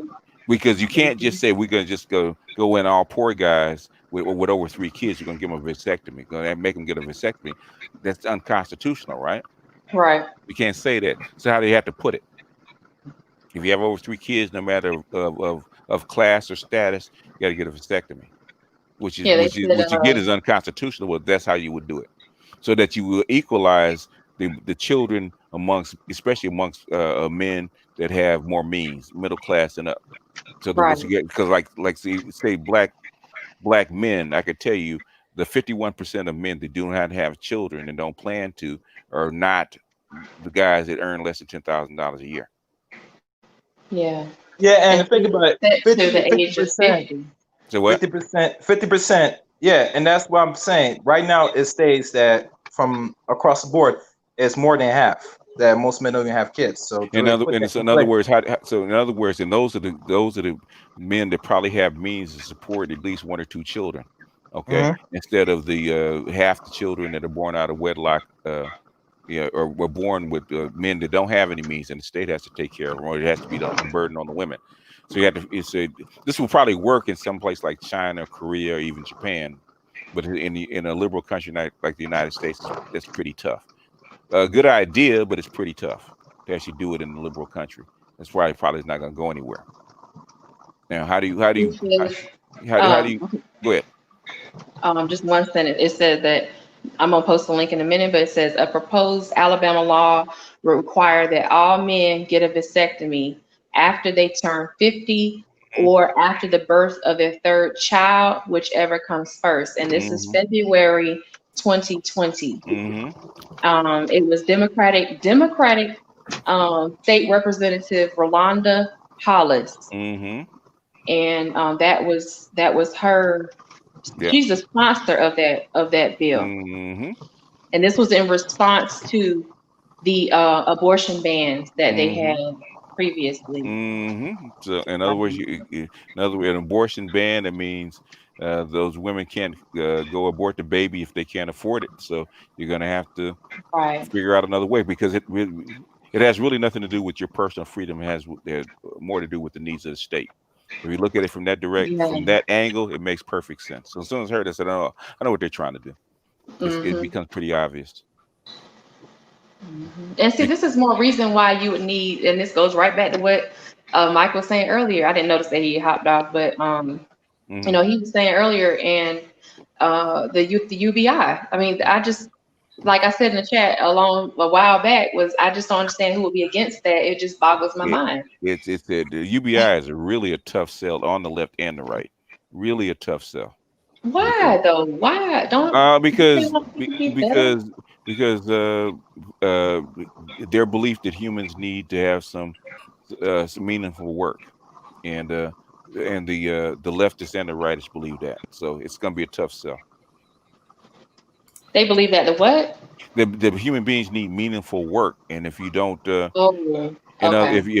if people don't have jobs or meaningful work, then there's gonna be more problems. It's like the left, just like Wolf is a lefty. He's a Marxist economist.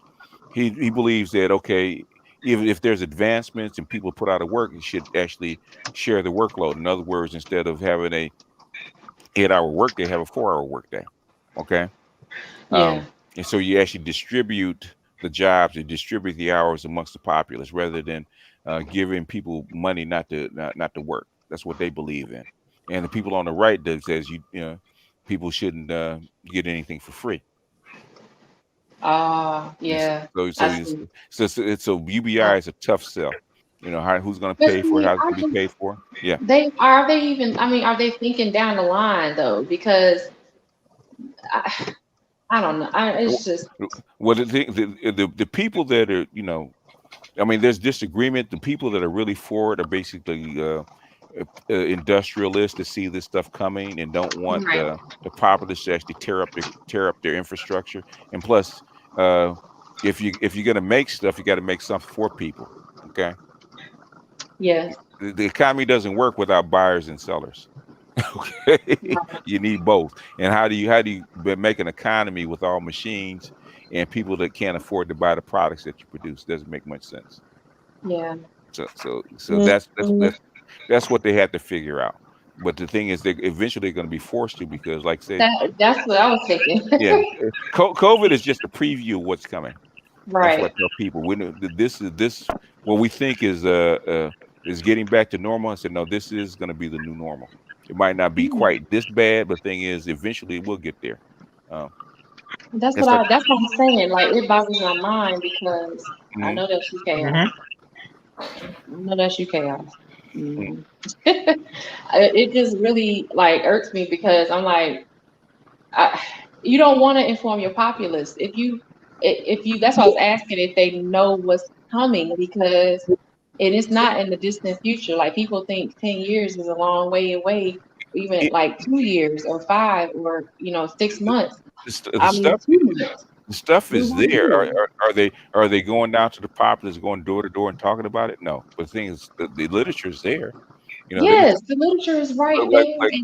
Like me, Mike, and a bunch of other people talk about it for like 4 or 5 years. So it's not new. So what are the chances of Trump coming out with the vaccine before the election? Impossible. 0. What is the chances of vaccine? Yeah, before the election, 0. That ain't gonna happen. Negative 500. That ain't gonna happen. They from literature I read, they've never come up with a vaccine for a coronavirus. No, they don't have anything.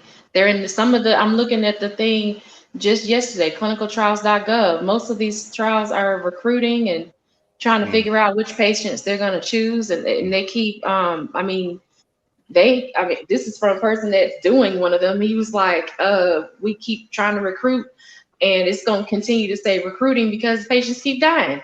So the patients that we're supposed to be recruiting, they're dying. So he said it's just slowing down the process more and more. They have to keep changing the date. And one trial they did have candidates for, right? They had to pause it because they had people getting sick. They said 2, Right. but I have Yeah, to believe there's final probably more infection. than that. Yeah. Right.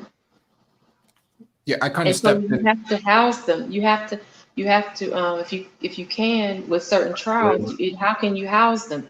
How can you safely house them? Because these patients, they go home. They have to travel home. They don't always travel locally, you know, for certain things. And they have to correspond with their physician. Well, they have to get there. You know, all these things are the logistics of this have not been considered by a lot of people. And clearly people we see on TV every day are not thinking this through. Like the logistics of these trials is, first of all, it's hard to plan them, and you know, to get them done without a pandemic going on is difficult. So imagine what they're going through. Yeah. Go ahead, Mike. You said we're gonna say something. No, I had just stepped in. I saw the chat, and it said from DJ Naff, he was saying that BJS didn't. You mentioned once the stimulus is something like a test trial for the UBI. Yeah, basically it is. It's a test run for how the UBI is actually going to work, or whether it does work, and how effective it is. They trust and believe they give out all these checks. They're actually monitoring people and how they're in the spending patterns. They sure are. Yeah, that's why Visa. That's why they the government signed Visa on to the payment card process, so that they can push the checks through the card or the payments through the card itself. Yeah, there's lots of things going on that I believe maybe even going on in the background, like the lack of change and places requiring the exact change or using a payment card. So I'm not saying that they are, but they may be taking a currency and coins out of circulation without telling us about it. But we have to see. Yeah, because they're claiming people are hoarding the money, and because of stress. But I said I don't know that part. I don't believe. You know, I'm not a conspiracy theorist. Actually, I am a conspiracy theorist. That's a conspiracy. I actually believe they'd actually taken physical money out of circulation under cover of COVID. Well, there were people at the beginning of COVID in March who made these large ATM withdrawals because they were panicking as to what was going to happen. And I think they had some of the ATMs had made the maximum withdrawals like $250 or something like that at one point. Even the credit card companies had reduced the amount of credit limit that you had. So if you had 1,000 before, then they kind of dropped it down to 500 overnight without you even knowing. Yeah. So because they cannot. Did you notice Did you notice? Because I was reading about this, Mike. Just to piggyback what you just said, I was reading about how people were complaining. They're calling them a cash advance fee. Capital One. What's the other company? All these credit card companies that are complaining, like people are complaining, their reviews are a mess because people are like, why are you charging me to move my money around and all this stuff? And yeah, it's the financial system. It's like they are charging people and yeah, changing their credit limits just overnight, literally overnight. Oh yeah. Yeah. When we push this many people out of work, a lot of things get affected. Like there's not enough money moving for banks to make money and stuff like that, and people aren't paying off their loans and stuff like that. So they have to pass on the fees to keep the system going. And who the fees pass? Now, what do you think about the IRS as far as like all of this going forward for next year? Because I mean, with the tax. I mean, people think tax season is so far away, but it's really right around the corner. Well, they'll have to wait till December and see how things shake out before they really finally produce a tax code. I think that most of the tax code is actually produced in November or December. Oh, okay. Yeah. So. And then they'll print it. I think they start printing it out in like January. And if there's a problem, they probably will delay it. So they don't know. They won't know until they see how everything's going to shake out. Just like this year. That's going to be so hard, though. A lot of people. It is what it is. You know, we're in uncharted territory. And that's what I was saying earlier. What's scarier than a conspiracy theory is when there is none, and the people that's supposed to be in charge have no idea what they're doing. And right now they don't. Yeah, when it's true, that's scary. Yeah, and the thing is, Black people would benefit the most out of UBI, and I have no idea why anybody would push back against something like that. Because that's not how you were trained to think, or racially culturalized to think. You've been brainwashed a certain way in a capitalist country, and that's against capitalist leanings, and you're gonna brace up against it because it goes against what you believe in. Yeah, but the white constituents are not sending back those checks, BGS. Those checks neither are the Black constituents. Yeah, but I'm saying the Black people who are against UBI don't realize that the white constituents are not sending them back. The UBI, they have no idea why they're against the UBI. None. That's what I'm like. They have no idea. They're just talking. They don't have a clue. The majority of the people who are taking UBI out in Stockton are actually white women. Of course. And so when I hear these sort of arguments, and I'm like, you don't realize the economic mobility that's going to come from just another $500 to $1,000. I mean, if they're talking about $1,500, until 2030.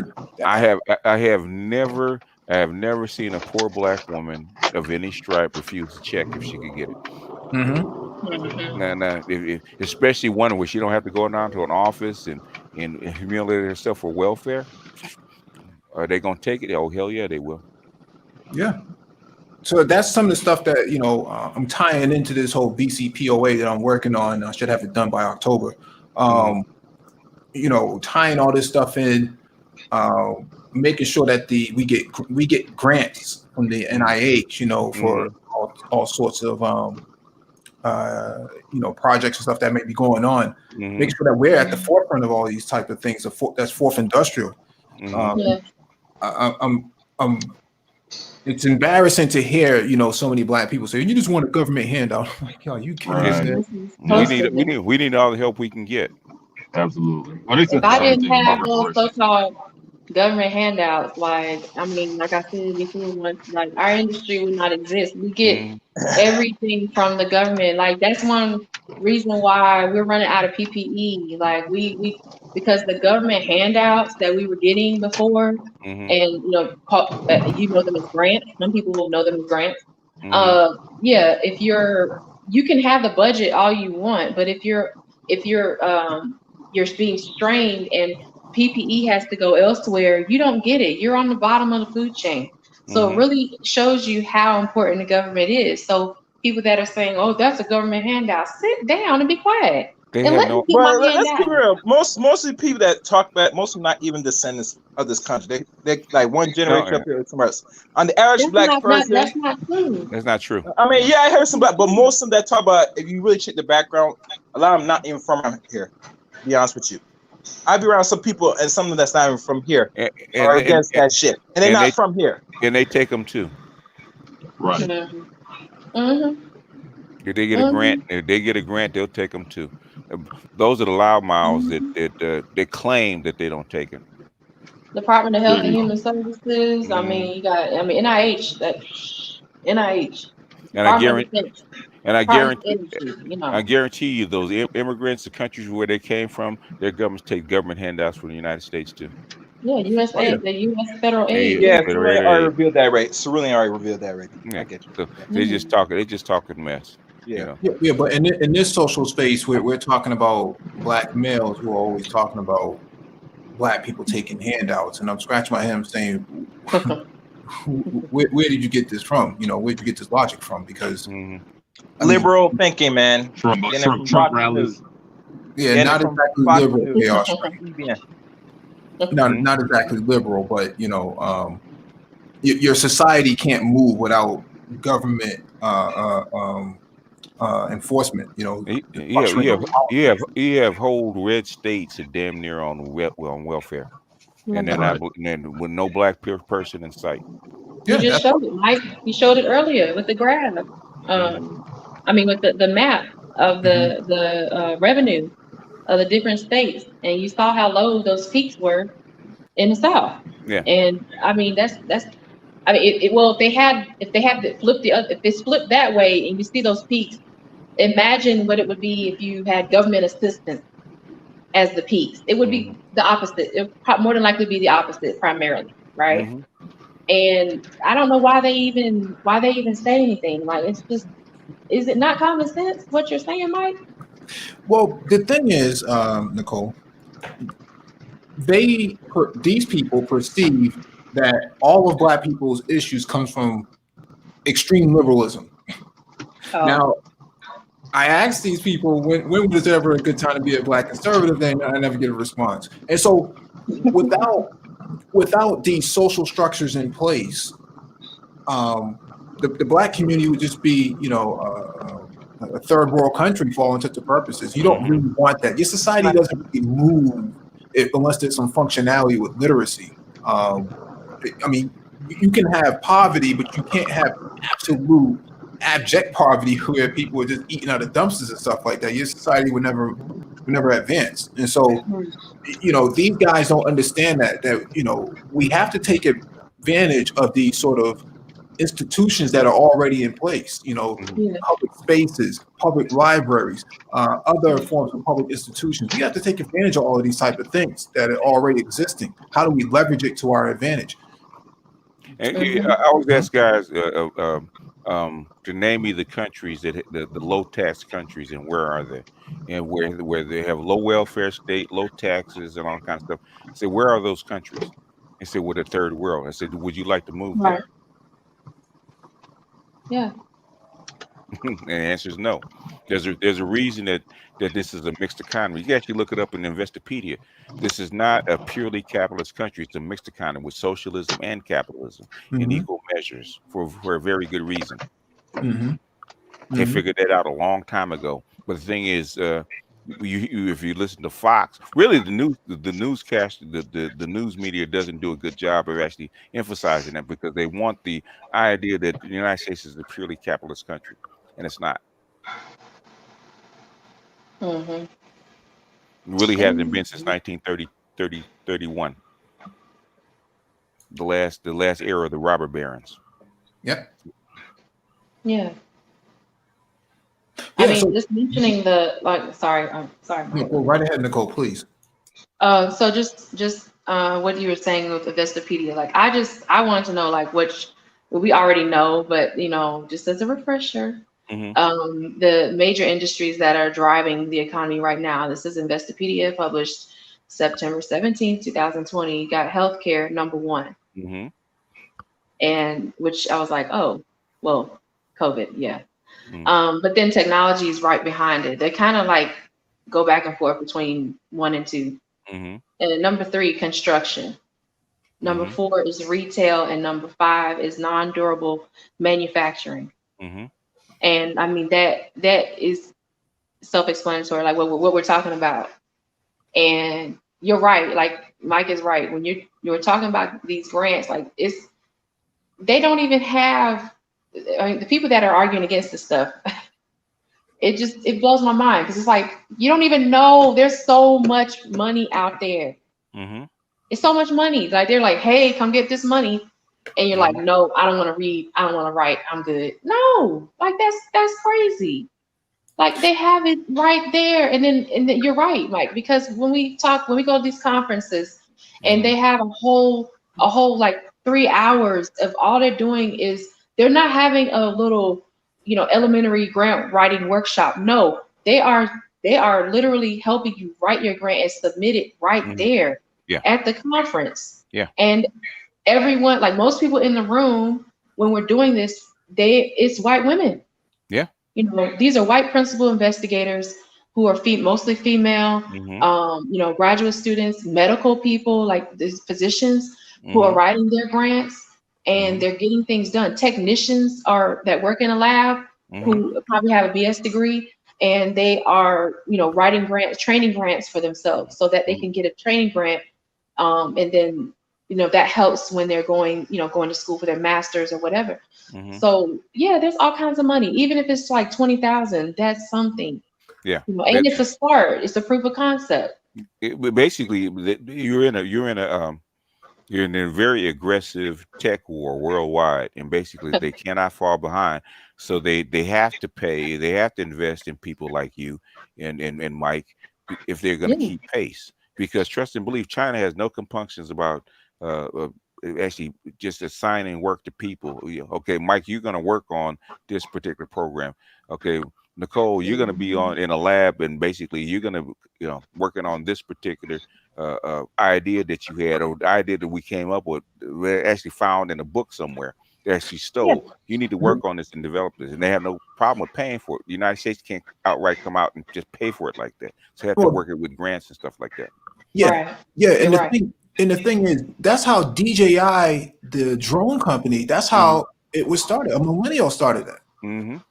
and the Chinese government paid for it, and now it's the biggest, most dominant drone manufacturer in the world. Yeah, it's funny, and I'll say it here because it's common knowledge, right?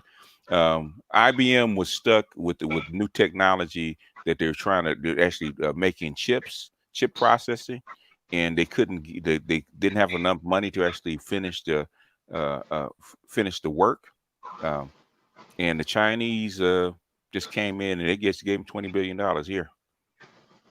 Yeah. Here we said we'll fund it. All we need is access to some of the technology. Okay, you can do what you want, but we'll give you the money to complete your work, and that's how come you have Intel chasing their tail right now, because IBM, the Chinese actually came up, paid for the processing, and IBM's technology is actually being used by TSMC, AMD, Apple, and Samsung, right? In fact, Qualcomm. And Qualcomm. In fact, the IBM's next batch of chips is going to be made by Samsung. It's not going to be made here. It's going to be made over there. And now, how the United States lets IBM get away with it, I don't know. The thing is, that's when they got away. But the Chinese have no problem with paying for it. And for the United States to keep up, they're going to have to pay for it too. That's when they're dumping as much money as they can into tech and biotech as possible, because that tech and biotech is the future, is what it is. Yeah, I mean, you have a proof of concept, Mm-hmm.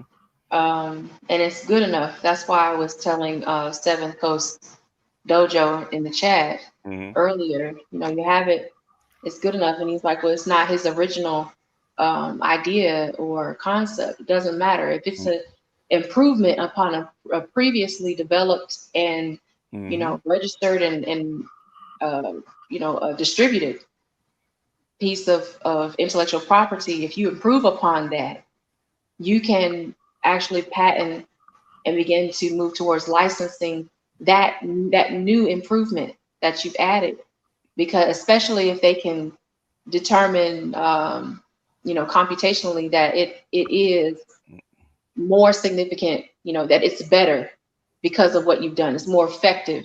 It's cost effective to make it this way, or it's easier to use. It's safer to use. All those things are important when you're going for a patent, or you're going for something where your IP is coming to life. And I was telling him to make sure he keeps all of his drawings, schematics, notes, all that stuff. All that goes into your application. All that goes into information for the big binders, as they call them. There's big thick binders of all your information, because that is IP. What you're writing, what you're drawing, and bringing that to fruition with the engineers. And that's all important. And it basically, this came out of Kissinger's book on China, and I picked up on it, right?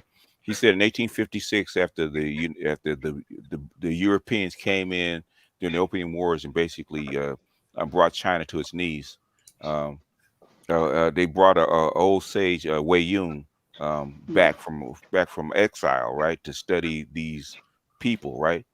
And they made a plan way back then. I think it's called Wei Yun's plan, right? To actually become technologically dominant, better than the Europeans. And we're going to learn as much as we can for the Europeans to the point where we actually overtake them and become dominant. That was in 1856. And to add to what BGS is saying, it was Brzezinski and Rockefeller who gave them the technocratic blueprint in 1979 in the Carter administration, which is how they got to where they are right now. Yeah, they wanted to keep the Russians and the Chinese separate. Yep. And so they mistakenly thought that China would do their bidding. Until 1995 when they got Russia up off their knees. Oh, mistake. Oh, well, we made a mistake on that one. How do we rectify it? Anyway, I'm probably saying too much. A lot of people. I'm probably saying I'm probably getting close to that electric fence. Yeah, a lot of people always ask, well, how do you know? And they come to ask in the brain trust. How do you know 30 years, between 2045, 2053? How do you guys know this? Well, because 30 years is a pretty good time frame for industrialization. Yes. And so people say, well, you can't save the Black community. Actually, you can. This is the last hurrah, but you actually can. The Zennials are the ones you're going to have to invest into. So you have to create the platform so that they can actually launch from. And not only that, might be, but you have to put emphasis now on technology and math and all the categories harder than ever for these coming group of youngsters. It's necessity now. It's not requirement. It's necessity now. If you want to maintain a Black community and turn this thing around, it's already too late for the Z's. You're gonna have to really get to the A's. Yeah, or millennial Y's. I had to give them you gotta get to the A's. There's a lot of hidden talent in a lot of poor Black neighborhoods. Just give some of the robotics programs and stuff like that they're they put things together. You'll start to see some of the talent come out of it, because in NISBE, that's exactly what we do. NISBE Junior.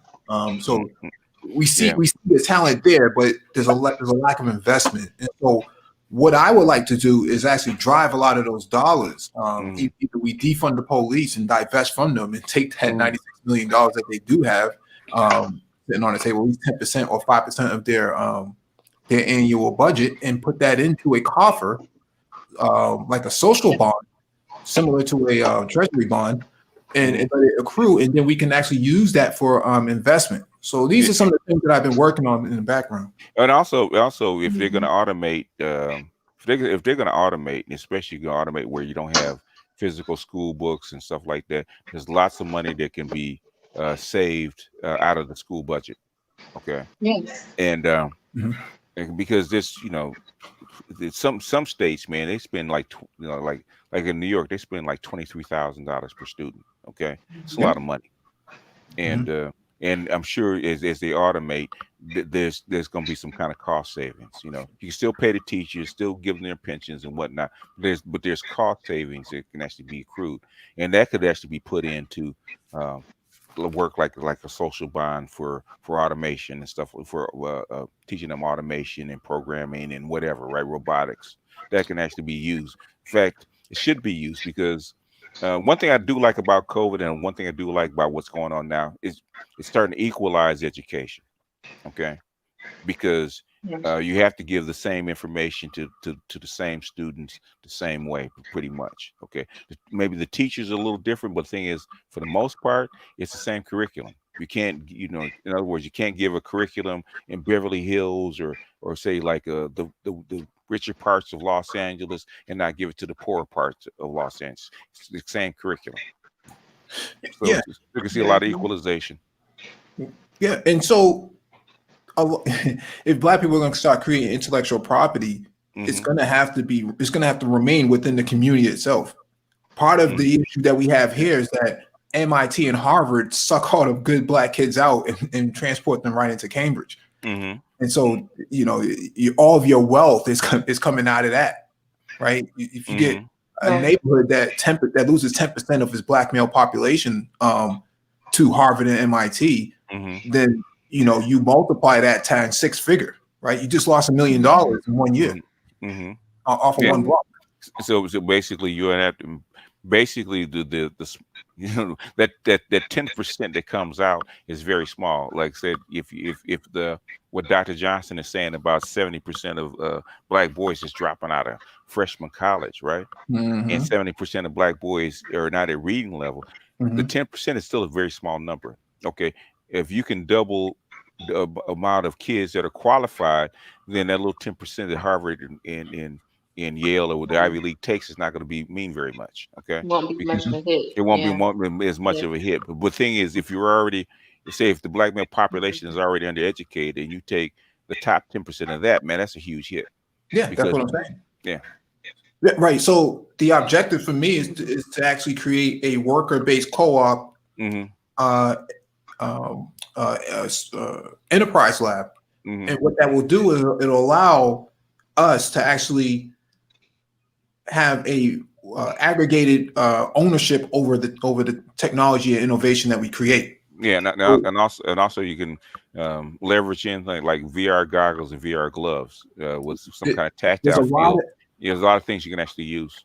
Yeah, well, there's a lot of innovation that can come out of this, right? So if we solve our own issues, like the brother here who created the automated trash can, you know, with the solar panel on it, with the Wi-Fi connector that sends out an SMS message, a text message to the sanitation workers to come pick up the trash on time instead of letting the barrels overfill and running around with raccoons and all types of vermin. We just solved one major issue, which is sanitation. Somebody else recently came up with e-ink based tablet that sits on the bus stops. And so this is connected to a solar panel that's connected to a 4G connection that gives the display for the next bus schedule. In other words, the world is going to be dominated by integrators. Yeah. How do you take the existing technology, put it together in a meaningful way to solve a problem? Yep. Solve all your own issues in your own communities, and that will pay you for it. That's the way how I see it. Which is something that Klaus Schwab and the World Economic Forum actually said: give the people access to the technology and let them solve their own problems. Yeah, that makes sense. Yeah, and it just really encouraging the creativity and innovation. You know, the children thinking outside the box. I mean, that's something that it was funny because the kids were here earlier and they were running around and it was like, okay, we're gonna do we have arts and crafts or cooking, you know, once a week, and we do that just to, you know, switch it up a bit. And we play board games. The board games, that comes naturally. Kids just play the board games. So when it comes to anything where I'm like, you know, I have the paints, I've got the Play-Doh and all this stuff, chalk, we've got construction paper and everything, and you know the whole room is taped down. You know, I got plastic everywhere. Everything is all taped down because, you know, my walls and my table. But anyway, I got to keep that fresh. But yeah, the chairs are all taped down. And I say, you guys go ahead, have fun. You know, just be creative, do what you want. They just sit there and look at me like, what? I'm like, go ahead, just draw. What do you want to draw? Think about something. They sit there literally for like 5 minutes. Thinking like, you know, what should I do? And the first thing they think of is based on the videos they were watching just previously, or something some character that they've seen recently. And I'm like, that's cool, that's okay, but it is, you know, it is that imagination, you know, you just saw that and captured that in your brain, but it's not your own creation. Well, that's where it starts. The imagination. And then you extend the idea and extend the idea and extend the idea, and it says, okay, it's so far away from what you started with that it becomes your own creation. Right, and that's what I see too, because you know, we'll do it for like 2 hours, and by the end of the 2 hours, what they start off with, because I make them put what they're doing in order on the floor, like, you know, 1, 2, 3, 4, 5.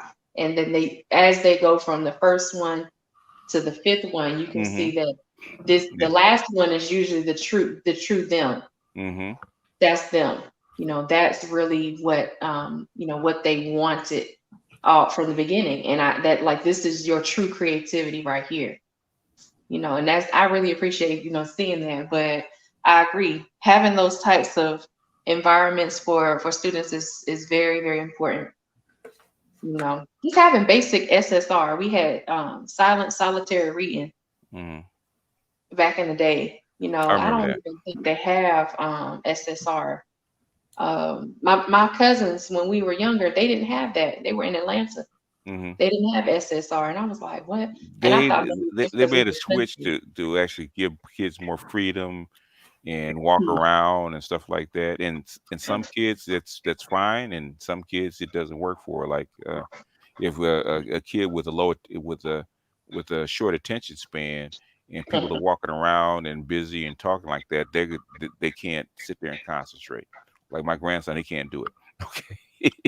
He need to Yeah. be he needs to be in a quiet spot where he can actually focus, you know. Mm-hmm. But some Okay. kids thrive on being able to move around and talk and stuff like that. Some kids thrive on that. You know, it would drive them Yeah. crazy if they had to sit. I think Valdez is one of those who would drive him crazy. Probably, yeah. I could imagine him Mhm. as a young little red boy trying Yeah, to. yeah. Tell my SSR. Yeah. He probably be He just banging throw his the head book. against the wall. Yeah, throw the book. Ah, I gotta get out of here. I can't take it. Run out the door. Run out the door so fast his little hat Yeah, fall off. yeah. Doing the primal screen at the wall. But you know what? That's a good point you made just now because Mike, you know what you're talking about. I think Art mentioned it once. Having consultants too, you know, who are educators. That's that. But the concept you're talking about is great. Yeah. Thinking it through. Mm-hmm. Mm-hmm. Yeah. It basically, yeah, the tools are coming where you can actually do that, whether it's in a space or virtually. No, we can. There's a lot of, like, for example, Chicago closed what 100 schools. There's a lot of infrastructure that's just laying around being underutilized or unused at all, right? So how do we take that basic infrastructure, turn it into an innovation lab, and how do we get the fund to actually pay these people so that they can actually solve the issues in their own environment? So that's basically call it social enterprise. That's where UBI comes in. But see, you get so much pushback from people. It's like, yo, you're pushing back against this, and this is for their best interest. I don't understand. Yeah, well, UBI is going to come because they just like I said, UBI will come when there's no choice, right? This is a version of it that happened because they didn't have any choice. Either you get people on the streets hungry and rioting, or you give them a version of UBI. We'll call it a stimulus and extra unemployment. But it is a version of UBI. And so you trust and believe they're studying this like mad because you got 50, 60 million people on the program. They're studying this stuff like mad. So you will see it again. Same thing with the AIs in the schools. I can tell from the last semester, the tail end of last semester to this one, how much changes they've made about Zoom time with the teacher versus time with the AI. And now they're learning how to integrate the two. Yeah, it was So they're stressful. learning. They're learning. They're learning, but it's a stressful process. Like my mom, honestly, like, you know, before the semester started, she was going to be on the e-learning and everything, but the concepts are so broad. And I told her, I was like, Mom, like, you gotta watch. It was funny because I was telling her about the Black Brain Trust. I was like, you gotta like read this stuff. You gotta read this. She was like, I'm not reading it. And I was like, okay, fine. So I like started sneaking it in. And like just saying, oh, I heard about this concept, you know, and just telling her, like looking at the articles myself and everything. And she was about to quit, like she was done. Like before the school semester started, she was like, I'm done, man. I done did my years, I'm done. And I was like, what do you mean? She was like, I can't take this. It's too much. Because, you know, that's why when you say they should have started this, like 15 integrating it, like maybe 15 years ago, starting off slowly, it would have been so much easier because she said a lot of the teachers, young teachers, been there a year or two, they ready to quit. Yeah. They're like, we're done. Like this is too much for us to learn in such a small amount of time. And still hit them because they're trained to have kids in a controlled environment. And the kids aren't in a controlled environment that they're socialized to be in. And so now they got all this stuff going on, and the teachers don't have any control of it, but they're still expected to hit their metrics. Yeah, exactly. It's impossible. It's impossible to do. It's really impossible to do. Like, how are you gonna do? And see, this is gonna affect. This is gonna possibly affect a lot of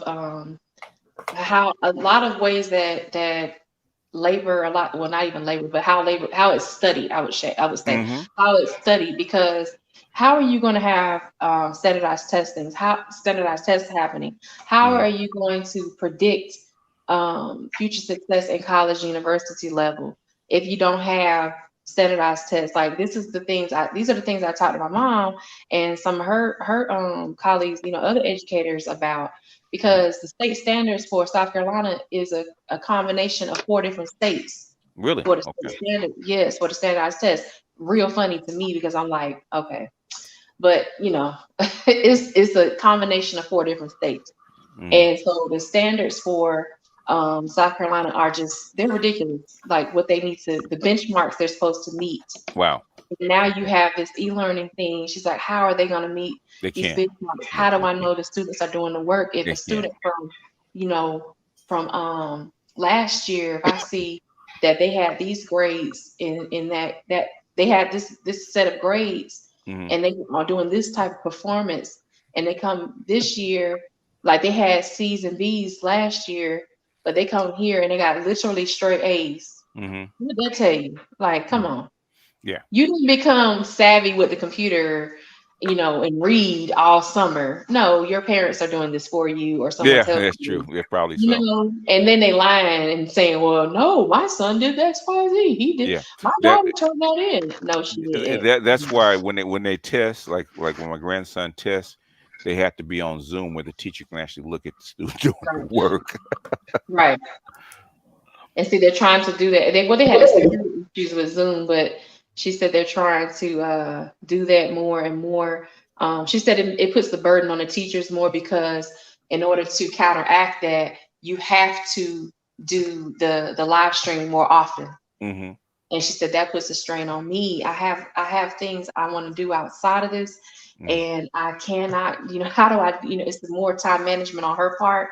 And even this is like middle of the semester, and she said it's still a struggle. Yeah, it's all new. It's all new. Nobody, basically, you've been wedded to a 200-year-old system, and now they've basically thrown it all in the garbage all at once in a short period of time. Now you have to automate. You're going to have to figure it out, and the kids are going to have to adjust to it, which is going to be the hardest, because they're not in a controlled environment. You don't have control of the classroom, basically, and you have to put the parents on the honor system. Can you make sure that my grandson, can you make sure that your kid finishes the work? Like, right now, since this thing, I spend 3 hours a day just making sure that he gets his work done. So basically, I am the teacher. The teacher comes in and adds to it, but basically, I am the teacher for 3 hours a day. So all the stuff that she doesn't do, I have to monitor him. I have to teach him. Right. So and reinforce the right things. And well, basically, the teacher's not there when he has a question about his assignment. She gives a lecture, she shows some of the examples, and then 30 minutes later she's out. She's on to the next session, and I'm the one that has to basically teach him when he gets stuck, and reinforce the principles, and read the book, and make sure he reads the question properly and stuff like that. So it's been really different. So not only is it putting more stress on teachers, also putting more stress on the parents, because if the parents literally do not homeschool their kid is going to fall behind. Point blank, period. Definitely. Yeah. Definitely. Well, I need to hop off of here, y'all. Oh, yeah, me too. And Art's probably got his head down. I have my own homework I have to do, analyzing data and stuff. Yeah. I was listening to your stream about when you're actually going through the paper about why what? Yeah, I said this woman is smart as hell. She is smart as hell. No, I mean I appreciate it. I just, like I say, I just read. No, baby, that's a gift. It's a gift. Okay. If it was just reading, You know, it was just reading. A lot of people will be where you are. No, baby, you have a gift. Don't get it twisted. And everybody recognizes it. I do. That's I what I said. recognize it immediately. I have to thank my dad. You know. Yeah. You know, I mean, you have to see the concept. You have to see the. That's another thing I wanted to say to Mike. I missed before. You have to get the kids to like whatever it is, whatever field it is. If it's tech, definitely drawing concepts out step by step, making the schematics. Like we had to do that. If you couldn't draw this stuff and explain what concept that's why comics are so important. Like, and seeing this happening and you know all that, and drawing your characters and they have an identity. You know, when I'm thinking of how these things work in the cell, and then I have to think about how it works in the coronavirus, it's just transferring different characters from one place to another. That's really it. Like you have to literally see. They have YouTube videos now. We didn't have YouTube back then. You know, we had to draw all of this stuff and look at those grainy, you know, movies in science class, and try to like, you know, close one eye, turn your head to the side, try to see a picture, but it's not really a picture. You know, that's what we had to do, and we had to like complete that, like put that in our memory. Like this is what I see. Now let me try to figure out what's happening. Like I still draw this stuff out, and before I'm talking about it, because it's a concept that is in progress. You know, it's still in work in progress. Like But I said, I try to do what I can. like I said, baby, it's a gift, and don't you gotta have to learn how to like Dr. Dunbar's doing, how to pop your collar. Okay. You know, You gotta pop I your don't collar, know. sweetie. I Trust and might believe. one day. I don't know. Well, I'm grateful because you are humble, like Dr. Dunbar is humble, and like Mike, even Mike is humble, right? We wouldn't Yeah. have you guys here if you guys weren't. Because a lot of you people that are at your level are pricks, and they are. Okay, and I know they are. I know some of these people. They're pricks, and you have people like you at this down here with us. Come on, you know. Yeah, I give everyone here, you know, much respect just for the opportunity to, you know, say what I can and everything. You know, I say what I say, I mean what I say. And I mean it may come off harsh and I gotta work on that, but you know, as long as it comes as long as you understand, you know, what's going on. But I give everybody respect when it's you know, deserving of the respect. And I hope that everybody, you know, I'm about to get off here, but everybody please be safe, please wear your mask, you know, don't listen to them people out there, okay? Please do what you're supposed to do, keep your distance, like don't please just be careful. Like Michael and Rodney and Super Triz, you know, they're out there, y'all be safe too. Like we see what's going on, this is not a game. Yeah. And what I'm saying about this manosphere is as much angst as there is in it. This particular sphere, right? If it disappears, you will never get another one. Sure. This is a very unique place, even in YouTube, because I hear concepts that the white guys are stealing, you know, we're almost verbatim and using for their own. So this is very unique. It's a very unique experiment, and I hope that people that are listening protect it with their lives, because you know you won't get another one. There will not be another sphere like this, and it's just happened to come together where people are actually interested and people coming together willing to share their wisdom and crowdsource this kind of stuff. Like if it disappears, you ain't gonna get another one. That's it. Well, you can. Yeah, because the concepts that we talk about from government to science to tech, all this kind of stuff. There is no other place that in this concentrated form anywhere. I would gather say anywhere in the world they actually come together, where Black people come together and actually talk like this. And like I said, I wish people knew how precious this sphere was, but I don't think they do. I think they're starting to take it for granted. Yeah. Anyway, we're gonna let Art go. Good night. Huh? Say what? And I was gonna say, you guys have a good night. All right. Well, before y'all jump off BGS and Mike, yes, I think his name is Mike from the Black Burning Trust. I want to ask y'all a health question, right? So Yes, I sir. told I didn't tell you, but I mentioned to Art about a week ago that I went on fast, Mm-hmm. and it was just shy of 4 days, like 3 3/4 days, right? Okay, that's all right. Yeah. And it was rough because you know I was pretty hungry. I was Mm-hmm. feeling a little woozy and everything, but I was Yeah. also exercising doing it. Now the reason there's a guy, Dr. Berg, I follow on YouTube, and he's Mm-hmm. talking about the benefits of fasting, and it's not just for weight loss. It actually, if you go long enough, it'll release growth hormones. It, Yeah. it actually corrects a lot of the issues with the body. Yeah. Here's what I'm wondering though, is whether or not exercising during a fast, not an intermittent fast, but a full on fast, is a little overkill. Because I did get to the point where I was actually feeling a little weak, waiting Mm-hmm. for my body to switch over to eating, running on fat instead Mm-hmm. of carbohydrate, like So, food feeding it. so what kind of fast was it? Was it a strict water fast or what? Well, it was apple cider vinegar, lemon juice, and pink Himalayan salt.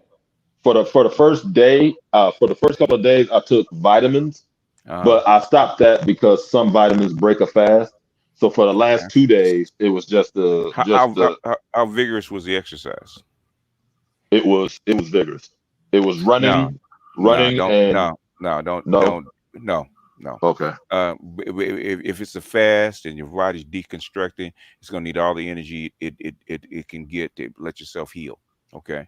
Okay. So first couple days it's not gonna make that big a difference if you keep your water intake up. But after that, man, if it's gonna be a long term, no, don't exercise. Okay. Let your body rest. In fact, they suggest that you rest as much as possible. Well, because I'm still working, but Yeah. I was gonna try to push it out to a week because after I stopped, I noticed something when I ate that night. First off, I was gonna push it through. Like I said, I was like 5 hours short of 4 days. I was gonna push it through, but I was hungry. I was like, man, I'm gonna eat something. So I was actually at the drive-through to buy something to eat once I hit the 4 day mark. But I went ahead and had a Starburst. I had a couple of Starbursts in the drive-through. And no less than an hour later, I'd already passed that through. Now, I've never had that happen in my life. Talking about the Starburst. Yeah. Oh, I already passed up in an hour or less. Yeah. Well, number one is mostly was it a fruit or the candy? The candy. Oh, number one is sugar, and sugar goes right through you. Sugar doesn't have to be digested in the intestine, so it'll go right through you. Okay. Yeah. So go ahead. Well, even then, after I ate, Mm-hmm. I noticed immediately a physical change. Like my stomach didn't stick out as far anymore, and it didn't feel heavy, even though I ate a lot. I stuffed myself, but I didn't feel heavy. Yeah, I didn't feel bogged you down, I guess is what I mean. because if you did this fast right after 4 days, especially with water, all the previous waste got all pushed out of you, so it won't stick out. Because you eliminated all, which is the reason you take the fast in the first place, to eliminate all this. That's the first thing they do the fast for. So all the old food that may be lingering around in your gut will actually get pushed out. That's why I tell you bring a Himalayan salt to actually, which is almost like a cleanser, and a lot of water. It'll start scraping your intestines out. So all that stuff would actually get pooped out. So after 4 days, basically your intestines are clean, right? And then after that, there's nothing to eat, so it actually has to start eating the fat and basically cannibalizing your cells. So a lot of toxins that's stored in your fat and stuff like that will be released too. That's why I say we want to go more like at least 7 days, right? Because there's nothing to eat, and all the toxins that are stored in your fat that will actually start being released as this fat gets used up. That's why they tell you to actually drink a lot of water, because you're going to actually go through a healing crisis. Because all the toxins will be released. So, well, I'll let y'all know what the end result is. I'm going to do 7 days without exercise because I think, like I said, I'm still exercising, and I think that's what made me fairly queasy because I already have a decently high metabolism. You get what I mean? So I'm gonna do the 7 day deal then, and just it sucked. I ain't gonna lie, I never did that shit before. I didn't like it, but I like the results though. The results are worth it.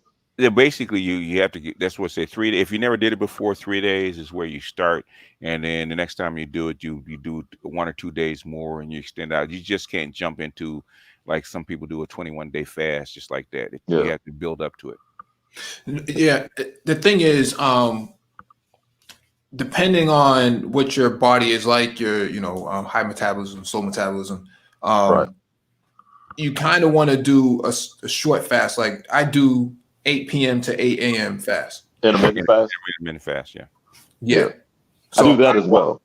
Yeah, I work out on I fast workout. So I don't eat before I even work out. I go in empty stomach. And so Yeah, I've heard a lot about that. yeah, my meals are broken down to 5 a day.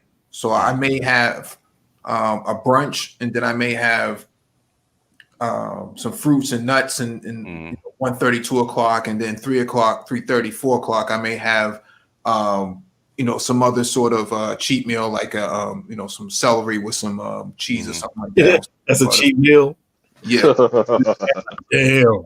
Yeah, And but then what's saying is the reason the reason you go on to a fast like that is so that your system gets completely cleaned out after 3 days, and then 7 days is because what have to happen 7 days, the body will start cannibalizing tissue. And tissue, there's toxins in the tissue, and as it cannibalizes tissue, the toxins will be released. That's like a lot of people like Art will go on like a 21-day fast because you're actually releasing a whole bunch of toxins. The only way to do that is to go on a long-term fast. Yep. And organs are freely too. Yeah. So basically, yeah. So as you start cannibalizing the fats and the organs and stuff like that, the toxins will get released, and that's what you're aiming for. What's saying? All right. Freely. Yeah. Well, So I'll it do doesn't that, and I'll matter. let you guys know what the result of it is. But I did want to show y'all my coronavirus vaccine. Oh, I think that's gonna solve all the problems in the world. You got to cut that off, bro. Where I see the virus. Where's the corona? you gotta have the corona beer with the virus. There you go. Now, Do y'all know that they actually started losing sales because people, when this coronavirus came out, Corona started losing sales because people were like, I'm not going to drink that because it's corona. What is wrong with you people? That is the dumbest thing I've ever heard of. Absolutely. No, Meech, you got to add cod liver oil to your diet too.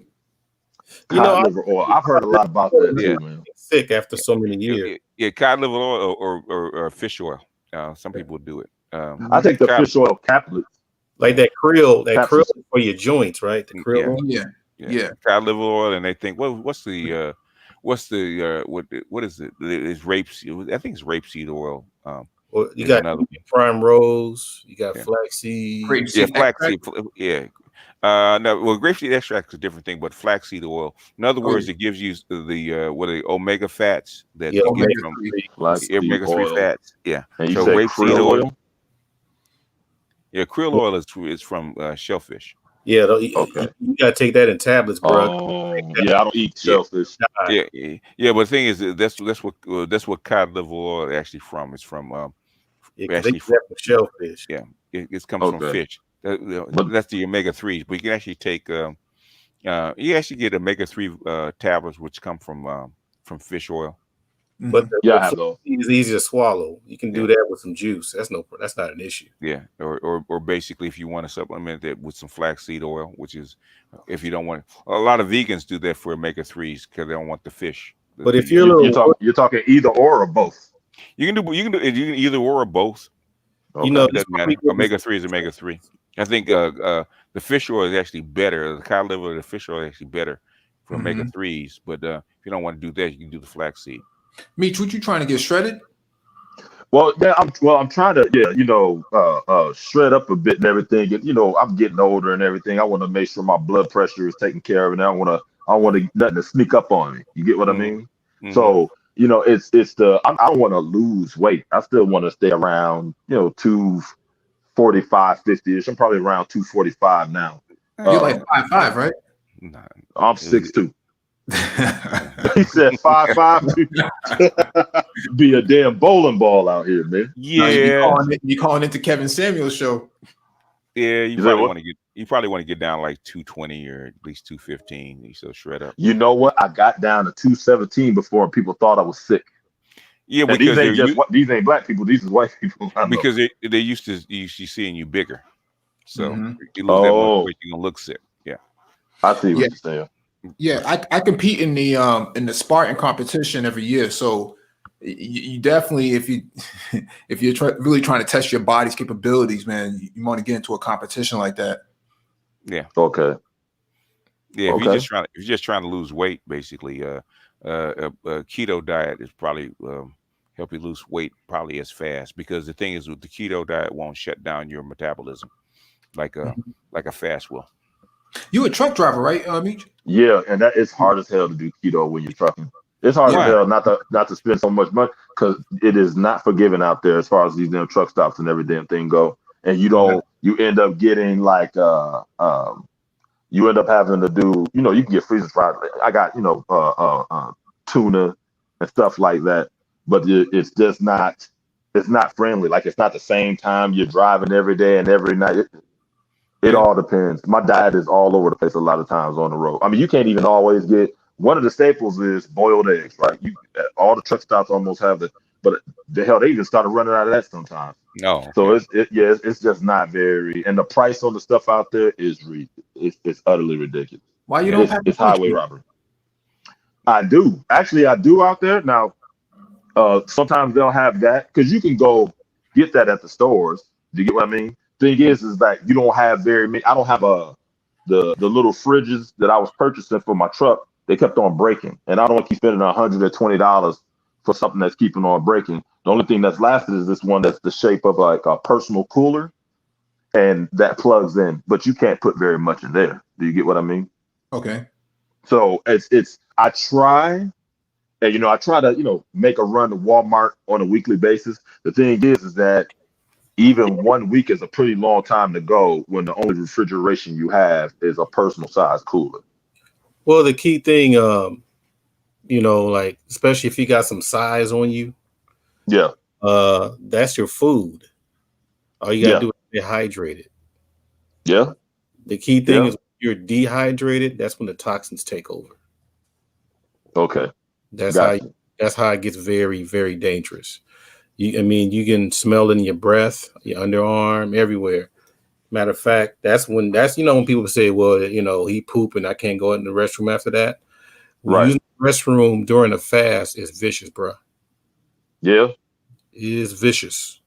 Because it's eating away at the toxins and all the worst is coming out of you, huh? The demons. Stuff from 2 or 3, even 4 years ago is coming out, fam. I've heard that. I've heard there's years of stuff on your intestine line, and that is and part of that is what causes high blood pressure because your arteries, the blood flow, the plaque starts to build up. That's what where the plaque starts to build up, and that's another thing that scares me. My uncle died trucking. You know what I mean? About a year and a half before I started. You get what I mean? So I don't want to. Because even if you don't die, I don't want to just end up in a condition where I'm severely handicapped. Do you get what I mean? Yeah, like a vegetable, man. But but you want to get your diagnostics done, so to speak, man. You want to check your prolactin. Yeah, right? A nutritionist or a naturopath or somebody. No, I've never been.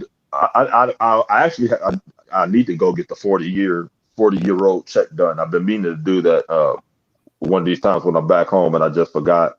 But I want to do that, man. And then like I said, I'm gonna keep y'all up to date. Ultimately, I'd like to be doing this 1 week fast at least every 3 months, just to clean out anything that may happen. And like I said, I just all around felt better afterwards. You know what I mean? Once I started eating again. I just felt different. Even then, I mean, those fixes I still feel them now. Do you get what I mean? Well, I'm gonna let you. The key to this fasting is pooping. Trust me. Dude, they got to the point where nothing was even coming out. Yeah, if ain't nothing coming out, you might be in trouble.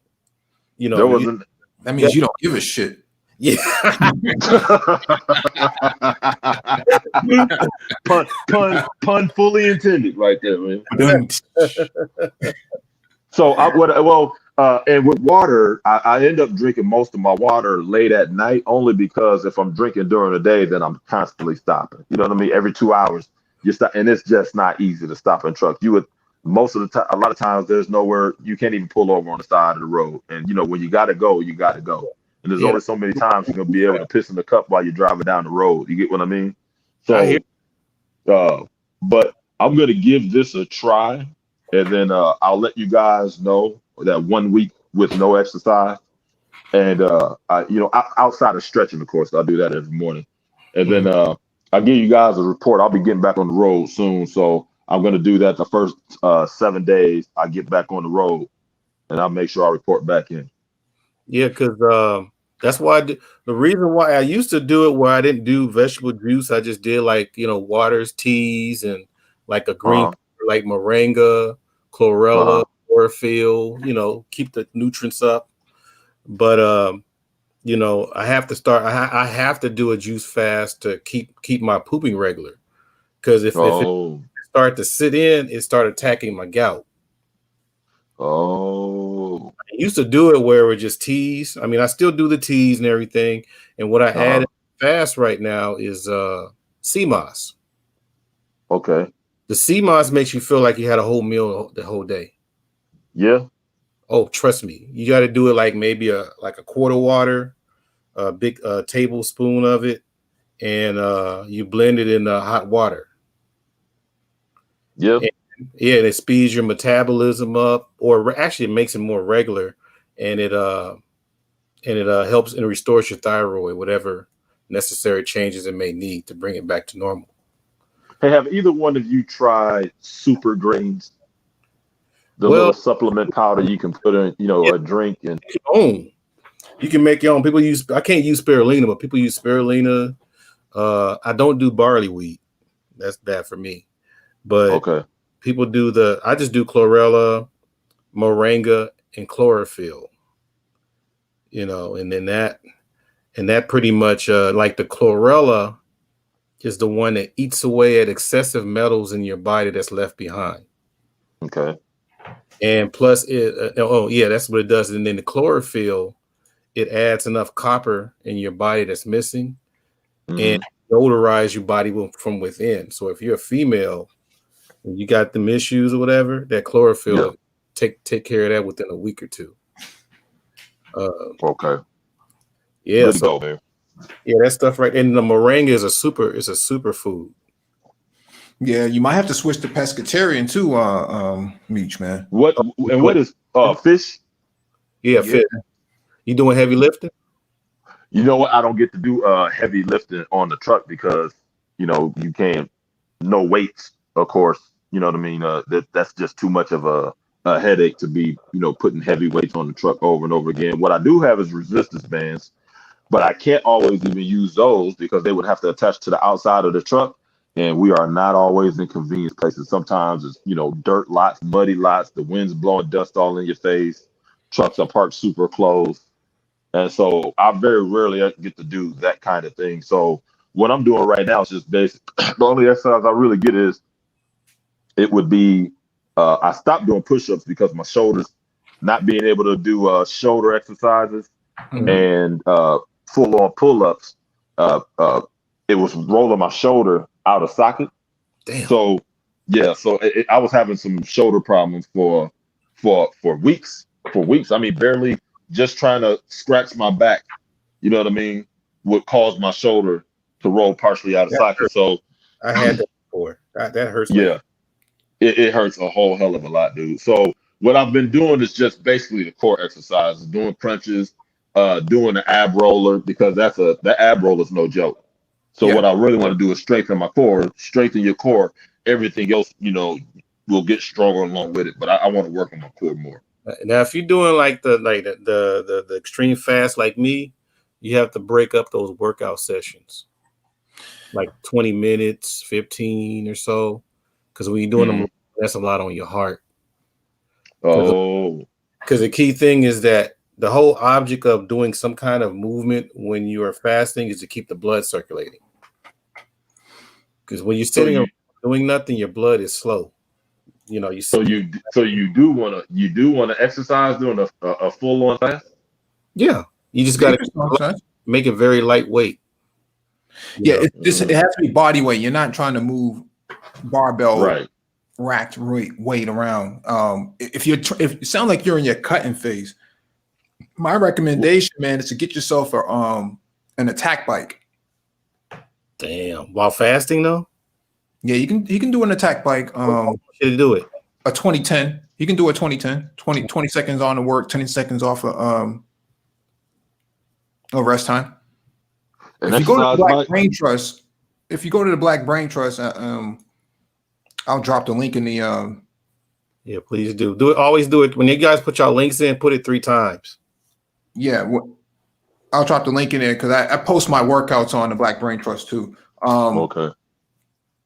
Yeah, so you can do a 2010, 10-20 as well, 10 seconds on, 20 seconds off of work. And it'll get you ripped.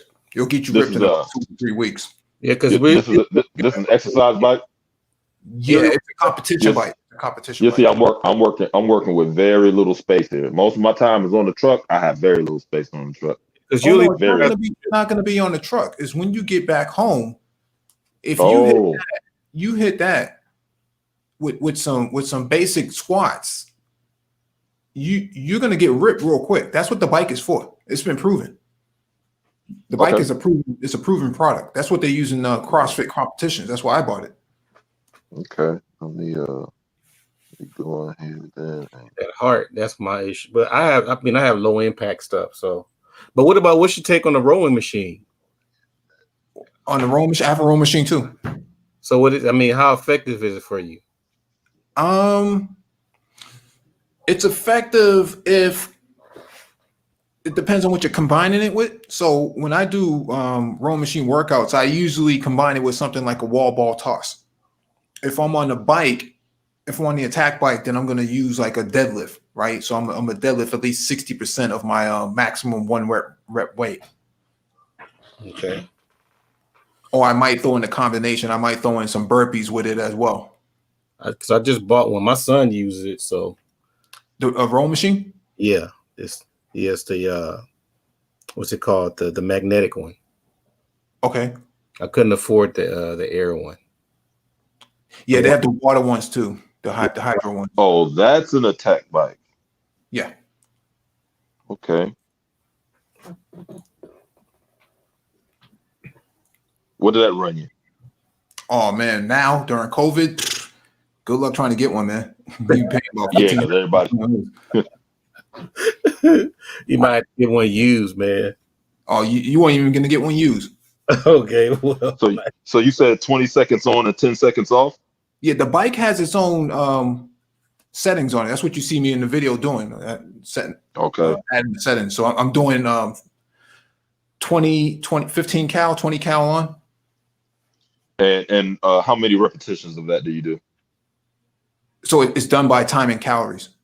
Oh, it's done by time and calories. Time and calories. So or distance, you can do it for mileage. But I do come calories, and then I grab the kettlebell. If you see in the video, I grab the kettlebell and do probably about 21 swings. So I'm doing 21, 15, and 9. So 21 cal, 21 swings, 15 swings, 15 cal. So for the layman, what do you mean by 20 on and 10 off cal? It's a Tabata setting. So basically 20 seconds of work on, 10 seconds of rest time. It's going to count down, and I hear the beeper counting down saying you need to get ready to work again. Got it. Okay. Yeah. It's pretty brutal. I was like 203 back in May. Now I'm down to 193. Oh yeah. Yeah, I dropped a lot of weight. I cut out all the powder, supplements, and stuff like that. I don't mess with that stuff anymore. So no more creatine. Nah, you can get that from your fruits, man. Yeah, the only powder I did was inositol. I mean, I still do inositol for the kidneys. Yeah, that's huge for me. Other than that, I do need to get a kettlebell though. I can put that on the truck. I keep forgetting about that. Actually, I'll go pick one up tomorrow. Actually, it's hard to even find those, to tell you the truth, though. You can't. Walmart was getting cleaned out of shit. No, you can't find anything. Everything's been back ordered for the last 6 months. Remember, China shut down. 90% of that stuff is produced in China. So when China shut down, nothing was being imported to the U.S. I'm gonna have to. I'm gonna do that. Give me some damn kettle, but hopefully if they have one. I mean, shit, we'll see. I'll let you guys know that too. Yeah. You can make your own stuff too. You can get sandbags too. Sandbags are pretty good too. You know what? That is true. You know what? I have a 40-pound weight vest I keep forgetting about. Yeah, I've just started using it. Yeah, get yourself some body armor, man. Some military body armor. You be straight. Good to go. Well, I'll let y'all know about the progress then, man. Y'all take it easy. Thanks for the information. Sure. Yes, sir. Have a good night. All right. In Renaissance Man, his link, but yeah, that's this was a good, nice, almost 10-hour stream. Yep. Very informative. Yeah, about to say y'all still up. I'm ready for my video now. Man, yeah, I'm. Believe it or not, I was in my administrative class. Oh, really? I was doing that on my phone and multitasking because the conversation was so good. I was like, man, I ain't breaking up no good conversation. So that's the stuff that I mean, at least most of us come to Black YouTube for. We want to hear some answers, some things that I have to address that DM in the poll. I can't let that slide. The what? The booty to the polls thing. The booty to the. What's going on, brother Renaissance Man? You late to the party, bro? Yeah. My bad. I saw what was going on, and then I just happened to. I was on BMT stream most of the day, honestly, while I was working. I saw yours up, but everyone was in a hot, heated discussion about the whole Breonna Taylor case over there, and I hopped off a little bit to get some other things done. Saw you were still up, so figured out. We get to talk about that, but so many people talked about it. I hate to say it, but it is what it is. I'm not surprised that they didn't come back with a verdict.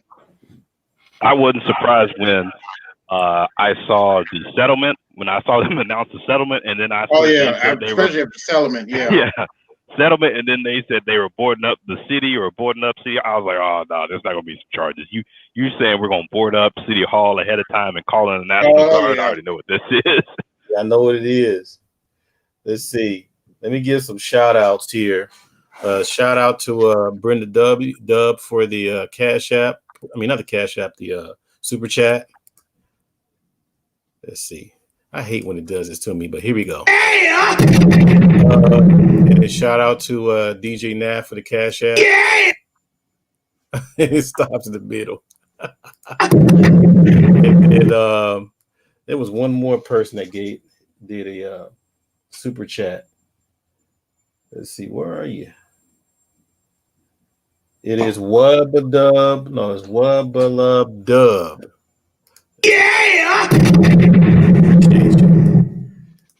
Oh, yeah. Continue, Jonathan. So, yeah, I address. I'm running this video now. I address this booty to the polls that came out. This video where they're using strippers to trying to get us to vote.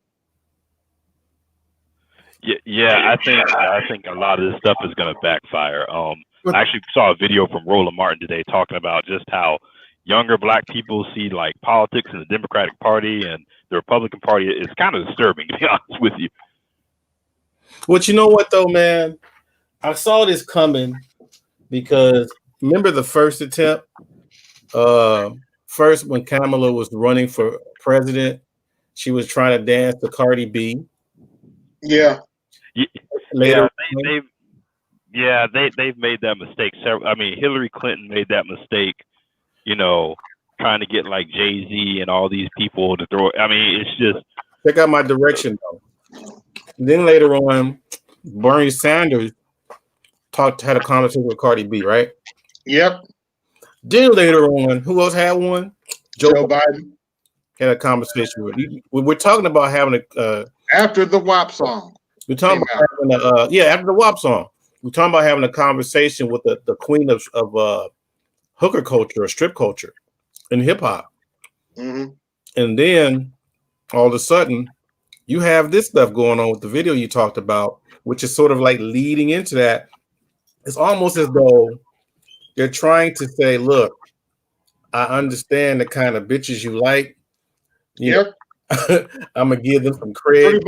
You know what I'm saying? It seems like they just trying to give you the hood chicks, with this chick being the forerunner, because you can tell she's the what do you call it? The leader in, I guess, in the hood chick struggle.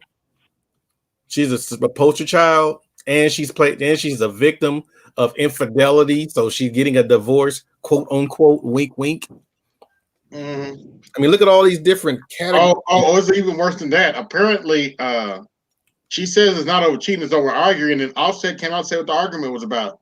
He pretty much came out and told her, like, you look like a hoe in that video, and you need to tone your stuff down. It ain't gonna matter. It ain't gonna matter what he says. I know. It matters on the narrative that she's pushing. Yep. But I know black man's opinion don't matter. But go ahead, Renaissance brother. We got it's just it's just kind of really what's happened is the Democratic Party has abandoned grassroots organizing.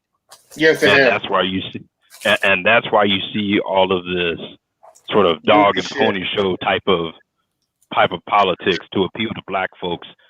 Bernie Sanders, to his credit, actually, ran a really, really good grassroots campaign. The problem he had against him in places like South Carolina, he actually had a lot of young people with him too, was he had the establishment and people like James Clyburn who were pro-establishment and didn't want to run someone that progressive, didn't feel like they could win. So you sort of see this divide amongst the black. Also, no, it's not just the black. They had help. The suburban white folk came out for Biden too. Yeah, they definitely did. But Clyburn giving his announcement, that was the big thing that helped him put him over the top in South Carolina. Unfortunately, Biden was done. Do you guys think they really think that we go for them kind of chicks as a whole as brothers? Or are they like? I think, sadly to say, I think there is a large segment of black men that do. There's a segment that don't. There's a segment that does. I'm not gonna dispute that, but I think their problem is they're too busy listening to that linebacker with lipstick. Linebacker. EJ, Magic Johnson Jr. Nah, don't put that on him. Talking about Simone Sanders. That's EJ, man. That's EJ. I'm dying to see them. She do look like EJ Johnson. I don't even want to say that. I would love. I'm just gonna put you like that. I would love to see. I don't even know if they even go that far. When I see stuff like this, because I mean, you saw some of that in the Democratic campaign. You saw like the guy Pete Buttigieg. You saw him like drinking 40. Oh yeah, that piece of shit. Yeah. So I mean, I think you have a lot of probably white campaign managers who are out of touch, or they have one black person who will say, "Yeah, this is how you do it," instead of really having a coalition and a representative sort of cross section of the black community. 50 years ago. Say again? Man? No, I was saying you just don't seem to have a real cross section of the black community. This is to me the byproduct of one or two people saying, "Oh, well, this is how you appeal to black people," instead of really going out there and talking to people and understanding the diversity of the black community. Yeah, they're relying on consultants who should have been fired 20 years ago. They probably have this whole thing where they probably had this long book and package saying, according to the data, black man really loves hood chicks. So we have Cardi B. That's another big thing. Yeah, you hit the nail on the head with data. I think both campaigns, and I think honestly that's what happened with Hillary Clinton as well too, is she had people who were looking at data and not really listening to the grassroots or having people on the ground. And there's a disconnect between that. I mean, you see it with the Rockets. They're one of the first teams in the NBA that really put all this focus on analytics and data. And it's like, that can only take you so far. You got to have that human element there. Right. Yeah. I'm like, It's weird, but it like the twice because I never saw. Because I'm trying to think. You know, I mean, you had Clinton doing the Arsenio Hall show, right? You had Obama going on Ellen. I don't even know where Bush went. I don't even know if Bush did anything. Oh, Bush probably didn't do anything. I mean, Bush got one of the lowest percentage of the black vote.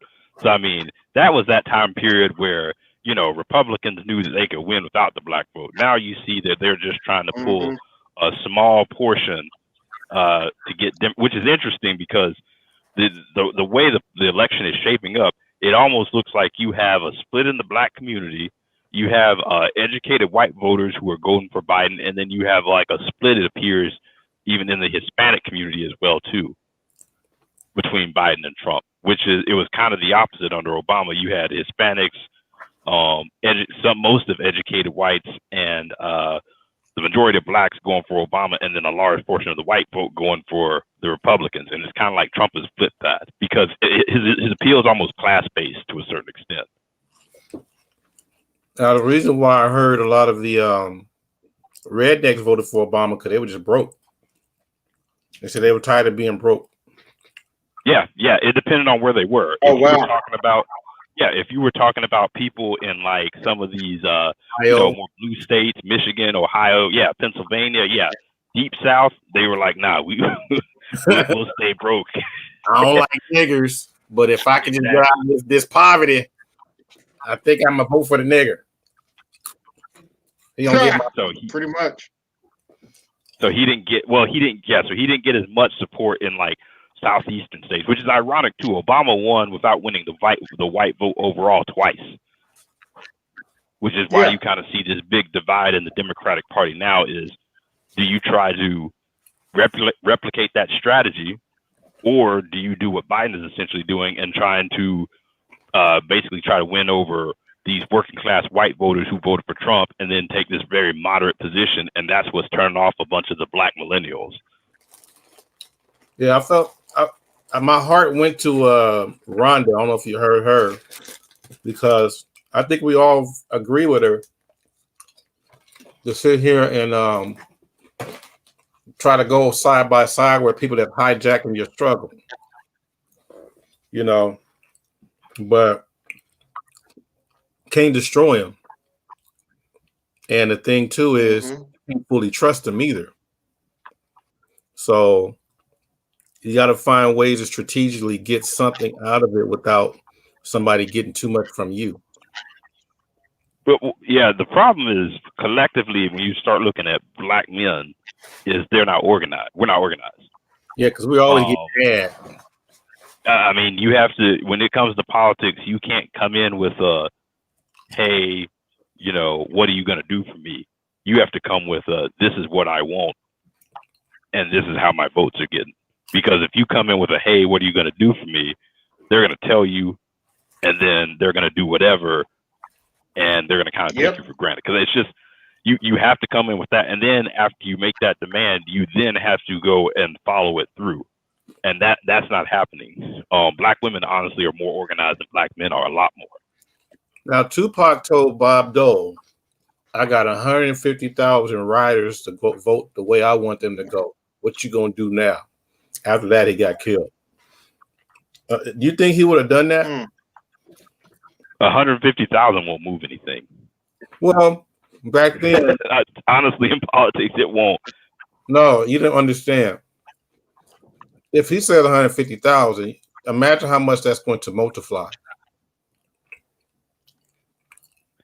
He would have to really demonstrate that he had the political capital to do it. It's kind of like Diddy now. Diddy said he was going to hold the vote, and it's like, okay, who's really looking to Diddy for politics?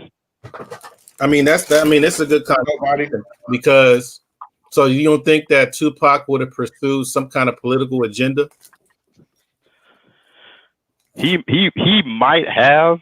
I just don't know if it would have had enough credibility either with the people who need to implement it or even with the black community, truth be told.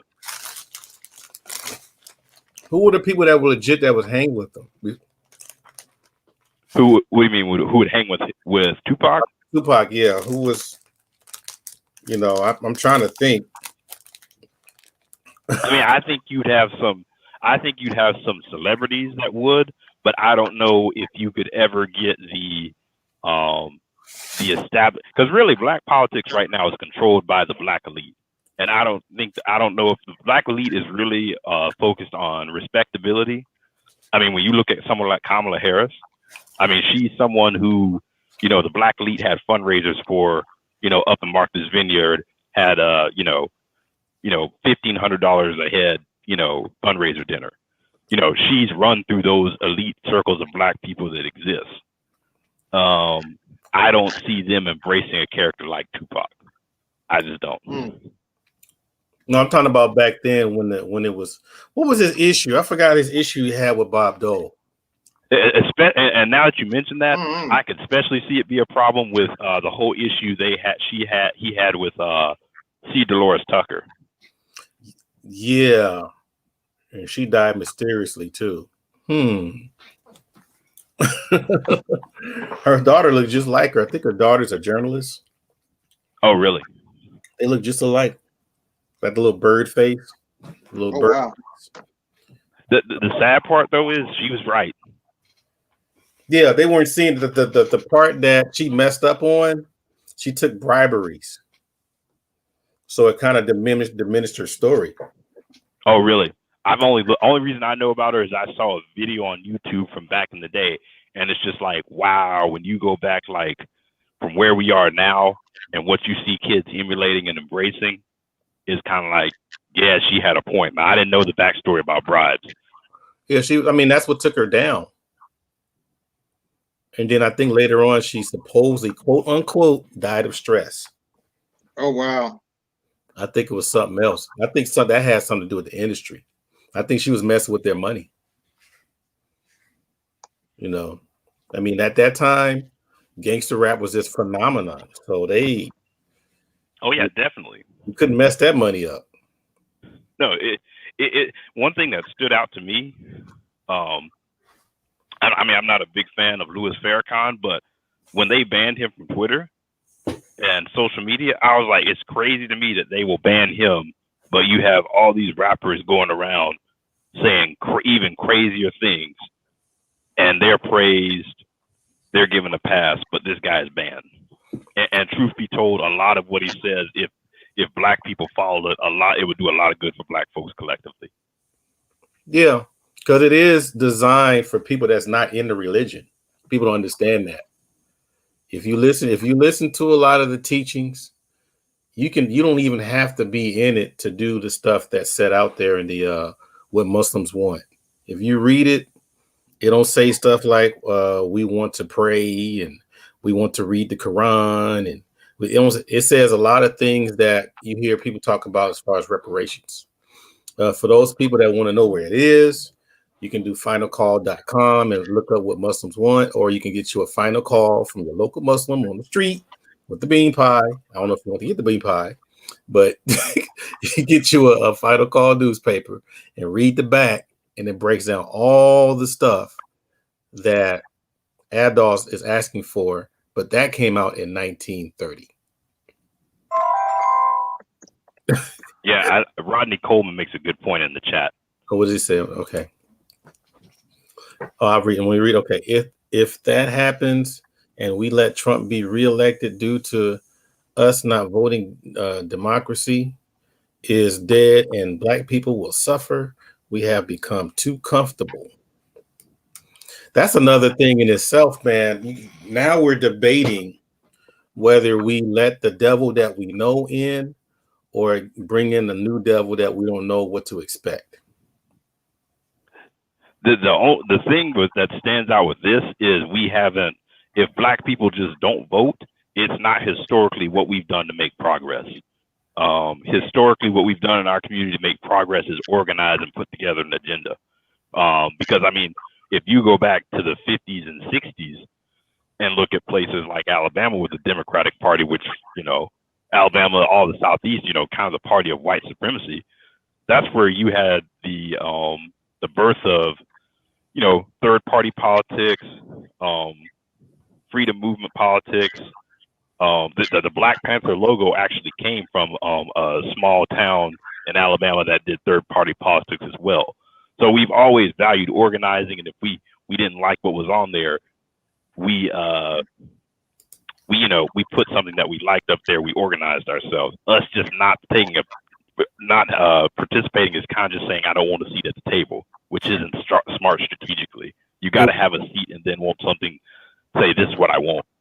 Now, when you say participate, are you talking about all the voting or just the presidential election?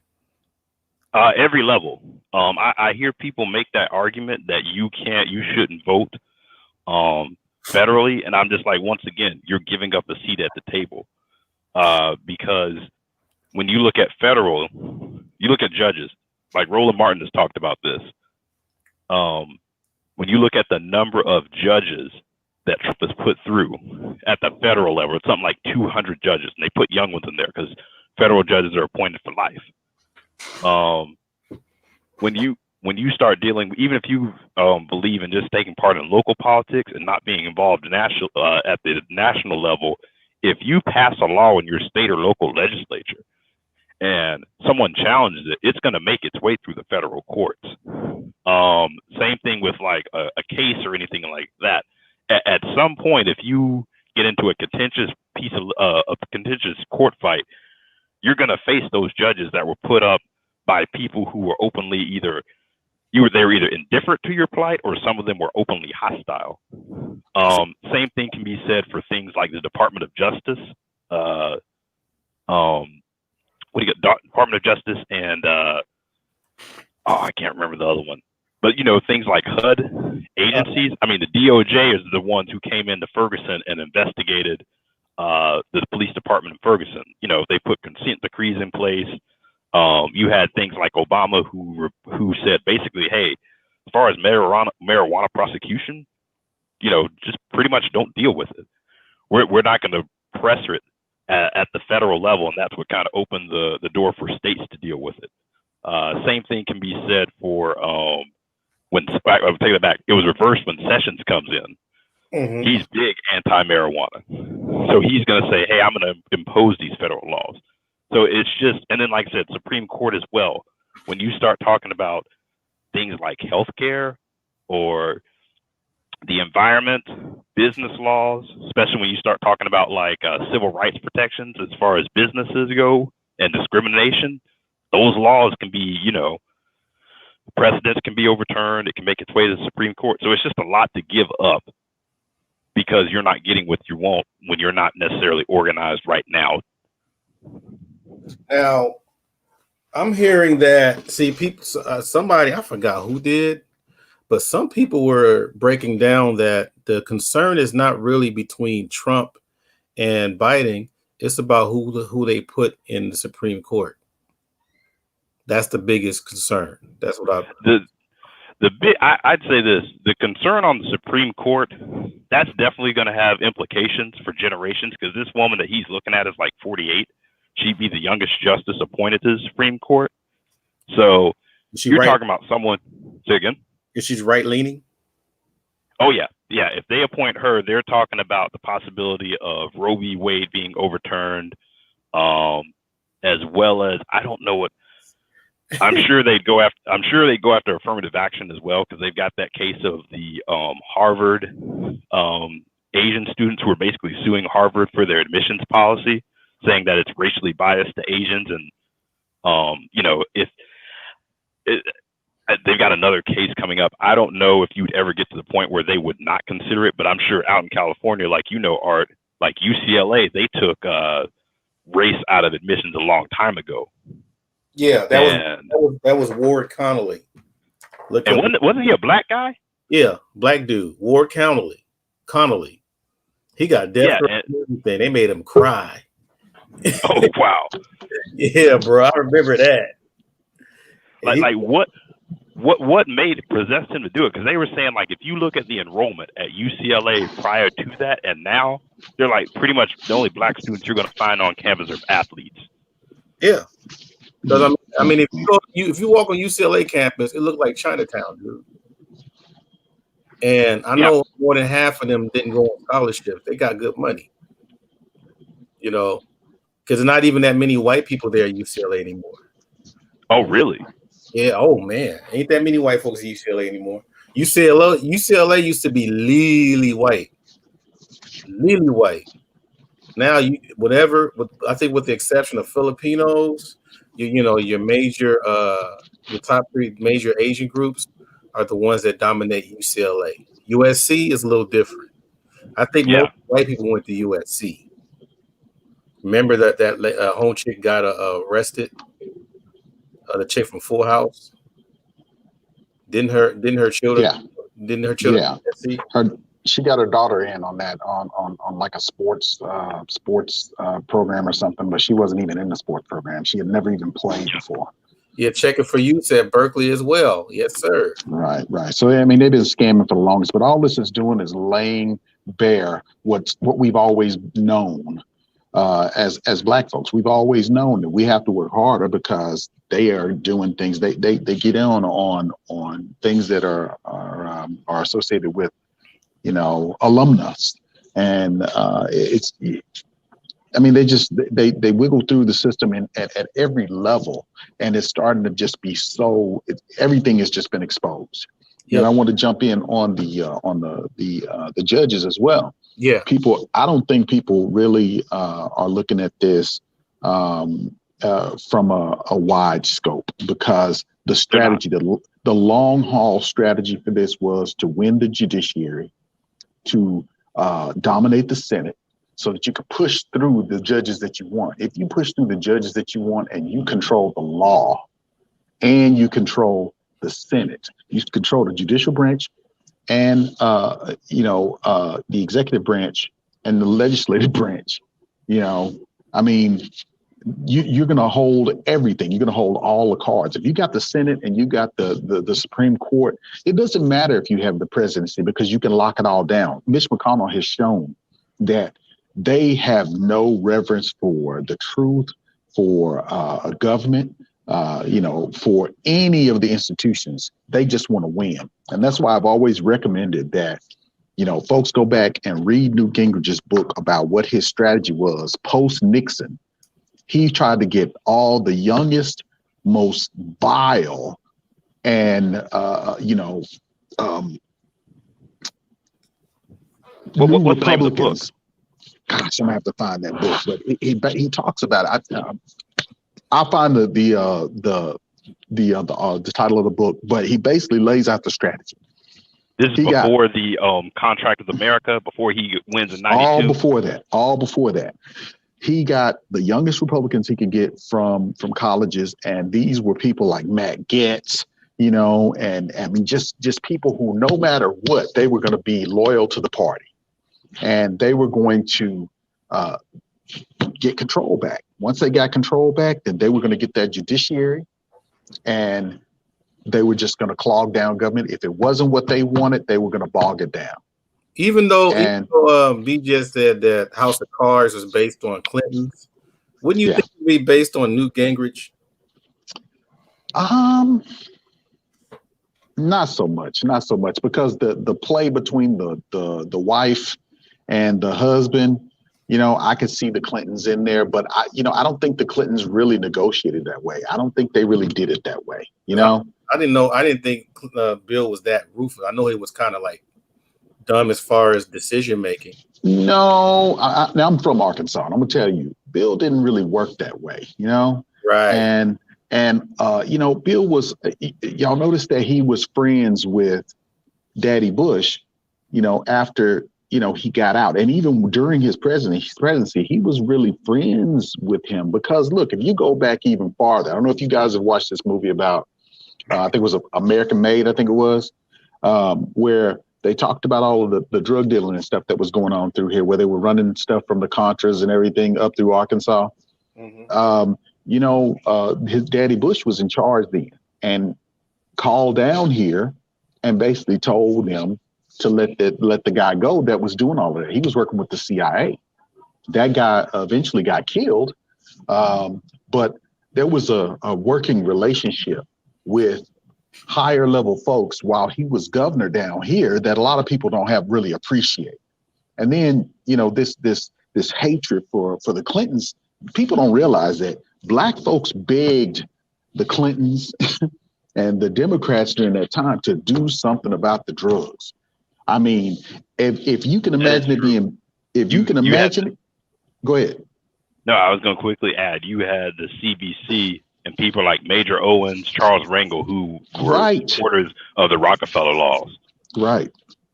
You know, so, and I believe you can even find a picture of Ralph Abernathy standing with Reagan talking about the war on drugs. Absolutely. But look, this didn't start with the Clintons. Y'all have to go back and look where it started. It started with Nixon.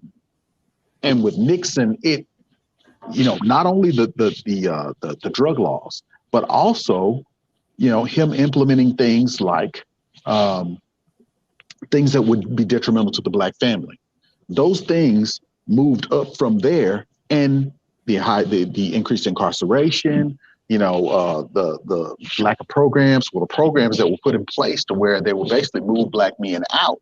All those things were put into in during those times, and it increased up to the point to where Clinton got in office, you know, and then, you know, the crimes were so bad. I mean, I don't know if y'all remember back then, but look, you couldn't, I mean, nobody was making any money back then. Dope was pretty much brought money in everywhere. Miami wouldn't be what it is today without dope money. Yep. You know, watch the documentary Cocaine Cowboys. Absolutely. Absolutely.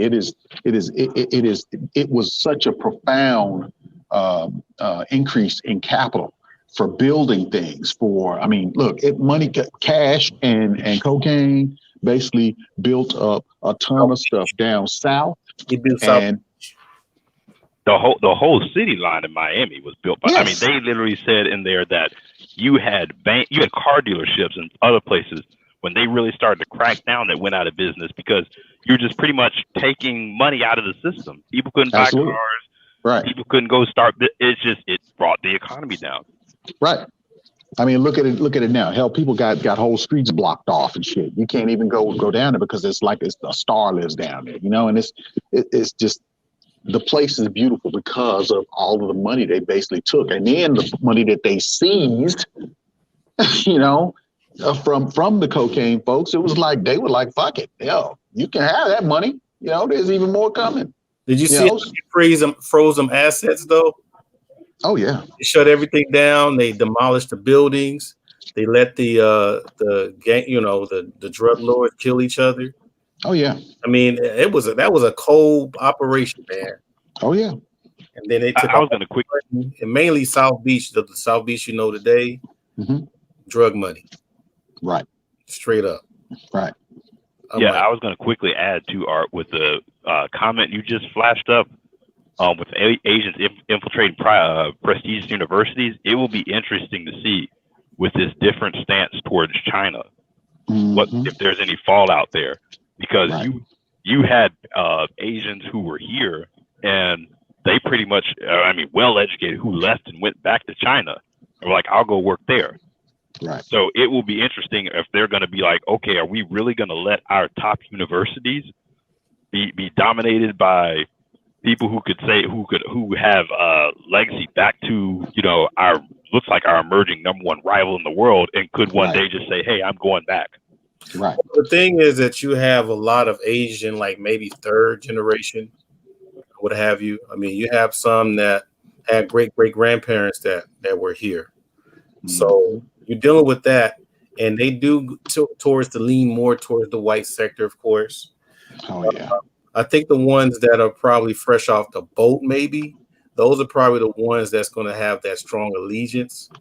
But the ones that are like further on the generation, they're taking on other identities, and they're asking they will be asking for more in order for them to be aligned with anything, unless they start being subjugated by other people.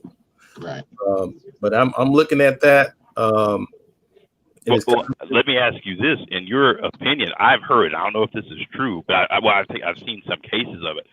I've heard that when you start looking at even second and third generation Asian kids, that they're pretty much like all Americans in the sense of like test scores and all of that. that whole sort of model minority disappears a little bit. It's more your first and second generation. Either if their parents are immigrants, they kind of have that mentality of high achieving. But I've heard it goes down after that. I don't know if that's true. Oh no, man, they remain for the most part, for the most part. I've seen some Asians that are total fuck ups. Now, let's keep it real.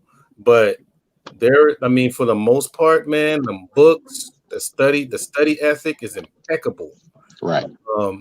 And the system that I really admire by them is that, okay, if you got about four siblings, right? 3 of them is going to be highly professional, and 1 might be just maybe some kind of free-flowing person. But for the fact that those 3 children are professional, wealth is going to always be generated in a home based on the bringings of the parents. Right. Beat that. You know, Africans do the same thing sometimes, for the most part. Right. So that's the part where I keep really pushing. You know, you know, the whole American way of life. I think when they start, you know, when Becky start pulling them, or Brad and all that kind of stuff, it kind of muddies their traditions. And so what they try to do is try to bring Becky and Brad to the family, you know, because they're supposed to be considered a come up. And it's up to the parents to decide if it is or not. So they're very beholden to the parents. And everything is social status with them. Yeah, I was going to say that's where I'm wondering if they continue on the trajectory I'm on, is it really going to be a come up to go with Becky or Brad? Because you're at that point, you're going to be better off than they are, and especially if you continue to see, like I said, China move the way it's moving in the world too. Well, as far as the tradition of, I guess most Asians, I don't think they appreciate it like they don't appreciate their own tradition like they should. You know, they have a lot of tradition that goes back thousands of years, but they're too busy trying to fit in here in other places that, you know, that don't really, I mean, they like them for the wrong reasons. Yeah, you know? You could say the same thing about Black people collectively. Oh, as far as like the past, I mean, I would not doubt, but I mean, when you look at just kind of going back to what I was talking to you earlier about with Roland Martin and the views on the political parties and just the views on politics in general, especially amongst, you know, millennials and people my age, it's kind of like we have a problem. Like, y'all don't know your history. Yeah, and we're too busy trying to fit in.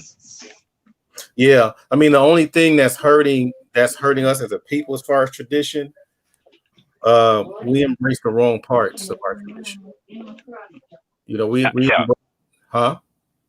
Yeah, no, absolutely. Yeah, we and then on top of that, we keep pushing things away that work for us. And then other people take the stuff that worked for us and make it work for them. That's our biggest problem. I'm like, dude, you had all this stuff. Now everybody else is, you know, taking your face off of it and putting theirs on it and then selling it back to you, matter of fact. You know, like, for example, you know how people say, well, you need to be like them Asians because, you know, they got their grind on and, you know, I mean, they pretty much keep to themselves and, you know, they make sure that they put all their money together. And I'm like, nigga, that's what we used to do. Exactly. I mean, when you look, no, I'll never forget. You may know this with your background, but someone was telling me, and I was reading that when you look at the illiteracy rate amongst Black people coming out of the Civil War and where it got, I can't remember what the percentage got up to, but around like the 1910, 1920, they were like, they've never seen a group of people go from illiterate and raise their literacy rate. I want to say the illiteracy rate went down to like 40% or something like that. And they were talking about they've never seen a group of people in human history do that. And they attribute it to, you know, the culture of, you know, literally it was they were saying that it was not uncommon to see a man tilling a field with a book in his hand. Or if you had a father who couldn't, or mother who couldn't read, they'd send their kids to the closest thing to a school that they could find. And then they would come home from school and teach the parents what they learned. Thank you. And the parents like work like sharecropping jobs, couldn't read, couldn't do anything, but they made sure their child get a quality education. Yeah. You know, And the Nation of Islam was doing some of that too when they talked about, like, I believe it was a policy like that you needed to read like 1 or 2 newspapers every day, just stuff like that. Yeah. And the child kind of saw, that's the thing too, and we'll let check into for you to speak, but the child saw a model. They said, damn, this person is educated and he has that carriage and them horses and all this stuff. I want to do that. So that was the LeBron James of that time, you know, an educated black man. You know, that was like, damn, I need to do that.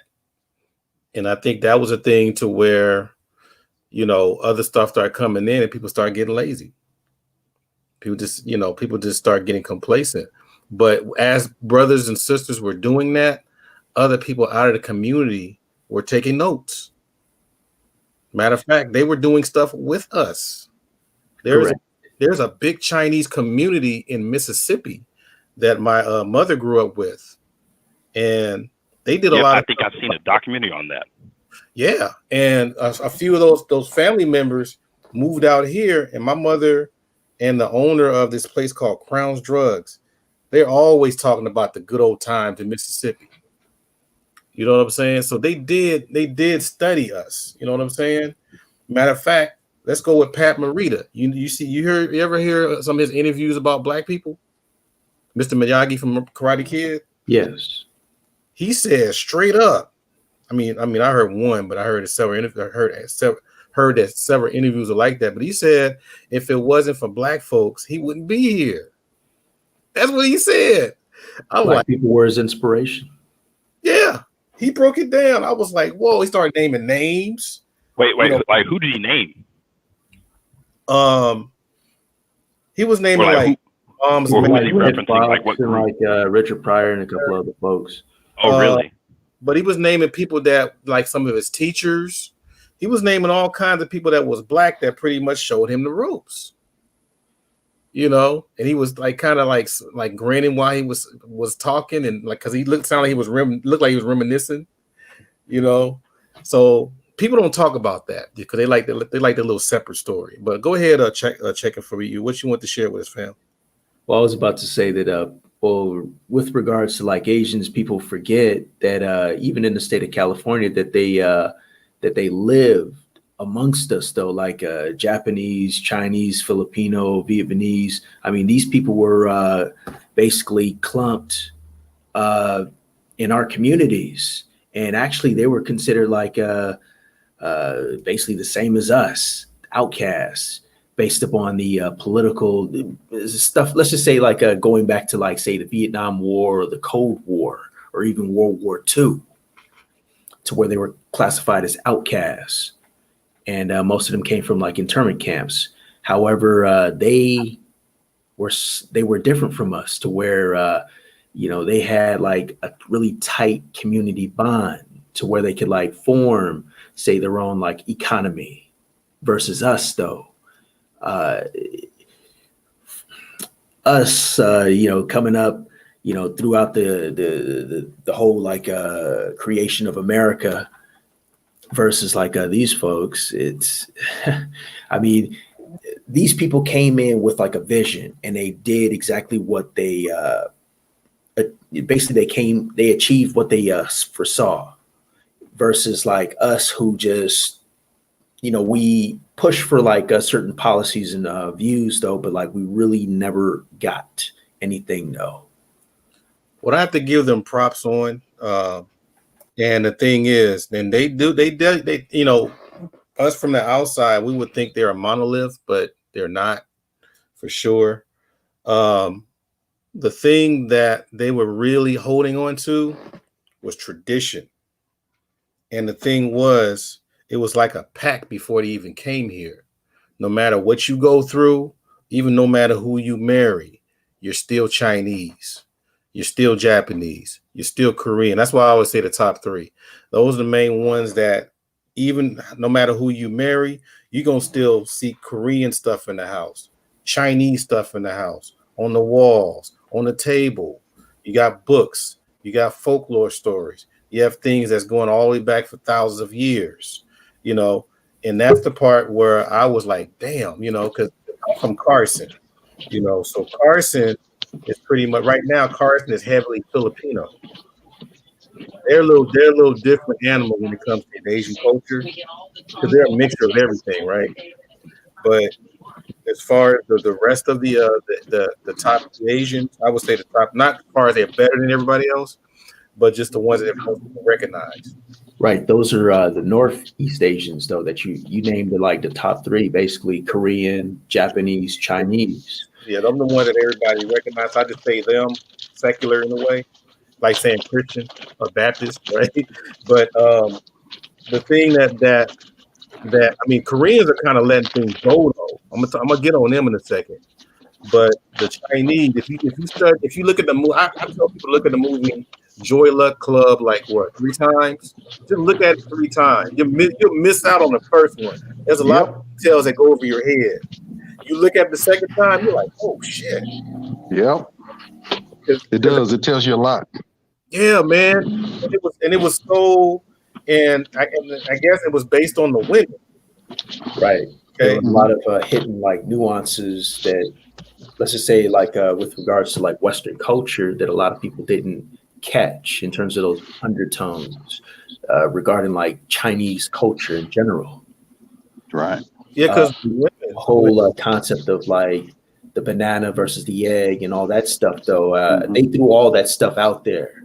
And honestly, if you talk to any Asian person, they really don't like that movie because because they classify it as a really poor depiction of their community when it actually tells a lot of true stuff. See, they don't like that though. They are not forthcoming about anything about themselves. Like us giving a resume, we like to spout off all the stuff that we know and we can do. They're very much against that because they feel like everything, the knowledge that you gain about them is worth something. Everything about them is worth something. Right.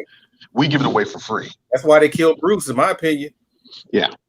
That's exactly why I think they killed Bruce. Right, because he gave away things that they just didn't care for. But he's revered in China right now, you know? Yeah. So I mean, he's revered all over the world, I'll really tell you the truth. I mean, you can sit up and if you watch the documentary on Bruce, man, and his fighting, his whole philosophy about fighting, you can get a lot of good things about life out of that. And he was very comfortable in the hood. Right. All the he was comfortable with, he was comfortable with everybody. I mean, and that's the thing that was rare during that time. But he broke through those stereotypes and the very same this is what is really just profound about everybody who deals with white people is we've all dealt with the same stuff, except for they dealt with it in a different way. They kind of assimilated to a degree, but they kept their everything that was important to them really, really close to the chest. And they didn't give that up, whereas they bred it out of us. Right. I think that a lot of people forget that China was one of the roughest, toughest nations ever in the world, though. Right.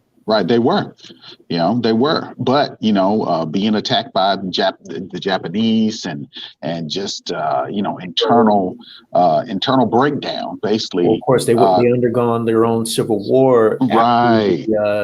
After basically the war with the Japanese, though. I mean, actually, to tell you the truth, they were actually in a civil war before the Japanese invaded, and then they came to a compromise to fight the Japanese, and then they went back to the Civil War. What was it, the Boxer Rebellion? I believe so. It was, yeah. And this is something that coming back up here, to modern times. I mean, I watched a deal about when all of the rioting was going on in Hong Kong to China and everything. Hong Kong was looking for our support, but because we have this absentee president, who doesn't really give a shit about any of the things that we've tried to do in the past, these relationships that we've had with Hong Kong, with Singapore and all that shit's all coming to a head, I'm telling you. And, a lot of the people that we're talking about leaving Hong Kong and coming to the United States and the benefit that we would have gained from a lot of those people who were pro-democracy and that would have come into our into our fold, we may not get now, because now they're saying, hey, we don't really want to go to America because Americans are treating us bad. You know, we thought we are democratic, but we really don't have any place to go to help, from abroad. You got to understand the differences between like mainland and Hong Kong, I do understand it. Yeah, because like Hong Kong is a completely different place. It is. It is pro-democratic. It is pro-business. It is. All of the things that mainland China is not. Hong Kong is. Hong Kong is like a part of Britain, and they're really close to us as well. It used to be. Yeah, right. It used to be an open port for us, for the Navy, for our naval vessels, all that kind of stuff. So right, and it has a special relationship with democratic nations. But so does Singapore. Let's just say the sentiments of Hong Kong, they share the sentiments of like the old Republic of China versus the People's Republic, which the ROC basically sentiment has shifted over to Taiwan now, and that's that goes apart. That's a part of the reason why like mainland China always goes against like Taiwan when it comes to like taking over though, and Taiwan has very tight relations with the U.S. I think that here in the near future, especially with them making those artificial islands out there, and some of the tactics that they're doing right now, that they're deploying against everybody out there. They've been trying to ram ships. They're doing all kinds of aggressive maneuvering out there, and the posturing looks like they are going to eventually invade Taiwan. They're working on amphibious ships right now, amphibious landing craft. They have boosted production of all those things, and they're putting bigger power plants on their vessels right now to employ energy-based weapons. Why are they doing that? We don't know. They may be working with but they're going to have to counter things that we are good at, that our Navy is good at, and we are damn good at anti-ship operations. On so many different levels that they are not, but they're trying to get there. And because they had the money, the capital to go ahead and try to build their Navy up, they're trying to get there to where they can actually engage us in a battle and hold us off. And if not engage us in a battle, be powerful enough to where we might not want to engage them, and if that's the case, to what end? Look, China is looking for reunification of Taiwan and of Hong Kong. They want a one whole China, as just like the old days. That's why, let's take it even further. They're trying to get like what do you call it? The Himalayas. No. You mean Nepal? Well, not Nepal, but like where the Buddhists like. They're killing them off. All up in that area, and even parts of I can't even think of like the Las Vegas version of like China. I was gonna quickly say though, kind of what Rodney was talking about as far as alliances and things like that. See, that's going back to what we were talking about with the black vote. That's what people are not really having the conversation about, is those overarching things that Trump is doing that's going to affect the black community. When you start talking about geopolitically, or you start talking about how some of our allies are looking at us kind of sideways, because what he's talking about with Hong Kong and Taiwan, if you get to a point where you have a China that defers the United States from really stepping in and defending Taiwan and Hong Kong, it'll make the U.S. look horrible to their allies. No one would trust us. Absolutely. And just the fallout from all of that, as well as, like I said, with foreign leaders. It's just overarching things that people are missing, that Trump is doing, that they don't even pay attention or know about when it comes to traditions and foreign dealings with other countries. These things took decades to put into effect, and there are so many other things that rely on those relationships that he doesn't realize. And look at us. If we They have put so much doubt into us as a voting bloc to where we're just oh well, maybe we shouldn't vote, or why should we vote for this devil? Sometimes you have to vote for you have to vote for the lesser of two evils, but the battle never ends for us. We fight the one that's in now, and we fight the one that comes in later. But we're always trying to position ourselves on the chessboard to be in a position to gain power.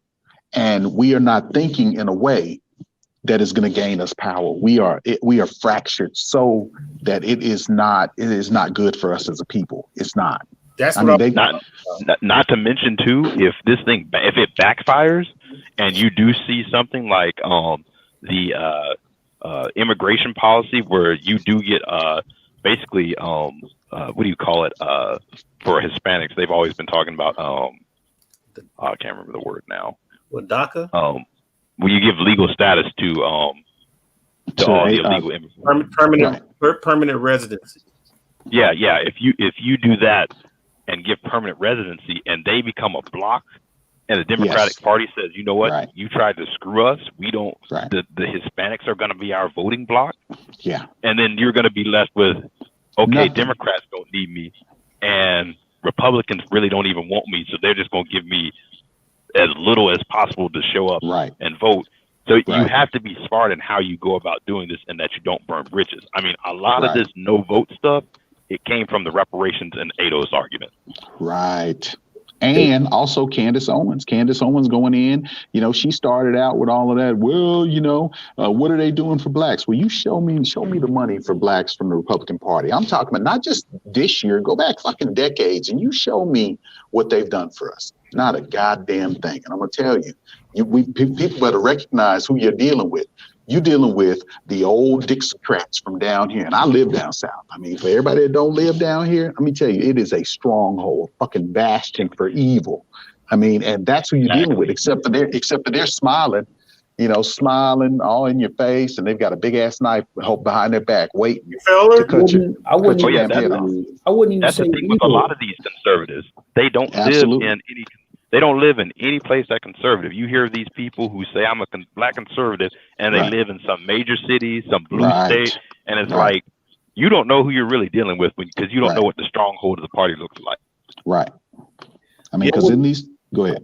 I wouldn't really say that that they're evil or per se though. Yeah. But I mean, let's just say you learn the difference between a wolf and a fox. Nah, they're fucking evil. I'm telling you. If they're everything they do is to take resources out of your hands to make sure you're not educated, to make sure that your family fails. They don't even look at you. They don't even look. They won't even shake the only black senator that they have. They won't even shake his hand. So they think they treat him like a filthy animal. It's about keeping the caste system in place. That's great because I mean that's what you want. You want the wolf versus the fox. The problem with that is you don't want the wolf by itself and no options, and you don't want people who want to try to sit up here and pretend like the wolf is your friend, and that's what you see from a lot of black Republicans. And that's what we're doing. They want to tell you that these people are your friends. No, they're not. Right. See, and what they've done is they've weaseled in. They've done what black folks in the past have done. If you haven't watched, look, A Soldier Story. That's exactly who he was talking about. He was talking about the guy when he's talking about the guy, the King of the Monkeys. Let me tell you, you look at that shit. And you have a black person that's sitting up around those people and helping those people to destroy other black people. And we tolerate it nowadays. We tolerate Candace Owens. We tolerate the folks coming out telling us that we're stupid because, we're voting for the Democrats and whatnot, and trying to tell us that the Dixiecrat switch never happened. That migration. It is all you got to do is lay it out and read it. Read when so-and-so from the South became a Republican from the Democrats. Look, they did it because the Civil Rights Act was passed. They said if the Civil Rights Act was passed, that Democrats would never, ever, Republicans would. What did they say? They said they would never ever hold the South again. So basically, all of the Democrats switched over to the Republican Party. To be Johnson, but I was a part of the New Deal. I was telling people in the beginning when I first started this live, I gave them an assignment. Go on Google right now and look up party switchers. Right. And then look at the 1950s, 60s, 70s, and 80s. And that's It's a new deal. And you have to ask yourself, why would Candace Owens want you to believe that never happened? You know why? Because she wouldn't want you to know that you were actually supporting the very people who have tried to keep you from voting. I'm talking about, poll taxes, basically shutting down the polls, trying to make it to where there's only one place for you to vote. If you go there, you got to have 5 forms of ID and all this other type of bullshit. They're trying to make it to where they know that if black people vote in mass, that they would have to respect us, that we would have a seat at the table, not at the table, but at every table. We'd have black judges, black lawyers. I'm going to ask you personally a real question. Now, when you say that, is that coming from like emotion or is that coming from logic? I'm coming from logic. There's no, look, I'm looking at historical precedent. Why would you, look at the logic behind it. Why would you block people from voting if you didn't fear them voting in the first place? Why would you? But I'm trying to understand who is blocking you from voting. Look up gerrymandering. Look up gerrymandering. I understand what gerrymandering is. It's redlining, but no, it's not just redlining. Who? Okay, look at it like this. Look at it like this. When the Supreme Court struck down a provision of the Voting Rights Act, that was the conservative part of the courts that did that. That got rid of pre-clearance. So you started seeing things where they said, okay, when do black people vote? Oh, they vote after church. So we're going to stop early voting, or we're going to put a limit on when early voting occurs. That's just an assumption. That's just it's not an assumption. They just won in court in Texas, redrawing districts. You're basically drawing districts in geometric patterns that are excluding black people who live in those counties. And they redraw them every year based off of the census. That's why they're mad, because the Republicans are no longer getting the census data the way they were. That's another part of the strategy. You get the census data, you redraw the districts so that you exclude black people from voting. The other part of the strategy was sending black men to jail in mass. And then when they got out, they lost their voting rights.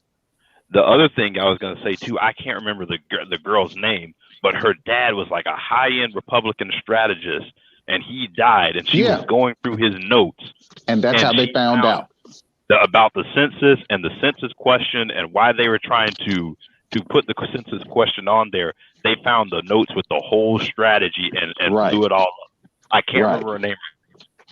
Right. And she was appalled by it too, because it's just basically keeping people from voting, and it was cheating. It was cheating. It was so bad that, and a lot of people don't pay attention to these stories, but it was so bad. But why? That's the question. I mean, not to cut you off though. Go ahead. I'm only going to ask the question, why? How come people are not trying to pay attention to these stories? Because it's just not important to them. Look, most of the people that are voting and then that's where you ask another question: how do we make it important? Because we have to teach them. But see, look, history's not sexy. And then there's more questions. There's more inquiries that come in. How do we do that? You need first of all, you need to get back to civics in school. Yeah. Right. Because a lot of people don't even understand basic civics, and it's clear that there has been a failure in that when you have people who don't understand. I mean, really, when I was talking, I'm listening to both of you, but I'm only thinking about the solution. I mean, like we could talk about the facts. We're giving you solutions. I want this. But we're giving you solutions. We're giving you solutions. If you vote, here's my solution. If you vote at every level, from school board on up to the presidential level, and you enter into those institutions to make sure that these school books are not rewritten to make it seem like we were happy slaves and that the civil rights era was totally different than what it actually was. If you have books in there that are basically that aren't sugared down and watered down to leveling the playing field, basically making everything. No, it'll do more than level the playing field, because knowledge is power. And basically, if you give your kids to them and let them educate them, they will be loyal to what they want them to be loyal to, not you. Okay. So that's why we have to vote at every level to get in and to basically make our plight and our issues important and gather resources through the political process. But that's why they don't want us in the political process. Why do you think that at post-Reconstruction, Black folks were... I was going to say, even ask yourself this. When have Black people and white Southerners voted consistently together in this country's history? Whenever? You've never seen a coalition of those people collectively for any extended period of time. And why? It's always been about race, and they have always sought to basically keep you in second-class citizen status. Absolutely. And people have done it at their own But I detriment. mean, we have our own block. Why not create our own policies? What's keeping us from what's keeping us from creating a policy? Because we don't. What's keeping us from actually mobilizing and organizing and getting together to create a policy? You have that going on now. That's the you have that you have that going on now. When you start talking about why these people on YouTube are saying they can't get anything, a lot of it is they're not involved in any sort of politics. They don't know anyone who goes. I'm not even focused on that. I'm asking like just a general, real, serious question of like what is keeping us as people, as a union, from like mobilizing and organizing and getting a policy or bill out there to where it benefits us. We're not in a position of power. Well, I push back. I'd say the people who really want something are getting it. The people who are out there organized. I mean, Black women, like I said, whether you like it or not, they're organized and they're getting things that they want out of the Democratic Party. Black men are not. A lot of them are on YouTube and not engaged in their politics. Man, I mean, just to be real on that whole Black woman thing, there's a machine behind them that don't look right. It is. But here's the thing, Art. They turn out to vote for that machine. They have the highest voter participation for the Democratic Party. And because I mean, the reason why they turn out to vote because the machine gave them the tools to do it. Absolutely. And it's always been engineered to basically to put Black women over the Black men anyway, because look, all the institutions and all the resources are there to basically ensure, look, every time you see something, their Black female pilots are going to be the next big thing. Look, Black female lawyers are just taking over. We've got all these Black female judges. Okay, well, if they are Black and they're Candace Owens and they're fucking female judges, then that doesn't benefit us. So we need some people who are on our team and basically just like the Republicans are, loyal to a fault, to where there would be. Here's the other thing. When you talk about people like Candace Owens and you look at that long-term record, those people don't survive. I mean, you already saw Candace Owens on Twitter having a hissy fit because she wasn't at CPAC. Those people use you for what they need. They used her. And then, hey, we're done with you. Same thing happened with Stacey Dash. Right. Same thing would happen to Diamond and Silk. Right. They were suing Fox News talking about discrimination all of a sudden. They're clowns. They're clowns that they get. That's what they do. For their color. For their color and their face, because they think that we're so dumb that we will just basically follow anybody that's Black, and that's not the issue. But see, that's not our fault. That's them. That's their poor recognition of what we are as a people and what we desire. They'll just grab one and say, we got a Black person here. Hey, other Black people will go for it. Man, that's not it. And I'm gonna tell you, I respect all the questions and everything, but then I have to push back too. What part of the demographic are you talking about? Are you talking about young people? Are you talking about middle-aged people? Are you talking about people in their 50s? You're talking about people, older people? Because I'm gonna tell you, if you're as old as I am and you've seen enough of this down here, you see that when we do stuff, and there's another aspect of it. Look when Obama got in place, and I knew this when he went, is that a Black person will win, and once they win, then all of a sudden they're gonna try to get you for mismanaging money. They're going to say that you're a complete fuck up. And then no other Black person will get in there. And there's always a pushback. Down south, it happens all the time. I don't care if you're a superintendent, you're a chief of police, whatever the case may be. That's what happens every single time. I swear to God, anytime I see that, I'm always like, anytime you want to take down a Black politician, they always get us for stealing money, embezzlement. That is mismanaging money. I swear to God, any institution. Absolutely. And it's just be some it's type of just like crooked.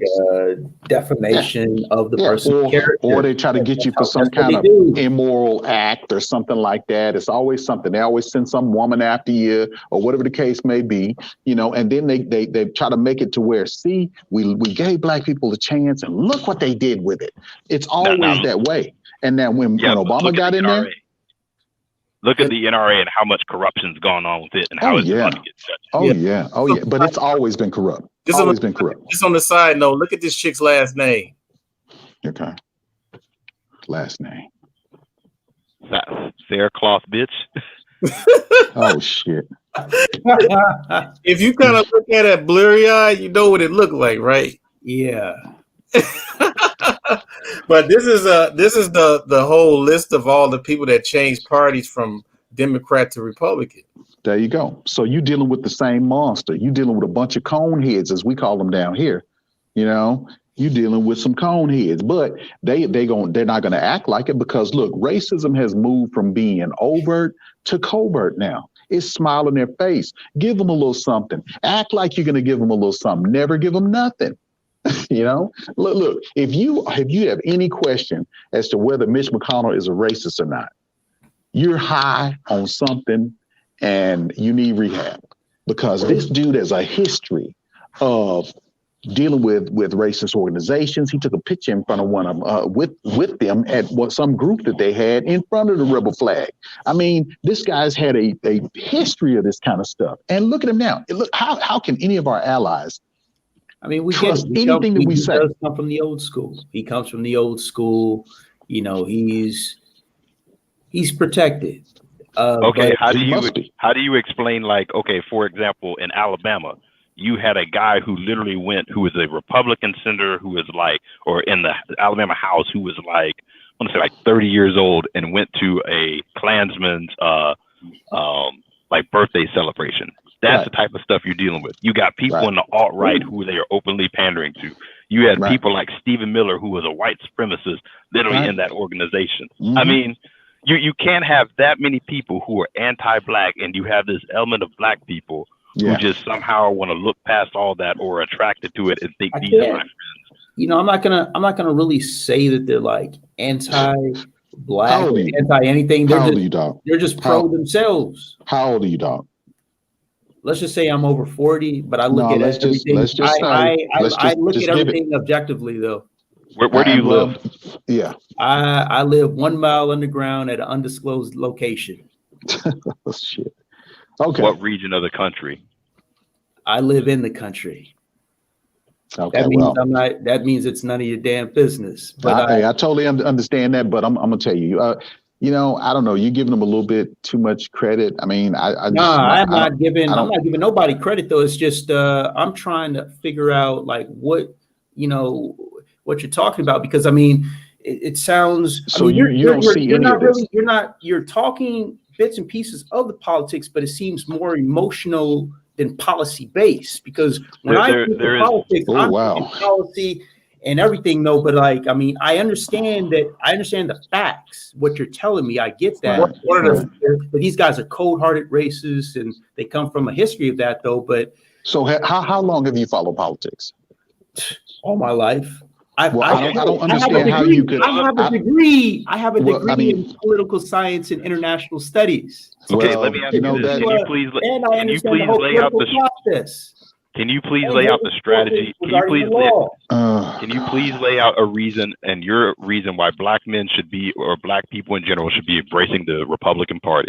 What policy? I'm not even pushing for that. So he doesn't have a position at all. So what you're here. So what you're doing is you're here to shit on. You're basically here to shit on everything that we say and say that I'm some kind of emotional chick or something, because I'm laying out facts historically that state that the people that we're dealing with are. You're not disagreeing, but you're not giving anything either. You don't have a position. I have a position, you're just a questioner. Can you tell us your position? We've told you ours. Well, my position is I'm not leaning on no Democratic side. I'm not. Okay, so you don't have a position. So you don't have a position. So what? So okay, so let me put it this way: if they were going to chop your fucking finger off, and they were from the Republican side and the Democratic side wasn't, would you be in the middle about that? It really depends on what the policy was. See, there you go. There you go. You see what I'm saying? That shit is cut and dry. I want my fucking fingers. You know what I'm saying? So this guy, so you don't have a position. You're just a questioner. You're basically just a fucking baiter on the whole position. We probably have a disagreement, but I mean, whatever conclusion you're coming about me is absolutely wrong. Yeah, but you can't for males. But the thing is, do you have any criticism on the Republican side? I mean, I have plenty. I'm curious. Oh God. Where do we start? You begin. Because I can't read your mind. Yeah, begin. Just throw something at me. See what I'm saying? So you're a narcissistic guy that's on here just basically I'm not a narcissistic baiting people. guy. You're trying to draw a conclusion about who I am and my character, and you don't want to give anything because you're saying that you're in a bunker 2 miles deep, and you really you got a degree in political science. You're in a bunker. You don't want to tell us where you're from, so we can't determine anything about you. But you want to shit on every position that we take in here. Why does that matter? It matters. It matters because we're in here engaging. Why does my position, where I'm from, and all this stuff? What are you here for? What are you here for? We're talking about why are you here? Policy here. Why are you here? We're talking about policy, but you are not giving anything. I came to discuss what the topic is, but you came to question. Off into the weeds now. You came to question. You have not given anything of any significance in this. If you want me to leave, I'll leave. Do you want me to leave? What do you have for us? Do you want me to leave? We just asked you for your position, and you have no position. You're just waiting on us to throw something at you so that you can basically hit the ball. And that's not what this is about. That's not what this is about. Party. Listen, all we want is we are trying to have a productive conversation about. I'm trying to have a productive conversation as well. We're trying to ask that you contribute something to it other than being a contrarian. No, absolutely. I mean, it's just it's just the conversation. I mean, there's bits and pieces in which he's saying that are not fully true. But you don't come back and say what I'm for. You just say, oh, well. And what's not true? Tell me. We're trying to ask you about policy. You don't want to give a concrete answer. We're trying to ask you where you live. So about policy, but you're not talking about policy. Well, what did he say that's not true? Well, that's all we've been talking about. What did he say that's not true? Give that example, because he said a lot. Well, going back to what he was saying about the Republican Party regarding the racism. Okay. Regarding the racism towards Black people, I get it. I mean, the policies don't work though, but it's like, what are we doing to running? Stay with the topic, okay? So when he said that, because I think I'm glad you just said that. You said that what he's saying about Republican Party is he's bringing out racist things. What are the racist things that he's pointing out? It slipped my mind because I've had a couple of drinks right now. Oh shit! Because this guy calls me to drink. When you talk about the racism of the Republican Party, you've had prominent members call it out. I will jump off. I mean, this conversation has gone into the weeds, though. Wow. It's your platform, Art. Yeah, it's your platform, Art. That's you, bud. He's welcome up here, got him a wrench and everything. So you speak your mind, but just try to be a part of the conversation. Shit, I've been on here for almost 11 hours. Yeah. I mean, I was here for about probably at least a good 3 or 4 of those hours though, to where it was productive. But then things have kind of veered off into the weeds now. Wow. I mean, I want to get into the stuff to where when BGS was here. Yeah, because you're doing what we were describing earlier. He's breaking down things specific on what the Republican Party have done or even their position. And instead of you going back and forth on those positions, you're just saying that's not true. No, I'm not trying to go back and forth or anything. It's just Yeah, because they gave you. He's taking it the wrong way. He's taking me disagreeing with him when I actually agree with him. I told him I agree with every point he made. No, well, hey, I don't have a problem with you, buddy. All I'm saying is that I've laid it out. You know, as it has happened historically. If you don't feel like these individuals, if you feel like these individuals are a friend to the Black community and that they're doing great by us, then hey, kumbaya. I was gonna add to that, when you look at the prominent members of the party who are Black, people like Colin Powell, he has endorsed the Democrat. It'll be 3 times in a row since then, because he has recognized he has called out the racism in his party. The same can be said for Michael Steele. The same can be said for people like Will Hurd, who was a Republican. He's retiring. He was in Texas. He was the only Black Republican you have in the House, and he is retiring. So I mean, Mia Love's no longer there. I mean, it's just like anyone who gets, the only one you have that's stuck is Tim Scott. Hey, let me tell you, they just had a deal down in SMU where they and it was like $65 a seat. They're broadcasting it now due to COVID, but they just had a conversation about this very thing. They said, if we stay on course now with the Republicans' agenda, democracy will perish. You got Republicans saying that. Republicans. Yeah, you got the Lincoln Group, who is literally a group of Republicans who are literally saying, I'm going to support Democrats because Trump has done so many things unconstitutional and Republicans have sat back and done nothing. And I mean, here's the thing. You haven't even really seen Trump in his full governing, because you had people like John Kelly, other people in the White House who pretty much were like, okay, we can't give this man they literally said, okay, when it came to policies and foreign policies, we're not even going to put these options on the table. Like when Trump had that Iranian general assassinated, they didn't even want to put that there. They said that they said that was the last extreme. No one thought they'd even go there. I mean, you had basically people kind of playing babysitter, and now you really are seeing less and less of that. I mean, look at how the guys handle COVID. Right. Said it was going to burn out, non-existent, and look who's dying as a result. Us. And he's still lying. He admitted to knowing the truth about it, and he's still lying about it. And let me ask you this: do you think Trump is a racist? I don't think he does. You don't think he's racist? I don't think he thinks he's the racist. You don't think he may not think? I just think you have to go back and look at the whole. Look at his record. I was gonna say look at that. Look at his whole behavior during what was it, the Central Park 6, 7, 5 in New York, Central Park 5 in New York. Yeah. I mean, this is someone who put out a front page ad in a newspaper. $1 million ad. These teenagers after they were found innocent. Do what? And he doubled down after they were found innocent. He still doubled down. Right. He still said they should have been killed. All of them should have went to the chair. Is what he said. And it's like, and he didn't rent to Black people either. His dad didn't do it, and he didn't do it either. See, he's okay. Remember that part in Jungle Fever when Spike Lee was like, "What's up?" Spike Lee was telling the child's son, his oldest son, like, "Hey, man, what's up with the N-word and stuff?" He said, "Who's your favorite basketball player?"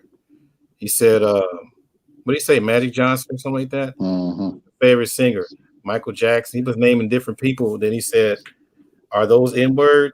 And he was like, "No." Yeah. So the fact that somebody has a status, they're not an N-word.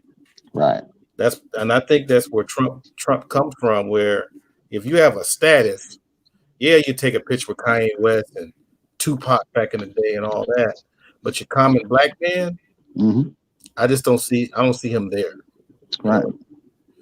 Hey, there's another book out that I just finished. It's called White Too Long. It talks about the Christian church and how it basically is the support structure for racism in this country. And if you haven't read it, you need to read it. There's a lecture. The guy does lectures on YouTube. If you don't want to read it, he'll go through it there. And he talks about how basically the way racism was ingrained as something that is in every single one of them is because of the church. The reason why the Southern Baptist Church was called the Southern Baptist Church was because it was in support of the whole slavery system. Oh yeah, it's deeply ingrained in all the Judo. I mean, when you look at even Mormonism, it's deeply ingrained in all the Judeo-Christian religions, at least in America. I mean, the whole AME, that was in response to black people who used to be Methodist and the segregation in the Methodist Church. So they went and founded the African Methodist Episcopal Church in response to it. Indeed. Oh yeah, churches played a big part in it. Indeed. I mean, the Curse of Ham was championed by Brigham Young. Brigham Young is from the Mormon faith. That's right. Yep. You know, people don't understand that. He was the main one that made that popular. And even though you got other people of Christian sectors that don't care for Mormons, they did take on their philosophies about black people.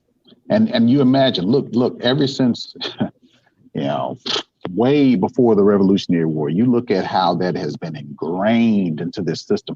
The whole police system, the whole policing system is based off of, recapturing slaves. I know, man. People don't like to talk about that. No, they don't like to talk about it. But and look at what they do now. As soon as they see a black person, I was on YouTube, and then they showed inside one of the books where it was under dissidents, and it had a black dude in cuffs by the police. I mean, look, the imagery. You know, if you're not listening to Dr. T. Hassan Johnson, you got to listen to him. Look, BGS came in. If BGS was here right now and this dude's breaking down all this stuff, talking about it, he would not have that. I'm telling you. Look, the Republican Party that we're dealing with right now they are not Republicans. The original Republicans are what you would see as liberals. Yep. I was going to add too, the closest thing that you ever had to even black people getting mass support for the Republican Party and post civil rights was Jack Kemp. And a lot of people would even tell you he probably didn't even have a place in the Republican Party. They kind of tolerated him. Yeah, he had a good resume, man. You know, real good. He definitely the perfect candidate. You got some background noise there, Ron. Just turn it. Just turn it. No, I asked you what size. No. Didn't leave him. Sorry, y'all. Hang on just a sec. It's okay. Yeah, he definitely wouldn't have been the best candidate. Who was he was a running mate for who? Was he running mate for Bush, I think? I have to go look. I forgot. I just know he was. You heard a lot of people like Tony Brown who were big on Jack Kemp. But he was a football player, so he had that pedigree, you know. I mean, he was a football star, matter of fact. Okay, sorry about that, y'all. Y'all know I'm always at work, so. Let's see. Who was he running with? I forgot. Do you remember who running? Was he just a presidential candidate, or was he Jack Kemp? Yeah, or was he? Kemp was a presidential he was running at one point. He's running for the nomination. I don't think he got the nomination though. Okay. Yeah, he was a running mate of Bob Dole. Yeah. When Bob Dole tried to go after Bush. Yeah, that was funniest because the dude was like hella serious. Right. This is our Republican Party, and we're going to do everything we can to fight everything on the Democratic side. Right. Like, look, there was also a program that what was it called? It was I can't remember the name of the program, but they aired these. Somebody was sitting in the room, and they were taping all of the Republicans, all the top tier senators, and all of it. And they were saying that when Obama was elected, they were going to make sure that he was going to be a powerless president. And when he was reelected, they kept up their strategy. So they basically just tried to villainize, just make him into a villain, and basically bog down everything he could. That was the ironic thing is Michael Steele was instrumental in like bringing the Tea Party and all of that into power. And as soon as they got power, they threw Michael Steele to the curb. Yes, they did. I mean, you look at everything that they've done has been to basically solidify a power base that will be unquestioned. And I'm telling y'all, it is not going to be good. It's not going to be good for us on any level, because once they get the judiciary, and then you look, all of this stuff about letting black folks out and not having mass incarceration, let me tell you, all that shit's going to come to a screeching halt. And then they're going to say, hey, we got to put people in jail. And look at what they're doing now. They're going back using facial recognition and shit, trying to basically get protesters. You have a constitutional right to protest. Not to mention, I was going to say, not to mention too, if you have control of the judiciary, you don't need control of either the House or the Senate. Because anything that's passed, you can basically just say, oh, it's not constitutional, or you can rule against it. Right. Look, we are a country of laws. And that's it. If you got the law, you got everybody. Yeah, and they've known this for a while, that their party is basically dying in the. I mean, they had a whole, when Obama won, they had a big meeting down in DC in one of like the local restaurants, bars, hangouts for, and pretty much people were like, hey, they thought they were never going to be in power again, because like I said earlier, Obama won without the white vote twice. That's why. And I that's mean, why and if you throw the gerrymandering is so important. Yep. And you have the census this year as well too. So Democrats keep control of the House, and you start talking about redistricting and how all that's going to look. That even puts even another nail in the. I mean, look at it like this: the Republican. Someone posted on their Facebook. One of my friends, who's now a lawyer now, he posted. He's probably in his 30s now. He posted on Facebook, the party that has literally won the popular vote one time in my entire life is right now controlling the country. Yep. That's how bad it is, as far as when you just look at straight up numbers. Right. Their philosophy, because Trump is governing like he had a mandate, and it's like, dude, you lost the popular vote by 3 million. Right. And look at how they're talking. Look at how all these senators are coming up going, look, we have a duty to basically do this and do that because the American people spoke and all that. Look, American people have not spoke in the longest in support of in a major supportive way of the Republican Party. On top of that, too, you had the lowest voter turnout in 2016 that you've had, and I want to say since 2000s. Right, because people just opted out. Most black people did not vote. Yep, if they said literally, if Clinton got Obama 2012 numbers, she wins. Don't get me wrong, Clinton was very flawed. I mean, not going to Wisconsin. Absolutely. Once, that's unforgivable. Horrible campaign management there. But I think, look, we're not taking into consideration too that, look, they got something on him. Russia has to have something. Everybody who is anybody in the intelligence community is saying. Yeah, that's now on the record. Now on the record, they're saying that you got generals coming out who are on, major, committees that are, where they bring these people in as consultants on national security and policy. These people are saying they have to have something on him. He will not, for the first time, I think in 50, 60 years, we have a president that hasn't said anything, if not longer than that, has no significant policy against anything that Russia's doing. None. No, I was going to say. Go ahead. Sorry. Well,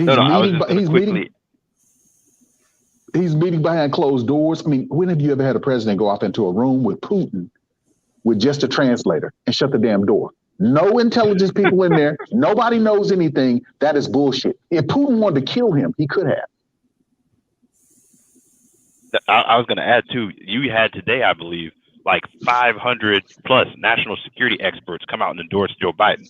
Thank you. And they were like, that's another thing, that big picture. Once again, you start talking about the U.S. being, hacked or, like cyber breach, things like that, things that could really, hurt and stop the functioning of the country. Who's going to get hurt worse than all that? That's going to be black people. Yep. Because you're at the bottom. Right. So if the power grid goes down or something like that, or, someone attack. I mean, who do you think is going to be stuck, and you're going to go and ask these Republicans to come help you? Nope. Because look, the more distant you are, the more distant you are. Hell, if anything, Katrina. If anything, you should look at that. How many resources were deployed to try to save your black ass down there? And the city is still in fucking disarray. It's ridiculous, man. It's really ridiculous. I don't see how anytime a black person comes out and says that basically they're not going to vote and they shouldn't vote for the Democrats because they're not giving us anything. I think you're spitting on slaves. You're spitting on people who were your grandfather, your great grandfather. You're spitting in their fucking face because those people bled for us to have opportunities, better opportunities. We might not be running, but each time we're crawling with every, a win that we get, we're crawling towards our objective. Yeah, it's just an unconstructive way going about it. If you want something that you are not getting, you have to organize and put an agenda around it, and then go. And here's the thing: I don't know. Correct me if I'm wrong. But whatever you think black men's top political issues are, if you had black men organized and went to a prominent, even in this institution, if you went to the Congressional Black Caucus, NAACP, and said, these are things we want to push through, what are the major things you think you're going to get pushback on? I mean, the only thing I can think of that we talked of is maybe some on all male schooling. But even then, I think if you can demonstrate that, hey, things are desperate enough, you can get that through. So somebody else coming up here. We got Albert, your video's on, fam. There you go. Can you hear me, Art? I can hear you, fam. Okay, no, I was going to say, I don't know if you heard my one question was the only thing I think that you could really see that black men were pushing for, they would meet some pushback from within, the institutions within the Democratic Party and the black community would really be all male schooling. And I don't know how much pushback you'd really get when you really look at the bad state that black boys are in. Right. I think definitely some, resources should be put towards, increasing, black males' entry into, education, reading. We gotta get black males going back to college and finishing college, not just getting in there, but finishing, and doing something about this debt. The amount of debt that black men are would have to accrue, in order to get through college. After you get out, jobs are still, you're not going to get, most people, look, I don't know what the percentage is, but it's pretty high. Most people who graduate with a degree don't work in their field of study. Right. It depends on what you go in.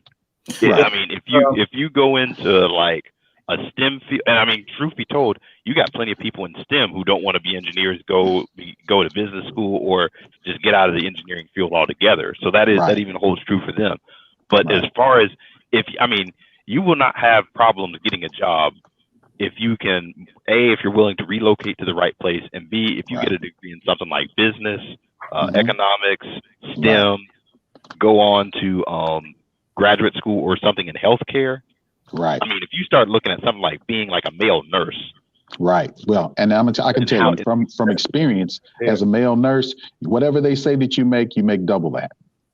So, but because we I mean, like I say, I say this all the time, we're diggers, man. We get in there and we dig, and we will get that money. We will work 2-3 shifts, 2-3 jobs, and we'll get that money, and they're going to use you for everything. They want you for lifting help. They want you. And I can't tell you how people look at you when you're a male nurse. It's almost like an assumption that you're going to do it better. Oh, you're a nurse? I am. Oh, no, congrats. No, we need more. You start talking about LPN. Say again? You got the RN or the LPN? I'm an LPN, but I was a combat nurse. Well, not nurse. I was a combat. I was hospital corpsman, combat medic when I was in the service. So I've got a lot more training than that. So that requires a bachelor's, right? No, it's actually an associate's. Which one requires a bachelor's? Neither one. You can get an RN. You can be a certificate RN too. So really? Okay. You'll do the same amount of work, but it won't be in a college. It's just a specific program that's geared towards you getting that. Now, when you're a BSN, they're teaching you a lot more administrative skills now. So you're a manager. You're a delegator. You're not necessarily a doer. So there are levels to it. If you don't know anything about nursing, you'll kind of get bogged down into it, thinking that every RN is going to be as good as the next RN. Some programs are more practically driven towards teaching you the skills of actually doing it, and then others, when you're in college, you get a lot more of the administrative side of it because they want you to go up and be, master's level and all of that. But actually, what you need right now is you need people who are going to be in the trenches. You don't really need the administrators. I got Renaissance Man and some other people. I'm definitely putting together a college panel, mainly covering, why so many black males are being discouraged from going to college versus black males. And they do it on a high school level. I remember when I was in high school, my counselors were telling me, "Oh, you wouldn't make it in college. You wouldn't." And I went to the military. And then when I went to the military, they were like, "God damn, man, you're smart as hell. Why come you didn't go to college?" Yeah. So they were really, really pushing to try to get me to go, to go to officer program so that I could go ahead and they were going to send me to college. I ended up getting out. I did my little pre-med deal, and then I just, I had a son, and it bogged everything down. But I just stuck with nursing. But you can make money.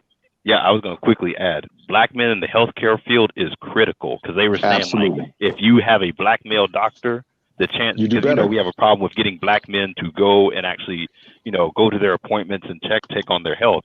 Right. With that's part of the dearth of black men who are in the healthcare profession. You get that up, you can improve some of the life expectancy of a lot of black men out there.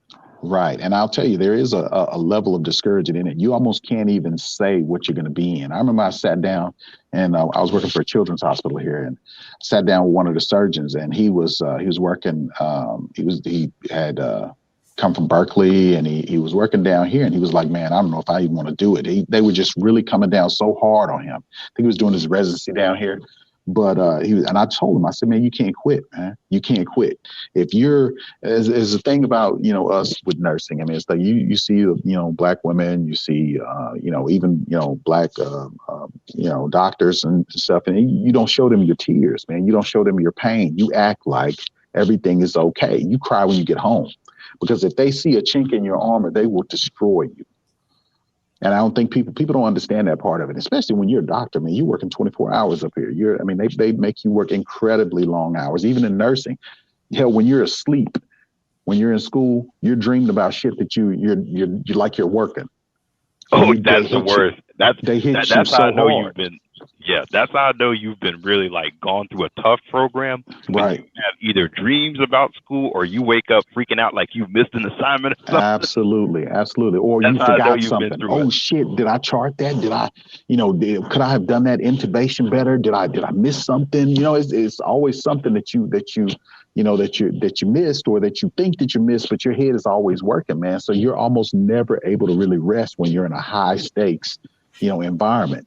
And a lot of nursing is like that, and the burnout rate is, most nurses don't last any more than, 5 years, maybe less now, with COVID going on, it may be 2 years now, but I've been in it for a while, and I'm, once you get those higher level skills, whether you're at that level or not, you will be utilized, especially when I came in and I told them I had been, I was in the service and whatnot, and they looked at my resume. They're like, "Oh shit, come on in," And there's a lot of times that I'm teaching higher level people, or either I'm working at that higher level because that's just what's needed at the time.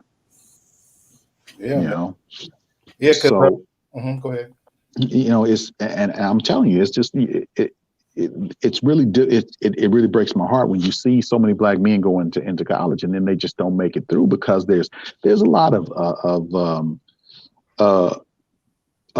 things that you have to deal with. The politics. You can do the work, but then no one ever talks about the politics behind it. How people fuck with you and play head games and things like that. And I think I was going to ask Rodney, where did you go to college? Because I'm always curious if if an HBCU would be a better environment depending on. It's not. I think it's definitely better if you were a first generation, because my parents were, and Right. I mean, me and my mom have conversations all the time of, she was like, I could have never, because I went to a PWI, and she was like, I never could have gone through that institution just because of where I grew up. I couldn't have made it through and known like culturally how to get through, versus, you know, me growing up in a more integrated setting. I sort of knew how to navigate. And I've even talked to my colleagues who even like, you know, they did a program where they went to Spelman for 2 years and then finished their degree at like Georgia Tech. And they even talked about the cultural differences of, they were used to, you know, teachers really taking an interest in them learning and being hands-on, versus when they went to, you know, another institution, it was kind of like, okay, if you don't do it, I don't care. Yeah, absolutely. And you have that, but you have a little bit of that in some of the HBCUs too. I started out in Hawaii Pacific University when I was in the military, and when I came home, I entered into a HBCU here, and I went through there. I was a science major, and I was a psychology major. Also, I was a double major. So I went through it, but I encountered a couple of folks that basically just I had issues with. You know, my chemistry teacher was a little fucked up, and you know, he would basically put you out there with a book and let you were just fed to the wolves. You know, I had a genetics teacher that was excellent. I mean, she was, that was when the Human Genome Project was going on. So she was trying to get me into internships and stuff with that, and you know, just really, really good. I made, you know, really good grades in that. But we had but you know how sometimes you see the same person teaching multiple classes, you know, and it's like, you know, look, college is about you missing. Do not take this guy, take this person, so that you can deviate around bullshit, you know. And I found that there were some things that I just could not get around. There was one particular guy taught genetics. He was a brilliant guy, man, but he was for teaching, he was shit, you know. And he just didn't do well with us. You know, I think he had issues with black men, and he was a black man, you know. So people don't talk about that. But, you know, sometimes you come across stuff like that. But I think it depends on what HBCU that you go to. Well, like, because you got your top ranking ones. Right. You know, so those are the ones like Howard. Isn't Howard like up there? Yeah, Howard's up there, and I haven't heard anything bad about Howard either.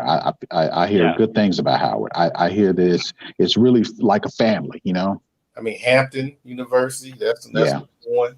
Yeah, I have a cousin that actually goes to Howard, and I was looking through their page, and like that's where a lot of firms who are looking for diversity, that's where they'll go and recruit out of. Hey.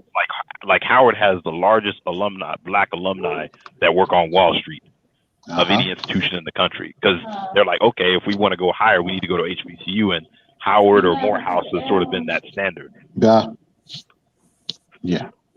Yeah, I agree. And then you know what's good about that is almost like fraternities. You know, you got to be able to reach out to those alumnus and benefit, you know, in some way. Let them, you know, guide you up here. Okay, I'm up here. If you're going this route, you know, hey, we're going to look out for each other. Do just like they do. Look, they have an infrastructure set up, you know, when you're in school and when you leave school, you know, and we need to have that. It's like, you know, when BGS talks about the bourgeoisie of black folks, you know, and how, you know, we have an upper stratosphere, but how much does that upper stratosphere help us, help the low level people to get up to where they are? You know, we tend to get to a point, and then, you know, their families do well, but they don't really do other people a service by getting them up to another level too, you know?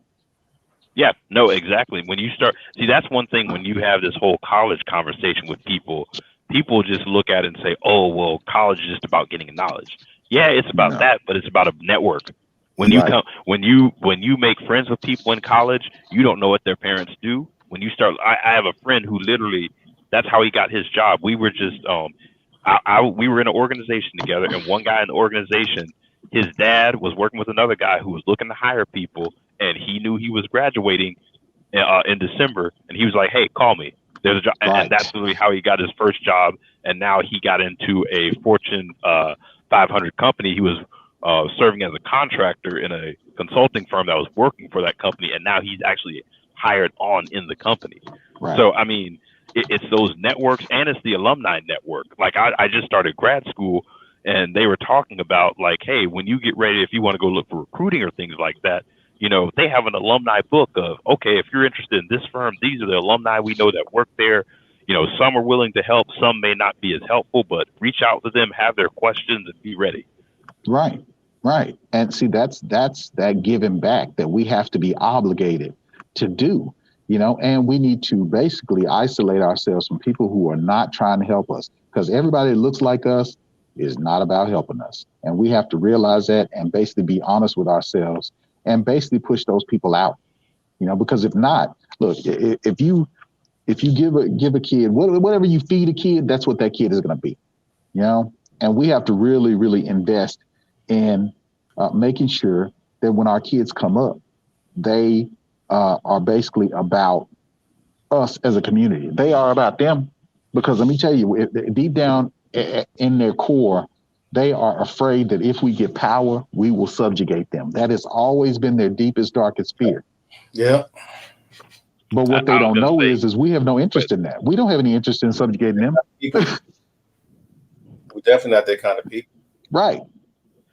And that's what I've always said. The whole idea of like white supremacy and all that, right. When you look, it tips its own hand, because the fact that you are going to on one hand claim that you are better than someone, but then you have to go write all these laws and undermine. I mean, you tip your own hand at what you. For real, let's keep it 100. Right. If they were fair, they would not be in charge. They wouldn't be empowered. Right. If they were fair, one of us gonna take over. Or I was gonna say, or if you truly think you're superior, spot someone another point, or spot. Hey, I'll spot you 10 points because I think I'm the better basketball player, and I'll still come back and win if we play to 30. But you know, they're against that because that's affirmative action. There's no need for affirmative action because we're all equal, you know. But nothing has ever been made that way. If you go and you do a deep analysis of the law, my dad always told me when I was a kid, the law is not for you. And it's not. The laws that were made in this country were made to basically keep Black folks separate. You go all the way back to the colonies. Once the population of slaves started to grow beyond the population of white people, they put laws in effect to make sure that those people were not people. Yeah, people need to check out, I think it was Michael Moore, his documentary, the little cartoon. When they talked about gun rights or gun laws, whatever. Yeah. And the reason why it went up because they were afraid that the population of slaves were growing, so they had to get their guns up. Right. That's why they've always encouraged gun ownership for white people, but not Black people. Look, the NRA basically, you know, that you got this Colin Noir out there. He's another, you know, person out there that they use for the Republicans use for the NRA and everything. And look, I'm pro-gun big time, but I'm gonna tell you, they have guns for a different reason. Every time, if you want to go back, you go back and you look up how when Black folks were voting, they had a whole bunch of white folks that basically just formed a militia and just marched on these people. You had you know, people were begging soldiers, Union soldiers, to come and protect these people and, you know, stop. They just let them come on in and they basically just killed everybody. That's how they used to do it. This was people voting. You can go back and you can look at instance after instance after instance where they basically went, people were elected. Black people were elected as Republicans that were in governments, local governments, and basically the white folks came in there and said that, hey, Black folks were never meant to rule over us, and they basically killed all the Black folks, or either ran them out of town. Now, if this system was built to work for us, that would never happen. But that's what happens. Fair. That's what I always say. If it was fair, you got out of people's way, left them alone. Right. You know, these things definitely wouldn't be as bad as we see it is, or the right. And it's funny. Well, it's sad because, you know, like I think a lot of us have white friends. Mm-hmm. I'm in a spiritual group. you know, where we do meditation and deep breathing and all that kind of stuff. One of the white dudes in there, cool dude with me, whatever. But I got to talking to him deeper. This dude is like the biggest staunch Republican, Trump loving, all that, and he loves Candace Owens. And I was like, I said, "What you doing in this group?" It's like a cognitive dissonance with them. It's like they have this mental break when it comes down to they see no difference in, you know, the things that they're doing. It's like, I don't hate black people. I'm around black people all the time, but my ideologies don't keep me from really doing anything. But you vote on things that are anti-black. You pretty much are embracing anti-black things. Yeah, because not even just anti-black. It's not even good for them. There's a book called Dying Whiteness. Yeah, and it literally talks about it's a white guy who is a physician, and he studied the states. I don't want to say like Kansas, Tennessee, and like New Mexico, and he basically examined conservative policies and basically said, "Hey, racial resentment is what is driving these policies, and it's harming white people." What's He the name of the even book showed again? how the Dying Whiteness. Okay. Yeah, he even said that in some of those states you were seeing the life expectancy rate go down. In a first world country, you're seeing a falling life expectancy rate. Hell, look at Kentucky. Look at Kentucky. They vote Mitch McConnell's ass in every time. What do they get for it? Nothing. Exactly. One of the poorest states in America. Yep. Worse So than let education. me ask you a question. Go ahead. So you think we should blindly just keep voting for Democrats for no damn reason? We should never vote for anybody for no damn reason. But let me tell you right now, look, if you if you can vote for a guy that's going to get you out of a burning fucking house, that's not Biden. I won't do it. The enemy of my enemy is my friend until he is my enemy again. You understand? You have to do what you have to do based on the situation. Okay. You know, I can't say that I respect that, because I'm gonna tell you, you have to do what you have to do. Look, it's just like there was a deal I read about in the book where they basically took this black chief, and he basically became a Catholic, went off they took him overseas. Then they ended up bringing him back with some other missionaries to basically, indoctrinate his people. As soon as he got there, he killed them all. But what he got out of that was he got the intelligence on what he was dealing with. Wasn't gonna die today, but he had got enough intelligence to form a strategy against what was coming. And basically, we know the Democrats, and we know that once they come in, that we're gonna have to fight them too. We've always fought with everybody that we aligned ourselves with, but you ain't gonna win shit with Trump. I can guarantee you that. I mean, if you can show me what benefit that you're gonna get as a person and as a block of black people with Trump's remaining in office.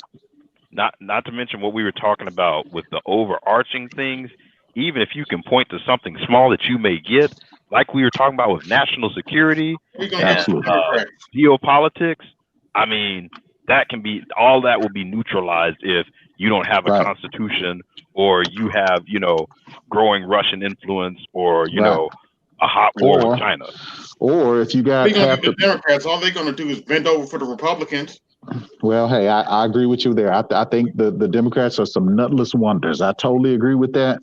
But that's why I say we should vote and replace. Don't get it twisted. I'm like the last dude.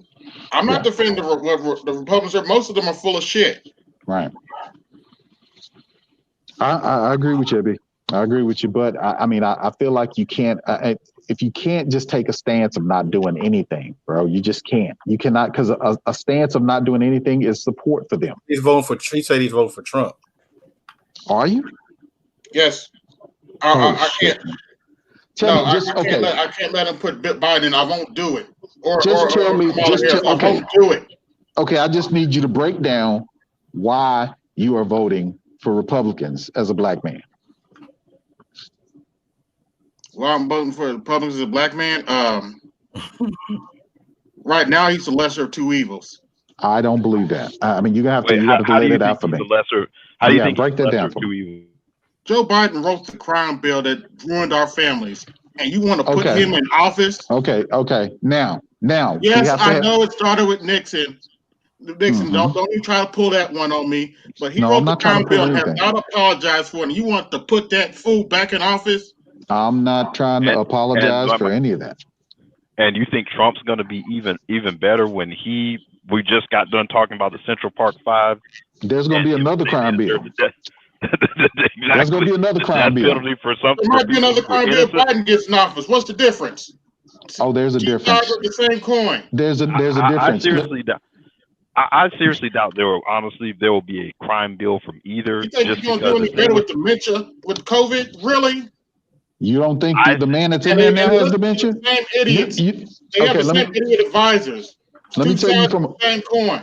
Let me tell you from a medical perspective. Anybody that has to watch their feet to go down a ramp or to climb stairs already has fucking dementia. Okay? Your man in there right now, he has dementia. He's a fuck up, and he's gonna get a whole bunch of people killed. And he's gonna oversee the collapse of this economy with his boy Mitch McConnell, and not to mention the shit that I'm looking at every day, all of these people getting sick and dying at a level higher than damn near every war that we've had. If that's not significant to you. Not to mention looking how the U.S. is. What are the Democrats going to do? Bend over again? No, you're going to actually, with Democrats, you're going to get basically a sound policy on how to reel this virus in. Well, where the fuck is it? They're bending over right now. Because they have the Senate and they have the judicial branch. So you literally have Trump right now. You have Trump literally right now who is trying to undermine the data coming out of the CDC as far as the disease because he does not want it to affect re-election. I mean, that's what we're dealing with. Something that is not political, but is literally shutting our country down. Propaganda. You also have it where Americans can't even travel to certain countries because of how we've mishandled this virus, not to mention the economic fallout. And you have the winter coming where you're going to have flu and this virus going on, which is going to be even worse, which Rodney, be careful in those hospitals. Cause I mean, I'm dealing with it already. Be careful. I'm dealing with it already. I'm dealing with it already. That physician who, I saw that physician, that young girl in, I believe, Houston, who was like 28, very talented doctor, they said, and she died from COVID. Yep. Oh, look up the numbers of physicians and nurses who've died trying to take care of these people. And I've been taking care of them ever since January, and in one facility that I worked at, we lost half our population. So I've seen it firsthand. Yeah, including the staff, right?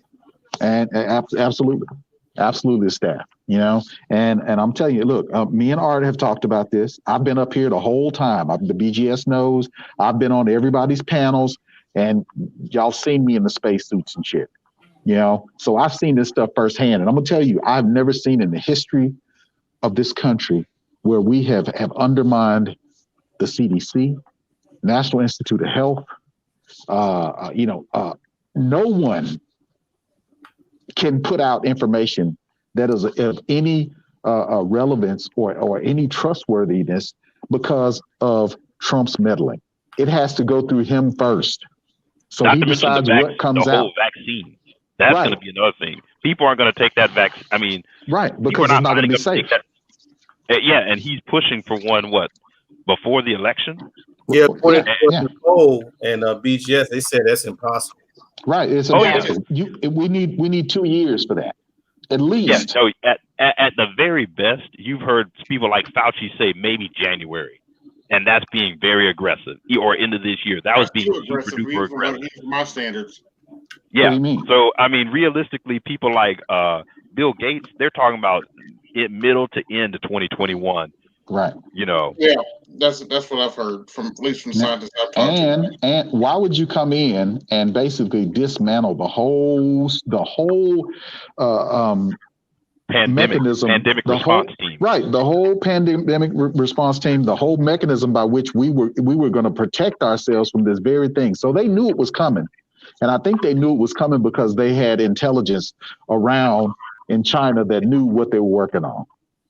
You know, so oh yeah, you had people saying, I mean, you've obviously heard with Woodward and them basically telling Trump, hey, this is dangerous. But I mean, you had before that, you had like a GOP senator in like North Carolina or somewhere like that who was telling some of his constituents at a breakfast that, hey, this is going to be big. It's going to probably shut down travel for at least a month. Right. And I mean, this was back in late February, March. Right. Early March. Before it really so they knew it was coming. And then if you dismantle all of that and you got these doctors, you're bringing doctors home, you're not working with the World Health Organization. I mean, you're doing all of the stuff to basically help this shit kill as many people as possible. You don't have anything in place. But he's saying we did a super duper job. But then he tells Woodward that, oh yeah, it's more deadly than the flu. This is bad, but it's airborne. Before he ever even told anybody out here, we had to come to that conclusion ourselves. I'm talking about nurses and doctors. We had to come to the conclusion that this shit is getting to people through vectors that are different from other viruses. I mean, this stuff has to be airborne because it's getting to people, and these people are not even around the people who are sick. I'm glad. You know, I wish I could tell you I have faith that Democrats will do any better, but I just don't. Well, I wouldn't look. I would feel better about you just not voting at all, rather than voting for this madman. That might happen because I'm not feeling Trump either. This guy is a fucking madman. I'm telling you. Even if we don't like, I was gonna say, even if you disagree with Biden 100%, Biden will at least there will be some level of competence and just basic level of, hey, we need to have some sort of reasonable relation. But go ahead. I was just gonna say some reasonable, like we were talking about earlier, some reasonable relationship with our allies, so we don't completely screw them over. Right. Because we're gonna need them geopolitically. We're gonna need that rebuilt, as well as we're gonna have to do something about the intelligence. I mean, you have people meddling in our elections on both sides, and people just seem to think like, hey, this is no big deal. Crap. What? I'm talking. You've got people, Russia, and you've got Russia and China meddling. You've got multiple countries. Okay, that makes meddling. sense. Yes. I don't want anyone meddling. But in the first one, someone like John McCain would have considered that an act of war.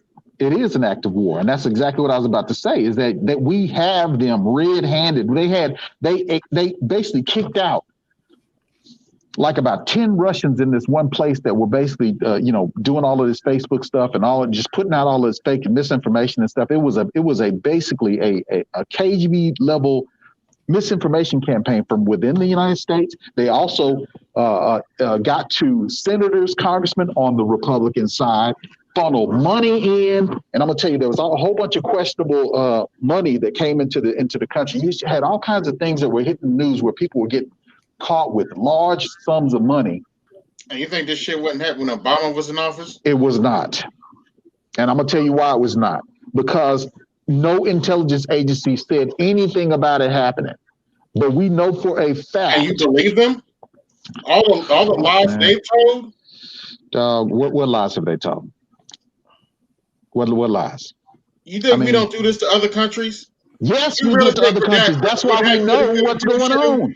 Yes, we've done it to other countries, but no, it's never happened here within our country against each other. Well, Irma's a bitch. What do you think was going to happen? Oh man.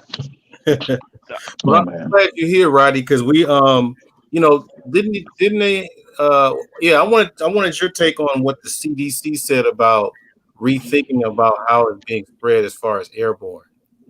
What did you say? That was Trump pulling back the information. He didn't want that information out there, so he pulled it back. Everybody's scared. Everybody wants to keep their jobs. So they're terrified to basically do anything against this man because he is basically just terminating people, and if we don't have these key people in these places, then we're going to have idiots in those places. That guy who was over the National Institute of Health came out and basically talked about his own organization. And then they got rid of him. Now the guy's on medical leave. He said he's having medical problems and all this because he came out and he said a bunch of stuff. And most of his employees were basically going to jump ship I mean, if you don't have people in place like Fauci, like some of the other people, you're talking about a damn virologist who's lived his entire life studying this stuff and is revered as one of the most, utmost authorities on it. And you got, fucking what's one of the senators up there was sitting up he's a doctor too, and he's sitting up trying to question the guy. He said, look, Rand Paul's a fucking idiot. He's a doctor, but let me tell you, man, he is so extreme. Fauci basically said in a nice way, for those that are in the medical field, he said in a nice way, you're a fucking idiot. And what you're saying has no factual legs to stand on. But he's saying it. Go ahead. Rand Paul is just a general physician. He's just an MD. Right. Fauci is literally specialized in this. He's light years ahead of him. And I don't even know how he could still have his damn medical license for him sitting up saying the things that he's saying, because what he said today was basically fucking saying that I'm a witch doctor, and if I fucking stroke you with this feather, you'll be okay. Yeah. So we got Bello Gino for the super chat. Appreciate you, fam. Yeah. It says, duh, who was in tape planning to play us come what's that?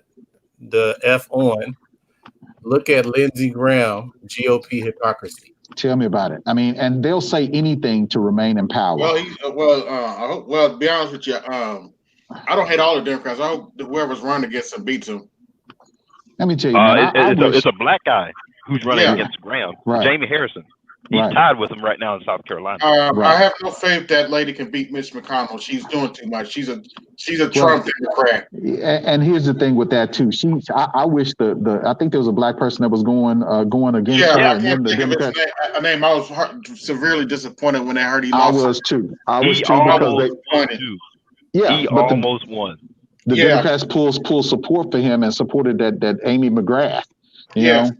So, and I think that's going to be a mistake, because I think she's going to be one of those, once she gets in there, she'll rubber stamp and try to wiggle with the Republicans, because she's an ex-Marine, and I'm going to tell you, you look at, if you're in your Facebook and you're in there with some of these Republican folks, or you just check out what they're talking about. Don't say anything. Just kind of monitor the conversation, watch their traffic. Watch their traffic, and then you tell me that you can support those people. But even them, honestly, right now, Trump probably has lost the military as well with that whole possible. First of all, his comments about people being killed and captured, and then on top of that, when you look at the he didn't do anything about the bounties on us. Yep. Right. I mean, if you got people out there, and then the Russians are basically paying headhunters, man. Look, what you do for that is you basically you tell them you're gonna fucking lose some money, or we're gonna blow up some of your shit. You got a choice. You can take the money, or you can get the hammer. I mean, look at that. That's pretty much what Iran does. That's what Iran does is attack U.S. troops, put bounties on troops, and look how we treat Iran. Right. Yeah. Look, if Biden wins, I hope you're right. Well, I'm gonna tell you, I think that we're gonna have a better road to hoe, because I'm gonna tell you what he's trying to do is he's trying to say. I think that Obama had some deep conversations with him, and Obama didn't even want Biden to run. People got to remember that. Biden, when Biden first announced, Obama pretty much came out and said, pretty much, hey, you don't have to do this. Like, it was reported. And that's why when you saw throughout the whole Democratic primary, if you'll notice, Obama did not come out and endorse Biden until the very end. Once everyone dropped out. But here's a question, though. I mean, just speaking on behalf of my frustration. They should have picked Bernie, but they're too bullheaded to do it. Go ahead, Art. Got to Rex, don't he? Anyhow, okay, we got Biden or whatever, but what about Kamala Harris's record, and how is that not going to feel? Now, you know what? I agree with you on that, because I'm gonna tell you, that's like drinking fucking salt water. Because I'm gonna tell you, she has not done shit for black men. She was a tyrant. There. But do you understand that Biden is like 78 and a half years old? Yeah, that's the other. That's my other So concern. so we know what's going to happen. We all know, without even addressing the elephant in the room, he's probably going to fucking stroke out up there, and and we're going to be looking at her as president. You know, Nancy Pelosi as vice president. As vice president. And look, I think we got to look at that possibility. Biden got himself in trouble because he was pandering once again, and he was trying to once again, like we're talking about, not have a grassroots and play that identity politics / dog and pony show, and he painted himself into a corner. And he really, I mean, outside of her, Susan Rice and Karen Bass, you really had no one who you could legitimately put as a woman, as a black woman, to go into that place, on your ticket. And Bass was too big of a liability because of her comments on Cuba and then worried about Florida. And then Rice had the whole Benghazi thing tied to him. So you really had no one to really choose. If you you're painting yourself in the corner of, I want to pick a woman of color, and you got a bunch of athletes and people saying you got to pick a black woman. Right. I think we need somebody up there that's going to actually say, I'm going to do what needs to be done. My reelection be damned. You know, see, because right now everybody just wants to get reelected, and, they'll just go along. But, I'm going to tell you, there's a lot to be said about AOC and about some of the other females who have been holding these people accountable, because these fuckers don't even know how much it costs. AOC. They don't even know how much it costs to even live in the certain parts of the country. You know how, like,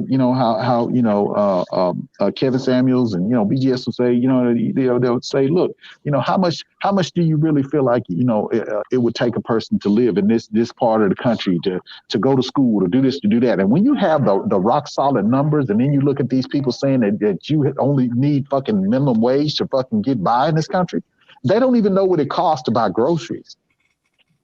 And they're running the country, y'all.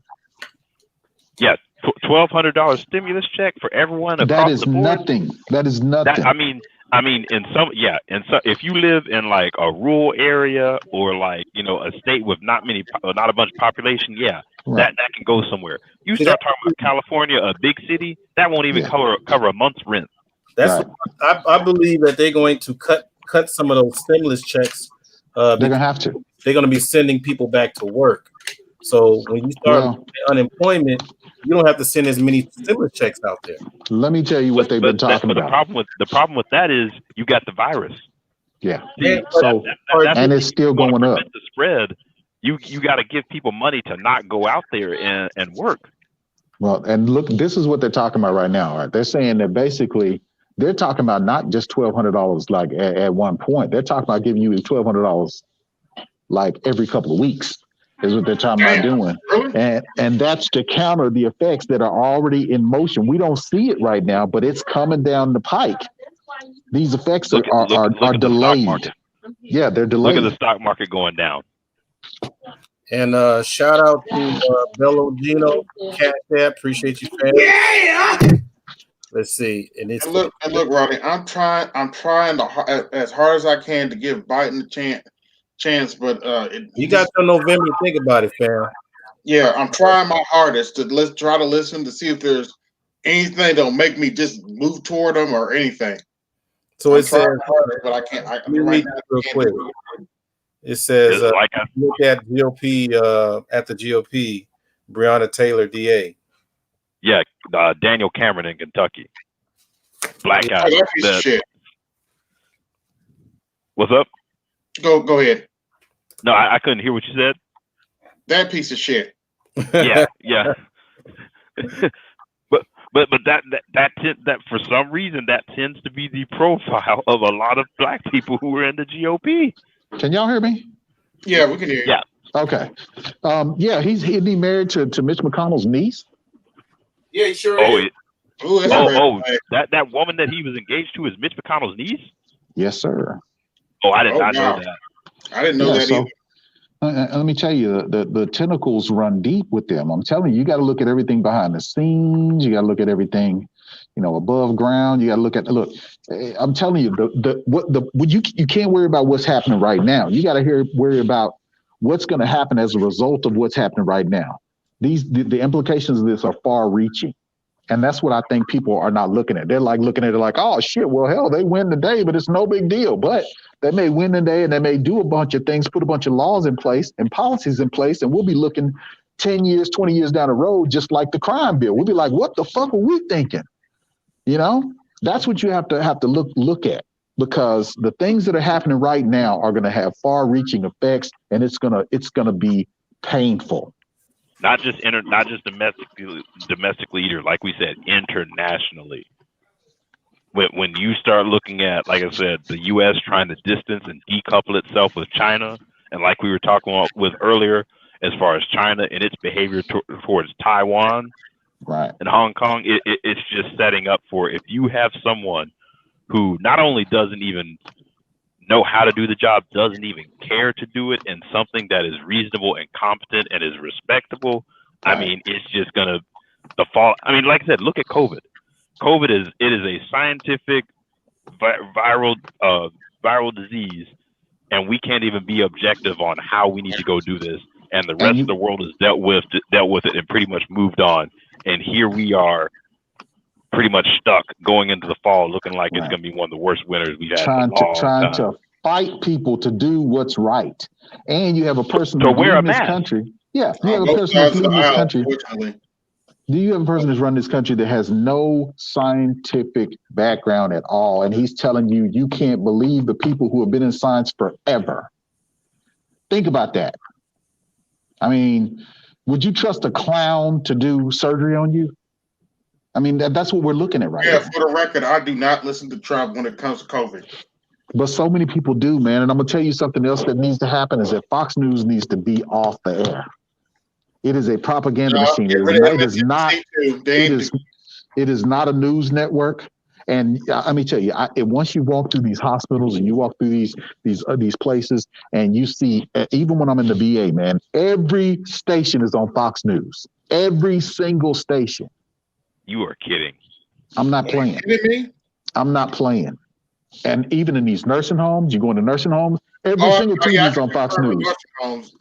You go to any place, all the places that I have to go to as a nurse, they have Fox News on TV.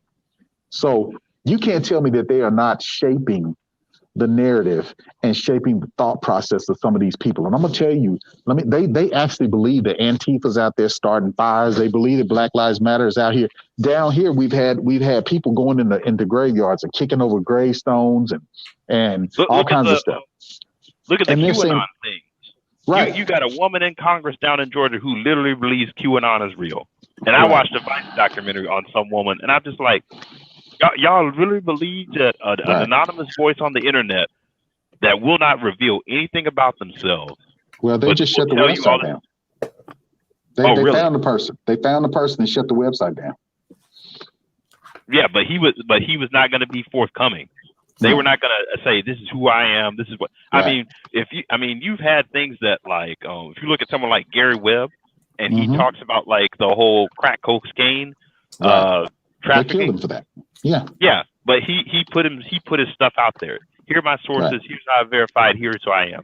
You got someone who's an anonymous source on the internet, and people are just believing this stuff and going off. It's crazy. And a lot of the shit was just batshit crazy. It was like, how can you even do this? I mean, you got people out here that don't even brush their teeth, run around, QAnon. It's just, it's ridiculous, man. We are in a state in this country that it's like it's disarray. It's purely chaos. And then if this fool loses, and then these people are talking about taking to the streets with guns, I mean, we might be looking at another civil war. No, that's the thing, because I was listening to a guy who is an election expert. It might go either way. He might have said, either way. Here's the thing. He said, okay, most Democrats are going to vote by mail. So what's going to happen is when you start looking at election night and looking at vote, it's going to be a delay, and Trump's going to try to declare he won, because that's the way the electoral map's going to look. And then however long it takes, depending on your state, on voting and when your ballot has to be dated, then you're talking about the election could swing to Democrats, or probably will. That's what he's probably anticipating, because so many are voting by mail. So you're going to have these people who believe, and Trump even came out today and said, or yesterday was saying, yeah, he was like, if he loses, he doesn't know if there will be a peaceful transition to power. It's like, dude, are you serious? Yeah. Look, yeah, that does concern me, but Hillary's not helping. Well, look, man, let me tell you something. The reason why she said that is because, look, every time that things have happened, look, Bush did not win. And, we already know that. We already know that that whole damn thing was a fiasco. And that's that. If you have historical you have historical context, you'll see that basically every time this has happened, the Republicans have set up to where it will go to trial. They will contest every single election. They will do recounts, whatever they have to do to win. And look, I go back in what was it, North Carolina or South Carolina, where they had this guy. This is a go-to guy for anytime you want to win in a certain state. This guy basically goes around. He has people go around and collect these absentee ballots, like they're going to go turn them in for these people who are indigent and whatnot. And they basically destroy the ballots. They caught this guy. And the reason that documentation that we were talking about earlier, where they were trying to get that census data, that guy was involved with that. That's how they found out who that guy was. That the governor of that state had to step down because of what was going on there, because he knew what was going on. The Republicans have been doing this, and this is a part of their strategy. There's other stuff that we don't know about that they're doing, but if you just look at things from a macroscopic level, you will see the landscape and what they are doing. If you got judges, that's why you think Trump wants this Supreme Court judge nominee pushed through, because he's going to contest this thing and it's going to have to go to the Supreme Court. Then when it goes to the Supreme Court, his justices are going to vote his way. Now, now think about it. If he loses, what's the chance of him going to jail? Right. Yeah. Someone's sitting on stuff right now. If Trump loses, you got people who are, and that's the other thing. If he does lose, it's going to be a field day on all the stuff that this administration is hiding. Because I mean, you've literally had Republicans who have completely ignored subpoenas on things. You have all sorts of intelligence and things on classified. I mean, it's going to be a goal. I guarantee there are probably some things that are going to be classified that they're not even going to release until 10 years from now that we're going to be hearing about. Oh, that happened. Yeah. And see, he doesn't want a Democrat to get in because he wants to be pardoned. You know, if something happens, he's trying to do everything he can not to go to jail. I mean, he has this party by the balls, man. I don't know what he has on them too. Maybe they're scared that he just has cult-like followers. Yeah, that's the thing. Yeah. He has a cult-like following, and Republicans are willing to stay in office, and they know if we go against him. I mean, look at Sessions. Yeah, he destroyed Sessions. Became Attorney General. Sessions, that's for sure. He destroyed Sessions. That's why Sessions should have stayed where he was. Yep. Yeah. No. I used to live in Alabama. He's from my state. Became the Attorney General, and pretty much recused himself from Russia, and Trump has never forgiven him for it. But that's what he was supposed to do. Yep, and he tried to go back and run for his seat down in Alabama. Trump put his endorsement behind Tuberville, and that's right. He put that political hit out on him. Yeah. And I'm telling you, man, look, all you have to do is look at the evidence. If you just lay the evidence out, man, and you look at this guy for what he is, there's no way that you can stomach voting for this fucking guy. And I understand the crime bill and all that, but I'm old enough to know hey, look, folks was out here clowning. You had people out here cutting people's fucking bodies up and killing people and running drugs like it was nobody's business. Now, you had some people in that weren't doing nothing at all, but they pumped them drugs out here into our communities, and black folks wasn't gonna starve. Okay, I mean, I'm telling you, I was out. I seen it. You ask BGS, you ask Beasley, you ask any of these people, these older guys, man, they will tell you, man, people was getting down on a level like nobody's business, and that's how they start pumping all of this stuff into the police and trying to basically militarize the police. But there was also another aspect of it out there where people were trying to do these paid prisons and contracted services for the prisons and all that. So there was so much money being made off of us being basically re-enslaved, you know. And I can't say enough about my disdain for the crime bill, you know. But we really, I'm sure we don't want people out here just basically just running wild either. And that's what was going on. And basically, you had black pastors, you had black, law enforcement, you had everybody coming out saying, y'all got to do something about